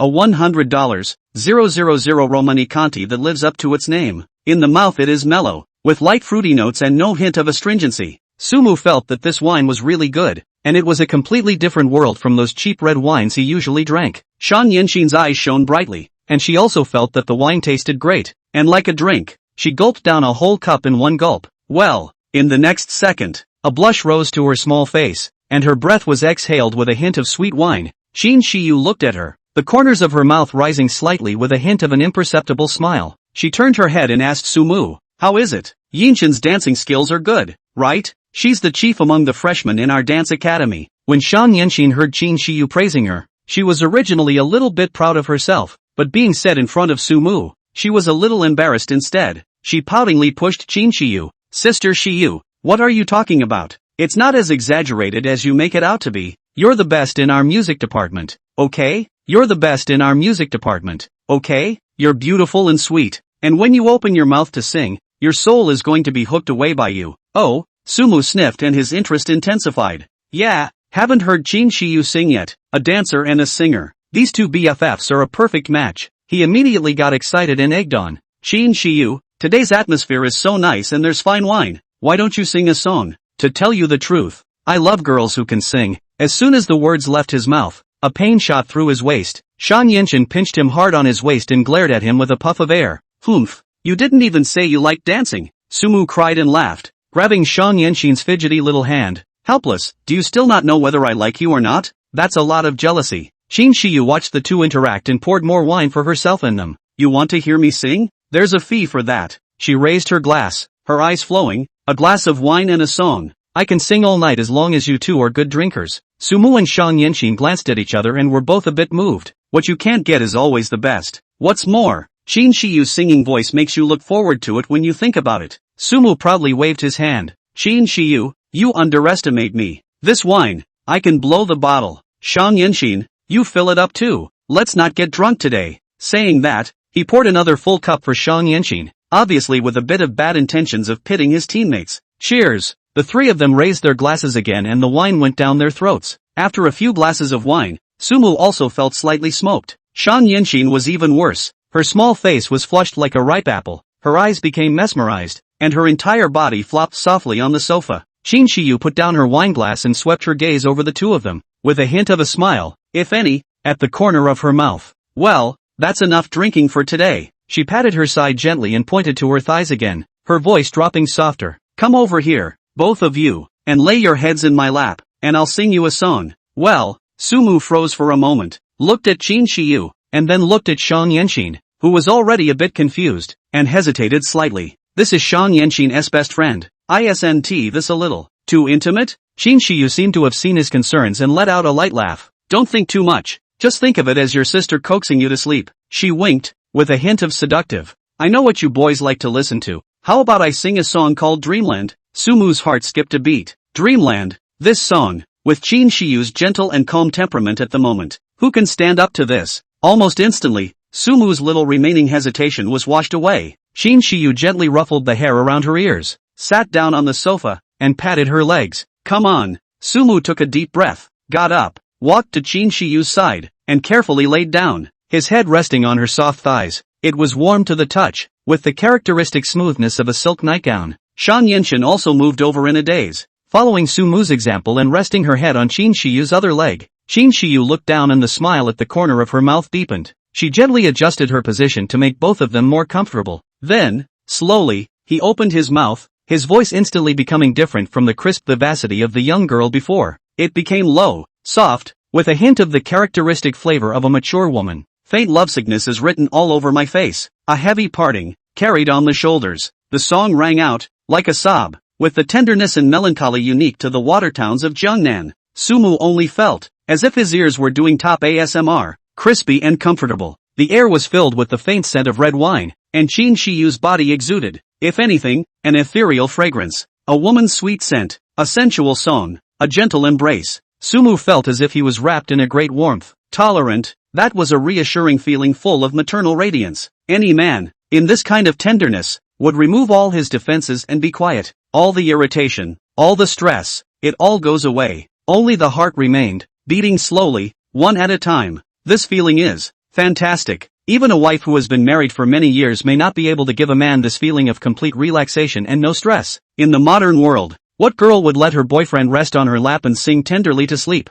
This Qin Shiyu, what a treasure girl, from soul to figure. Chapter 048, The Sound of the Wu Language. The song Dreaming of Water Country was sung with a lingering sound, and the air still seemed to be filled with water vapor like tenderness. Qin Shiyu didn't stop. Her fingertips gently crossed Sumu's forehead hair and softly sang another song. This time, she changed her accent, a Wunong soft language that Sumu had never heard her use before. Green bricks with tile paint, the white horse treads on new mud, the gentle and clear Wu language, with the unique glutinous softness and flavor of Jiangnan, flowed out from her lips. The song is, The Sound of Sound? Sumu was jolted and only felt an electric current running from the top of his head to the soles of his feet. This woman, she actually knows how to sing a Wu song? I've only heard snippets of it in short videos before, and it's never been as real as it is now. A great beauty in living color, resting on her lap, in her perfumed embrace, listening to her sing ditties in the most authentic Wu language. This experience is simply amazing. Bones are crisping up, mountain flowers, banana leaves, twilight bushes stained with red scarves, sprinkling raindrops from the eaves. A thought popped into Sumu's head for no reason. No wonder those marshals and warlords in the past all liked to ask for a few little wives from the Jiangnan side. The tone, the rhythm, who can top that? Ya, Mei. Soft, what man can handle that? Just when Sumu was drifting, almost intoxicated in this gentle land of Wu Nong's soft language, Shang Yinxin, who was resting on the other leg, suddenly moved and muttered with a bit of drunken naivety. Sumu, why don't you find another aunt? Sumu? He stiffened so violently he almost thought he'd misheard. Or did the girl drink too much and start talking nonsense? How is it that I just thought of my aunt and she said it? Qin Shiyu's singing voice paused for a few unnoticeable moments, and then continued to sing as if nothing had happened. Only the hand that was resting on Shang Yinxin's back seemed to be a little more gentle. She sighed slightly in her heart. It seems that her little bit of mind could not be hidden from this silly girl after all. It's just, your best friend's man, you can't touch him after all. Today,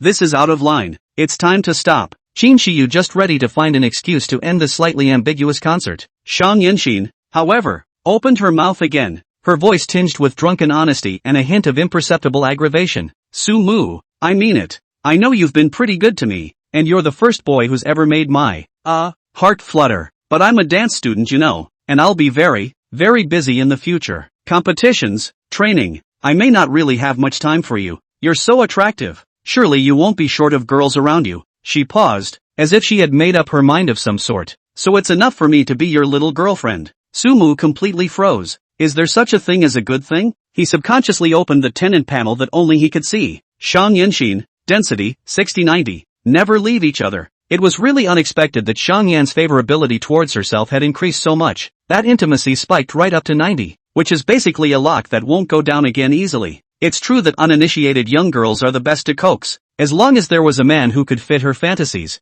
Then she hated to give up her heart. Sumu's mind was racing with thoughts, but his face showed a few moments of movement. He gently held Shang Yanxin's hand on the sofa. Yun Sim, since you said that, I'll be honest with you too. I do have other ties, but in my heart, you're the special one, and there's no one else. I promise that I will always have a place for you in my heart. One of the most important places. After hearing this, Shang Yinxin raised her hand, and with a bit of pout, gently pinched Sumu's nose. Humph, count on you to know what you're doing. After saying that, she turned her head sideways again and looked in Qin Shiyu's direction. Qin Shiyu, don't you think so? Cheap this guy. Qin Shiyu gently patted Shang Yinxin's back, a helpless yet warm smile on her face. This girl, really? I'm sorry, Yunsin, Qin Shiyu whispered, with an apology. Shang Yinxin, however, interrupted her. Those words just now, they were meant for you, too. Her voice was not loud, but clear. From now on, we'll be really good sisters.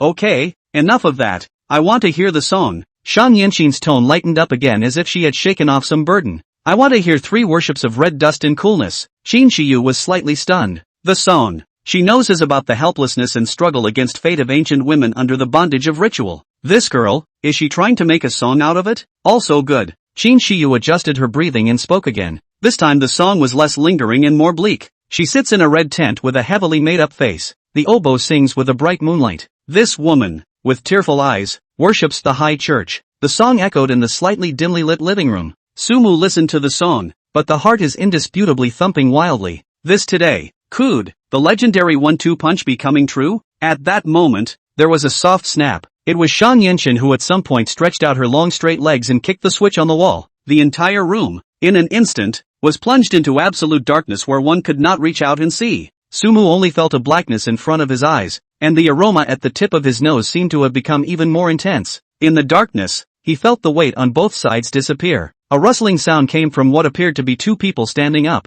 Then, Shin Shiyu mimicked Shang Yenshin's timbre with a pseudotone. Two Shang Yenshin's voices rang out in the darkness. Sumu, guess what? Who is the real Shang Yenshin? LOL. Chapter 049, Lipstick as a Contract. Shin Shiyu's amazing metamorphosis. As the night passed, Sumu only felt refreshed and rewarded. When I returned to the downstairs of one famous city again, I was already accompanied by a new tenant, Shin Shiyu, who was walking along with me. The girl looked like she had completely completed some sort of metamorphosis last night. From that somewhat timid youthfulness to a different kind of maturity that makes your heart beat faster. No longer was it the pink sweatshirt that was so baggy you could barely see the shape of your body. In its place was an incredibly innocent JK uniform. Clean white shirt with a small plaid bow tie at the collar. Underneath was a pleated gingham skirt of the same color, the hem of which swayed gently as she walked. Black stockings wrapped around well-proportioned calves to the base of the thighs. On the contrary, this extremely innocent outfit was wrapped in an explosive body that was not innocent at all. That thrilling E-plus curve tautens the shirt as if it's about to break free next.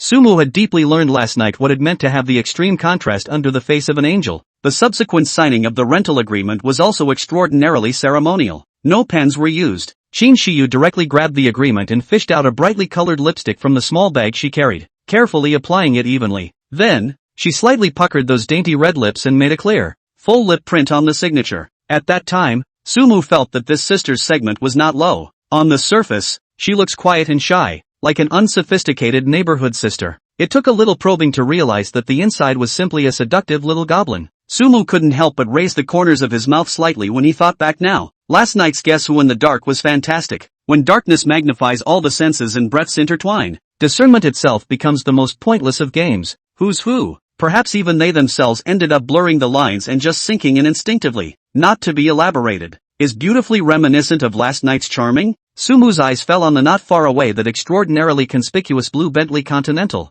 The car window was lowered halfway, revealing Shang Yenshin's slightly depressed little face. Her cheeks slightly puffed out. She said nothing but refused to get out of the car and go up with her, for no other reason than that her controlling mother, Ms. Willow, was waiting in her home at one famous city at the moment. If you were to be caught with your daughter following a man and bringing a sister back with her, and not returning home for the night, Shang Yenshin felt a chill on the back of her neck just thinking about it. Sumu walked to the side of the car and flexed his fingers to knock on the window glass. Really not going up? Shang Yenshin pouted, her little head shaking like a rattle. No go no go. Never. If my mom sees me coming back from the outside with you and Shiyu, will I still be alive? It was also true that facing a shrewd woman like Ms. Lu Shu, Sumu didn't have much certainty that he would be able to retreat in one piece. Forget it, you go back to school first then, Sumu said softly. Remember to practice your dance and unlock more skills. Shang Yenshin's small face reddened and spat at him. Nasty bastard. Not serious. Sumu's words changed. Can you drive? Shang Yenshin was a bit puzzled.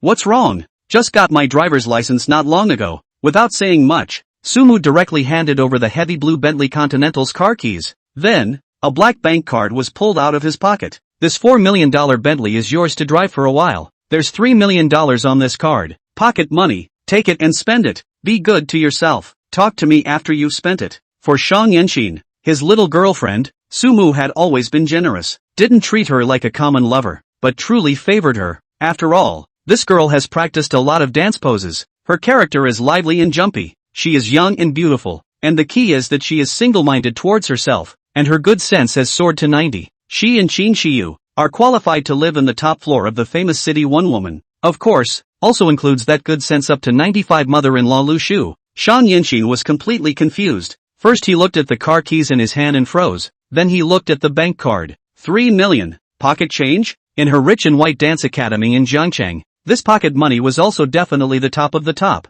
Those so-called local big ladies of Jiangchang, whose pocket money could be a fraction of hers would be considered good. And this blue Bentley Continental, she really liked it. That streamlined body, especially the beige interior, was her dream car. What might be just a substitute car in Sumu's place was of great significance to her. Great surprise and emotion overwhelmed her instantly. Sumu, her voice with a little trembling. I so love you. Sumu raised an eyebrow. How much love? Shang Yinxin's eyes burned. Love until now is fine. Saying that, she didn't care if her mom was watching from the upstairs window. She fiercely stretched out the car window, and with her arms open, she was going to put Sumu into the Bentley. It's a stance that can't wait to prove how much she loves her right there and then in the car. Sumu cried and laughed, hastily slapping her hand away. Hey, woman, you're playing with fire. He pointed around. Look where we are, downstairs at one famous city, in the busy downtown area. How many people are watching? Do you want to be photographed for tomorrow's headlines? It was only then that Shang Yinxin reacted to the fact that there were indeed quite a few pedestrians around casting curious gazes.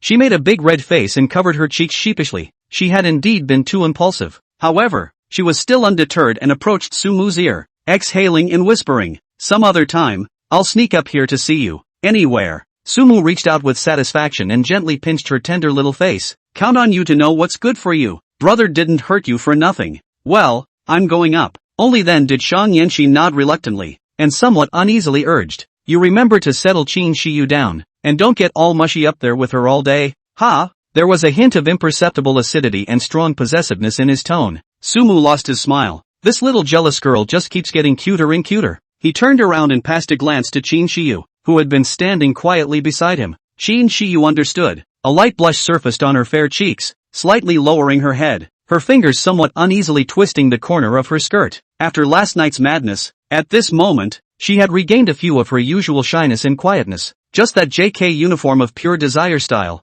and the delicate curves outlined underneath the uniform, silently telling the flavor of last night. Sumu took Qin Shiyu and walked into the gate of famous city one side by side. Downstairs in the car, Shang Yinxin looked at the back of the two gradually disappearing, and hummed softly, muttering in a small voice, Humph, it's cheap for this guy. Chapter 050, a beautiful woman's kitchen offering hides her heart's desire. Elevator ding, a light sound. Smoothly arrived at the top floor of the famous city 1. The metal door slides slowly open to reveal a space beyond imagination. Into the eye is nearly 360 degrees around the floor-to-ceiling windows. The entire prosperity of the river city as far as the eye can see. Underfoot is polished, mirror-like imported marble, and overhead are baccarat custom crystal lamps. The luxury of this place is far from those ordinary mansions downstairs. This is Sumu's real core residence. Qin Shiyu followed behind Sumu with a smooth gait, her gaze quickly sweeping over the luxurious surroundings, a hint of curiosity flashing in her eyes before she regained her composure. Her posture was relaxed, her hands hanging naturally at her sides, and she didn't show too much of a sense of urgency.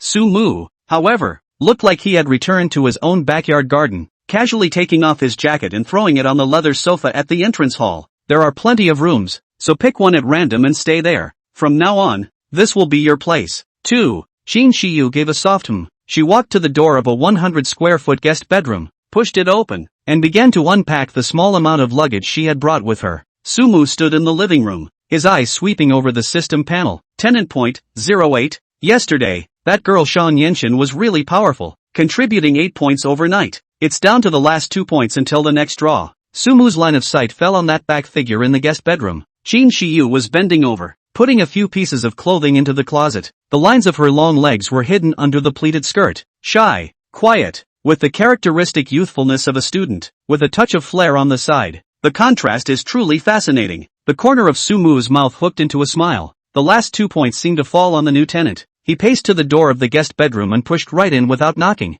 Qin Shiyu's movements paused when she heard the door open, and she calmly turned to look at him in the doorway. Sumu. Sumu leaned against the doorframe, clasping his hands on his chest and sizing her up. Room still satisfactory? Qin Shiyu nodded her head in a hurry. It's quite good, thanks for arranging it. Sumu smiled and slowly approached, casually gently bringing the door of the room with him. There was a soft click, loud and clear in the quiet room. Qin Shiyu's heartbeat missed a beat. Sumu stood in front of her. The luggage will be organized later. Sing me a song first. Singing now? Well, pick up the mic and sing. The afternoon sun was just right, spilling through the floor-to-ceiling windows of the penthouse. Sumu stretched his back, recalling the pleasant time in the morning and Qin Shiyu's slightly shy but unexpectedly beautiful singing voice. Tenant points, 810. The 2-point renter point is in hand and is already available for another draw. In a happy mood, he pressed the elevator, ready to slip off to the 20th floor. The life I dreamed of since I was a child seems to be coming true step by step. The warbler upstairs, the soft jade downstairs. Go around the upper floors in the morning and listen to the songs and dance. I had nothing to do in the afternoon, so I went downstairs a couple floors to sneak around and mix up dinner, idle, and put together a table of mahjong. Well, preferably the coolly dressed kind of four-person mahjong. The corner of Sumu's mouth slightly raised. This day, give a god wouldn't change. The elevator doors slid open and the 20th floor was surprisingly quiet. Normally at this point in time, Lin Mixue and the girls should be quite rowdy. Sumu took out his cell phone and clicked on the WeChat group called Mumu's Female Tenant Home.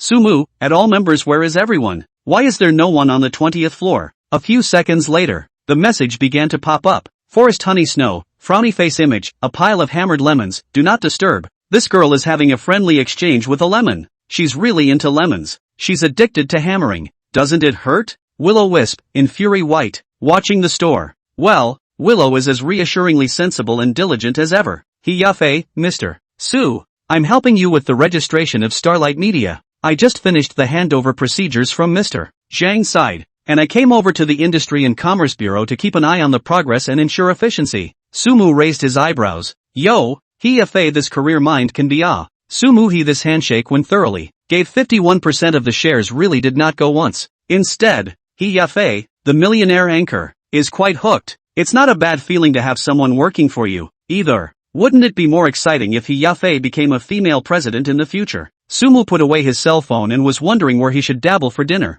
There was a sudden zip from the kitchen, accompanied by a tantalizing aroma. Ha, someone's cooking? He walked over curiously. In the kitchen, a slender back was busy. It was Bai Shallow's mother, Gu Qingman, surrounded by a V-neck apron. Sumu's footsteps lurched. This is not he and Lin Mixue play kitchen games used? Wearing it on Gu Qingman was a different kind of flavor. Gu Qingman was carrying a plate of stewed prawns and turned around to see Sumu and let out a surprised yelp. Sumu, you're here. Great. I was just about to go look for you. I've been wanting to thank you in person for renting your house at such a great price and take you to dinner. Dinner? Sumu was a little suspicious. These days, would any tenant have nothing better to do than invite their landlord to dinner? And isn't Gu Qingman's rented apartment on the second floor? He opened the tenant panel and Gu Qingman's data came into view. 1. Lin Mixue, flower of Jiangchun University, affinity 85. 2. Willow, bank financial advisor, proximity 96. 3. Shang Yanxin, dance academy student, affinity 92. 4. He Yafei, 1 million webcam anchors, proximity 80. 5. Jin Xiyu, fruitful songstress, density 88. 6. Gu Qingman, beauty blogger, proximity 0. The favorability is actually 0? The little doubt in Sumu's heart instantly magnified. The other tenants, even Jin Xiyu, who had just met her, had their favorability spiked to 88? How could this Gu Qingman, as Bai Shallow's mother, be a 0? When things go wrong, they go wrong. Either the system is wrong, or it is this beautiful woman who is hiding something in her heart. On the face, Sumu still hangs that warm smile, so that people can't see half a crack. Sister Gu, you're being too outgoing. We're all neighbors. It's only right to help each other out. He smoothly took a few plates of dishes handed over by Gu Qingman. Braised prawns are red in color and aroma. Next to shredded pork with potatoes, mapo tofu, braised pork. They were all home-cooked dishes, but they were made in an extraordinarily exquisite way, and it looked like they had been prepared with care. Moreover, the taste, authentic Jiangchun flavor. Sumu looked at the dishes, and inexplicably felt a little bit of bad taste in his heart. What a coincidence! When Bai Shanshan was chasing him, his specialty dishes were also these. It was with these dishes that he easily captured the heart of the young foodie he was at the time. Pity. People's hearts are separated from their stomachs, and what they thought was a tender place at the beginning has finally turned into a shura. That girl, Bai Shallow, looks innocent, but her heart is so deep, especially after winning the lottery. Not even being able to share the pain really sickens him. I wonder if her gentle and virtuous-looking mother is the same. Sumu pondered in his heart, but his fingers honestly twisted a piece of braised pork and put it into his mouth. Fatty and thin, melt in your mouth. Just the right amount of sweetness and not at all cloying.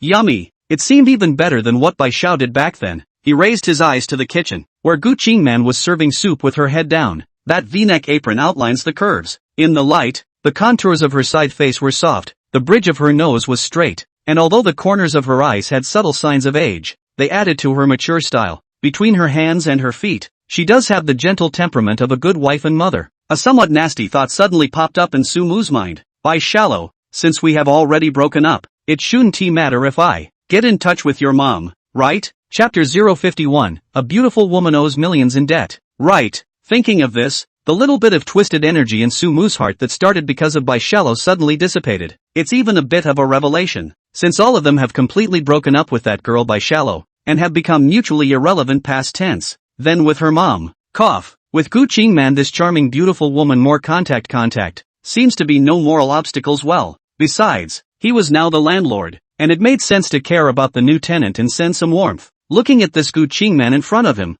who was wearing a V-neck apron and is busy fiddling with the dishes, with a slender figure and a style precipitated by the years between her eyebrows, Sumu can't help but secretly smack his lips. It's like a high-powered version of Shirado, less youthful and reckless college girls, more of an unspeakable mature flavor. Hands and feet are exuding a charming atmosphere. Gee, what's that old saying? Strolling in people's gardens and picking people's melons, watching people's children and thinking about people's mothers. That's not a bad thing. The wisdom of the old ancestors has really been deposited over time. The corner of Sumu's mouth hooked up with a playful smile, and the little nasty little thought in his heart spread quietly like a vine. The two sat down at the table. The dining room table is small, covered with a clean floral tablecloth and has a cozy, homey vibe. Gu Qingman picked up a bottle of red wine on the table that looked pretty good and poured a small half glass for each of the two with elegant movements. The walls of the crystal glass reflect the warm yellow light, and the wine takes on a tantalizing ruby red color. Sumu, try this. It was just opened today. Gu Qingman handed him the glass of wine with just the right amount of enthusiastic smile on her face.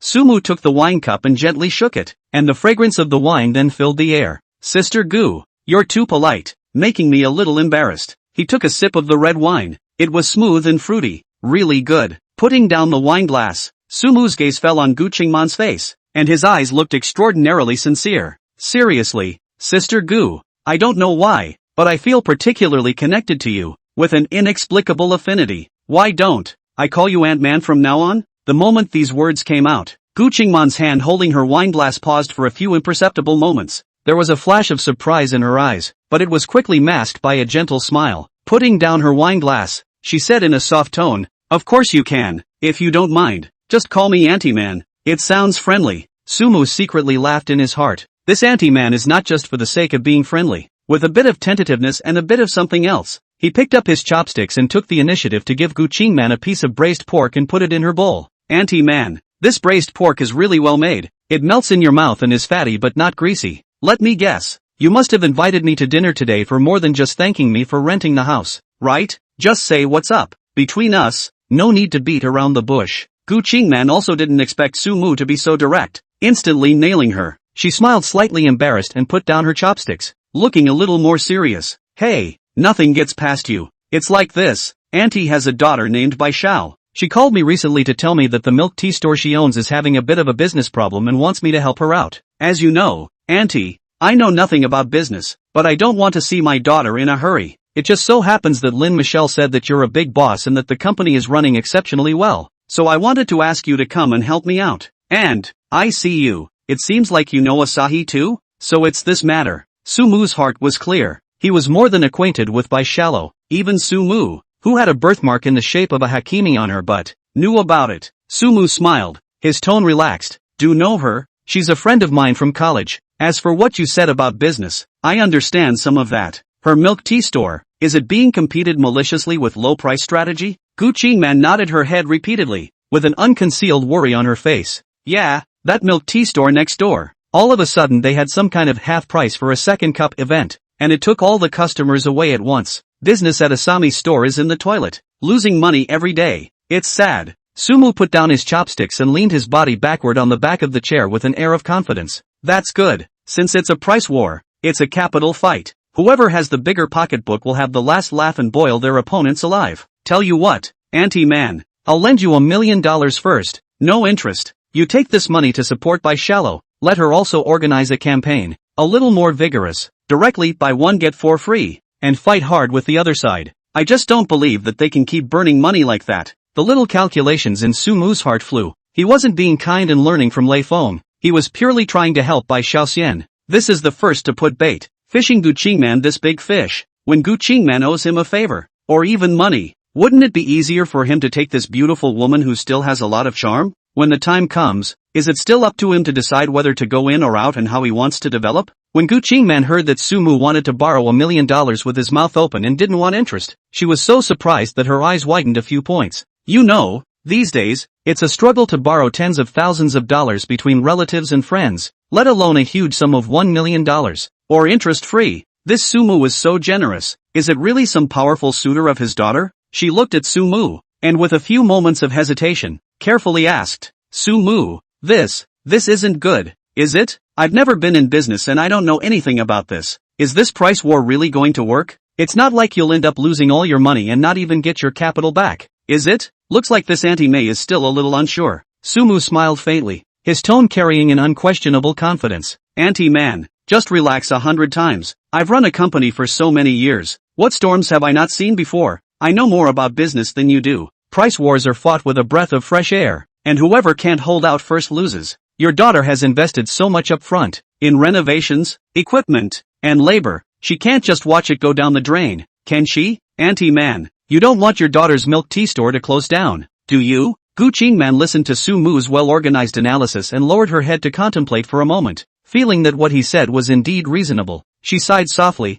a hint of helplessness in her eyes and a hint of determination. Hey, it's the only way to try. Shallow has put in a lot of effort for this milk tea store. I can't watch her give up just like that. Well, Sumu, then, thank you. This money, I'll find a way to pay you back as soon as possible. Sumu watched as Gu Qingman finally nodded her head, and a bright smile appeared on her face, but her heart was bursting with joy. It's a done deal. Fish, hooked. Chapter 052, Auntie-man, come with me tonight. After 3 rounds of wine, the previous heaviness and doubt seemed to dissipate as the warm liquid of red wine slipped into the belly. Come on, Sumu, Auntie will toast you again. Gu Qingman picked up her wine glass, her cheeks tinted with a moving scarlet red from the alcohol. The eyes were also much softer and less guarded than they had been at first. She looked at the young man in front of her and her heart was indeed grateful. Today is really, ugh, I don't know what I would have done if it wasn't for you. Sumu smiled and clinked glasses with her, and the glass made a crisp ringing sound. Sister Gu, I told you not to be polite.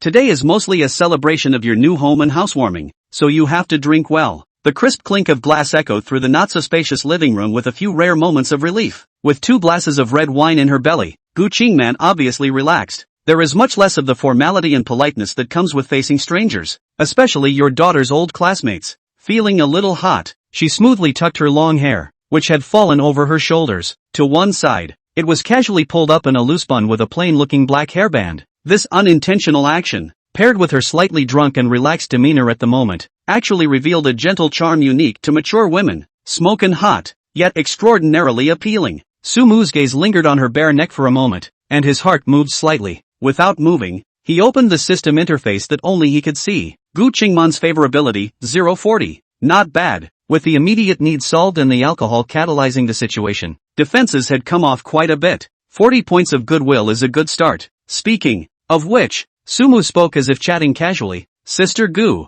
I'm a little curious. It is reasonable to say that you are a local of Jiangchang. How did you come up with the idea of coming out to rent a house? This question seemed to have touched a corner of Gu Qingman's heart. The blush on her face seemed to fade a bit, replaced by a flash of unspeakable complexity. Her fingers on her glass tightened slightly and she was silent for a moment. His eyes fell to his reflection on the tabletop before he sighed softly. Alas, there was so much bitterness and helplessness in that sigh. I'm not afraid to laugh at you. Our family used to have a house. Then the family's old house was demolished in time for a big share of the money. That works out to a little over $10 million.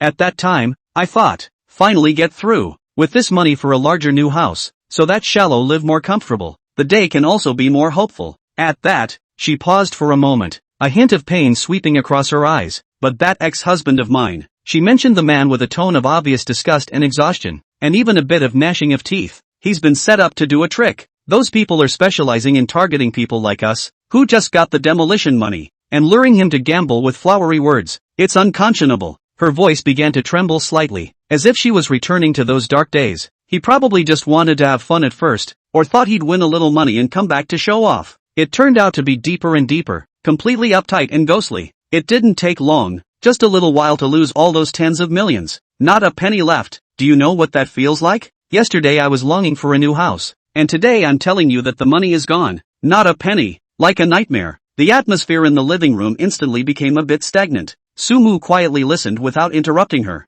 just a well-timed refill of her drink, her eyes signaling her to take her time. Losing it all doesn't count. Gu Qingman's voice was choked with sobs, and her eyes began to redden again. He also owes $2 million in gambling debts out there. Those people are just not human. Every day they come to the door, throwing paint and smashing things. The doors and windows of the house have been smashed several times, and you can be woken up in the middle of the night by the sound of a slamming door. Asuna and I hid in the house, too scared to breathe. In those days, I really even had the heart to die. I felt there was no point in living. She sniffled, trying to control her emotions. And then we got divorced. She uttered the words as if with all her strength, her tone filled with exhaustion and a kind of pallor that came with relief. The house is gone, the money is gone, and I'm in debt. You say, in a place like Zhangcheng, without the old base from before, it's not a fool's errand to want to buy another suite. Sumu nodded, his face showing deep understanding and sympathy. It's true, nowadays, in big cities, house prices are too stressful for ordinary people. So you haven't thought about buying a house in another, slightly smaller city? The pressure might be much less.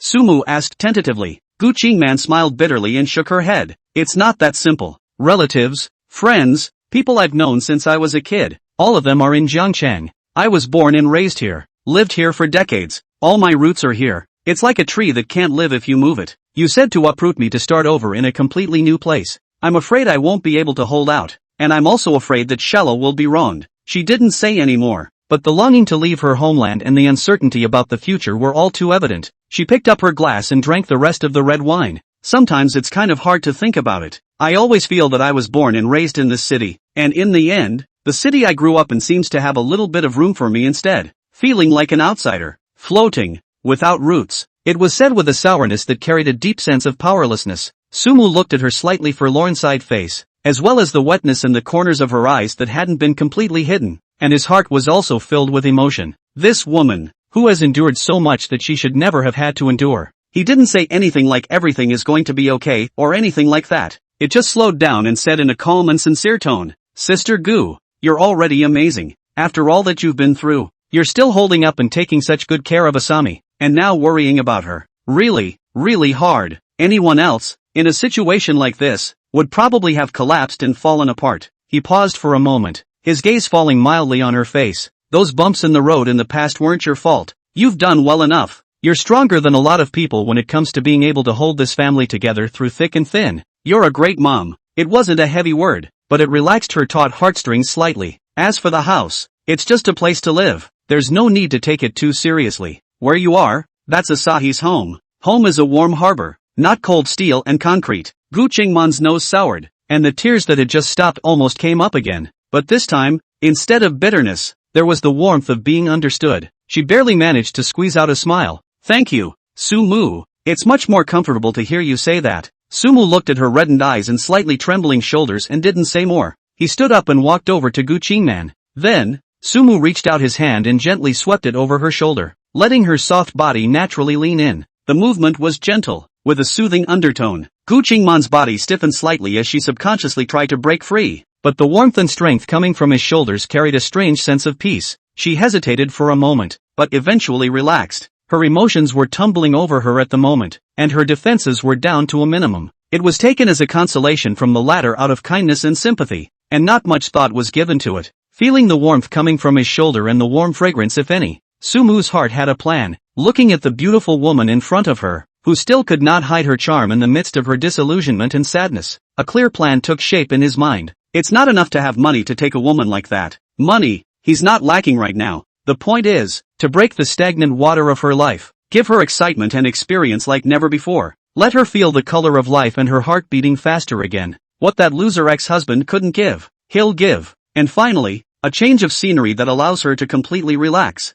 Take her. 3 days, that's enough. The corner of Sumu's mouth hooked up an imperceptible arc, and his voice carried an undeniable gentleness. Ant-Man, you're coming with me tonight. Chapter 053, Phantom Night, sailing into the thrill of the unknown. The night's alcohol faded. One famous city downstairs. Sumu sat in the Rolls-Royce Phantom and quietly waited for Gu Qingman to come downstairs. He could feel the hesitation and slight struggle in Gu Qingman's voice when he offered to take her out for a break just now. This woman, traditional to the bone. Like she said herself, she was a good kid growing up and everything went her way. Even after all the bad times, failed marriages and heavy life pressures. It never occurred to me that I would be out late at night with a man who could be considered a late bloomer. A good young woman type. Where to? Doing what? She had no idea. This unknown, for someone who is used to being in control of the details of his life, is an unease in itself. But she finally agreed. Perhaps it was the heartfelt words that had just been spoken that had loosened her defenses a little. Perhaps it was the bitterness that had been suppressed in the heart for too long and really needed a vent.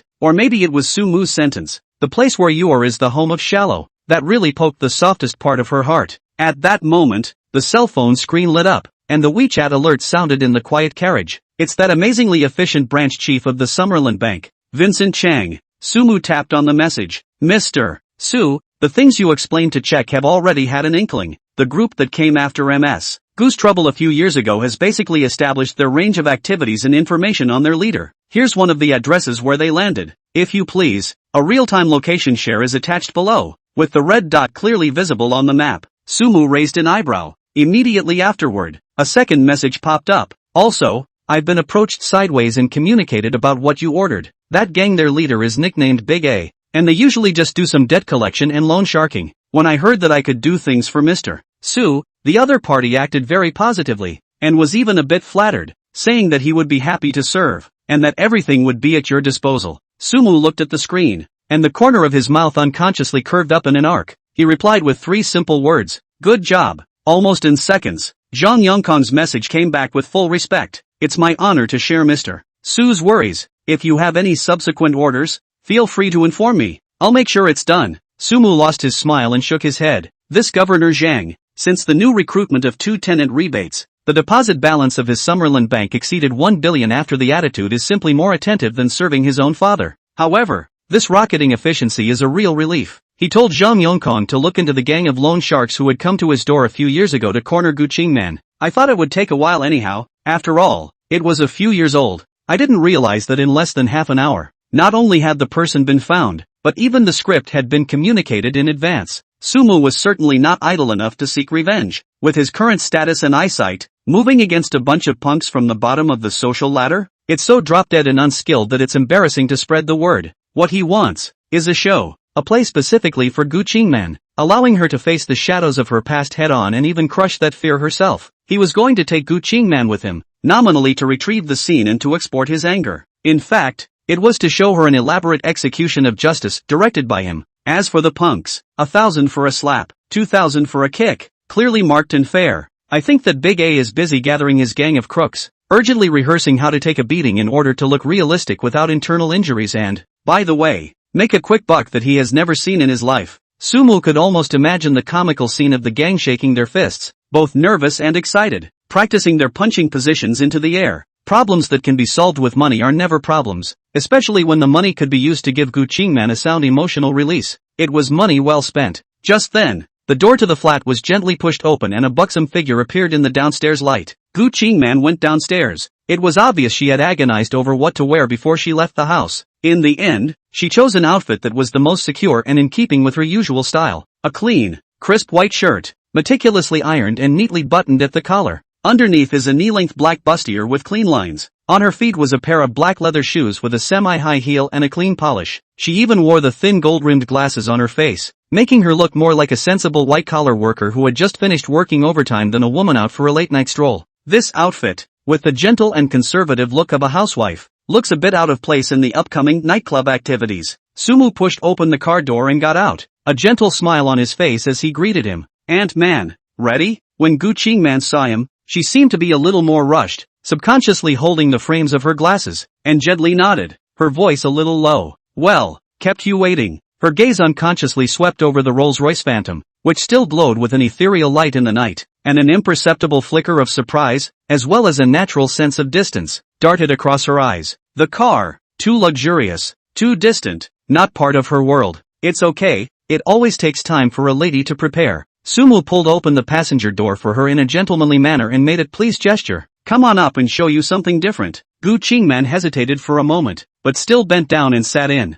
The extremely soft leather seats wrapped her gently, and the car's light scent and the silence that almost cut her off from the outside world were very different from the world she knew. She adjusted her sitting position somewhat uncomfortably, her hands resting regularly on her knees, her back straight. Susumu gently closed the car door, isolating the slightly cool night breeze outside. He circled back to the driver's seat and got in. Push the start button and the sound of the engine starting is so soft as to be almost negligible. The Rolls-Royce Phantom sailed out of the neighborhood as silently as a smooth boat. The interior of the car was quiet, with only the subtle sound of air being delivered by the air conditioning system. Gu Qingman looked out the window at the rapidly receding street scene, her hand, resting on her knee, curled slightly at her fingertips. Finally, she couldn't help but turn her head and look at Sumu. Sumu, where are we going? Sumu held the steering wheel and looked ahead. His tone was relaxed, even with a bit of a pretentious smile. A place where you can throw away all the pain that's not in your heart. He glanced sideways at her, seeing her still tight side and the slight flicker of her gaze behind her lenses. He added, "Don't worry, it's not a messy place. It's just that, once in a while it would feel different to live differently." Gu Qingman didn't pursue the question, just silently turned back and continued to look out the window. The bustle of the city flowed through her eyes, reflecting her slightly confused face that seemed to hide a hint of anticipation. She didn't know what kind of medicine Sumu was selling in his gourd, but deep in the bottom of her heart, there is a hint of fluttering that even she herself has not noticed, expecting something to break the dull as stagnant water of her life at the moment. Chapter 054, 10 slaps from one person. The Rolls-Royce Phantom glided silently. Outside the car window, the streaming lights of downtown faded, replaced by increasingly sparse neon and dim streetlights. Gu Qingman looked out the window at this increasingly remote, even somewhat desolate scene, and muttered in her heart, "Where is this going? It doesn't look like a serious place." But strangely enough, that little uneasiness in her heart was soon overpowered by another emotion. It wasn't fear, but an inexplicable sense of stability. Perhaps it was because of the young man beside him, who had a reassuring aura about him. Perhaps it was the top-of-the-line limousine, which was like a mobile fortress, that gave her an illusory sense of security. Or perhaps it was that little bit of her heart that had been suppressed for too long, that hidden longing for the unknown and change, that was creeping in. She didn't say anything, just sat quietly, her eyes occasionally skimming over Sumu's side face that was focused on driving. Finally, the car slowed down. The Phantom turned a corner and came to a steady stop at the gate of a factory that looked long abandoned. The surrounding area is a typical urban village scene, densely packed handshake buildings with drying laundry fluttering in the night breeze. The air was filled with a complex odor of dampness, mildew, and a mixture of household waste that was at odds with the car's delicate leather scent. This place is 2 worlds away from this multi-million-dollar luxury car. Sumu turned off the engine and pressed the center lock. Extreme silence returned to the car, leaving only the subtle sounds of each other's breathing audible. He turned his head and looked at Gu Qingman, showing his teeth and breaking the silence with a smile. "Here it is, Auntie-man." He took the lead and pushed the door to get out of the car, his movements smooth and natural, without the slightest hint of procrastination. Then he went around to the passenger side and gentlemanly opened the door for Gu Qingman. A gust of murky air mixed with the smell of smoke and bad perfume rushed in. Gu Qingman took a deep breath and tried to ignore the smell, lifting the hem of her skirt and stepping carefully out of the car door. The heels almost wrenched as they hit the somewhat muddy ground. She frowned and looked up as she steadied herself. Above the gate of the factory, a crooked signboard can be seen in the dim light Brotherhood Billiard Hall. The lettering was red, the paint was splotchy and peeling, and there was a pool cue and a black 8 painted next to it that was so abstract that you couldn't see the prototype. There was the fuzzy sound of rock music coming from inside, along with the dull sound of pool balls crashing and men shouting in rough voices. Gu Qingman looked at Sumu with some tears and laughter, her eyes behind the lenses carrying obvious doubt and a hint of helplessness. "Sumu, when you say something different, is this it? This seems like a place to play pool, right? How old am I and you're bringing me to a place like this where youngsters play?"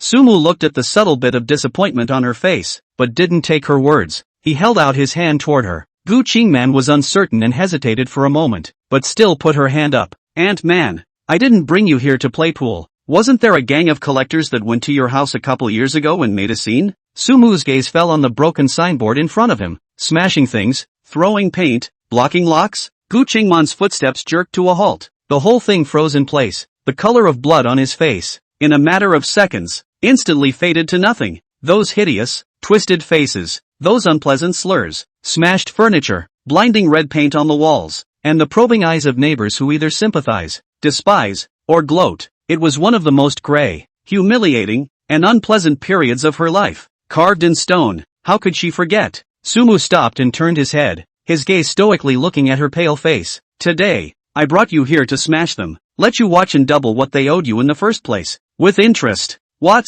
Gu Qingman's voice changed tone. She violently broke away from Sumu's hand and took 2 steps back in a row in fear. "No way, Sumu, no way. Those guys, they'll do anything, really not to be messed with." Gu Qingman's eyes were so anxious that they were red. Her voice was tinged with a sobbing tone, and she gesticulated incoherently. The one who led it, what's his name? Big A brother. Yes, Big A brother. I remember him. Looked tall, almost 1 meter 9. His arms are covered with tattoos, and his eyes are so fierce that he can eat people, and they are many. The last time they came to the house, there was a huge crowd, at least a dozen of them, and each one of them didn't look like a good person. So how can we afford to mess with them? How can you do it alone? She looked Sumo up and down, dressed in tailored casual clothes and with a clean, scholarly demeanor. He looked like a well-bred nobleman. How could such a person look like he could take on a group of vicious gangsters? Isn't this like a showman meeting a soldier, who can't reason things out and has to take a beating? The other side was outnumbered and had the advantage. This was like a sheep in a tiger's mouth. You go quickly.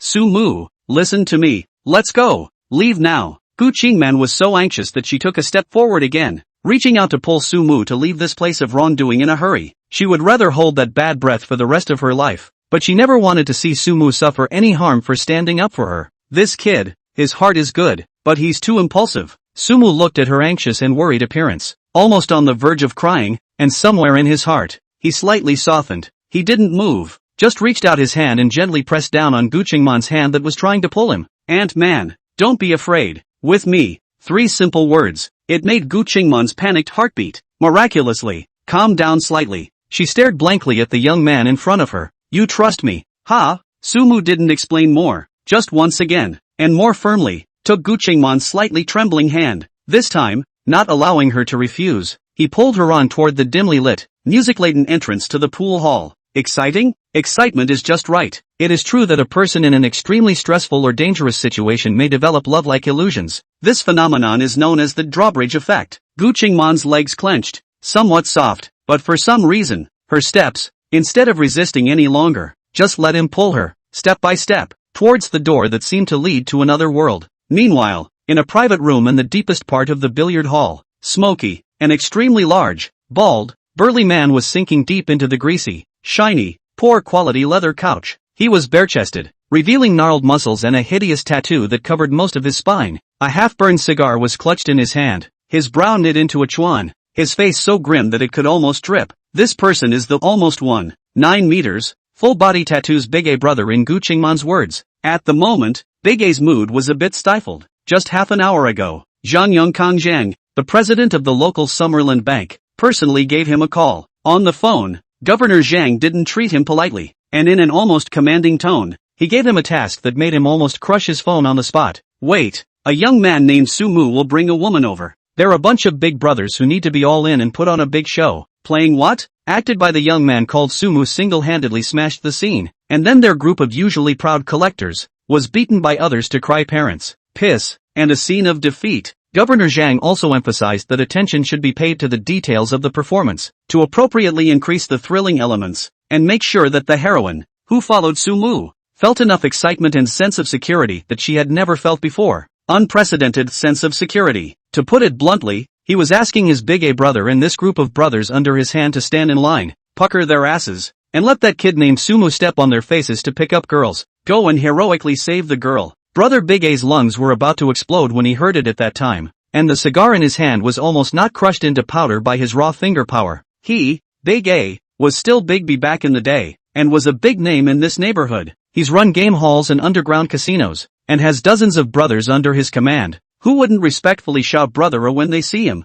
When have you ever been so pissed off? This kind of? Being pointed at and said, "Hey, that one who? Stand still and let me beat it up. I want to bring my sister. If this gets out, he'll never be able to work again." What about his face? So, Big A's first reaction was 3 words. "You, the God Hawk, Governor Chang. I won't serve you. I've got some backbone." But Zhang Yongkong's next words were like a bucket of cold water with ice, poured down from head to toe, pouring his just ignited backbone, drowning him through the heart. "Brother A, I know this has been difficult for you." Governor Zhang's voice carried a bit of appeasement. Duke Su's side has explained that he won't let the brothers work for nothing. Play along and act in place. Here's the deal. Get slapped and pay $1,000 for the hard work. Take a kick. 2,000. Lighten up and focus on yourselves. The main thing is to make the right amount of momentum. The expression should be painful. And most importantly there's a plot. Know what I mean? A slap. $1,000? Getting a kick in the 2,000? Brother Big A froze then, his mind spinning a bit. He subconsciously snapped his fingers and did a quick calculation. Under the hand, There are now more than 24 brothers who follow the dinner. One person first 5 slaps. No, 10 slaps. And then 10 kicks. Hiss dash. Brother Big sucked in a breath of cold air and his eyes went round. That's ing. That's ing more than they make in a year of hard work running their legs, grinding their teeth, and whispering to collect. It's so hard to do business in this world now. Those who owe money are grandpas. Those who ask for money are better than grandchildren. The country is also tightly regulated, and the old ways of splashing paint, blocking locks and eyes, and slapping tables and staring at people to scare them have long since ceased to work. Not to mention hitting people. Nowadays a little louder voice on the phone may be recorded by the other party to report a minor warning, or serious in the T. Door-to-door harassment? That's a straight-up sewing machine stampede, starting at 3 years and going up. Think of the year when he big brother. Alas, do not mention it, do not mention it. Good man, not mention the year courage. Mention it is all tears. And think of the $1,000 for a slap and $2,000 for a kick. Brother Big A touched his rough, weathered cheeks, and suddenly it didn't seem to hurt so much anymore. Even a bit of anticipation? Dignity? Face? How much is a pound of that stuff? Can we eat it? Can it pay for a bunch of guys waiting for a meal? Asterisk. It. Brother Big A took a hard sip of his cigar, exhaled a long line of thick, choking smoke, and put his heart on the line. Isn't it just taking a few hits? Who doesn't bow and bend for a living? People die for money. Birds die for food. The ancients are true. He also made it a point to call a few of his usually resourceful boneheads into the booth, lowering his voice and repeating his instructions. Wait a minute, all get your ing asses in gear. When that kid surnamed Sue makes his move, all show me the acting skills of a movie star. The expression must be agonizing. The more twisted the better. The voice must be miserable. Scream for your father and your mother. As miserable as you want. Especially the eyes. They should be filled with fear, despair, and so much. Yes, resignation. He spat and gestured. Whoever ing dares to give me a laugh or act in a way that's not realistic, I'll skin him later. Do you understand? This is our chance to get rich. 1,000 for a slap, 2,000 for a kick. No cap. All of you get your asses in gear and take a beating. Make sure you keep the golden father happy.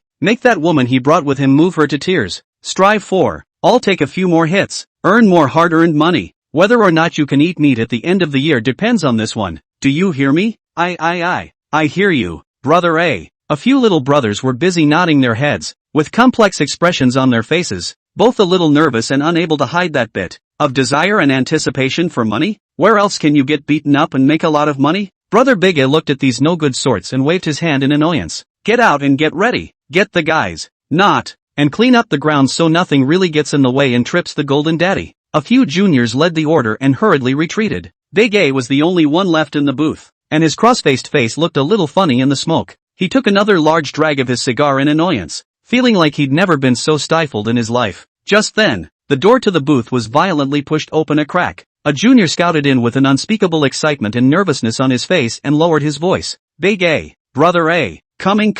That Mr. Sue is taking a woman with him, into the hall. Asterisk drove that blue Rolls Royce. It's so eye-catching. Brother Big A bounced violently off the couch, moving faster than he should at his size. He pushed the cigar down hard in the ashtray, straightened the non-existent folds of his clothes, and cleared his throat. Asterisk. It's on. Inform the brothers to take up their positions. Show some professionalism. Chapter 055, Father Goldmaster. He's coming. Squeak dash. The somewhat peeling wooden door of the billiard hall was pushed open. Sumu led Guqingman in. All of a sudden, the loud music and the sound of pool seemed to pause for a moment. A dozen young men with colorfully dyed hair, cigarettes in their mouths, and crookedly playing pool, craned their heads in unison, eyes focused on the doorway in unison like searchlights. Where had Guqingman seen this kind of battle? Her face turned slightly white and she subconsciously grabbed Sumu's arm. It was a place she'd walked around when she'd passed by before, never thinking she'd set foot in it. The yellow hairs made eye contact for a moment, then withdrew their gaze in a pretense of composure and continued to poke at the balls on the table. Just that hand holding the club. Slightly harder. The depths of his eyes hid suppressed excitement. The Golden Father. He's coming. The sound of the billiard balls hitting seemed to be a few moments crisper than it had been a moment ago. Sumu looked around the week, his voice calm. The people who bullied you back then, are they here? Guqingman nervously clutched the corner of Sumu's coat, her gaze quickly sweeping over the straggling faces, finally resting on a guy with dyed solid green hair who was fixing his hairstyle in the mirror. She reached out a finger and tapped in that direction. It was him. And the ones next to him, that's who threw the paint. Sumu followed her gaze and nodded. He casually grabbed a reasonably smooth cue from a nearby cue rack and walked over to a vacant pool table. Leaning over, racking the bar, with a standard posture like a pro, eyes locked on a black 8 on the tabletop, a flick of the wrist, shoo, the white ball hit with precision, and the black 8 was like an arrow out of a string, cutting a sharp straight line. The target, the very back of that greenhorn's head. Boo! Ow dash! Green hair covered the back of his head and let out an extremely exaggerated cry of pain, bouncing in place twice. It's a pity you don't go to Yokohama with this acting skill. But in his heart he was in ecstasy. The door was open. It's an open door. The commotion was not small, and everyone's eyes once again focused on Sumu. Who is this guy? You're going to do it the minute you get here? And that woman next to him. Many of the punks' gazes swirled around Gu Qingman, who was dressed appropriately and had a gentle temperament that was out of place in this pandemonium, but added a bit of thrilling beauty to the situation. Green hair covered his head and angrily walked to Sumu. Kid, you're ing looking for death, aren't you? How dare you hit me with a ball? Do you have any ing idea who I am? My green-haired brother is the man on the street here. Pop, a clear, loud slap. Greenhorn's words ended abruptly. His entire body spun halfway around in place, and a clear 5-finger print quickly emerged on his face. $1,000. Sumu's face was expressionless, as if he had just dusted himself off. Without waiting for green hair to react, Sumu raised his leg and kicked it twice. Bang! Bang! 2 solid kicks to the small of the greenhorn's back. Green hair brother should sound fly out. Posture is extremely standard. The air also with a turn. And finally bang fell on a billiard table 2 meters away. The billiard ball clanking mess roll. He was lying there, his hands covering his stomach, his expression distorted, and he let out a ouch, ouch, ouch, ouch scream, sounding miserable and incomparable, as if he had suffered a fatal internal injury, inwardly roaring, 4,000, another 4,000, 5,000 now.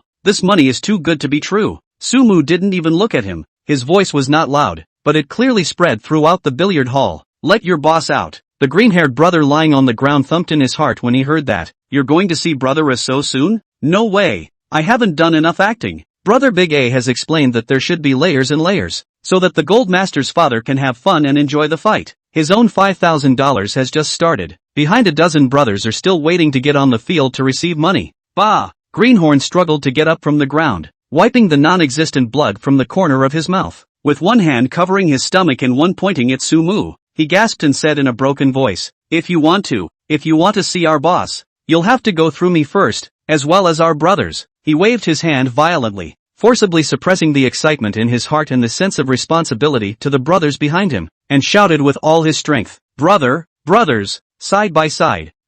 Give me to waste him. The surrounding dozen or so yellow hairs who were originally still watching the show instantly changed their faces, throwing the pool cue in his hand with a clank. They gathered around from all corners. The air seemed to freeze for an instant, and even the background music had the good sense to stop. Where had Gu Qingman ever seen this kind of scene from a triad movie? She was so scared that she lost her face, her body almost completely pressed against Sumu's back, shivering slightly. She is a good family young woman who grew up in a disciplined manner. From childhood to adulthood is a good student in the eyes of teachers and parents. Not to mention fighting, even loud quarrels are rare. Sumu felt the trembling behind him, and his hand reached down, steadily wrapping around Gu Qingman's soft and thin waist. The warmth came from her palm, settling her a little. Don't be afraid. Sumu's voice rang in her ears. Look up at them and face them straight on. Otherwise, you'll be afraid of people like that in your heart for the rest of your life. Gu Qingman bit her lower lip, her nails almost embedded into Sumu's clothes, but still obediently,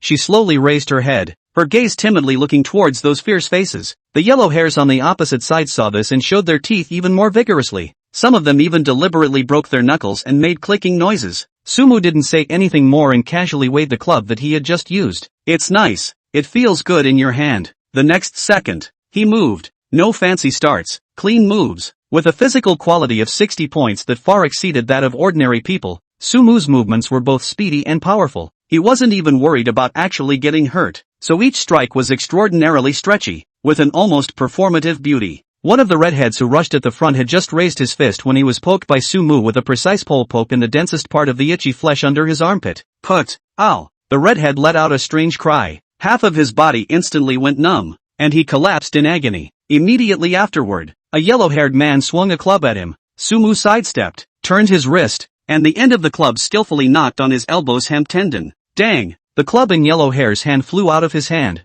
He covered his arm and jumped in place, his expression managing to almost lose control. Sumu was like a tiger entering a flock of sheep. The club in his hand was flipping up and down. Bang! Pop! Ouch! Holy! There were crashes, muffled grunts, and all sorts of screams. In less than 3 minutes, the dozen or so yellow hairs that were still raging were already lying on the ground in pieces. The postures were varied. The expressions were agonizing, but upon closer inspection, there was a gleam of excitement and anticipation in the depths of their eyes. Only Sumu and Gu Qingman, who was leaning closely against him, were still standing in the entire billiard hall. Sumu threw away the club that was already a bit bent in his hand and walked over to the green hair that had been knocked away at the very beginning and the red hair that had been the first to fall down just now. Like carrying chickens, one in each hand, they lifted the two men up and dragged them to Gu Qingman. Chapter 056 Snapping Face. Intimacy soared. The green and redheads let out weak moans in perfect synchronization. Sumu looked at Gu Qingman, whose face was still a bit pale, and his tone was undeniable.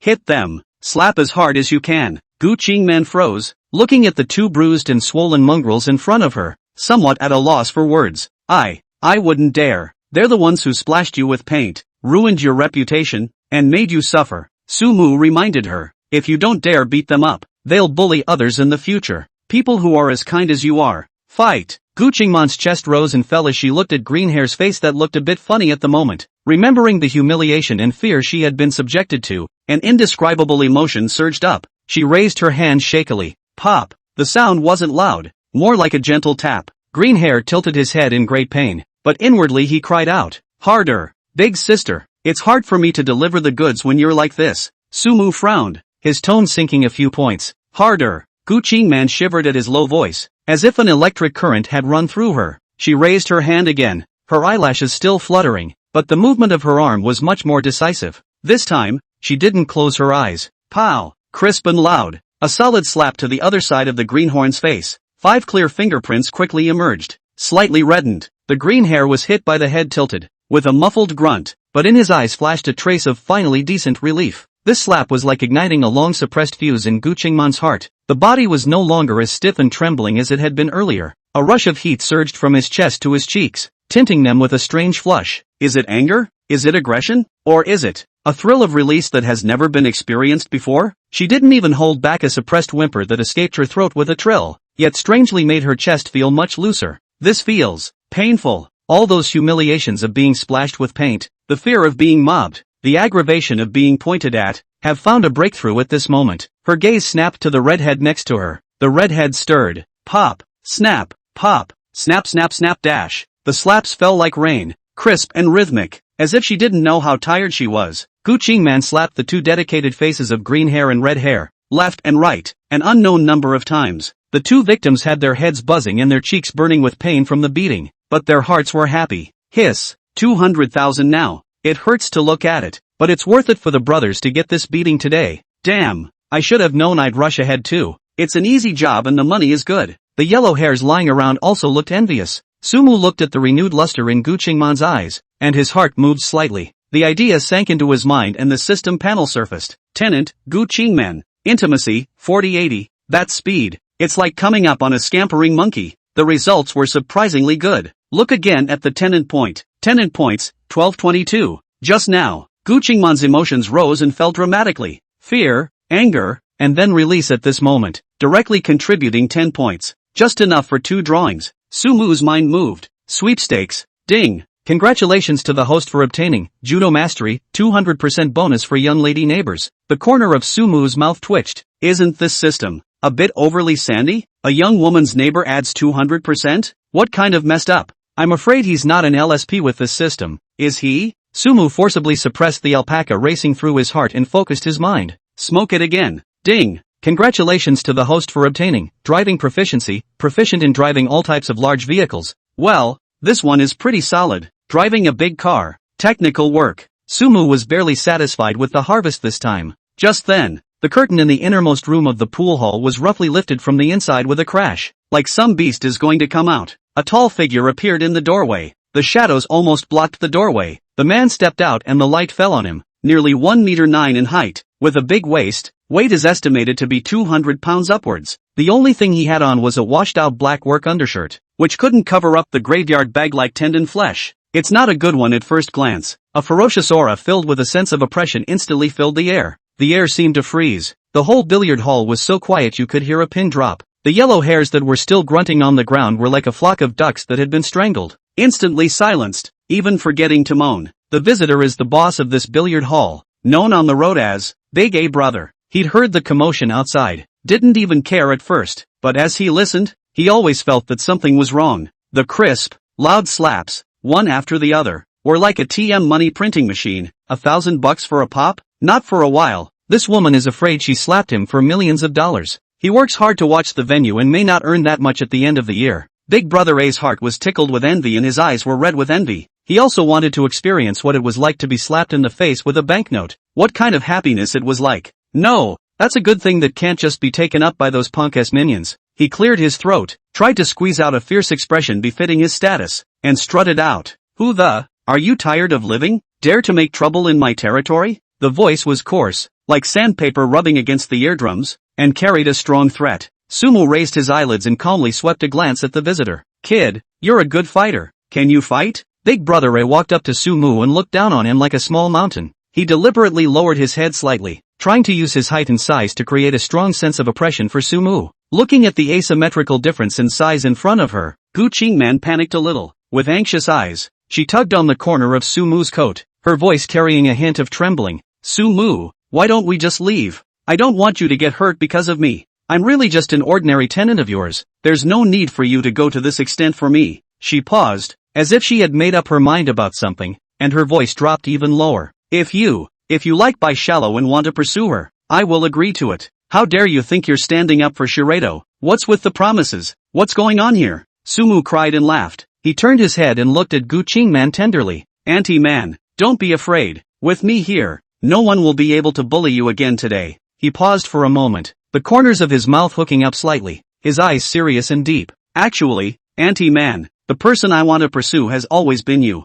A single sentence, like a heavy bomb, exploded in Gu Qingman's mind. She was momentarily confused and her mind went blank. Chapter 057, Critical Confession. Mrs. I like you. Hearing Sumu's confession, Gu Qingman completely froze, her mind going blank. It was completely unexpected that Sumu would like himself like this. As well maintained as she is, she's still older after all. Besides, what's the occasion? At a time like this, when it's killing him, he's talking about this? Her heart was pounding and her cheeks were burning a little, panic mixed with a hint of an unspeakable flutter. The Big A Brother on the side also froze, then his eyes swept over Gu Qingman's figure. There was a smile on his face that a man would understand. A well-built body with a mature and flirtatious style. Gee, this kid, he really knows women. As the saying goes, teenage girls are hooked. Young women are hooked. A young woman has 3 good qualities. She's gentle and considerate and can't be fed enough. The man knows it all. Brother Big A grinned. This kid knows his stuff.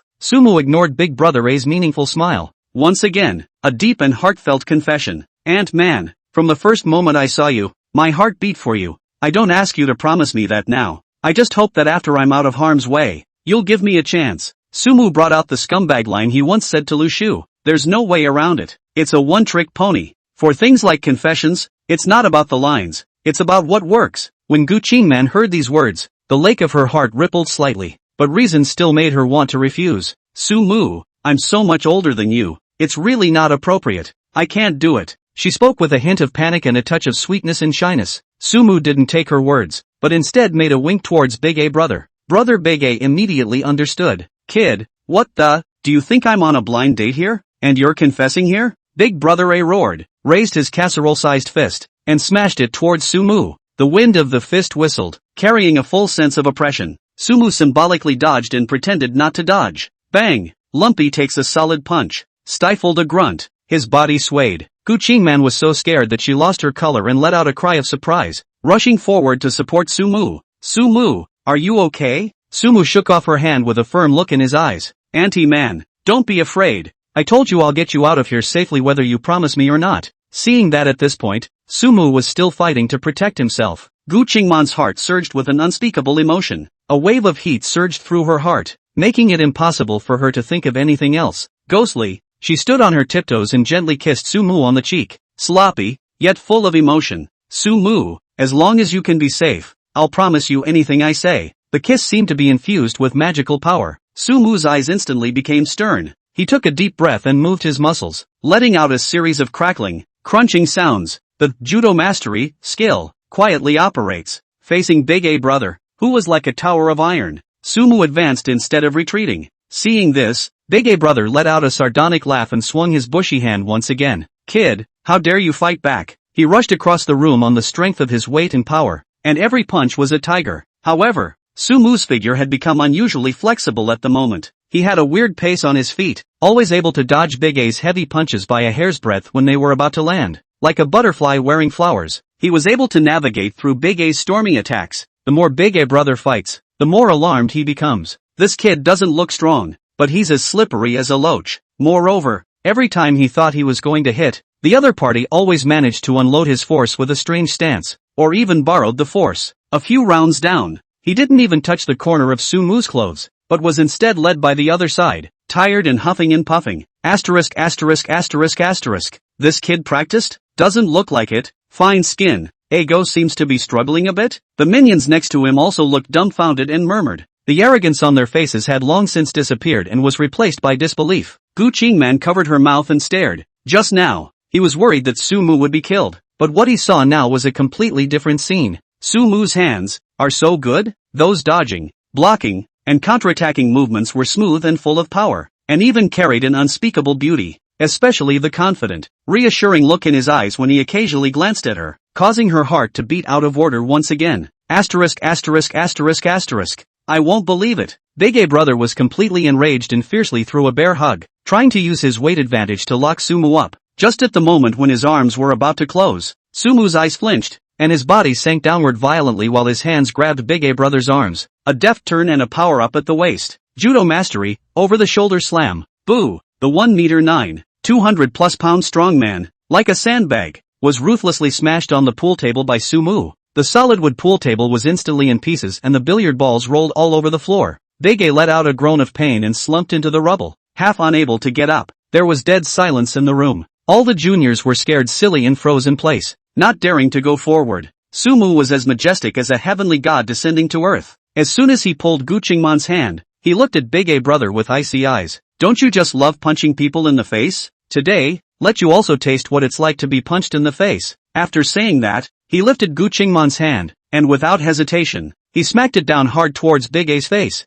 Pop! The sound of a crisp, loud slap echoed through the pool hall once again. Intimacy 8890. Fascination. Intimacy 8890. Fascination. Gu Qingman's cheeks rolled and her eyes were mesmerized, with a hint of shyness and shock that hadn't yet faded. Sumu smiled in his heart. It's done. The intimacy rushed to 90. That's solid. It's going to be hard to fall off again. Almost. Time to slip away. No sooner had the thought occurred than there was a jumble of footsteps and shouted curses from outside the billiard hall. Listening to the commotion, it's the reinforcements called by Big A's brother arriving. It was a black mass, at least 20 people. What's worse, each of them was carrying a shiny steel pipe in their hands, and they were aggressive. Sumu's face changed slightly. No good. There's too many people. Hold on to me. Let's rush out. Chapter 058. Wet Pods. Heart racing. This time, there was no waiting for Sumu to reach out. Gu Qingman had taken the initiative to hold his hand, her palm wet and hot with a slight tremor. She nodded vigorously, her voice carrying a hint of dependence.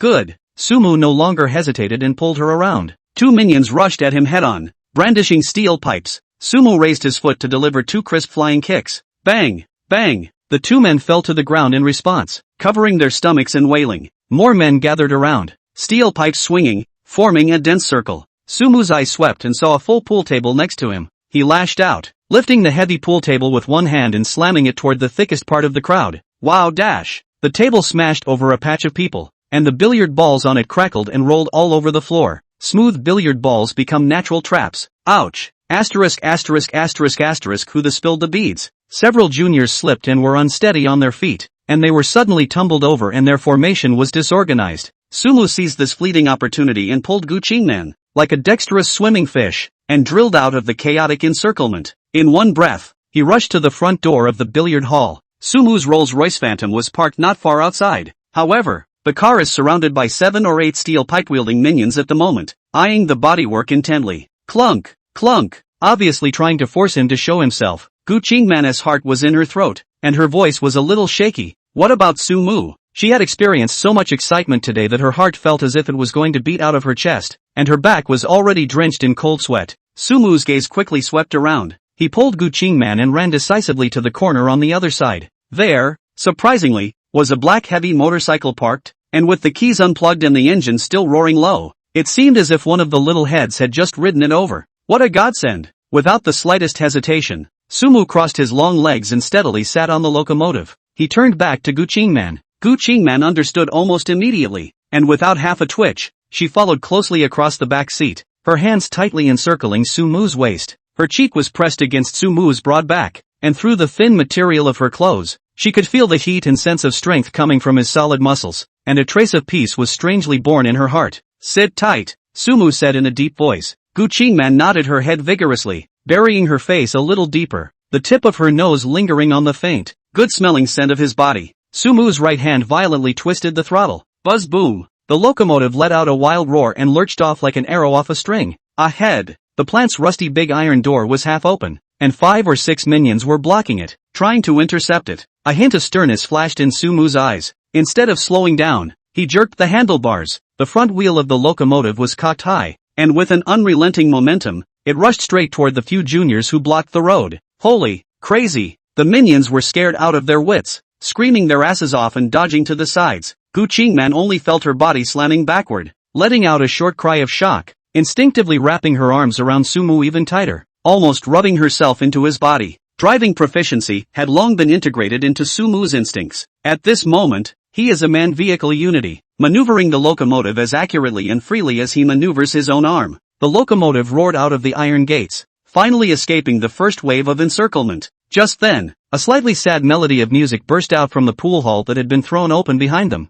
Surprisingly, it's the theme song from Heavenly Creatures' Dreamcatcher. Let youth blow your long hair, let it pull your dreams. The bleak and romantic song, accompanied by the night breeze, is eerie in the midst of this chaotic chase scene, with a hint of inexplicable black humor. The scene that had been shouting and fighting just a moment ago seemed to be much quieter all of a sudden. Gu Qingman was stunned for a moment, then her cheeks turned even redder, and her arms around Sumu's waist tightened, as if she wanted to draw all the security from him. Sumu just wanted to give praise to Big Brother A, too professional, and play BGM. However, the crisis has not been lifted. The music was accompanied by a more intense roar of locomotive engines from behind them. Looking back, they saw 7 or 8, no, a full dozen locomotives with blinding headlights, like sharks that had smelled blood, fishtailing out of the plant in hot pursuit of them. The crisis returns. Seeing the pursuers getting closer, Sumu slammed the steering wheel. A beautiful drift turned into the small road between the village. The locomotive traveled over narrow village roads with no streetlights and bumpy bumps. Gu Qingman closed her eyes tightly, buried her head in Sumu's back, and grabbed onto his clothes. Sumu's eyes were sharp as he looked around through the faint starlight. Passing a pile of lumber, he was quick on his eyes and reached down to get all the boards down. Wow! The pursuers behind them were caught off guard, and they fell over, screaming, half of them tripping over the planks. Gu Qingman exclaimed excitedly, "Great! Sumu, you're fantastic!" She excitedly gave Sumu a kiss on the cheek. A faint fragrance came from Sumu, and the corners of his mouth rose slightly. "Want to experience something more exciting?" Gu Qingman said without hesitation. "I want to." At that moment, a 2-meter wide stream appeared in front of us, its water glistening silver in the moonlight. Without the slightest hesitation, Sumu didn't slow down but instead twisted the gas pedal. Buzz boom! The locomotive let out a roar, like a wild horse out of control, and took the 2 men on a flying leap. Gu Qingman felt as if she was flying. Her heartbeat instantly accelerated and she couldn't help but scream. The locomotive landed firmly on the opposite bank with a splash. The pursuers watched them leap the creek. Furious, *******. Maniac, there's a bridge over there. Get around it. But Sumu didn't give them a chance at all, twisting the gas pedal to the bottom and quickly throwing them out of sight. Just then the locomotive gave a violent shudder and slowed down. Out of gas, Sumu cursed in a low voice. He decisively threw the locomotive straight into the river to avoid detection by his pursuers. Go! Sumu pulled up Gu Qingman, who was still a bit dazed, and tugged her, headfirst, into the dense bract field next to him without saying a word. Jiangcheng side of the village, planted a lot of pearl corn. At the moment it is the best time to grow. More than 1 person high cornstalks, dense and impermeable, is the perfect hiding place. The 2 men ran deeper and deeper in, the corn leaves cutting into their faces and arms, leaving a subtle sting. Walking to the middle of the bract field, Sumu pressed Gu Qingman to death on the land. Don't make a sound, we'll hide here. Gu Qingman's entire body was covered in sweat at this point, as well as dirt staining her entire body, and she was panting violently. Okay, I'm all yours. She could feel Sumu by her side, and an inexplicable sense of security came over her. Within moments, the sound of the pursuers' motorcycles came from far and near. Intense tension makes a woman more sensitive to the outside world. Gu Qingman was on the verge of screaming out. Luckily, the pursuers watched for a while outside the bracts, didn't spot them, and cursed as they drove onward. The world, it seemed, was completely quiet all of a sudden. Only unknown bugs whispered in his ears, and the air was filled with the fresh smell of dirt and corn leaves. Sumu loosened the hand covering her mouth. The two of them, by the faint starlight, met each other's eyes at a close distance. The darkness magnifies the senses and certain feelings that creep in. The air seemed to become sticky and ambiguous as the sounds of each other's rapid breathing intertwined. Intimacy 9099, briefly raised. This is when the intimacy briefly raises to 99. The drawbridge effect is in full effect at this moment. The thrilling escape that she had never experienced before, the excitement between life and death, made the dopamine in Gu Qingman's body secrete like crazy. It was a feeling that completely ignited something inside her that had never been touched before. Sumu looked at her eyes that were amazingly bright in the darkness and didn't say anything.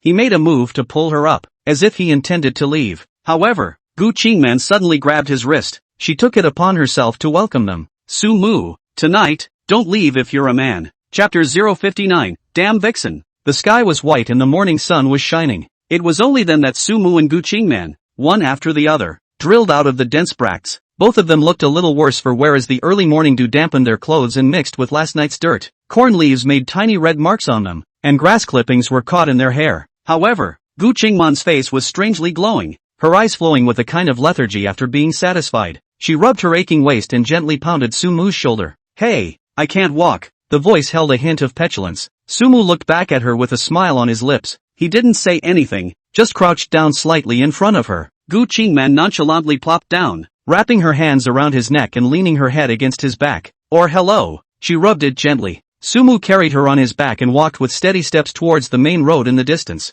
With a silent thought in his mind, he checked the system. Intimacy, 95. Intimate. After last night's thrilling chase and subsequent deep exchanges, the intimacy eventually stabilized at 95. Sumu secretly nodded his head, still satisfied with the result. After walking not much farther, I saw the rising sun spreading its golden glow over the land. Sumu stopped and took out his cell phone. Here, in honor of our first wilderness survival. Gu Qingman was still on his back, sniffing and inclining her head, a little embarrassed. This looks so ugly. She looked at her muddy hands and clothes. It's not ugly, it's monumental. Sumu adjusted the angle and clicked. In the photo, the morning light is bright, and in the background is a green bract field. Sumu had only captured a small half of the side faces of himself and Gu Qingman, who was lying on his back. She beamed slightly, but her eyes lit up with a strong dependence and a hint of love that she couldn't hide. Looking closely at the man in front of her, the sweetness almost spills out of the photo. Gu Qingman looked at the photo, her cheeks slightly red, and gently whacked him. You're the only one who can shoot. Sumu smiled, his fingers operating quickly on the screen. He skillfully blocked most of the people on his list, leaving only one grouping. Then he posted the photo without any accompanying text. There is only one name in this grouping. Shallow White. By the time noon rolled around, the sun was burning one's skin.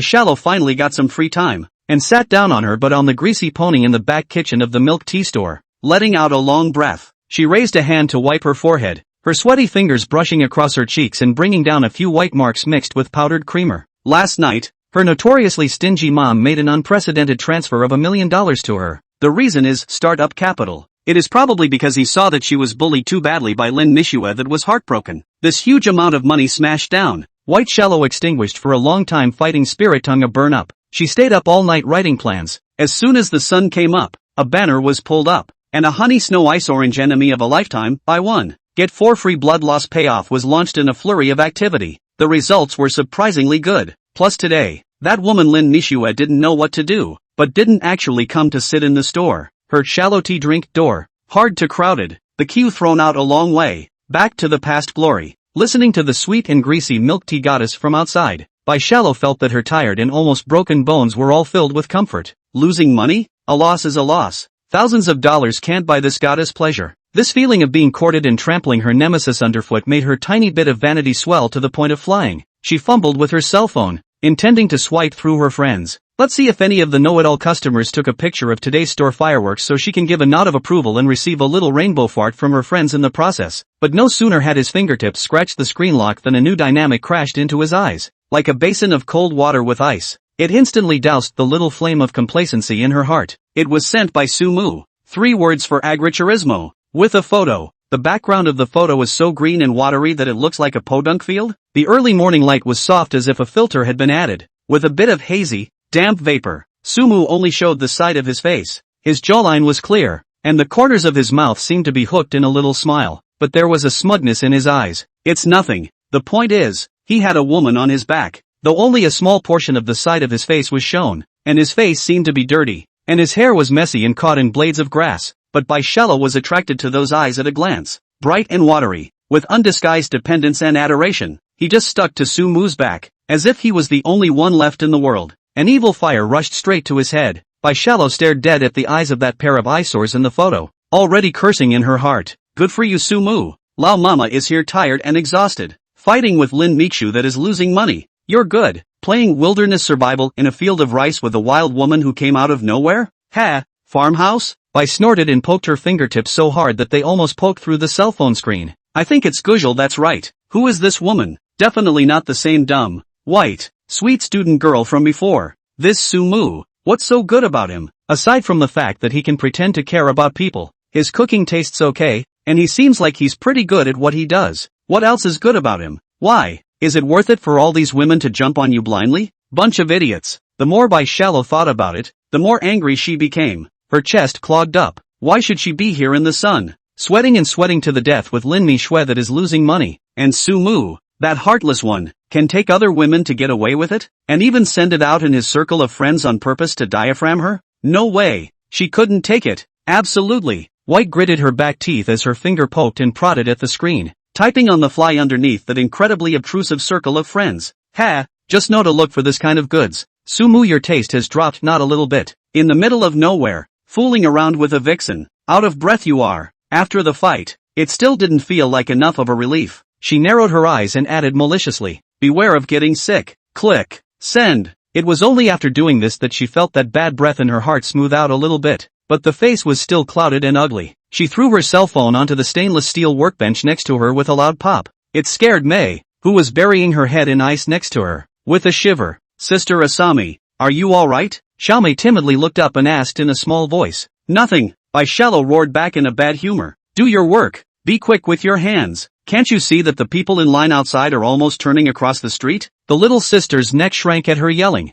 and she no longer dared to ask half a word more, but the movements of her hands unconsciously sped up a lot. Baishello scratched her hair in annoyance, grabbing down a handful of sticky milk tea powder. She looked at the long line outside the store, listening to those intermittent calls of milk tea goddess, but her heart could not be happy. The short-lived satisfaction brought about by that bit of vanity was fragile and unbearable in front of Sumu's eye-catching photo. All she could think of now was the image of Sumu carrying that vixen on her back, and the woman's bright, watery, gooey, possessive eyes written all over it. Damn Sumu, ing vixen. Chapter 060, Ant-Man's overbearing dislike. On the other hand, Sumu had just carried Gu Qingman back to the large flat floor of one famous city when his cell phone vibrated. The lighting in the entranceway was soft, reflecting Gu Qingman's delicate side face. He pulled out his cell phone with one hand, unlocked it, and tapped it. Red dot alerts for WeChat friends. The latest comment is, of course, the one from Shiredo. Between the lines, the smell of vinegar almost spills out of the screen,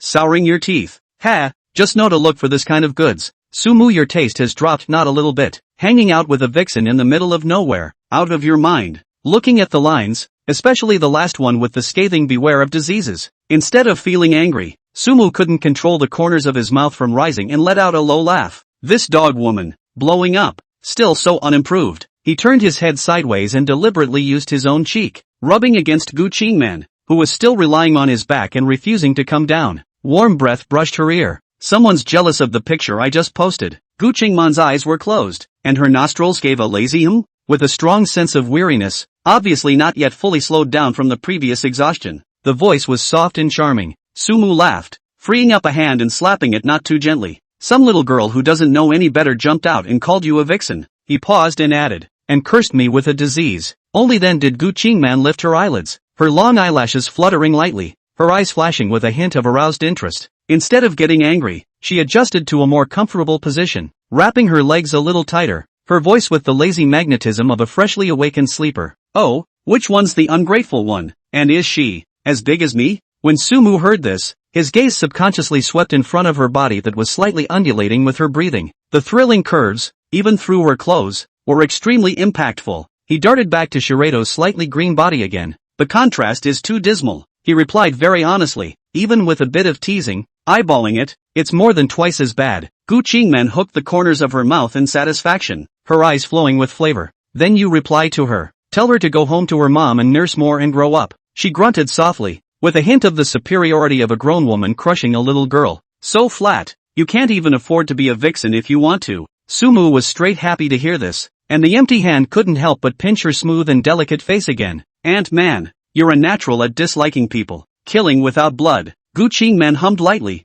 her chin slightly raised with a little smugness. She lay on his broad back and suddenly remembered something. By the way, the $1 million you gave me yesterday, I transferred it to Shallow. Her tone was casual, but her eyes quietly observed Sumu's reaction. Sumu gave a careless Spinning is spinning. What are you afraid of? He paused, and his words turned to a bad joke. I gave you the money. You're already my woman. But if your daughter loses the money, then I'll have to punish you. Gu Qingman's body trembled slightly, but her eyes grew brighter. Come on, you can punish me any way you want. I've been yours for a long time. Sure enough, this kind of appearance demure and reserved virtuous young woman, once completely opened the heart defense. That kind of wholehearted dependence and dedication of the strength, simply let a person can't stop. Sumu came to her ear and whispered, then I want you to wear that V-neck apron from last night and cook for me. Just wear that. Gu Qingman's breathing was obviously shortened by a few points. She bit her lip and nodded gently. Okay, but you're going to have to cook in the back with me. Sumu smiled with satisfaction and was about to enter the kitchen.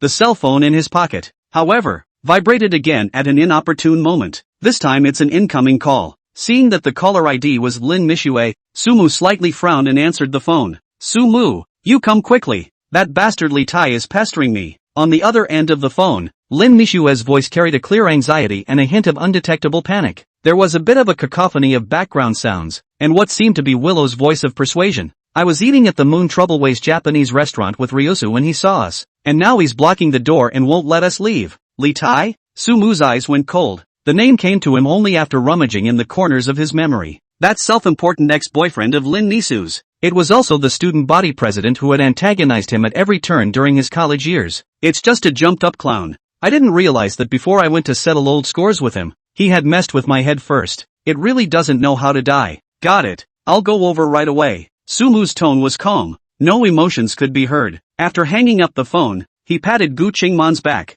And man, I have to go out. It's an emergency. Although Gu Qingman was a bit reluctant, she knew the difference and nodded her head obediently. Go on. Come back early. Sumu kissed her on the forehead and turned towards the door. As he went out to change his shoes, he swept his gaze over the key hook by the shoe cabinet. Fingers paused, skimming over a few of the usual car keys, and finally, with precision, removing the key to the Leaping Horse logo, the Ferrari LaFerrari. This top supercar bought back, in addition to the occasional drive out for a ride, really has not been in any serious occasions bright. Today, it's just the right time to open the eyes of that unenlightened Li Tai. Sumu went down to the basement and found that exclusive parking space that belonged to him, pressed the key, and the low-slung red beast instantly lights up with sharp headlights, with smooth and powerful lines that are thrillingly handsome. The roar of the engine starting echoed through the empty underground garage. Sumu kicked the gas, and the red lightning sped out, driving towards the Moon Trouble Kaiseki Japanese restaurant. This stores Sumu some impression. The main top Kaiseki cuisine, per capita consumption without a 7 or 8,000 down to come.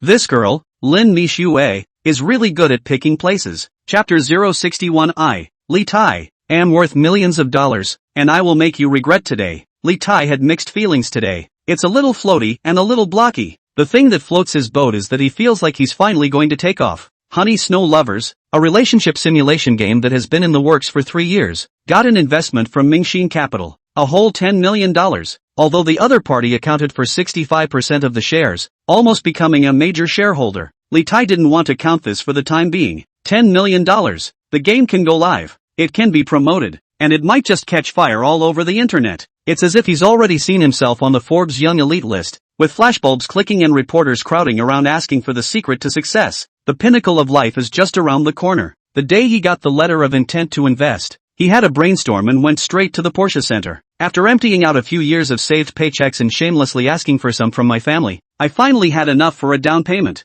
Picked up a brand new Porsche Macan in installments, 800,000. Although it is only the entry-level model of Porsche, it is called grocery car by people who know cars. But that gold shield tag on the front of the car was enough to put him across the circle of friends. The day I picked up the car, the sun was shining. He circled the car, front and back, various angles, and took 9 carefully selected pictures, with the caption, "New beginnings, thanks for the struggle." Within 10 minutes of sending it, the phone was vibrating. Likes, comments, instant swipes, asterisk asterisk asterisk asterisk. Brother Tai is awesome. You're driving a Porsche. Don't forget to take your brothers flying when Tai gets rich. That's a Tai color. I'm jealous. Watching the scrolling brags on the screen, Li Tai felt his bones lighten a few pairs. Each comment was like a shot in the arm for him. Yeah, that's what it feels like. Youthful ambition and springtime. He could even imagine that those who had despised him in college were now looking through the screen, their hearts bubbling with acid. Especially that Sumu guy. Wasn't it just because he was a little bit better looking that he was overpowering him in every way back then? Now what? Probably hanging out somewhere. But the excitement hadn't passed, and the stifled feeling in his heart came back. This suffocation came from one named Lin Mixue. His game, Honey Snow Lovers, has a female protagonist modeled after Michelle Lin. He's definitely a pure love party. The game's crushes, confessions, and passionate love. Each episode is a past he remembers, or, rather, he imagines, with Lin Mixue. This game, his 3 years of hard work, is all he has to hold on to for the future. His original plan was to wait for the game to go live and earn his first money. Then he would propose to Lin Mixue in style, let her be the happiest woman. And the result? A month ago, Lin Mixue broke up with him without warning. He hadn't figured it out until now. The night before the breakup, the two WeChat still chatting well. Lin Mixue even sent, "Good night, go to bed early. Oh, be good and wait for me in your dreams." It was followed by a kissy face. At the time, he looked at him with fire in his heart, thinking that the relationship would soon be taken to the next level. Who knew that early the next morning, a message popped up on WeChat. "Tai Li, we're not right for each other. Let's break up." A few short words stabbed all his passions and fantasies in the right direction. He was mad. Call, turn it off. Send a tweet with a red exclamation point. She blacked him out. Why? What did he do wrong? Or is she with someone else? A great loss and anger swept over him. He even felt that Lin Mixue was doing it on purpose. The hardest cut was given to him when he was about to succeed, when he thought his future was bright. This bad breath has been held in the chest, not up and down. Today, he was accompanying Ming Xin Capital's investor, Zhang Mingji, to dinner. The place was chosen by Zhang Mingji, Moon Trouble Kaiseki Japanese restaurant. It's said to be the best Japanese food in town. You can't get in without a couple thousand per capita. Li Tai's heart is so much meat pain, but his face still has to pretend to be cloudy. After all, it's the god of wealth. It has to be served. In the box, a waitress in a delicate kimono sat on her knees, her voice gentle as she introduced the dishes. Zhang Mingji was obviously a familiar customer and chatted quite warmly with the manager. Li Tai tried to look like he had seen the world and echoed Mr. Zhang's words, but his eyes couldn't help glancing towards the kimono girl with a slender figure and a nice face. He was looking a little lost in thought when the sliding door of the next compartment was pulled open a crack by the waiter to bring in the food. Li Tai's gaze swept past without a second thought. The next second, his entire body froze. In the next box, by the window, sat a figure he had etched in his mind. Long chestnut hair, fair skin, familiar side face. Who is it if it's not Lin Mixue? There was also a girl sitting across from her, who seemed to be her best friend. The two were looking down at the menu, talking and laughing, and looked to be in a good mood. A fire rushed to the top of Li Tai's head. Yeah, Lin Mixue. Break up with him and play disappearing. Turns out it's a hideout to get away with it. And come to this dead expensive place. Where did she get the money? Has really climbed the ladder? The moment this thought came out, Li Tai felt like his lungs were going to explode. The girl he's been chasing for so long, holding in his hands, dumped him at a critical time when he was on the verge of success and ready to give her a future. And then turn around and come to a place like this with someone else? How is that tolerable? He subconsciously tried to get up and rush over, but the little bit of sanity left told him that Zhang Mingji was still around. He took a deep breath and squeezed a hard smile on his face. Mr. Zhang, excuse me, I seem to have seen an acquaintance. I'll go over to say hello. Zhang Mingji was chatting happily with the kimono girl and waved his hand casually. Go go go. Li Tai stood up violently and subconsciously straightened this newly bought suit of his. He held his head high, chest out, with a mixture of anger, aggression, and an inexplicable sense of superiority. Stride toward the next box. He's going to show Lin Mixue. Look at what he, Li Tai, is now. What kind of car he drives. He was going to make her regret it. Let her know that leaving him was the worst decision she had ever made in her life. As for whether it will make an ugly mess, he couldn't care less now. This breath must be taken today. Tai Li took a deep breath and adjusted his tie, smoothing out another non-existent crease in his suit. He straightened his back, lifted his chin slightly, and walked to the sliding door of Lin Mixue's compartment with an air of "I'm rich now." He didn't knock. Swish dash. Tai Li slammed the sliding door, pulling it open hard. The movement was so great that the door hit the frame with a muffled thud. The voices talking inside came to a screeching halt. Two pairs of eyes looked over in unison. One of them, the very eyes he had longed for day and night, pure and lustful. Lin Mixue was obviously startled by this sudden intrusion. Her eyes widened slightly, and her face still carried a trace of the sweetness that hadn't had time to dissipate when she was joking with her girlfriends, but at the moment it was instantly frozen. That sweet and familiar face just crashed into Li Tai's sight without any defense. He was ready with a load of questioning. Those mean, mocking words, like, "Yo, isn't this the beautiful Lin? How did you end up in a place like this?" Or, "You've had a good life without me, haven't you?" Then there are the more direct ones. "Where do you get the money to spend? What wild man did you come here with?" Those words reached his mouth, but it was like something was blocking them. Looked into her eyes with shock and deer-in-the-headlights bewilderment, watching her subconsciously bite her lower lip in a small gesture. The surging anger in Li Tai's heart was like being poured a pot of cold water over his head. It went out with a bang. He cursed inwardly. How come you can't harden yourself once you see this face of hers? 6 years. He chased her for 6 whole years. From college to graduation. All of his youthful stirrings were tied to that name almost exclusively. Those careful approaches, those self-righteous payments, those losses after rejection, and the line before we broke up, "Wait for me in your dreams," which made him want to do it. Li Tai forced down the churning of his heart. Can't wimp out. He straightened the collar of his suit once more, his eyes full of deep emotion. Clearing his throat, he tried to make his voice sound calm and magnetic. "Honey Snow, it's been a long time, how are you?" He paused, mulling over his next, more damaging words. "Do you think of me often without me?" However, the words were not finished. Across the room, Lin Mixue, the shock and bewilderment on her face quickly faded. She didn't even wait for him to finish. That cherry mouth, which he had once found incredibly cute, gently activated. 3 cold, unfeeling words were spat out. Asterisk asterisk asterisk asterisk. Roll. Chapter 062. 6 years of youth fed the dog. A teach to be a man. The voice was not loud, but it was like 3 loud slaps, which fiercely slapped Li Tai's face. The smile on Li Tai's face froze, and all the lines and gestures he had prepared instantly collapsed. His entire body was like a lightning strike. His mind went blank and he froze in place. What's going on? Is that right? Shouldn't she be shocked, regretful, or at least a little nostalgic? Asterisk asterisk asterisk asterisk. Roll. These 3 words played on a loop in his head like a magic sound. Li Tai thought that Lin Mixue had recognized the wrong person and spoke again. "Lin Mixue,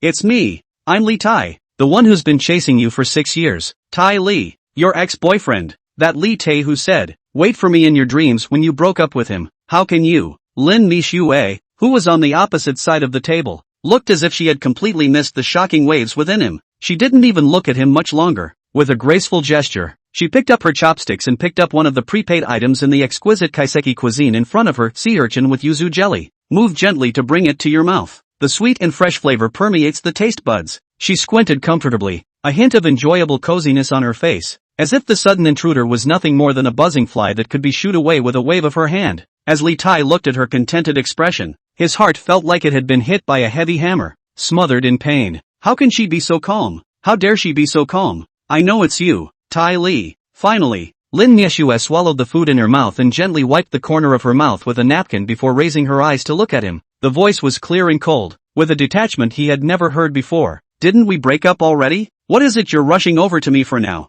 She paused, her brows furrowing slightly as if she was a little impatient. "And not before you enter someone's box. It's basic courtesy. Mr. Li, you should understand, right? Mr. Li." When Li Tai heard this title, he almost spat out a mouthful of old blood. "It's not right. It's not right at all." The Lin Mixue in my memory smiled with curved eyes, and always spoke softly, with a little bit of simplicity. Even if they were angry, they just pouted and stomped their feet a few times. When did it become so cold, so mean? Was this the same Lin Miyuki he knew? Why does she seem like a completely different person? No, this feels. How does it feel like she's in someone else's shape now? It's all tuned up. Who did this? An unspeakable panic and anger once again surged through Li Tai's heart. He forced down the churning emotions and squeezed out a smile that was worse than tears. "Michelle, let me explain. I didn't mean it." He took a step forward, trying to get closer. "I just saw you next door and in the heat of the moment, I was so worried about you that I barged in. His voice carried an imperceptible tremor. We haven't seen each other for so long after all. Can we, find a place where we can talk alone? He felt that if he could only be alone, he would be able to impress her with his sincerity and his current status. Lin Mixue, however, acted as if she hadn't heard his plea. She picked up another piece of loose-leaf crab meat, garnished with bright green wasabi stems on the side. Take it to your mouth and savor it. The unique pungency of the wasabi stems slightly irritated her nasal passages, and her pretty nose wrinkled a few times unnoticeably, adding a bit more delicate and moving instead. Only this moving, at the moment in Li Tai's eyes, is not so lovely. She completely ignored him. Talk alone? Lin Mixue finally spoke again, her tone carrying a hint of playfulness. I'm afraid that's not very convenient. My husband is coming to pick me up soon, and I'm afraid he'll get the wrong idea. Husband? Li Tai heard a gust of blackness in front of his eyes and could barely stand. Old husband? You married? His voice was dry with disbelief. Lin Mixue looked at his disoriented appearance. The corner of her mouth hooked up a light smile. That smile was sweet as ever. Yeah, we just moved in together last month. You probably know too. Li Tai's heart beat frantically as a sense of foreboding gripped him. Who is it? Lin Mixue seemed satisfied with his reaction and slowly spat out a name. Su Mua. What? Su Mu? Li Tai's voice rose steeply, so sharp that it almost broke, with a strong sense of horror and absurdity. Is he? The Sumu who was against me at every turn in college, who was so poor that he couldn't even be bothered to treat you to a better meal. The poor kid he'd always looked down on and thought could never compete with him? The smile on Lin Michelle's face deepened, even with a hint of bragging. Yes, oh, he's my dear husband now. No. Tai Li felt like the whole world was spinning, the sound of his heart beating madly in his ears. He can't take it. It's impossible. A mournful scream, breaking through his throat, echoed through the quiet corridors of the Moon Trouble Kaiseki Japanese restaurant. Sumu came very quickly indeed. This high-end Japanese restaurant would have been in a busy downtown area in 5 minutes, though. His Lafa, which he hadn't driven much yet and whose engine hadn't even warmed up completely, was parked in front of the store. He pushed the door and walked in, and at a glance, he saw Li Tai, who was blocking the door of the box, lost in thought and with a twisted face. Li Tai's fists were clenched and veins were exposed. His eyes were filled with madness and unwillingness, but he didn't dare to really rush in and do anything. Seeing Sumu appear, Li Tai looked like he had found a cathartic outlet, turning around violently and staring at him dead on, but he ended up pointing the finger inside the box. Lin Mixue, you must come with me today. I'm telling you, I'm developed now. I started a company. I'm making tons of money. He pointed at himself and then at Sumu. His face was twisted with jealousy. You're with him? With that useless pauper Sumu? What good can you do? Come with me. I can give you everything you want. Chapter 063, You and My Husband. We're far apart. Sumu stood at that end of the corridor, looking at the farce in front of him. TSK. It's kind of fun. Li Tai's face was twisted beyond recognition from jealousy and resentment. A moment ago he had wondered if he should drive that Lotha to the door with the engine roaring a few times to teach the former student body president a good lesson. In hindsight, it was completely unnecessary. Classy, not even close. To even compete with such a person makes you look like you've fallen on your face. At that moment, the door of the box was pulled open. Lin Mixue originally had a cool expression, but the moment she saw Sumu, her eyes immediately lit up. She practically jogged out. Tai Li is still blocking the doorway. Lin Mixue didn't even look at him. Her slender hand didn't hesitate to give a hard push. Get out of the way. Out of the way. The movement was crisp and clean, with undisguised dislike. Li Tai was pushed so far that he stumbled and almost hit the wall. His face instantly faded from blood, leaving only embarrassment and consternation. He had never been treated so rudely by Lin Mixue. In the next second, Lin Mixue had already jumped into Sumu's arms, warm and cuddly. She tilted up that exquisite and stunning little face, her watery eyes filled with resignation, and with the reassurance and trust that comes with finding a backer. Brain gone. The voice was sweet and soft, like it was wrapped in honey. This husband clearly reached Li Tai's ears. Lin Mixue stood on her tiptoes, her rosy lips slightly pouting as she was about to move towards Sumu's face. Sumu, however, smiled and turned his head slightly sideways, stretching out his fingers and gently blocking her lips.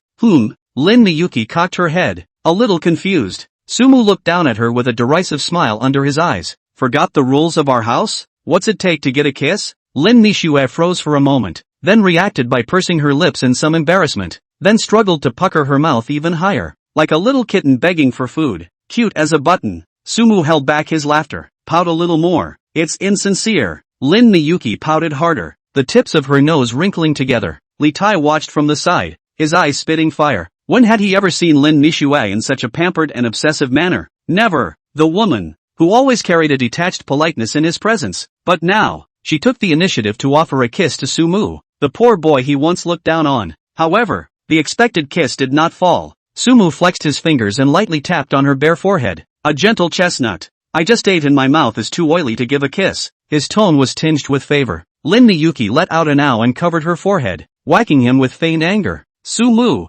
you're annoying. The voice pouted, but did not have really angry look, but like flirting. This intimate and natural scene fell in Li Tai's eyes. Simply than just Lin Mixue said he cohabited 100 times more eye-catching. Offering a kiss and being disliked? On what grounds? Li Tai only felt a rush of blood rushing straight to his head, and his eyes went black. Every detail of that sweet interaction between those two people like no one else was there. It was like a silent mockery of his failure and ridiculousness. It was only then that Sumu wrapped his arms around Lin Mixue's slender waist and slowly paced in front of Li Tai. Yo, if it isn't Grand Chairman Li, long time no see. Sumu looked him up and down, his gaze pausing on his designer-looking but slightly constricted suit. Looks like you're doing well after graduation. You've started your own company. Unlike me, I don't have any big ambitions. I just like to stay at home. He paused, and his fingers gave a gentle squeeze at the sensitive spot on Lin Mixue's waist, eliciting a small, soft grunt and a blushing glare from the person in his arms. Every day and every night, just practicing yoga with our Michelle and moving around.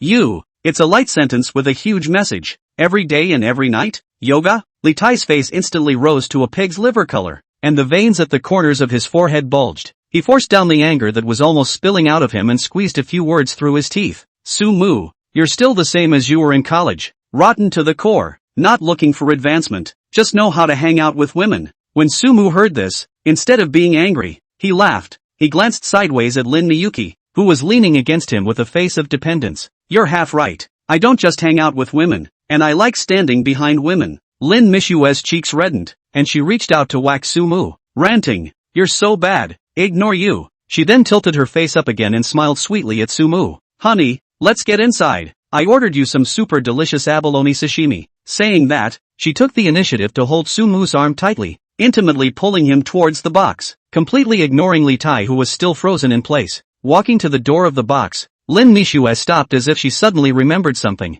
She turned her head and looked at Li Tai, the sweetness on her face instantly disappearing, leaving only an icy detachment. Mr. Li. Her voice was cold as ice. As you can see, I'm the one with a husband. In the future, please behave yourself and don't appear in front of me again, let alone try to harass me. You're not even close to my husband, both past, present, and future. These words completely ignited the last of Li Tai's sanity. Poor, where is he worse? He jerked the car keys out of his pocket and held them aloft, the shield symbol on them standing out in the light. Poor, Lin Mixue, open your eyes and see clearly, he almost growled. With a desperate bravado, Porsche, Makung, the latest model. I, Li Tai, have long been different now. I have money now. I have a company. He stared at Lin Mixue dead in the face, expecting to see her shocked, regretful expression. However, Lin Mixue just glanced at the key lightly. Porsche Makung? Her tone held a hint of confusion. Then, in a moment of realization, she let out a soft "Oh, isn't that a grocery cart?"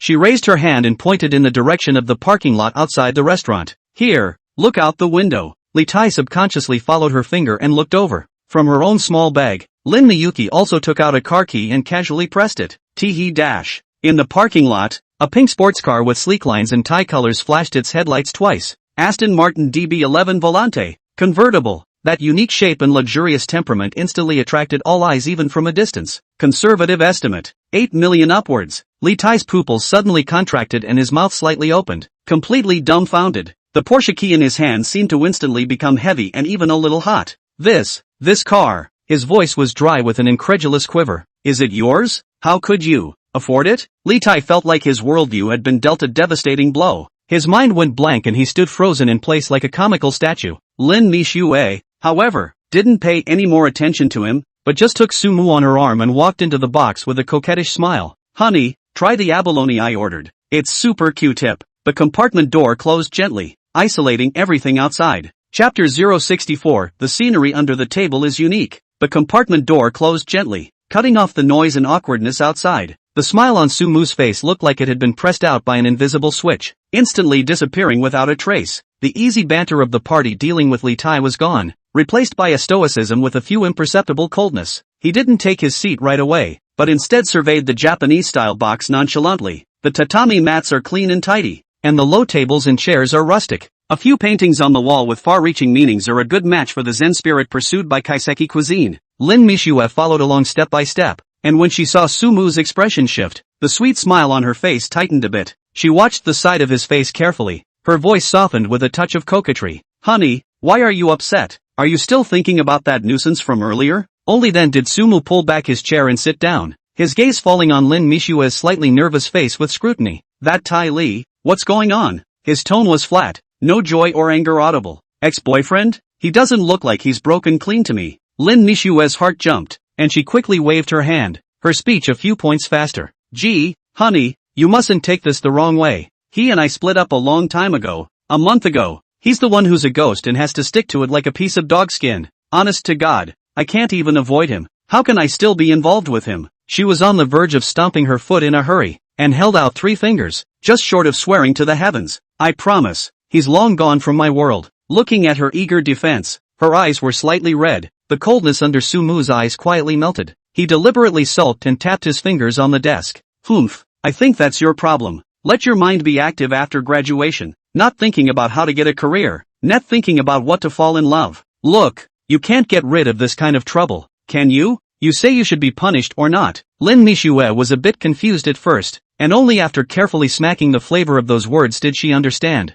She let out a snort of laughter, her tense nerves instantly relaxing. 2 blushes flew on her cheeks as she approached Sumu and pouted with a nasal voice. Husband Su, so you blame me for being in love and delaying my work? Okay, I admit I'm wrong. I repent. So, how does husband Su plan to punish me? She blinked, her eyes fluttering with a hint of sly anticipation. Sumu was amused by her petulant appearance, and the bit of unhappiness in his heart completely dispersed. His eyes swept across the low table and landed on the wide dinner cloth that hung almost to the floor underneath it. This tablecloth covers the space under the table in a different way. The corner of his mouth curled into a wicked grin and he pointed down the table. Considering you're a first offense, a small punishment, I'm going to punish you for finishing this Japanese meal under the table. Lin Mixue opened her mouth slightly and froze for 2 seconds. Immediately afterward, she erupted into a silver bell-like laughter and gave Sumu a glance in a flirtatious manner. Cluck cluck cluck. Husband Su, you're so bad. No mercy at all.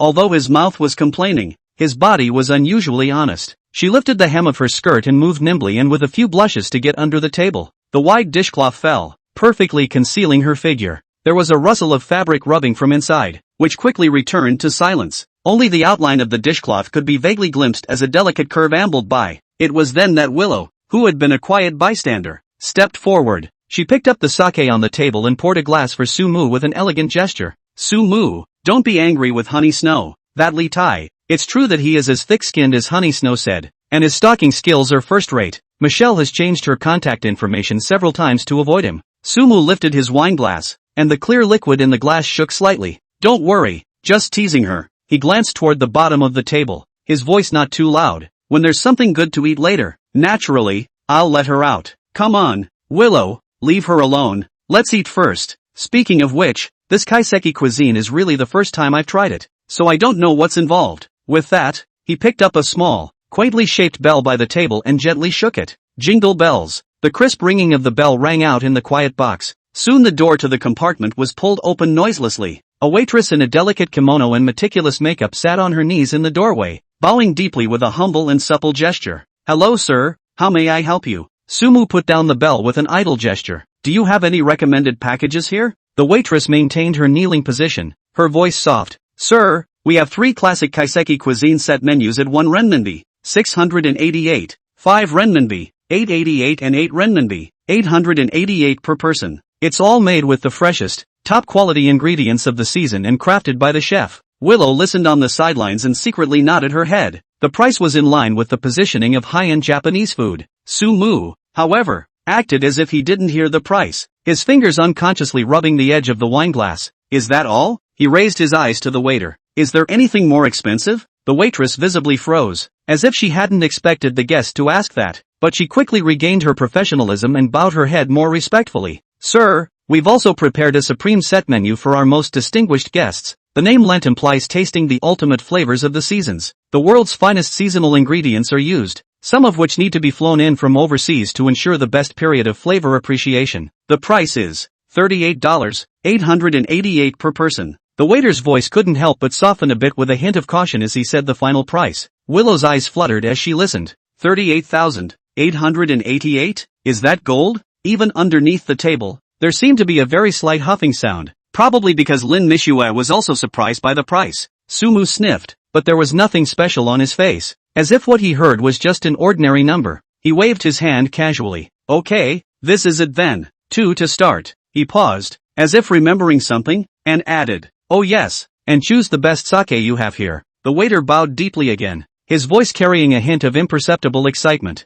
Yes, sir, please wait a moment, it will be ready for you right away. Chapter 065, How Wrist as a Dish. Beauty feeding. The dishes that Willow and Lin Mixue had ordered earlier were quickly removed. Soon, waiters in delicate kimonos presented the appetizers like running water. Paid first, 8 inches, paid toward. As esoteric as it sounds, it's really all about appetizers, seasonal platters and top-notch sashimi. The lead waitress introduced herself softly, her voice so gentle she could have pinched water out of it. Master, this is Hokkaido horse manure sea urchin with almost beluga caviar. Sea urchins are cooked at a low temperature in sake to retain maximum freshness and sweetness. The plates are beautifully and tastefully presented, like works of art. Sumu picked up the ebony and silver inlaid chopsticks, picked up a small petal of golden sea urchin and brought it into his mouth.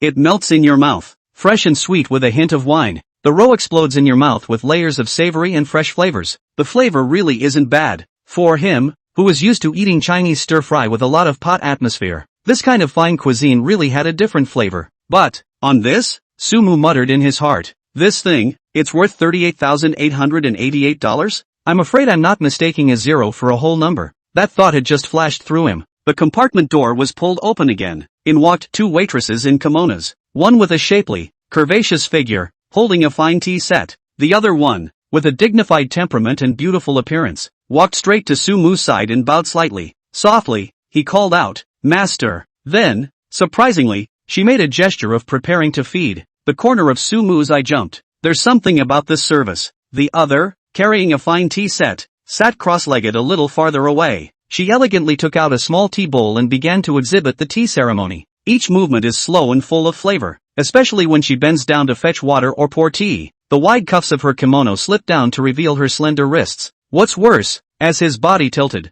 the front of his kimono inevitably opened up a bit. That deliberate display of just the right amount of scenic beauty is impossible to ignore. Sumu's eyes brightened slightly. Aha, there's such a service? He instantly felt that the 38,000, as if it was not unacceptable, even a little bit worth it. Too much. Art, this is definitely art. However, he hadn't had time to enjoy it on his side. Willow beside her was not happy. Her beautiful eyes swept over the waitress who was ready to feed her, a hint of a smile at the corner of her mouth. Gently raising his hand, his tone was gentle but unquestionable. No need, I'll be fine here. The waiter was slightly stunned, then bowed and retreated. Sumu's heart thumped. Hey, don't. He was a little disgruntled. The woman was getting a little ahead of herself. Undertuned, however, as if she didn't see it, Lushu's body leaned a little closer towards Sumu's side. An ethereal aroma burrowed into his nostrils. She personally picked up a slice of firefly squid carefully marinated in truffle with her silver chopsticks. The squid was crystal clear and had a tantalizing sheen. Instead of directly handing it to Sumu's mouth, she took the slice of squid and gently placed it on the back of her white and delicate hand. The white wrist was like jade, which made the food even more tantalizing. Then, he brought his hand to Sumu's mouth. With a hint of laziness and flirtation in her eyes, she gently cocked her head, signaling him to eat. Sumu looked at the food and beauty that was close at hand. That little bit of discomfort from earlier instantly dissipated. He bowed his head and took the body-warmed piece of glow squid into his mouth. The truffle flavor and the freshness of the squid are perfectly blended, and the texture is delicious. Sumu narrowed his eyes in satisfaction. Sure enough, it's the homemade feeling that's the most right. This service, it's much more professional than the one just now. Next, a crystal clear soup was served. It is a simmered tender sablefish simmered in a carefully simmered broth with dried bonito as the base. The soup is golden in color with a rich and pure fresh aroma. Lushu used a small spoon to serve Sumu a bowl with elegant movements. Sumu tasted a mouthful. The soup was mellow and thick. The turtle skirt was soft and sticky,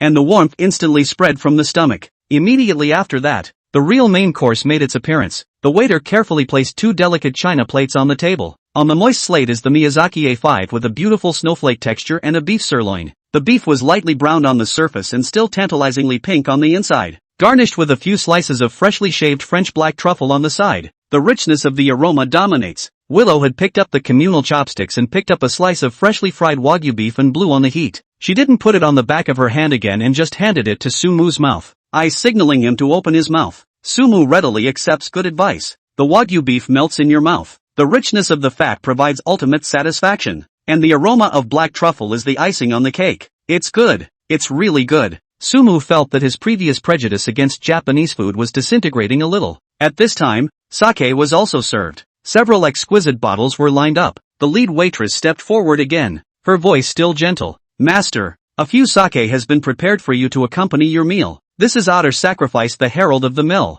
with a refined rice step of 23% and an extremely pure taste, priced at $50,000. This is Nabashima Daijinjo, a rare production with a more mellow and complex flavor, priced at $100,000. Sumu looked at the bottle label and pondered in his heart. Isn't it true that the longer the name of this Japanese sake, the more powerful it sounds, the more expensive it is? He casually pointed to the plainer-looking bottle in the center. Just this one. The waiter bowed slightly and picked up the bottle of wine with a hint of imperceptible solemnity in his tone. Master, you have chosen the 14th Dragon Spring. This wine is not mass-produced, with only a few hundred bottles produced annually, and usually only appears at top auctions. A single bottle was auctioned for over $300,000. We have the honor of having a bottle in our store collection, and the asking price is $400,000. The waiter paused, and his gaze fell on Sumu's face with an inquiry. Are you sure you want to open this bottle? $400,000? A bottle of sake? Sumu raised an eyebrow. He glanced at Willow next to him, who was watching him with interest,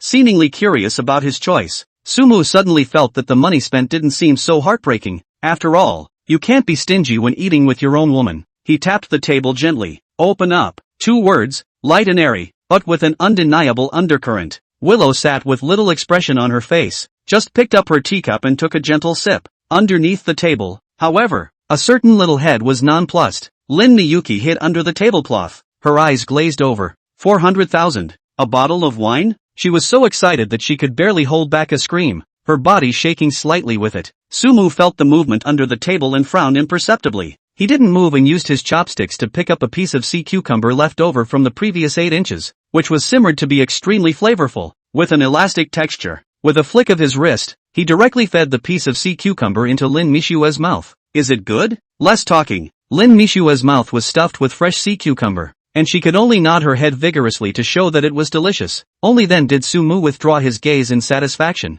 This woman, still too young and indolent. It's only 400,000. Calm down. When the waiter saw that Sumu decided to open the wine without any hesitation, an appropriate smile appeared on his face. She carefully opened the bottle and a refreshing aroma instantly filled the room. The wine presents an almost transparent texture, as if it were frozen moonlight. She poured a small glass each for Sumu and Lu Su. Master, please taste. Sumu picked up his wine glass and gently shook it. The wine rippled in the glass, refracting a mesmerizing sheen. He brought it to the tip of his nose and sniffed it gently. A faint aroma of flowers and fruits came to his nose, fresh and pure. In the mouth, the wine slides down the throat without the slightest hint of spiciness. There is only the ultimate smoothness and crispness, and an indescribable sweetness. Good wine. Sumu couldn't help but marvel in his heart. The $400,000 was not a bad thing to spend. Just then there was a knock on the compartment door. Sumu frowned. Why was someone bothering again? Chapter 066, taking out the anger and grabbing a woman. Standing in the doorway was none other than Li Tai, who had gone and returned. There was one more person beside him, dressed in a suit and arrogant, and it was Ming Xin Capital's investor, Zhang Mingji. Li Tai returned to his compartment, almost as if he had lost his soul, his eyes empty, struck so hard that he almost lost the ability to think. When Zhang Mingji saw his appearance, he didn't look like he was pretending, so he asked more questions. Li Tai didn't hide it, and added more fuel to the fire by telling how Sumu snatched Lin Mixue, and how he humiliated him in front of him, portrayed himself as a sad character. When Zhang Mingji heard this, he immediately became interested. He was familiar with this kind of theater. The rich man who steals women, or rather, women who throw themselves at him voluntarily, has not done so himself, but it was the first time he'd seen a friend run into this. He surveyed the disoriented Li Tai and mulled it over in his mind. Why don't we go find out for this dude? Wouldn't it be more fun to see how good that woman is? And if she's really good, to steal her from that rich man? For one thing, it'll give my brother a break. Secondly, it's a great way to hold a beautiful woman again. Why not? Thinking of this, Jiang Mingji picked up his wineglass and patted Li Tai's shoulder. Brother, how big a deal? Come on, drink up. Brother, go get you back. Isn't it just a woman? Let's see how brother can snatch it back for you. When Li Tai heard this, hope was instantly rekindled in his eyes, as if he had grabbed a life-saving straw. He looked at Jiang Mingji gratefully, and his back straightened up at once. Who's Jiang Mingji? Jiangqing's famous rich second generation, the young proprietor of Mingxin Capital. At less than 30 years old, he is in control of a $200 million investment company and is a true young talent with a wide range of connections. With him at the helm, that Sumu is nothing. It was as if Li Tai had already seen the scene of Sumu kneeling down and begging for mercy. Thus, the two of them, one after the other, arrived at the door of Sumu's box. Jiang Mingji straightened his tie, held his wine glass, and knocked on the door symbolically. Hello, is it convenient to talk? Inside the box, however, came Sumu's slightly impatient voice. If you have something to say it at the door and don't come in and bother me. The smile on Jiang Mingji's face froze. Hey, this kid's kinda bossy? There weren't many people in Jiangcheng who dared to talk to him like that. His heart was on fire, and he didn't bother to pretend to be civilized. As he pulled open the door of the box and directly stepped in. Kid, isn't being a little too unkind? I came over to make a toast with good intentions. What's with the attitude? Jiang Mingji's words suddenly stopped in mid-sentence. He looked around the interior of the box. Lavishly decorated, tastefully furnished. Every detail reveals extreme taste in money, obviously more than a notch above that box of his. And the V-necked kimono woman serving respectfully next to her in a skillful and elegant tea ceremony. Obviously not a treat for the average guest. Top of the line premium package? Then look at the woman sitting next to Sumu. A tailored white small suit outlined the delicate figure. Temperament dignified and with a hint of if not charming. This appearance, this temperament, is extremely good. With such a woman accompanying him, I'm afraid the strength of this surname Su is not simple. To have such a stunning beauty with you and to be able to throw away money in a place like this. Jiang Mingji is bossy and rich, but not a cutie. Sensing words in judging situations was a skill he had practiced since he was a child. He immediately put away his arrogance from a moment ago, piling a smile back on his face, and his words instantly changed. Mr. Su, right? Misunderstanding. It's all a misunderstanding. He picked up his wine glass and passed it forward. Just now, this friend of mine, Li Tai, may have had a little friction with you and didn't know any better. I, as a brother, have brought him here to make amends to you, in the hope of reconciliation. Li Tai, who was following behind, was a bit confused when he saw Jiang Mingji's 180-degree turn in attitude. What is this? He subconsciously scanned the box, but he didn't see Lin Mixue's figure. Strange, I thought I heard her whimpering at the door just now. Why is she gone? Sumu glanced at them, his tone flat. Alright, put down the wine. You guys can go. Me and you, there's nothing to talk about. Jiang Mingji's eyes narrowed slightly. So disrespectful? He just couldn't feel the other party's bottom line and temporarily lowered his stance. It didn't mean he was really afraid. In this area of Jiangcheng, those who dared to disregard him so much could be counted on their fingers. Definitely not including the one surnamed Su in front of them. Seeing how arrogant Sumu was, Li Tai couldn't help but interject. Brother Mingji, what are you being polite to him for? This kid is a thug who got lucky. When Sumu heard this, he smiled instead. He nudged the table, signaling Willow next to him to pour him a drink. Afterwards, Sumu put a hand under the table and seemed to be placating something. Li Tai felt as if he could hear Lin Mixue's voice again. Seeing this, Jiang Mingji's heart was even more irritated, and he nonchalantly tried to sit down on the tatami mat. However, just at the moment he bent down, out of the corner of his eye, he caught a glimpse of the quaintly shaped bottle of sake in Willow's hand. The bottle is labeled 14th Dynasty Longquan. Jiang Mingji's pupils suddenly contracted and his movements instantly froze. This wine, he recognized. 14 generations of Longquan, a top-quality sake that costs over $300,000 even at auction and sells for $400,000 in the store. He remembered that the last time he tried to drink it, his old man hadn't even bothered to open it,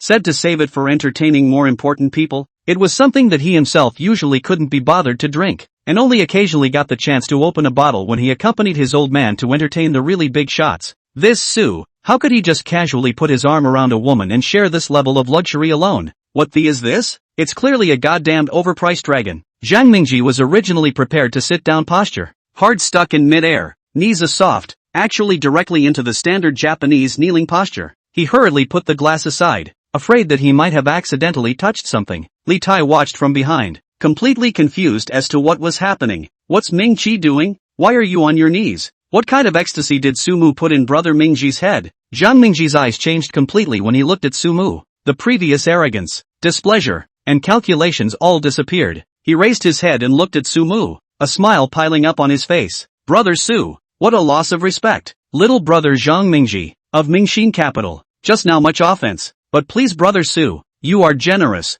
Don't be general with my friend. Sumu looked at the way he changed his face faster than turning over a book. The corner of his mouth hooked up slightly. TSK TSK TSK. This guy went from kid to Mr. So to so. That name calling is getting pretty fast. Chapter 067 Pure Love Warrior? Capital Games. Just then, the waiter, carrying a delicate lacquered tray, stepped forward gently. The strong dish, or main course, wild tiger puffer fish tangyang with white asparagus tempura, was served hot. The aroma of the golden and crispy fried puffer fish pieces, paired with the tender white asparagus, instantly filled the room, temporarily dispersing the tense atmosphere in the box. Sumu picked up his chopsticks, picked up a piece of fried puffer fish and put it in his mouth. The shell is crispy, the fish inside is tender and toothsome, and the unique fresh taste of puffer fish explodes on the tongue. He squinted in comfort, a cozy smile on his face. The meal, it was worth it. Once he was in a good mood, he looked at Zhang Mingji, who was kneeling and sitting across from him, and seemed to be less obtrusive. Sumu put down his chopsticks, wiped the corner of his mouth with a napkin, and his gaze fell on Zhang Mingji. Ming-xin capital? His voice was not high, but it carried an unmistakable undertone. So, that company, Li Tai, was invested by you? Li Tai stood behind Zhang Mingji, and when he heard this, his heart clenched violently. Done. He could see it now, even if he was stupid. Zhang Mingji do not know what happened. As soon as he came into the surname Su kneeling, but also a mouth of a Su brother. This battle, I'm afraid we're going to take him. Cold sweat came down instantly and his back was wet. Zhang Mingji nodded his head in a hurry. Yes, Su. Li Tai, the love game project of his little brother, did invest some money. A little bit. He held out a finger and gestured as if to emphasize the insignificance of the amount. It's only $10 million.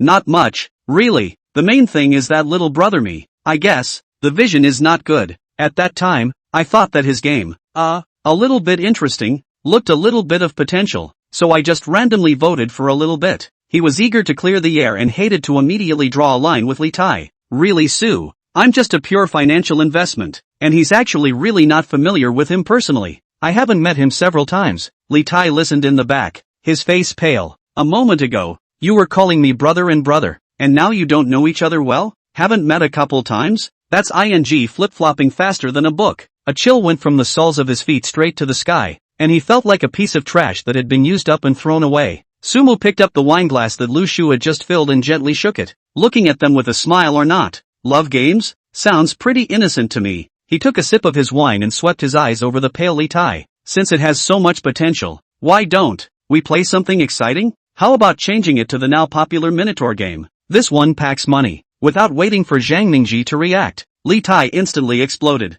No way. Absolutely not. He was so emotional that his voice was slightly distorted. Su Mu, you can't do this. This is the game I spent 3 whole years of my life making. It's my lifeblood. I'm definitely in the pure love party. Do you understand pure love? I'm a ing pure love warrior. There's no way in hell I'm going to change it to that. What's it greasy game you're talking about? He was so angry that he forgot where he was at the moment. Zhang Mingji's brows instantly twisted into lumps as he fiercely glared back at Li Tai. Shut up, he snapped, his voice not too loud, but with full authority. I now own 65% of the company, and I am the absolute controlling majority shareholder. He turned back to Su Mu and replaced that respectful smile again, but his tone was decisive. Don't worry, brother Su. Then he coldly ordered Li Tai. You, change it overnight tonight. Take this genius idea of Su's and blend it in perfectly. Tomorrow morning, I want to see a new and exciting program. Li Tai was struck by lightning and was completely dumbfounded. He looked at Zhang Mingji in disbelief. This brother Mingji who had patted him on the shoulder and called him brother a few minutes ago. Is this capital? Is this reality? 3 years of hard work and so-called dreams are worthless in front of the thighs. Creator? Nothing but an ant ready to be crushed. A huge wave of grief and despair surged through his heart, and Li Tai couldn't hold on any longer. Wah dash! He cried out with a loud wail. However, intimidated by the might of Zhang Mingji and Su Mu, they did not dare to cry loudly, and could only cover their mouths, letting out whimpering sobs, their shoulders shaking violently. Tears and snot smeared all over his face, and he was a mess to the core. With a plop, he also knelt on the ground in Su Mu's direction. Brother Su, I was wrong. I was really wrong, he pleaded incoherently, his voice choking. Lin Mixue, feel free to tune it however you like. I won't dare to trouble you anymore. Please let my game go. It's all I have. Where is the arrogance that was there when we first met? From the grudges that had built up in college, to the current failure to compete for Lin Mixue, Li Tai had finally been completely crushed of all his dignity and arrogance. He finally recognized the reality that the gap between himself and Sumu was like a moat, and then to raise the slightest bit of resentment?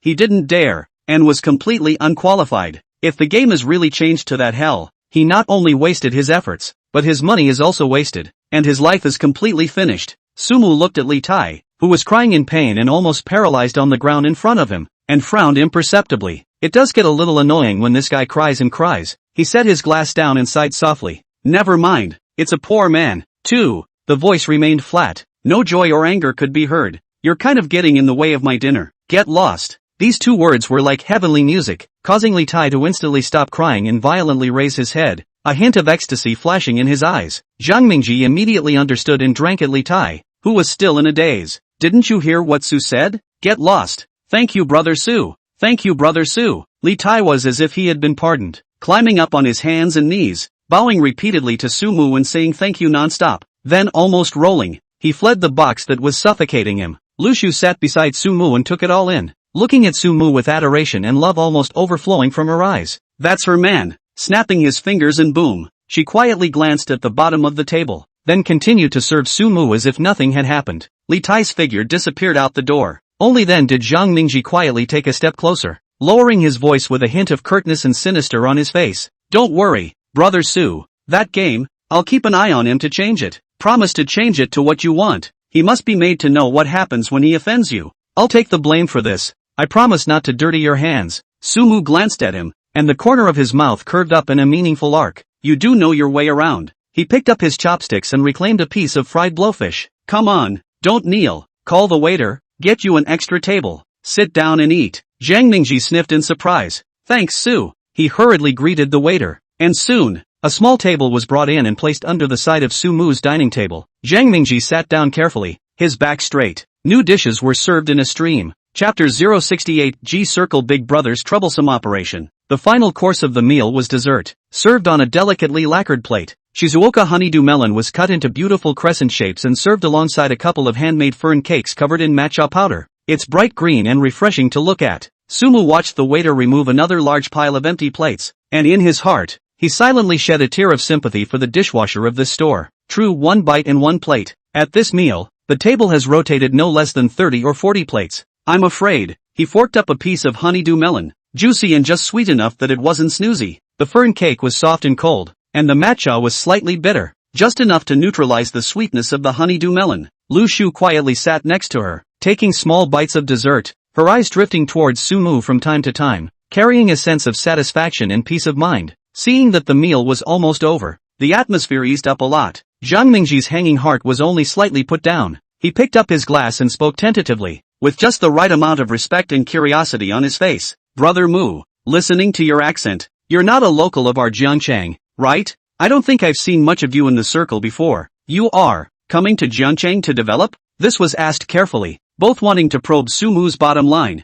but not daring to appear too deliberate. After all, this meal and that bottle of 400,000 wine alone only proof that Sumu was rich, even very rich. But in this circle, it's not enough to have money. Background and connections are hard currency. Zhang Mingji heart clear, he bit his own teeth. 400,000 is not unable to afford, but Sumu that kind of light-hearted attitude is by no means an ordinary rich man can have. Sumu put down his dessert fork and wiped the corner of his mouth with a napkin. After thinking about it, there didn't seem to be anything in particular to say. Well, not really local, can't talk about development, just playing around. His tone was flat, as if he were just talking about a trivial matter. Pretty much the same as you, kind of getting a little invested. Just recently pitched 2 small companies. One is called Rainy Beauty and the other is called Starburst Media. Sumu really has no serious career. Every day to collect rent. Look at the beautiful tenants. Occasionally in a good mood to spread some money to invest. When this kind of leisurely day is said, I guess Zhang Mingji can't understand it. Can only pick up the investment in Zhang Yuqi, those 2 companies to talk about. He even felt that the combined market capitalization of the 2 companies was just a little over $100 million, which might be a bit inadequate to say. Who knows? The words just fell. Zhang Mingji on the opposite side looked like he had choked on something, and his eyes instantly rounded. He forgot to put down the wine glass in his hand and looked straight at Sumu with a face full of disbelief. Rainy beauty? Starburst Media? Zhang Mingji's voice changed tone. Brother Mu, isn't that big sister Zhang Yuqi Zhang's company? Oh my god. You can actually take a stake in her company? This reaction, on the contrary, made Sumu a bit surprised. What's so special about her company? Not just a small company? Sumu slightly raised his eyebrows with a few moments of real doubt. To be honest, I've never been there once. These words even made Zhang Mingji suck in a breath of cold air. When he looked at Sumu, his eyes completely changed. From the previous awe, there were a few more points of fervor and admiration. Brother Mu, my own brother, do you really not know or are you pretending not to know? Zhang Mingji's body leaned forward, and his voice was lowered with a sense of mystery and excitement. That Yuqi beauty, don't look at the market value, but it's called Goddess Concentration Camp inside. From top to bottom, there are more than 50 employees. All of them are big beautiful women with pretty plates and smooth stripes, and every one of them is an independent woman with a face value of no less than 90 points. The bottom line is that it was an all-female company. It's claimed that not a single man is wanted. And then there's that Starshine Media, which even more so is almost all of the newly emerging beautiful female netizens and female anchors in Zhangcheng. There are all types of girls. Do you know how many rich second-generation boys and gentlemen in Zhangcheng are squeezing their heads to get into these two companies to pick up girls? Don't even think about going in for a tour, let alone getting in. The more Zhang Mingji spoke, the more excited he became, as if he was recounting some urban legend. It's all because of that cousin of Zhang Yuqi's, the #1 richest woman in Zhangcheng, He Wanning, who dares not give face, and who dares to mess around under her watch. I can't believe you were able to get shares in these two companies. My god, the way Zhang Mingji looked at Sumu could no longer be described as shocked. It was simply like looking at a god coming down to earth. After Sumu heard this, it dawned on him. Oh, so these two companies that he casually invested in are so famous in the Zhangcheng circle? All Women Inc. This does seem like something that Zhang Yuqi, that G-circle bigwig, could do. No wonder she was so quick to give up her shares. It's really a fat water flowing to others. If it wasn't for the friendship of having been in the same class with her and having carried guns together, this good thing probably wouldn't have come to her. Thinking of this, Sumu remembered something else. He Yafei, that girl, to go to work in the Starlight Media also for a while. Actually half a bit of wind did not disclose with their own.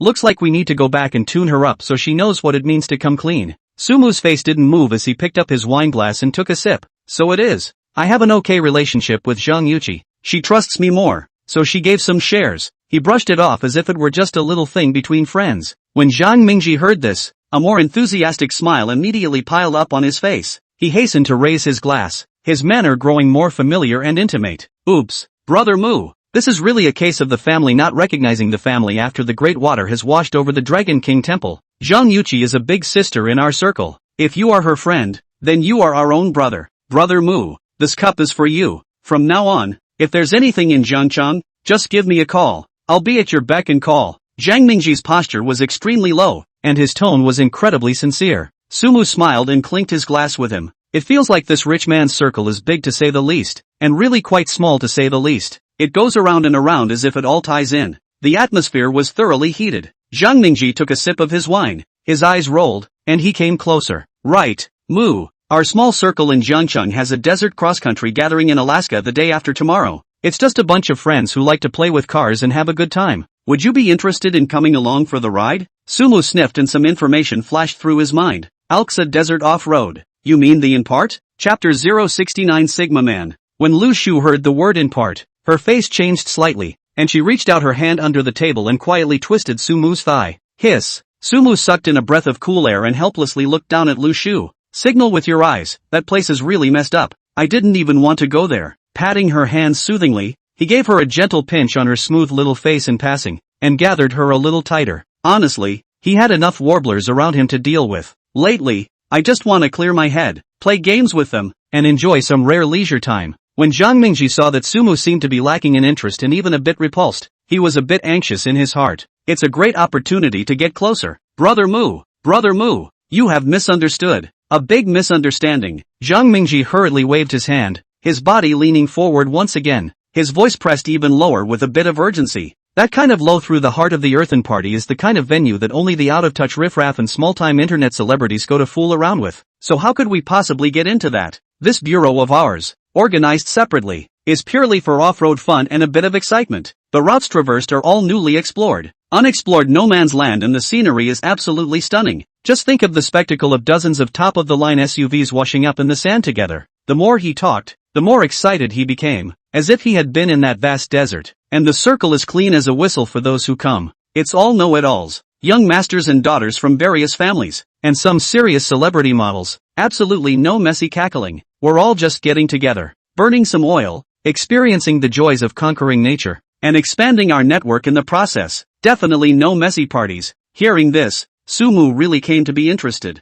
Off-roading through unexplored desert terrain. It does sound a lot more fun than just drinking and clubbing. Challenging the unknown and conquering the limits seemed to tickle his fancy even more. Oh, purely playing with cars? Sumu raised his eyebrows. Yeah, purely playing with cars, playing with heartbeat and skill. Zhang Mingji nodded his head vigorously. Sumu pondered for a moment and looked at Lu Shu. Willow felt his gaze and her cheeks blushed slightly as she gently nodded, indicating that she listened to her husband. He mused for a moment. Okay, now that you've said that, then it's okay to visit and play along. Zhang Mingji was overjoyed at the news and almost jumped up from the sofa. Great, Brother Mu, with you joining us, this team of ours will be truly dignified. He rubbed his hands together excitedly and added, with a touch of braggadocio, at that time, you'll also be able to meet the real big shot of our Jiangcheng He Wanting, Miss He. She's one of our promoters for this event. Sumu's hand holding the wineglass paused for a moment, then brought it to his mouth again as if nothing had happened. Ho Wan Ning?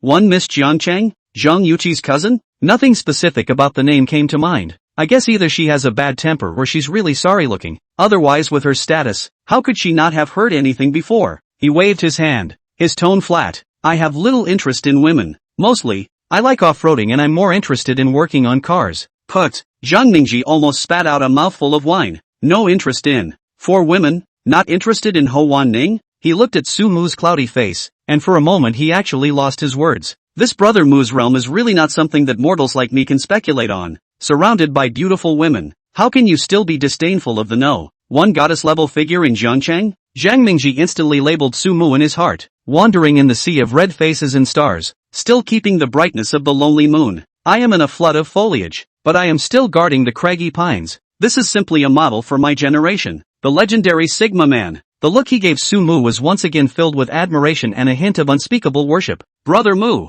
you are in this realm. Little brother admires you. Really admire. Zhang Mingji hurriedly raised his glass and offered it with both hands. His posture lowered even further. I'll drink another toast to you. Su Mu smiled and touched him. Ding! The crisp clinking of glasses just dropped. Ahem! A soft, suppressed cough came abruptly from under the table. The sound was not loud, but it was extraordinarily clear in the momentarily quiet box. Zhang Mingji's hand holding the wineglass froze violently. The voice? A woman's? He subconsciously glanced under the table. Although the light was dim, he could vaguely see the hem of the skirt and a pair of jade legs through the light coming in through the gap along the edge of the table, as well as the face that, although only half exposed, was enough to send a huge shock through his heart. Could it be that ex-girlfriend of Tai Li's? How did she get here? Still under the table? Zhang Mingji's brain buzzed. He jerked his head up to look at Su Mu, his eyes filled with a kind of shock like a sudden realization. No wonder Mu didn't give a damn about He Wanting. The original. Mu is really good at playing. This operation is simply divine.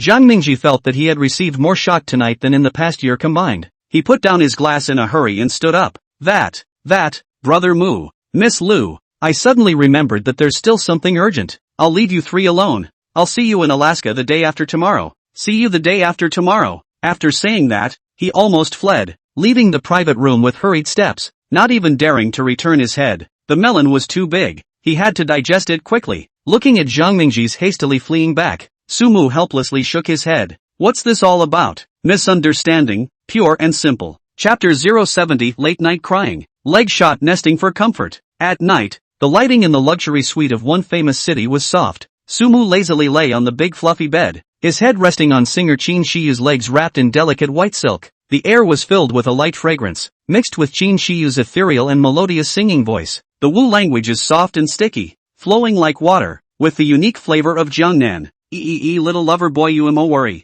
The tune was melodious, and listening to Su Mu was a bit distracting, relaxing both physically and mentally. He closed his eyes and enjoyed a moment of peace, and with a thought, he called up the system panel. It's time for today's regular raffle. Pillowed on the legs of a beauty, listening to a Gangnam ditty, your luck shouldn't be too bad. He first glanced at the tenant panel. When his eyes landed on Lin Mixue's name, Sumu slightly raised his eyebrows. Forest honey snow, flower of Jiangcheng University, density 8592, tenant .220. Intimacy increased by 7 points, contributing a full 18 tenant points. It seemed that today's little fiasco, and the way he had handled it later, had caused the schoolgirl's mood to fluctuate quite a bit, from 85 to 92. It's more than just a good feeling, it's complete trust and some degree of conviction. Sumu's mind was clear. Not bad, a good sign. He gently patted the soft white silk legs beneath him. Shiyu, changed the song to something more upbeat. Qin Shiyu's song paused for a moment and she glanced down at him, her eyes watery with a hint of inquiry. But she didn't ask more questions, she just obediently adjusted her breath, her fingertips gently massaging Sumu's temples, and changed to a fast-paced tune. Gobble, gobble, blisters float gently. Well, it's Bibo's lullaby, and despite the name, the rhythm, it's really quite upbeat and lively. Sumu nodded in satisfaction. That's what it feels like. He concentrated and clicked the draw button with his mind. Consume 10 tenant points for a raffle. Congratulations to the host for obtaining Jiangcheng City Center land *1, covering 100 acres. Sumu's eyes snapped open, almost bouncing up from Qin Shi's jade leg. What? Downtown? 100 acres? He quickly converted it in his head. 100 acres, roughly 63,000 square meters, nearly the size of 10 standard soccer fields. This is in the center of the city of Jiangcheng, where every inch of land is expensive. It's bigger than some of the smaller parks in the city. The value of this land is simply incalculable. Sumu's heart was shaken and his breathing was shortened by a few points. He couldn't help but twist his head to look at Qin Shiyu, who was still singing earnestly. Does this song really have a lucky bonus? That's a lot of luck against the odds. He forced down his excitement. There were still 10 tenant points left in the system. Should we do it again while it's still hot? Just when he was hesitating whether to take advantage of this unlucky luck to draw another 10 rounds in a row, the cell phone beside his pillow gently vibrated. Buzz. It's the beep of a WeChat message. Sumu picked up his cell phone and scratched the screen. The sender was Shang Yenshin. Tap on. Shang Yenshin, oh crying emoji. JPG, Shang Yenshin, Sumu. That Yu Huirui she bullied me. Shang Yenshin, she said it's outdated for me to still go to Disney now, and laughed at me for being childish. Shang Yenshin, and bragging about her dad's stake in a Jiangcheng Zoo,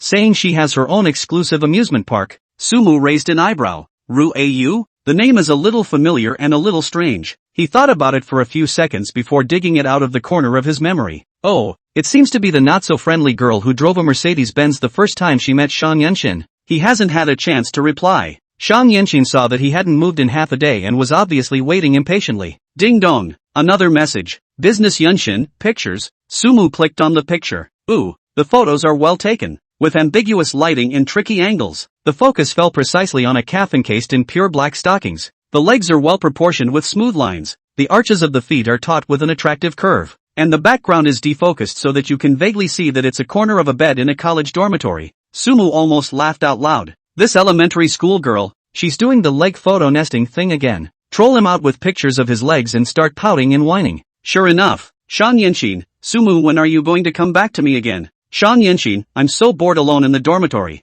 I kind of miss you. The tone, soft with a bit of deliberate condescension. Sumu lost his smile and shook his head. It's only been 2 days, right? This elementary school girl, she's getting good at sticking to people. It seems that the previous spitting on Yu Huirui was the patting, and this latter sentence was the real purpose. His bad thoughts came together and he raised his hand to take a picture of Qin Shiyu's jade legs wrapped in delicate white silk underneath him. The angle, the light, all mimicked the tone of the one Shang Yenshin had just taken. He even made a point of letting Qin Shiyu adjust her posture to be more elegant and lazy. Photo sent. Sumu, pictures. Sumu, yen xin. I'm afraid I don't have time to look for you lately. Sumu, look, I think Qin Shiyu this is quite good. Legs play years, I live well with her than anything else. You say is not it? The message was sent out, and Sumu could even imagine Shang Yenshin's puffed up appearance on the other end of the phone. Sure enough, less than 3 seconds. Shang Yenshin, Sumu you bastard. Big pig's hooves. Shang Yenshin, I don't like you anymore.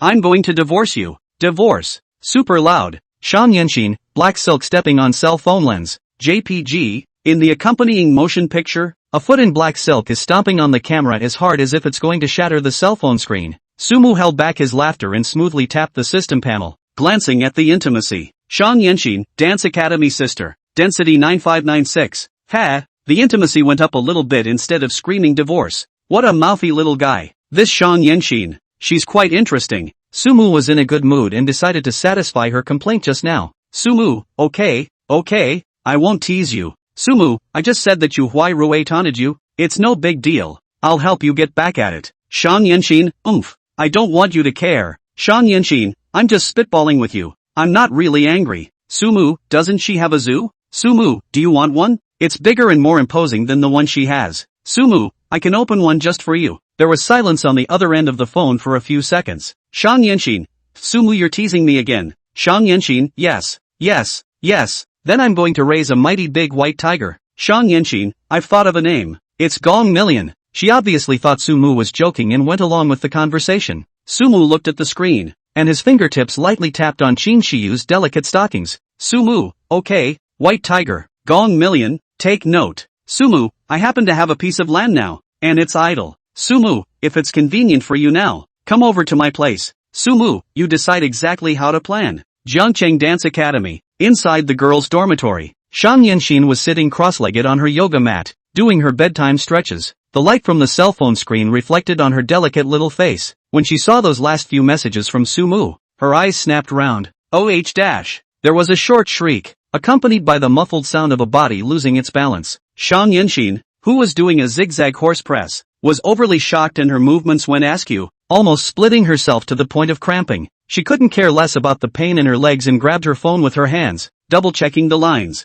The ground? Planning? Open the zoo? No kidding? Chapter 071, Nightly Exploration of One Famous City, Secret Operations in Dormitory 801. The night was dark as ink, and it was already late. Outside the gates of the famous city 11, three figures crept closer. The movements were marked by a thief-like caution. The leader fished his access card out of his bag and looked around nervously. Drip dash. Crisp electronic tones stood out in the stillness of the night, and the heavy glass lobby doors opened in response. The sparkling crystal chandelier lights up instantly, spilling its light throughout the lavish, uncharacteristically luxurious entry lobby, gleaming marble floors, spaciousness, and even a fancy-looking bar. Wow! The three let out a low gasp of surprise almost simultaneously. At that moment, there was a soft ding in the direction of the elevator. Two figures walked out, one charming and mature, the other sweet and lovely, seeming to be residents who had just come down from the upper floors. The trio's souls were scared out of their wits, and they scrambled to shrink behind a huge Roman column,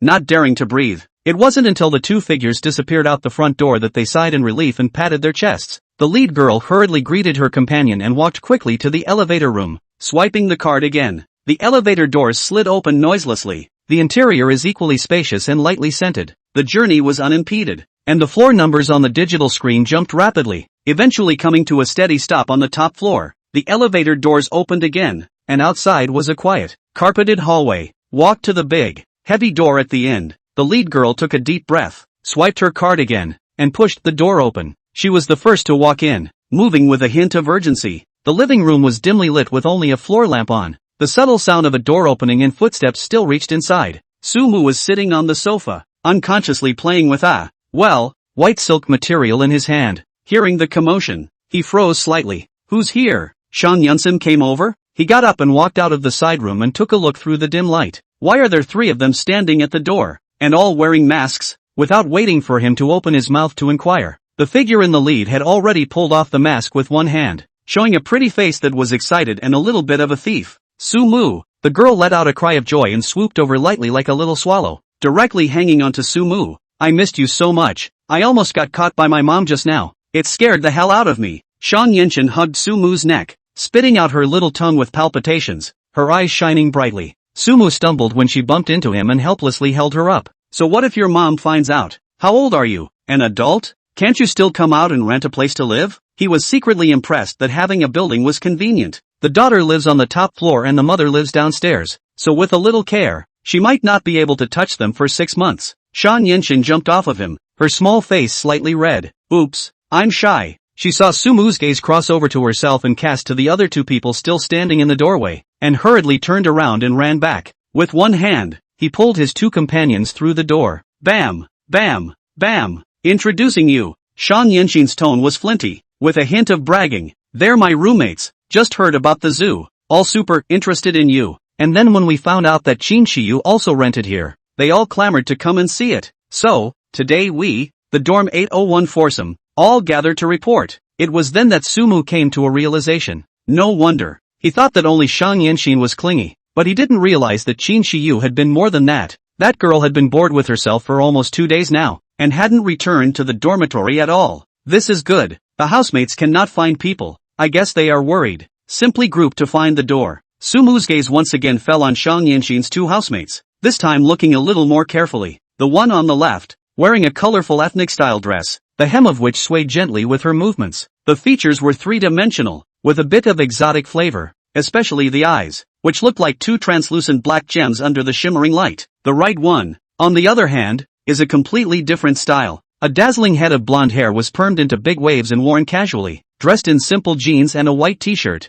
she couldn't hide the amazing proportions of her body. The hips are wide and the bones are on the large side, and the visual estimate has to be around 178. Typical big horse figure, full of imperial aura. Sumu, who was used to seeing beautiful women, could not help but praise them in his heart. It's true that each one is quite stunning in its own way. Do goddesses appear in piles these days? Dormitory 801. This feng shui can be. Sumu settled down, a friendly smile on his face. Hello guys, my name is Sumu. He paused and added, also the landlord here. At these words, both girls' eyes twinkled subtly, especially the ethnic girl. Her big eyes blinked as she curiously surveyed Sumu. She was the first to speak, her voice crisp and clear with a distinctive rhythm. Hello there landlord handsome. My name is Hot Ina. We've heard that you've abducted the precious songstress of our dormitory. She took a step closer, with a bit of a wry smile. We are here today to monitor you on behalf of the organization. Let's see if you've taken good care of our Shiyu, and if you've bullied her. Sumu subconsciously glanced in the direction of the side hall. Taking care is taking care. Just maybe, taking care a little too much. Qin Shiyu is now estimated to be still paralyzed in the room, and for a while I'm afraid I won't be able to see anyone. He withdrew his gaze as if nothing had happened and coughed lightly to change the subject. Ahem, don't worry, Shiyu is fine with me. He looked over to Jenna, his eyes lingering on her exotic face for a moment. You don't look like a Han Chinese girl? Shan Yinshin immediately wrapped her arm around Hot Yana intimately and introduced herself with a proud face. Yes, yes, yes. Regina is our little fairy from the western frontier. She's a great folk dancer. Sumu nodded indistinctly. So that's what it is. That's Adisi. Hot Ina snorted out a laugh, her eyes curving into crescent moons. Adisi is usually called for boys la. Friend. She rolled her eyes with a bit of a promising smile. You're going to call me Anna. Sumu just wanted to follow suit, when the blonde big wavy imperial sister who had been quiet next to him reached out her hand and gently knocked Hot Ina's head. Hot Ina, don't play tricks again, she helplessly explained to Sumu. Anna, is there sight of mom and we've been screwed by her too? Sumu, nice guy. He could sort of see that this western frontier girl called Regina was not generally jumpy and lively, and she was also particularly fond of teasing people. I'm afraid it's not a tile beater. The perkiness, though, he kinda liked. Only then did the blonde imperial sister turn to Sumu and extend her hand with a generous gesture. Hello, Sumu. My name is Jiang Zhuwe. Her voice wasn't as clear as Hotna's, with a nice little low magnetic edge. Nice to meet you. Chapter 072, room check? Landlord, where did you hide our songbird? Sumu smiled, feeling a little more favorable towards Jiang Zhuwe's frankness. This girl looks high and cold, but her nature is quite straightforward. Better than that little troublemaker Hot Ina. Looks like we'll have to watch out for Hot Ina girl's cultural science from now on. Heathana made a face and waved her hand unconcernedly. Geez, don't be so serious. We're all friends now. Yes, friend. Sumu obediently answered and made a sideways please gesture. Now that you're here, don't just stand around. Feel free to take a tour. He led the 3 deeper into the living room, introducing them as he did so. Yunshin's friend is naturally my friend. No need to be polite. These words caused Shang Yanshin's face to heat up slightly, and she glanced at Sumu without any trace, her heart a bit sweet. Hot Ina could be really nonchalant, her big eyes darting around, curiously surveying the spacious and luxurious living room. Sumu, this house of yours is also too big and too nice. She touched the east and looked at the west, full of novelty about everything. This couch is so comfortable to sit on. This carpet is soft on your feet. In a few steps she rushed over to the huge floor-to-ceiling window that took up an entire wall and practically pressed her face against it. Sumu walked over with a smile and reached out to press lightly on the control panel on the wall. Swish dash. The heavy velvet curtains were like stage curtains, sliding open silently and slowly to either side. In an instant, the scene outside the window was unreservedly revealed to the 3. Bright and prosperous night scene of the river city. The lights are brilliant as weaving. The river across the city in the night like an ink-colored jade belt, reflecting the neon on both sides of the river. Oh my god. Hot Ina couldn't help but cover her mouth, her dark jewel eyes all aglow with awe.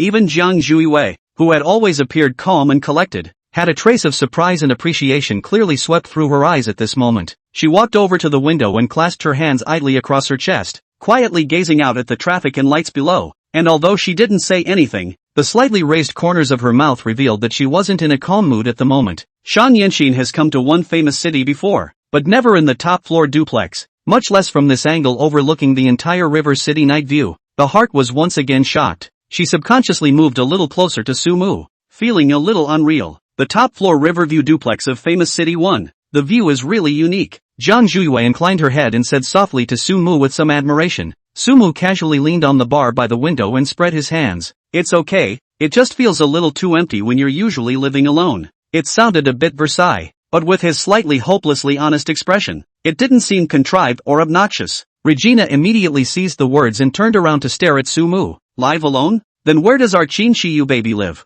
Sumu, are you hiding a woman in a golden house? Honestly, Sumu, this girl from the western frontier really does not forget her status as a representative of a supervisory organization. And that's a fast turnaround of the brain. He coughed lightly to hide the subtle fluctuation in his heart, an impeccable smile on his face. She has her room, naturally, and it's the best one. Sumu swept his gaze over the three girls with different styles but equally pleasing to the eye and smoothly issued an invitation. It looks like you guys like it here too, so why don't you all stay for the night? Anyway, there are plenty of empty rooms. One for each of you is more than enough, and it saves you from having to run back again. This sudden offer caused all three girls to be slightly stunned. The air seemed to freeze for a second. Heathana was the first to react, clapping her hands together excitedly, her eyes lighting up amazingly. Really? Is that okay? It's fantastic. I've never lived in such a nice house. She almost jumped. Shang Yanxin was also immediately ignited with enthusiasm and nodded her head vigorously. Yeah, that's great. The four of us are just right for a table, so we can have a nightly chat together. She excitedly took Hot Iona and River Baptist Moon by the arm and began to plan.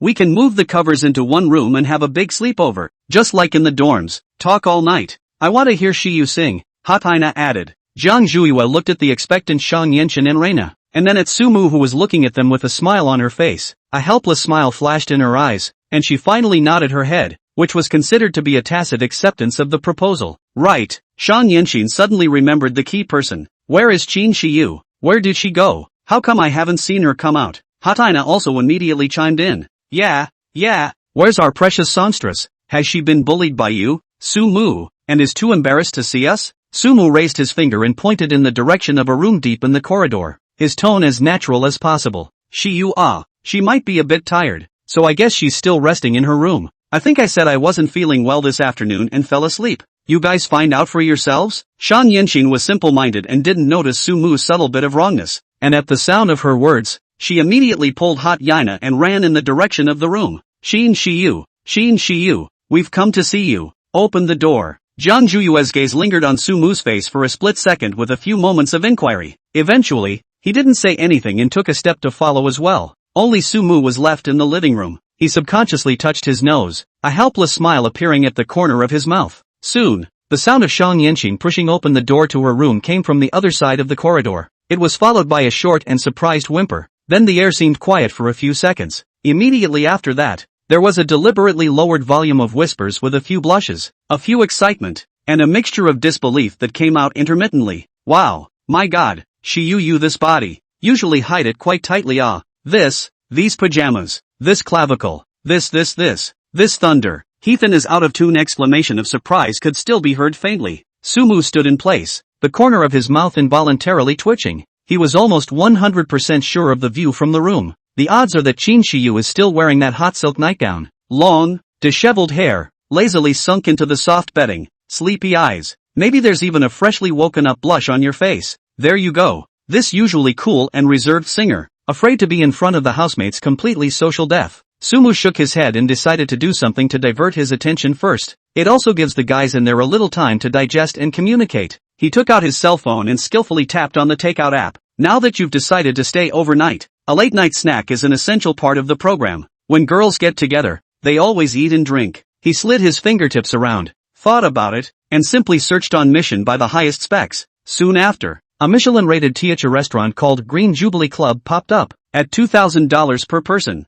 It is truly unusual to offer delivery at this point in time. It was appropriate to use it to entertain Shang Yanxin's friends, especially that Jiang Zhuiwei, who seemed to be from a good family. He made a quick selection of a few of the restaurant's signature dishes and snacks suitable for a late-night snack. Marinated old goose head, charcoal grilled rattlesnake steak, Xiu Chow button flour ma steak, baked red devil shrimp with garlic and 9-layered pagoda. It's all hard food and the portions are generous. Place your order for payment in one go. After doing so, he breathed a small sigh of relief. A glance at the time on his cell phone estimated that it would take a little while for the takeout to arrive, and the whispers on that side of the room seemed to die down. After about 20 minutes, the doorbell rings. It's takeout arriving. Sumu opened the door and fetched the meal, placing the exquisite food boxes one by one on the table in the living room. Almost simultaneously, the door to the room at the end of the hallway was gently pulled open. It clicked shut again from the inside. Shang Yanxin, Hot Yaina, and Zhang Baptist Moon clustered around a figure as they walked out. It was Qin Shiyu. At this moment, Qin Shiyu had already changed into a normal set of home clothes, and her long hair was simply tied up.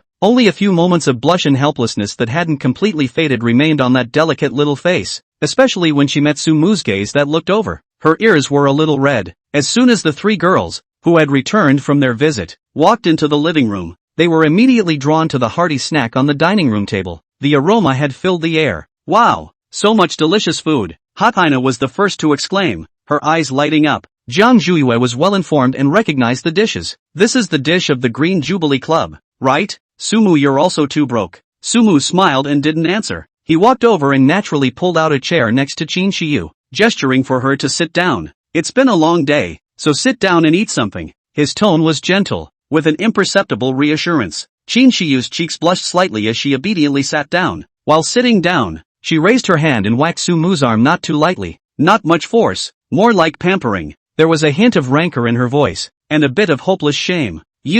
The housemates are coming and they didn't tell me in advance. It made me unprepared. Sumu just wanted to open his mouth to explain a couple of things. Another hand came up beside him and whacked him on the other arm as well. Knock knock. This force was much more real than Qin Shiyu's, and it carried a clear sense of resentment. It's Shang Yunsim. She puffed out her cheeks and glared at Sumu, then glanced at Qin Shiyu, who was blushing unabashedly next to her. The tone was sour. Humph. I said it long ago. You two are not allowed to stick together all day. Sumu, you're annoying. Did you forget about me when you had our Shiyu? With these words, the atmosphere became somewhat subtle. Seeing Shang Yanxin's look like a jealous girlfriend, Hot Haina and Zhang Baptist Moon exchanged glances, confirming the guess in their hearts. Wow! Shura, two women competing for a husband. Chapter 073, Left Embrace. Right Embrace. Sumu's Art of Ending Water. Just as Ruyaina and Zhang Zhuyue's hearts were ringing with alarm bells, thinking that a sisterly rivalry was about to take place, Sumu, however, appeared to be at ease. He didn't rush to defend himself. Instead, he turned sideways,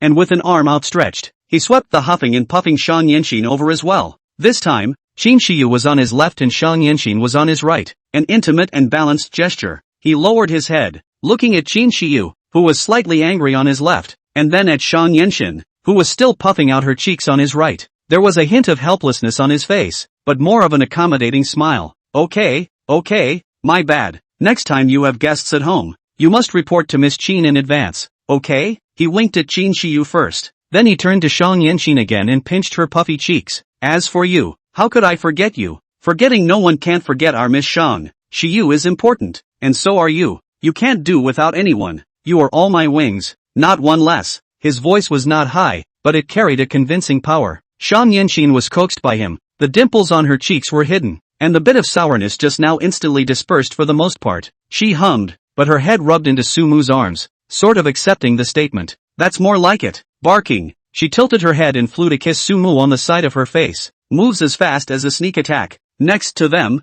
Reina and Jiang Zhuiwei, who witnessed the whole thing. Their jaws almost dropped. The two exchanged incredulous looks. Still? That's squared away? How much charm does this Sumu have? How come they didn't feel it? The atmosphere of the late-night snack was reheated. With the food in front of us, that little hiccup earlier was quickly put behind us. While savoring the Michelin-grade delicacies, Hot Iona and Jiang Zhuiwei couldn't hold down their burning souls of gossip. They were curious to find out how Shang Yanxin and Qin Shiyu fell, and how they usually get along with Sumu. The conversation, naturally, circled back to the soon-to-be-open zoo. By the way, Sumu, that zoo of yours, what kind of animals are you planning to raise? Regina asked curiously. Sumu put down his chopsticks and wiped his mouth. It's still being planned, but it's extensive. as long as domestic law allows it and you can get the paperwork to legally introduce breeding. Theoretically you can. Class 1 protected animals, Class 2 protected animals, as long as the approval gets through, it's not a problem. A couple of the girls' eyes lit up at that statement. Shang Yanxin was the first to raise her hand. Me, I want a white tiger. It has to be the big white kind of cat. She looked longingly. I've wanted to jerk off big cats since I was a little girl. Furry and majestic. Sumu lost his smile. Satisfy you. Get you 4 of them to make up a table of mahjong. He paused, and added urgently, how about putting a sign on their tiger house then, and calling it Dormitory 801? Put. Qin Shiyu had just taken in a mouthful of soup and almost sprayed it out. She whacked Sumu in a good and funny way. Nasty. You cornered us and called us tigresses. Even Shang Yanxin glared at him, but the corners of her mouth were curled. The atmosphere was suddenly more relaxed and pleasant. Zhang Boyue thoughtfully, if a first-class protected animal can be. Hadaina had a straight heart and asked what was on everyone's mind straight away. What about that national treasure, the giant panda? Right, giant pandas. Shang Yanxin and Qin Shiyu also got excited and spoke in unison. What Chinese girl can resist a round, black and white panda? That's synonymous with a budding god. Looking at the 3 pairs, plus Jiang Zhuiyue who also had an expectant face, of bright eyes, Sumu stroked his chin. Giant panda he mused. This is a difficulty factor that is not normal. It's something that can't just be raised with money. Sumu explained. First of all, it is a real national treasure. Private zoos want to raise. The approval process is extremely strict and complex, usually in the name of loan exhibition, and the venue hardware requirements are extremely high. For reference, the Xining Panda Pavilion cost more than $70 million just to build. Second, the cost of breeding is staggering. Specialized breeding, medical, and nutritional teams are needed, and personnel salaries alone can run into millions a year. Add to that the special recipes for pandas, such as airlifting fresh bamboo and whatnot, as well as daily care and medical coverage. In a year, the overhead of raising a panda easily breaks $10 million.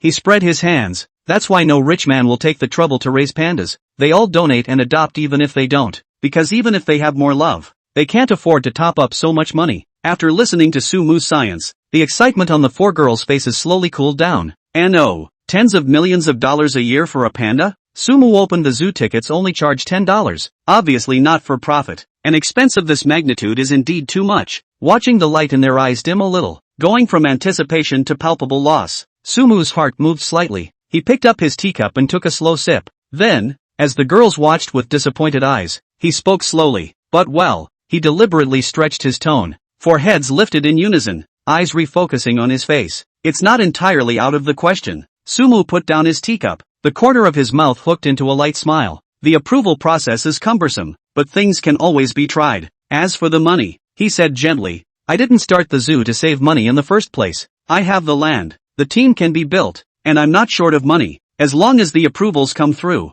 what's the harm in raising a few for your pleasure? The air seemed to freeze for a moment. This was followed by an overwhelming scream of surprise. Really? Sumu, you're too good. Shang Yanxin and Qin Shiyu, one on the left and one on the right, excitedly pounced over and once again each planted a loud kiss on Sumu's face. Next to her, Reina and Jiang Zhuiyue were also so excited that their little faces turned red and their hearts thumped. They finally, truly and completely get it. I understand why my 2 housemates, who are so discerning that they can poke through the ceiling, are so devoted to the man in front of them, and even tolerate seemingly unfocused behavior. Casually, just to make the girls happy, without batting an eyelid. Consider dropping hundreds of millions of dollars of investment to tackle the hellishly difficult task of raising pandas. It's no longer just plain old money grubbing. What a divine level of pampering and trenchancy this is. This kind of boldness that doesn't take money for granted, just to get a smile from a redhead. Who's going to top that? Not to mention Shang Yanxin and Qin Shiyu. Both of them felt like they were about to get confused. At this moment, Sumu's image in their hearts was instantly elevated to an unattainable level. Chapter 074 Take It Down.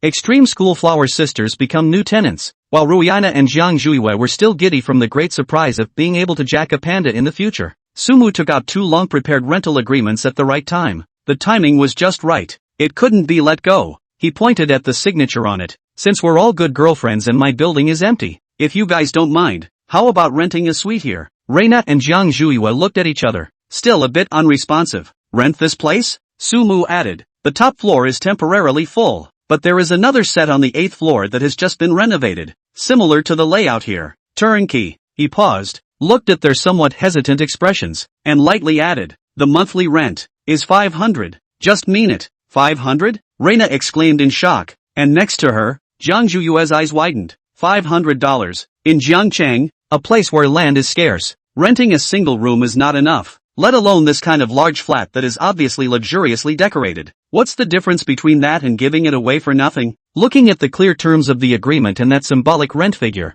the little hesitation in the hearts of the two men instantly dissipated. The environment here is superior, and it is ridiculously close to the school, and the key is that the landlord is still Sumu. To have a character like that as a neighbor, Cootie, wouldn't want to. The two of them almost grabbed and signed their names, fearing that Sumu would back out. Done. Sumu put away the agreement with satisfaction. Such a quality resource for female college students to hold on to. He led the two to room 801 on the 8th floor. As soon as the door opened, the two girls were once again awestruck. While it's not the ultimate luxury like the penthouse, the decor of this home is equally eye-catching. The simplicity of Scandinavian style is perfectly blended with a literary flavor. Large white walls are paired with warm, original wood-colored floors, and an abstract patterned rug is laid next to a soft, Morandi-colored sofa. The sun was just right by the window, spilling over a compact easel and a few pots of vibrant greenery. What surprised the two most was that there was actually a decent amount of space in the room, with dance-specific flooring and a huge full-length mirror set into the wall. It was tailor-made for the girls who were studying art, especially dance.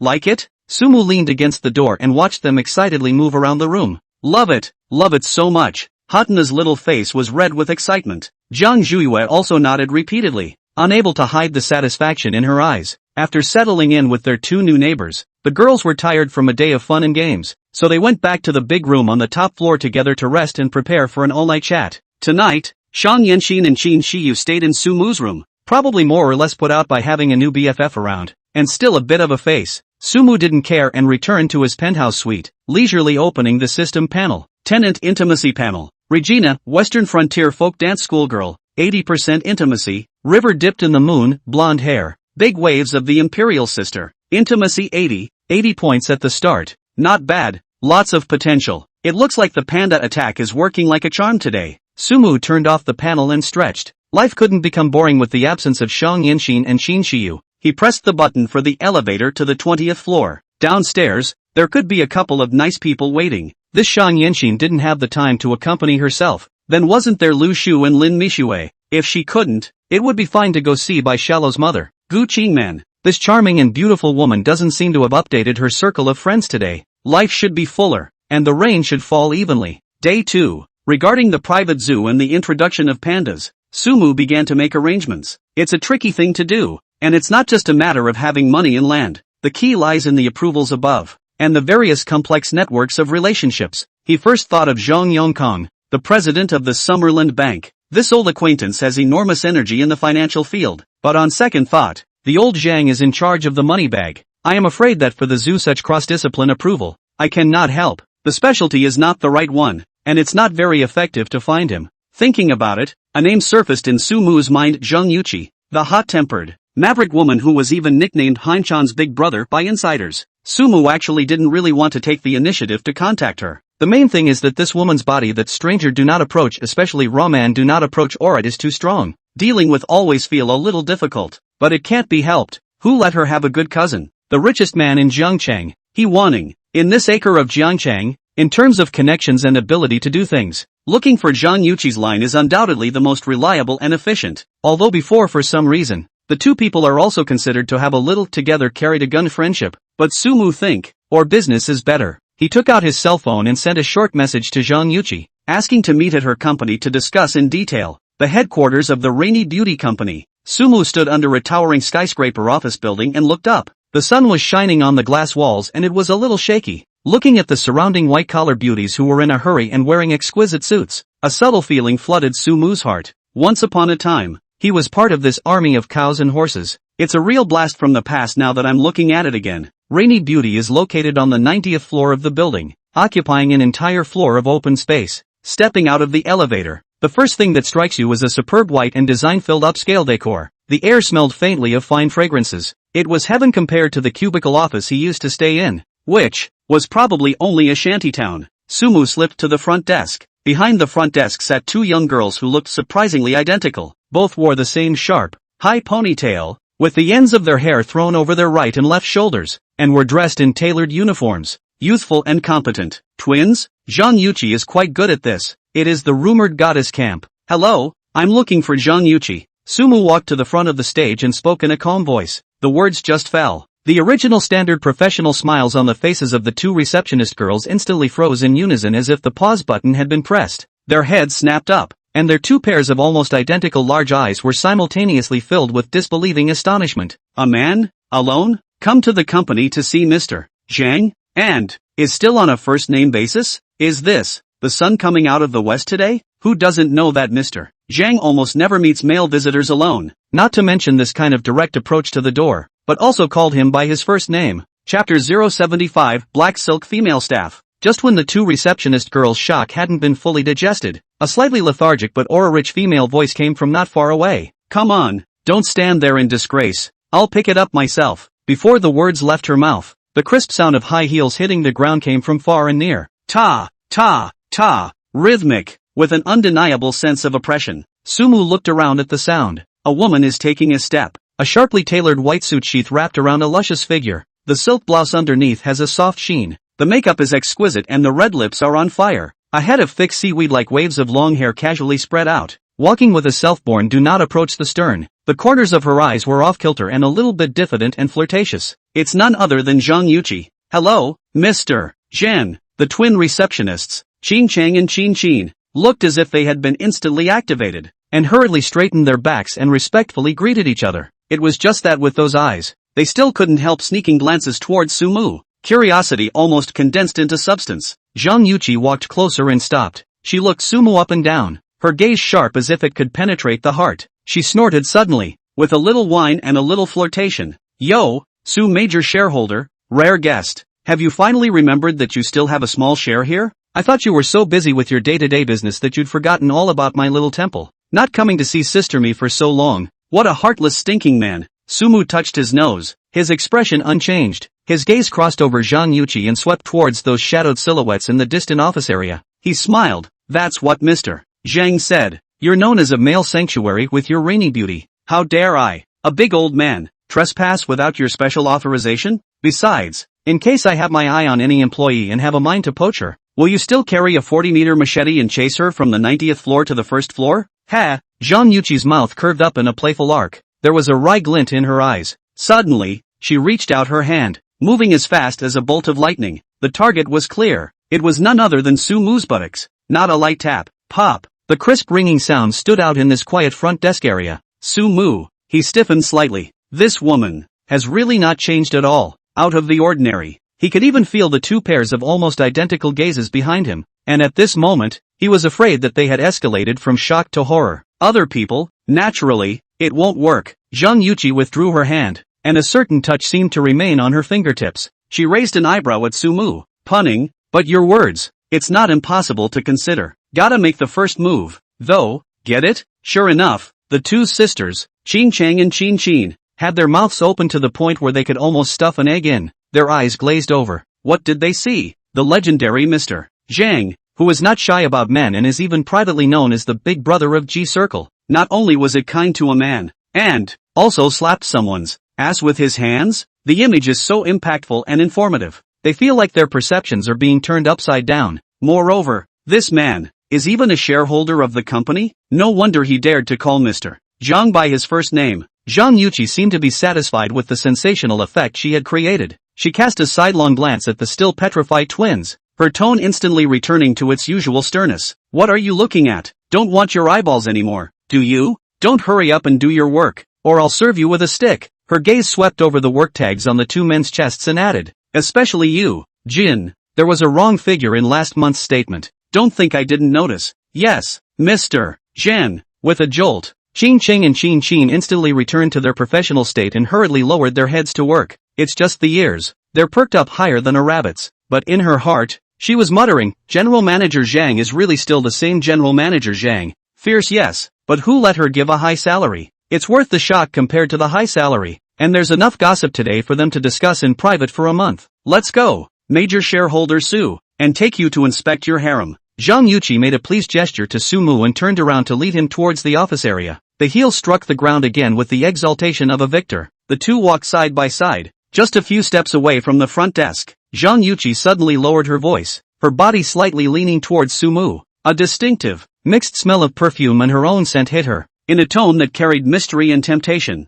she came to Sumu's ear. Hey, those twins just now. Tender, right? Whisper a secret. They're actually triplets. Haruka, Jin, and one named Celery, the youngest one, who's still interning. How's that for excitement? She paused, as if admiring the reaction Sumu might have. Some other day when sister I have taken all three of them. Let's put together a table of mahjong. Or, 5-row hacking? The corner of Sumu's mouth twitched slightly as he listened. Triplets? And they look exactly alike? He glanced sideways at Zhang Yuqi. This woman's hobby is really chic. He couldn't help but spit out. Zhang Yuqi, you have such unique tastes. Are you sure you can tell who's who if they look the same? Sure it's not a triple burden? Zhang Yuqi raised her eyebrows in triumph, a strange glint flashing in her eyes. She smiled mysteriously. That's what you don't understand. The flavor of it is wonderful. She gave him a winking glance, as if she meant it. As they spoke, the two had stepped into the wide office hall. Sumu's footsteps subconsciously paused. The scene in front of me is really quite shocking. Huge open-plan office space with a great design. Modern simplicity without sacrificing luxury. Staggered office partitions with frosted glass and light-colored wood. The greenery is dotted with vibrant plants. The air was filled with a somewhat stronger blend of fragrances, but instead of being harsh, there was a sense of tranquility. Everything looked so upscale, comfortable, and feminine. But that's not even the point. The point is, as far as the eye can see in this huge office area, all women, not a single male employee in sight. Each of them is a workplace beauty with exquisite makeup and competent temperament. They are either staring intently at the computer screen, their fingers bouncing nimbly on the keyboard, or holding papers and talking in low voices about their work with a serious look. There is confidence and elegance in the way she carries herself. Occasionally, when someone looked up and saw Zhang Yuqi and Sumu, they would show just the right amount of smiles and nod their heads, but more gazes, with undisguised curiosity, fell on Sumu, the only person of the opposite sex. And what made Sumu feel some kind of subtle shock was, these beautiful staffs, almost uniformly, are wearing all kinds of black silk, thin and almost transparent. It outlines the perfect leg line, with a delicate dark pattern. It's understated and textured, a bold fishnet style with a wild twist. There are even vintage garter socks with heels for extra flair. It's almost like a black silk fashion show scene, matching the tailored professional suits on them, blazers, shirts, wraparound skirts.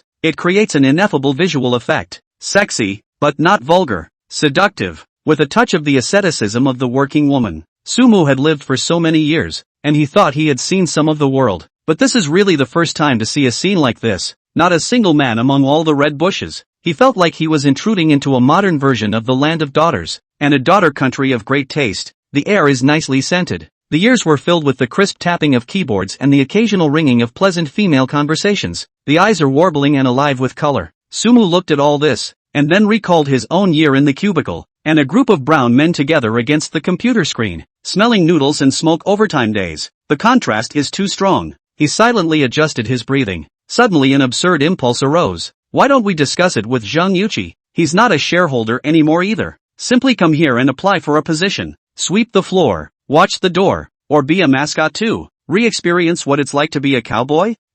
Being a cowboy in a place like this seems, it's not unacceptable, even, maybe, kind of energizing? Chapter 076, well, the tea is good. Just as Sumu was thinking wildly, pondering whether he was better at sweeping the floor or watching the door, or simply applying for a position to serve tea and water. Zhang Yuqi in front of him had stopped walking. The sound of the heels of her eye-catching heels striking the ground was crisp, with a certain directive quality. Accompanied by this sound, the little people in the office hall, who were originally focused on their work, raised their heads at almost the same time. The movements are fluid, as if rehearsed. Hello, Mr. Zhen. A neat and tidy greeting rang out. The voice was soft and pleasant, but with a trained professional aura. Gathered together, it was actually quite powerful. What made Sumu's eyelids jump uncontrollably was that with the sound of greeting, the pieces of silhouettes that were either sitting or standing stood up in unison. It's like hitting some kind of switch. In an instant, the scene in front of him changed abruptly. Countless pairs of slender legs wrapped in various types of black silk stood in a pavilion.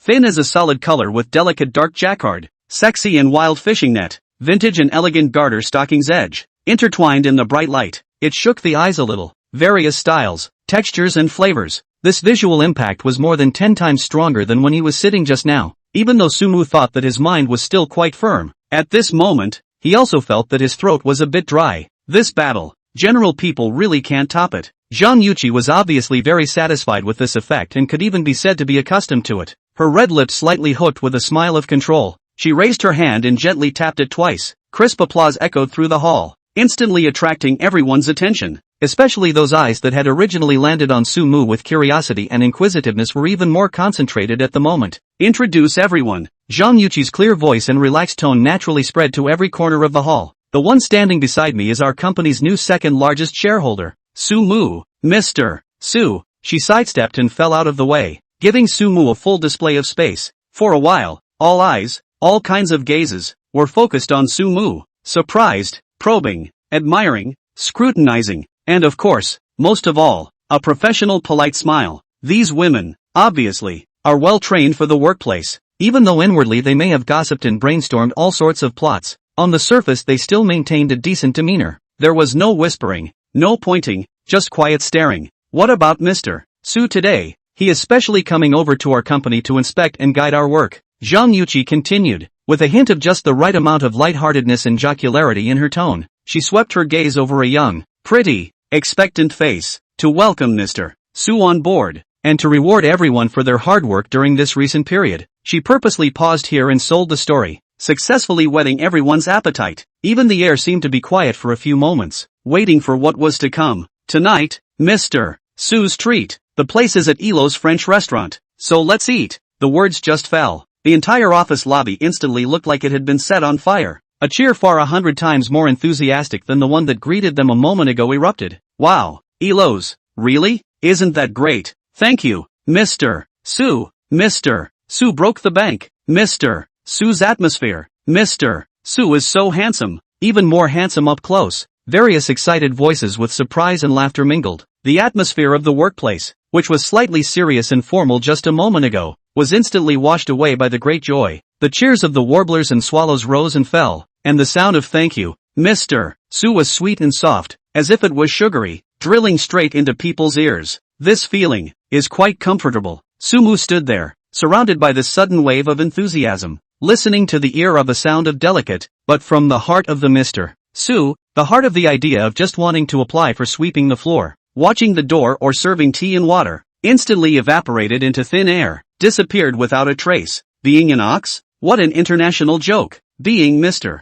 Su seems, really, pretty good? Although, he didn't move and glanced at Zhang Yuqi, who was smiling like a sly little fox next to him. In his heart, he silently spat. This woman, she definitely did it on purpose. Elo's French restaurant? Although he has never been to that place, but also heard a little. Per capita consumption without a four-figure simply cannot hit. In front of this great piece, at least there are 50 or 60 number of beauty, right? This meal down, afraid is not directly kill his small hundreds of thousands? Pit. This was definitely a pit that Zhang Yuqi had dug up and was waiting for him to jump into, and he had to jump. But, look at the faces in front of you that are all the more bright and colorful because they are happy. Listen to the heartfelt, sweet, cloying thanks. Su-mu suddenly felt that the hundreds of thousands of dollars didn't seem so difficult to accept. Think of it as a meet-and-greet gift and perk for employees from the new shareholders. Well, get an early taste of what it's like to splash the cash and get a smile from a beautiful woman. Seems like it's worth it? He still had a calm and collected smile on his face. A slight nod was given to the cheering crowd.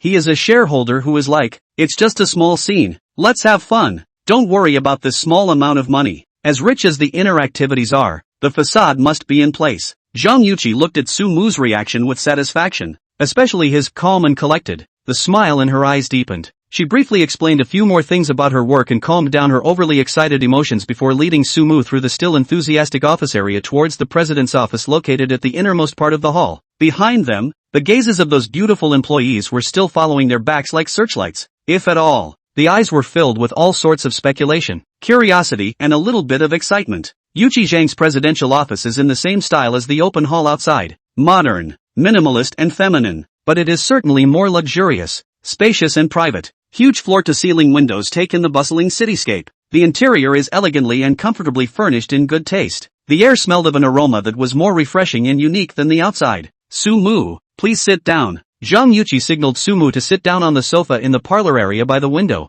her posture casual, as if she had returned to her home turf. Soon, a tall, chignon-wearing female secretary in a tailored, high-end professional suit and black stockings walked in carrying a tray. She had a light, graceful stride and a professional, gentle smile on her face. placing 2 steaming cups of Longjing tea, which emitted a clear and elegant bean fragrance, on the low table in front of the 2 men. The movement is standard and impeccable. Mr. Zhang, Mr. Su, please have some tea. The tall female secretary's voice was also pleasant. Not too big, not too small, just right. When she set down her teacup, she bowed slightly. Straighten up again, turn around, and with a graceful step, gently close the office door and leave after. Silence returned to the office. Sumu picked up his teacup, but his eyes couldn't help but meet with Zhang Yuqi, who had just retracted her gaze. Both of them saw a hint of realization and playfulness in each other's eyes. The moment the tall female secretary bent down to put the teacup just now, that just right groove, and the well-proportioned lines wrapped in black silk under the hem of her skirt. Apparently, both men noticed.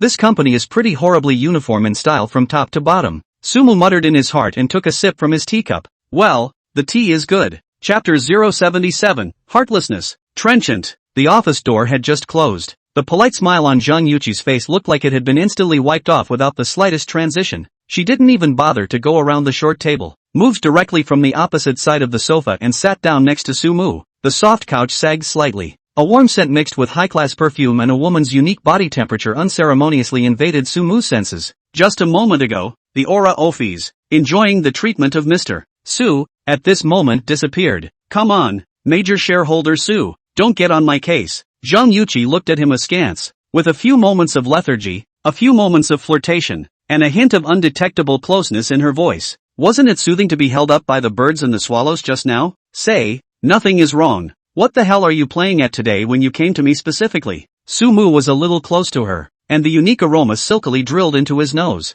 The little bit of fluttering in his heart that had risen because he was surrounded by beautiful women was instantly compacted. This woman, her aura is too strong. He cleared his throat without moving, his body instinctively leaning back in an attempt to put a little safe distance between them. And don't bother laying it out again. Ahem, there is indeed something that I would like to ask Mr. Zhang for a small favor. I have a building in my name for rent. Recently, I've been planning to build a zoo for the tenants on that vacant lot next to the building. The zoo? Zhang Yuqi raised her nice eyebrows, as if she had heard something heavenly. She looked Sumu up and down for a few moments, and the corner of her mouth curved up into a smile-like arc. Building a zoo for your tenants? Sumu, this landlord of yours is really touching and unheard of. Is there still too much money these days? Sumu ignored her flirting and continued with the business. The main thing is that the amount of work may not be too small and there are a variety of animal species that need to be introduced. I imagine that the related approval process will be quite cumbersome, and the various permits are expected to run the gamut. You're well connected and well networked in the city, and I'd like to ask you to help out with a little bit of sparring. Don't worry, the process to go through no less than one step, and the money to be spent will not be a penny less for you. He made a point of emphasizing the last sentence. Zhang Yuqi sniffed, but snorted. She gave Sumu a glance in a flirtatious manner, and her slender fingers gently tapped her temples. Sumu, Sumu, you really have the nerve to open your mouth. Is such a trivial matter as building a small raggedy zoo worth a trip from you? A great God, to find me in person? Sister, I'm up and down in millions of dollars a minute. I'm very busy, okay? I think you're just too idle for your own good. If you have this effort, why don't you come around the company more often, care about the company's business, and do your honorable duty as the second largest shareholder? Her tone carried obvious rancor and derision, as if what Sumu had asked her to help with was as worthless as just going to the vegetable market to buy a cabbage. Sumu looked at her with a "you're making a big deal out of it" expression and didn't argue. He just calmly reached into his carry-on bag and pulled out a thick stack of papers. Then, it was gently placed on the low table in front of the 2 men. The movement is not fast and furious. Here, take a look at this before you decide if it's trivial. It was a pile of papers carefully wrapped in a craft paper bag. On the cover, State-owned land use right certificate, a few big gold letters. In the light a little eye-catching. The lethargy and flirtation on Zhang Yuqi's face hadn't completely dissipated. With a few moments of rambling suspicion, she reached for the pouch of papers and drew out a few of the documents inside, casually flipping through the first book. Eyes scanned the information on it. At first, she had a smile on her lips, but when she looked at the geographic location, land area, and 4 boundaries marked on it, the smile on his face froze instantly. Coagulation. Then, as if frozen and then suddenly shattered. Shock, dismay, and disbelief. All sorts of emotions flashed alternately on her gorgeous face. She jerked her head up and stared at Sumu dead in the face. Snapping his head down again, he looked at the red book in his hands, his fingers even rubbing the steel seal on it somewhat uncontrollably, confirmed back and forth several times. It was as if every word on there was burning her eyes. Next to famous city 1, 100 acres? Downtown? 63,333 square meters? Zhang Yuqi's voice was plucked up several tones from the extreme shock, so sharp that it was somewhat distorted. Even the lazy, casual accent from earlier disappeared without a trace. In its place was urgency, consternation, even a hint of trembling. She squeezed the heavy land certificates, her knuckles slightly white from the effort. As a strong woman who had been in the business world for many years, she knew better than anyone else what these seemingly ordinary documents represented behind them. Downtown, inch by inch, right next to a top luxury residential area like famous City 1, a whole 100 acres. Net land, the value of this piece of land. Thinking with your toes, you know that it is an astronomical figure that can make any real estate predator go crazy. Let's not talk about building some kind of zoo. It's just sitting empty, and the value is skyrocketing every day. Develop anything? High-end residential? A commercial complex? A landmark building? That's all tens of billions of dollars to start with, if not hundreds of billions of dollars in a huge cake. Results sumu. To use this land. Build. Animals. Things. Garden. To his tenants? Zhang Yuqi felt that her worldview had been violently impacted like never before. In all her years of living, she had seen money burned. She had seen capriciousness. She had seen money treated like dirt. But I've never seen anything so outrageous. It's no longer capricious. This is deranged, trenchant. Sumu. You're not kidding me, right? Zhang Yuqi took several deep breaths, trying to calm the heartbeat in her chest that was like a beating drum. She tried to make her voice sound less shaky. That's 100 acres. Prime land downtown. Do you know how much this land is worth now? Even if nothing is done, just the value of the land itself. That's a couple hundred small goals to hit the bottom. You just bring. To build a zoo? Give. To your tenants? She felt like she was about to not recognize the man in front of her, looking at Zhang Yuqi's expression that looked like she was shattering her three views and doubting her life. Instead, Sumu appeared unusually calm. He even had the leisure to pick up the cup of Longjing in front of him that had already cooled down a bit, gently blowing on the barely there hot air. Take a small sip. Only then did he say slowly, in an almost flat tone, there's such a thing as enough money. What I care about is not that.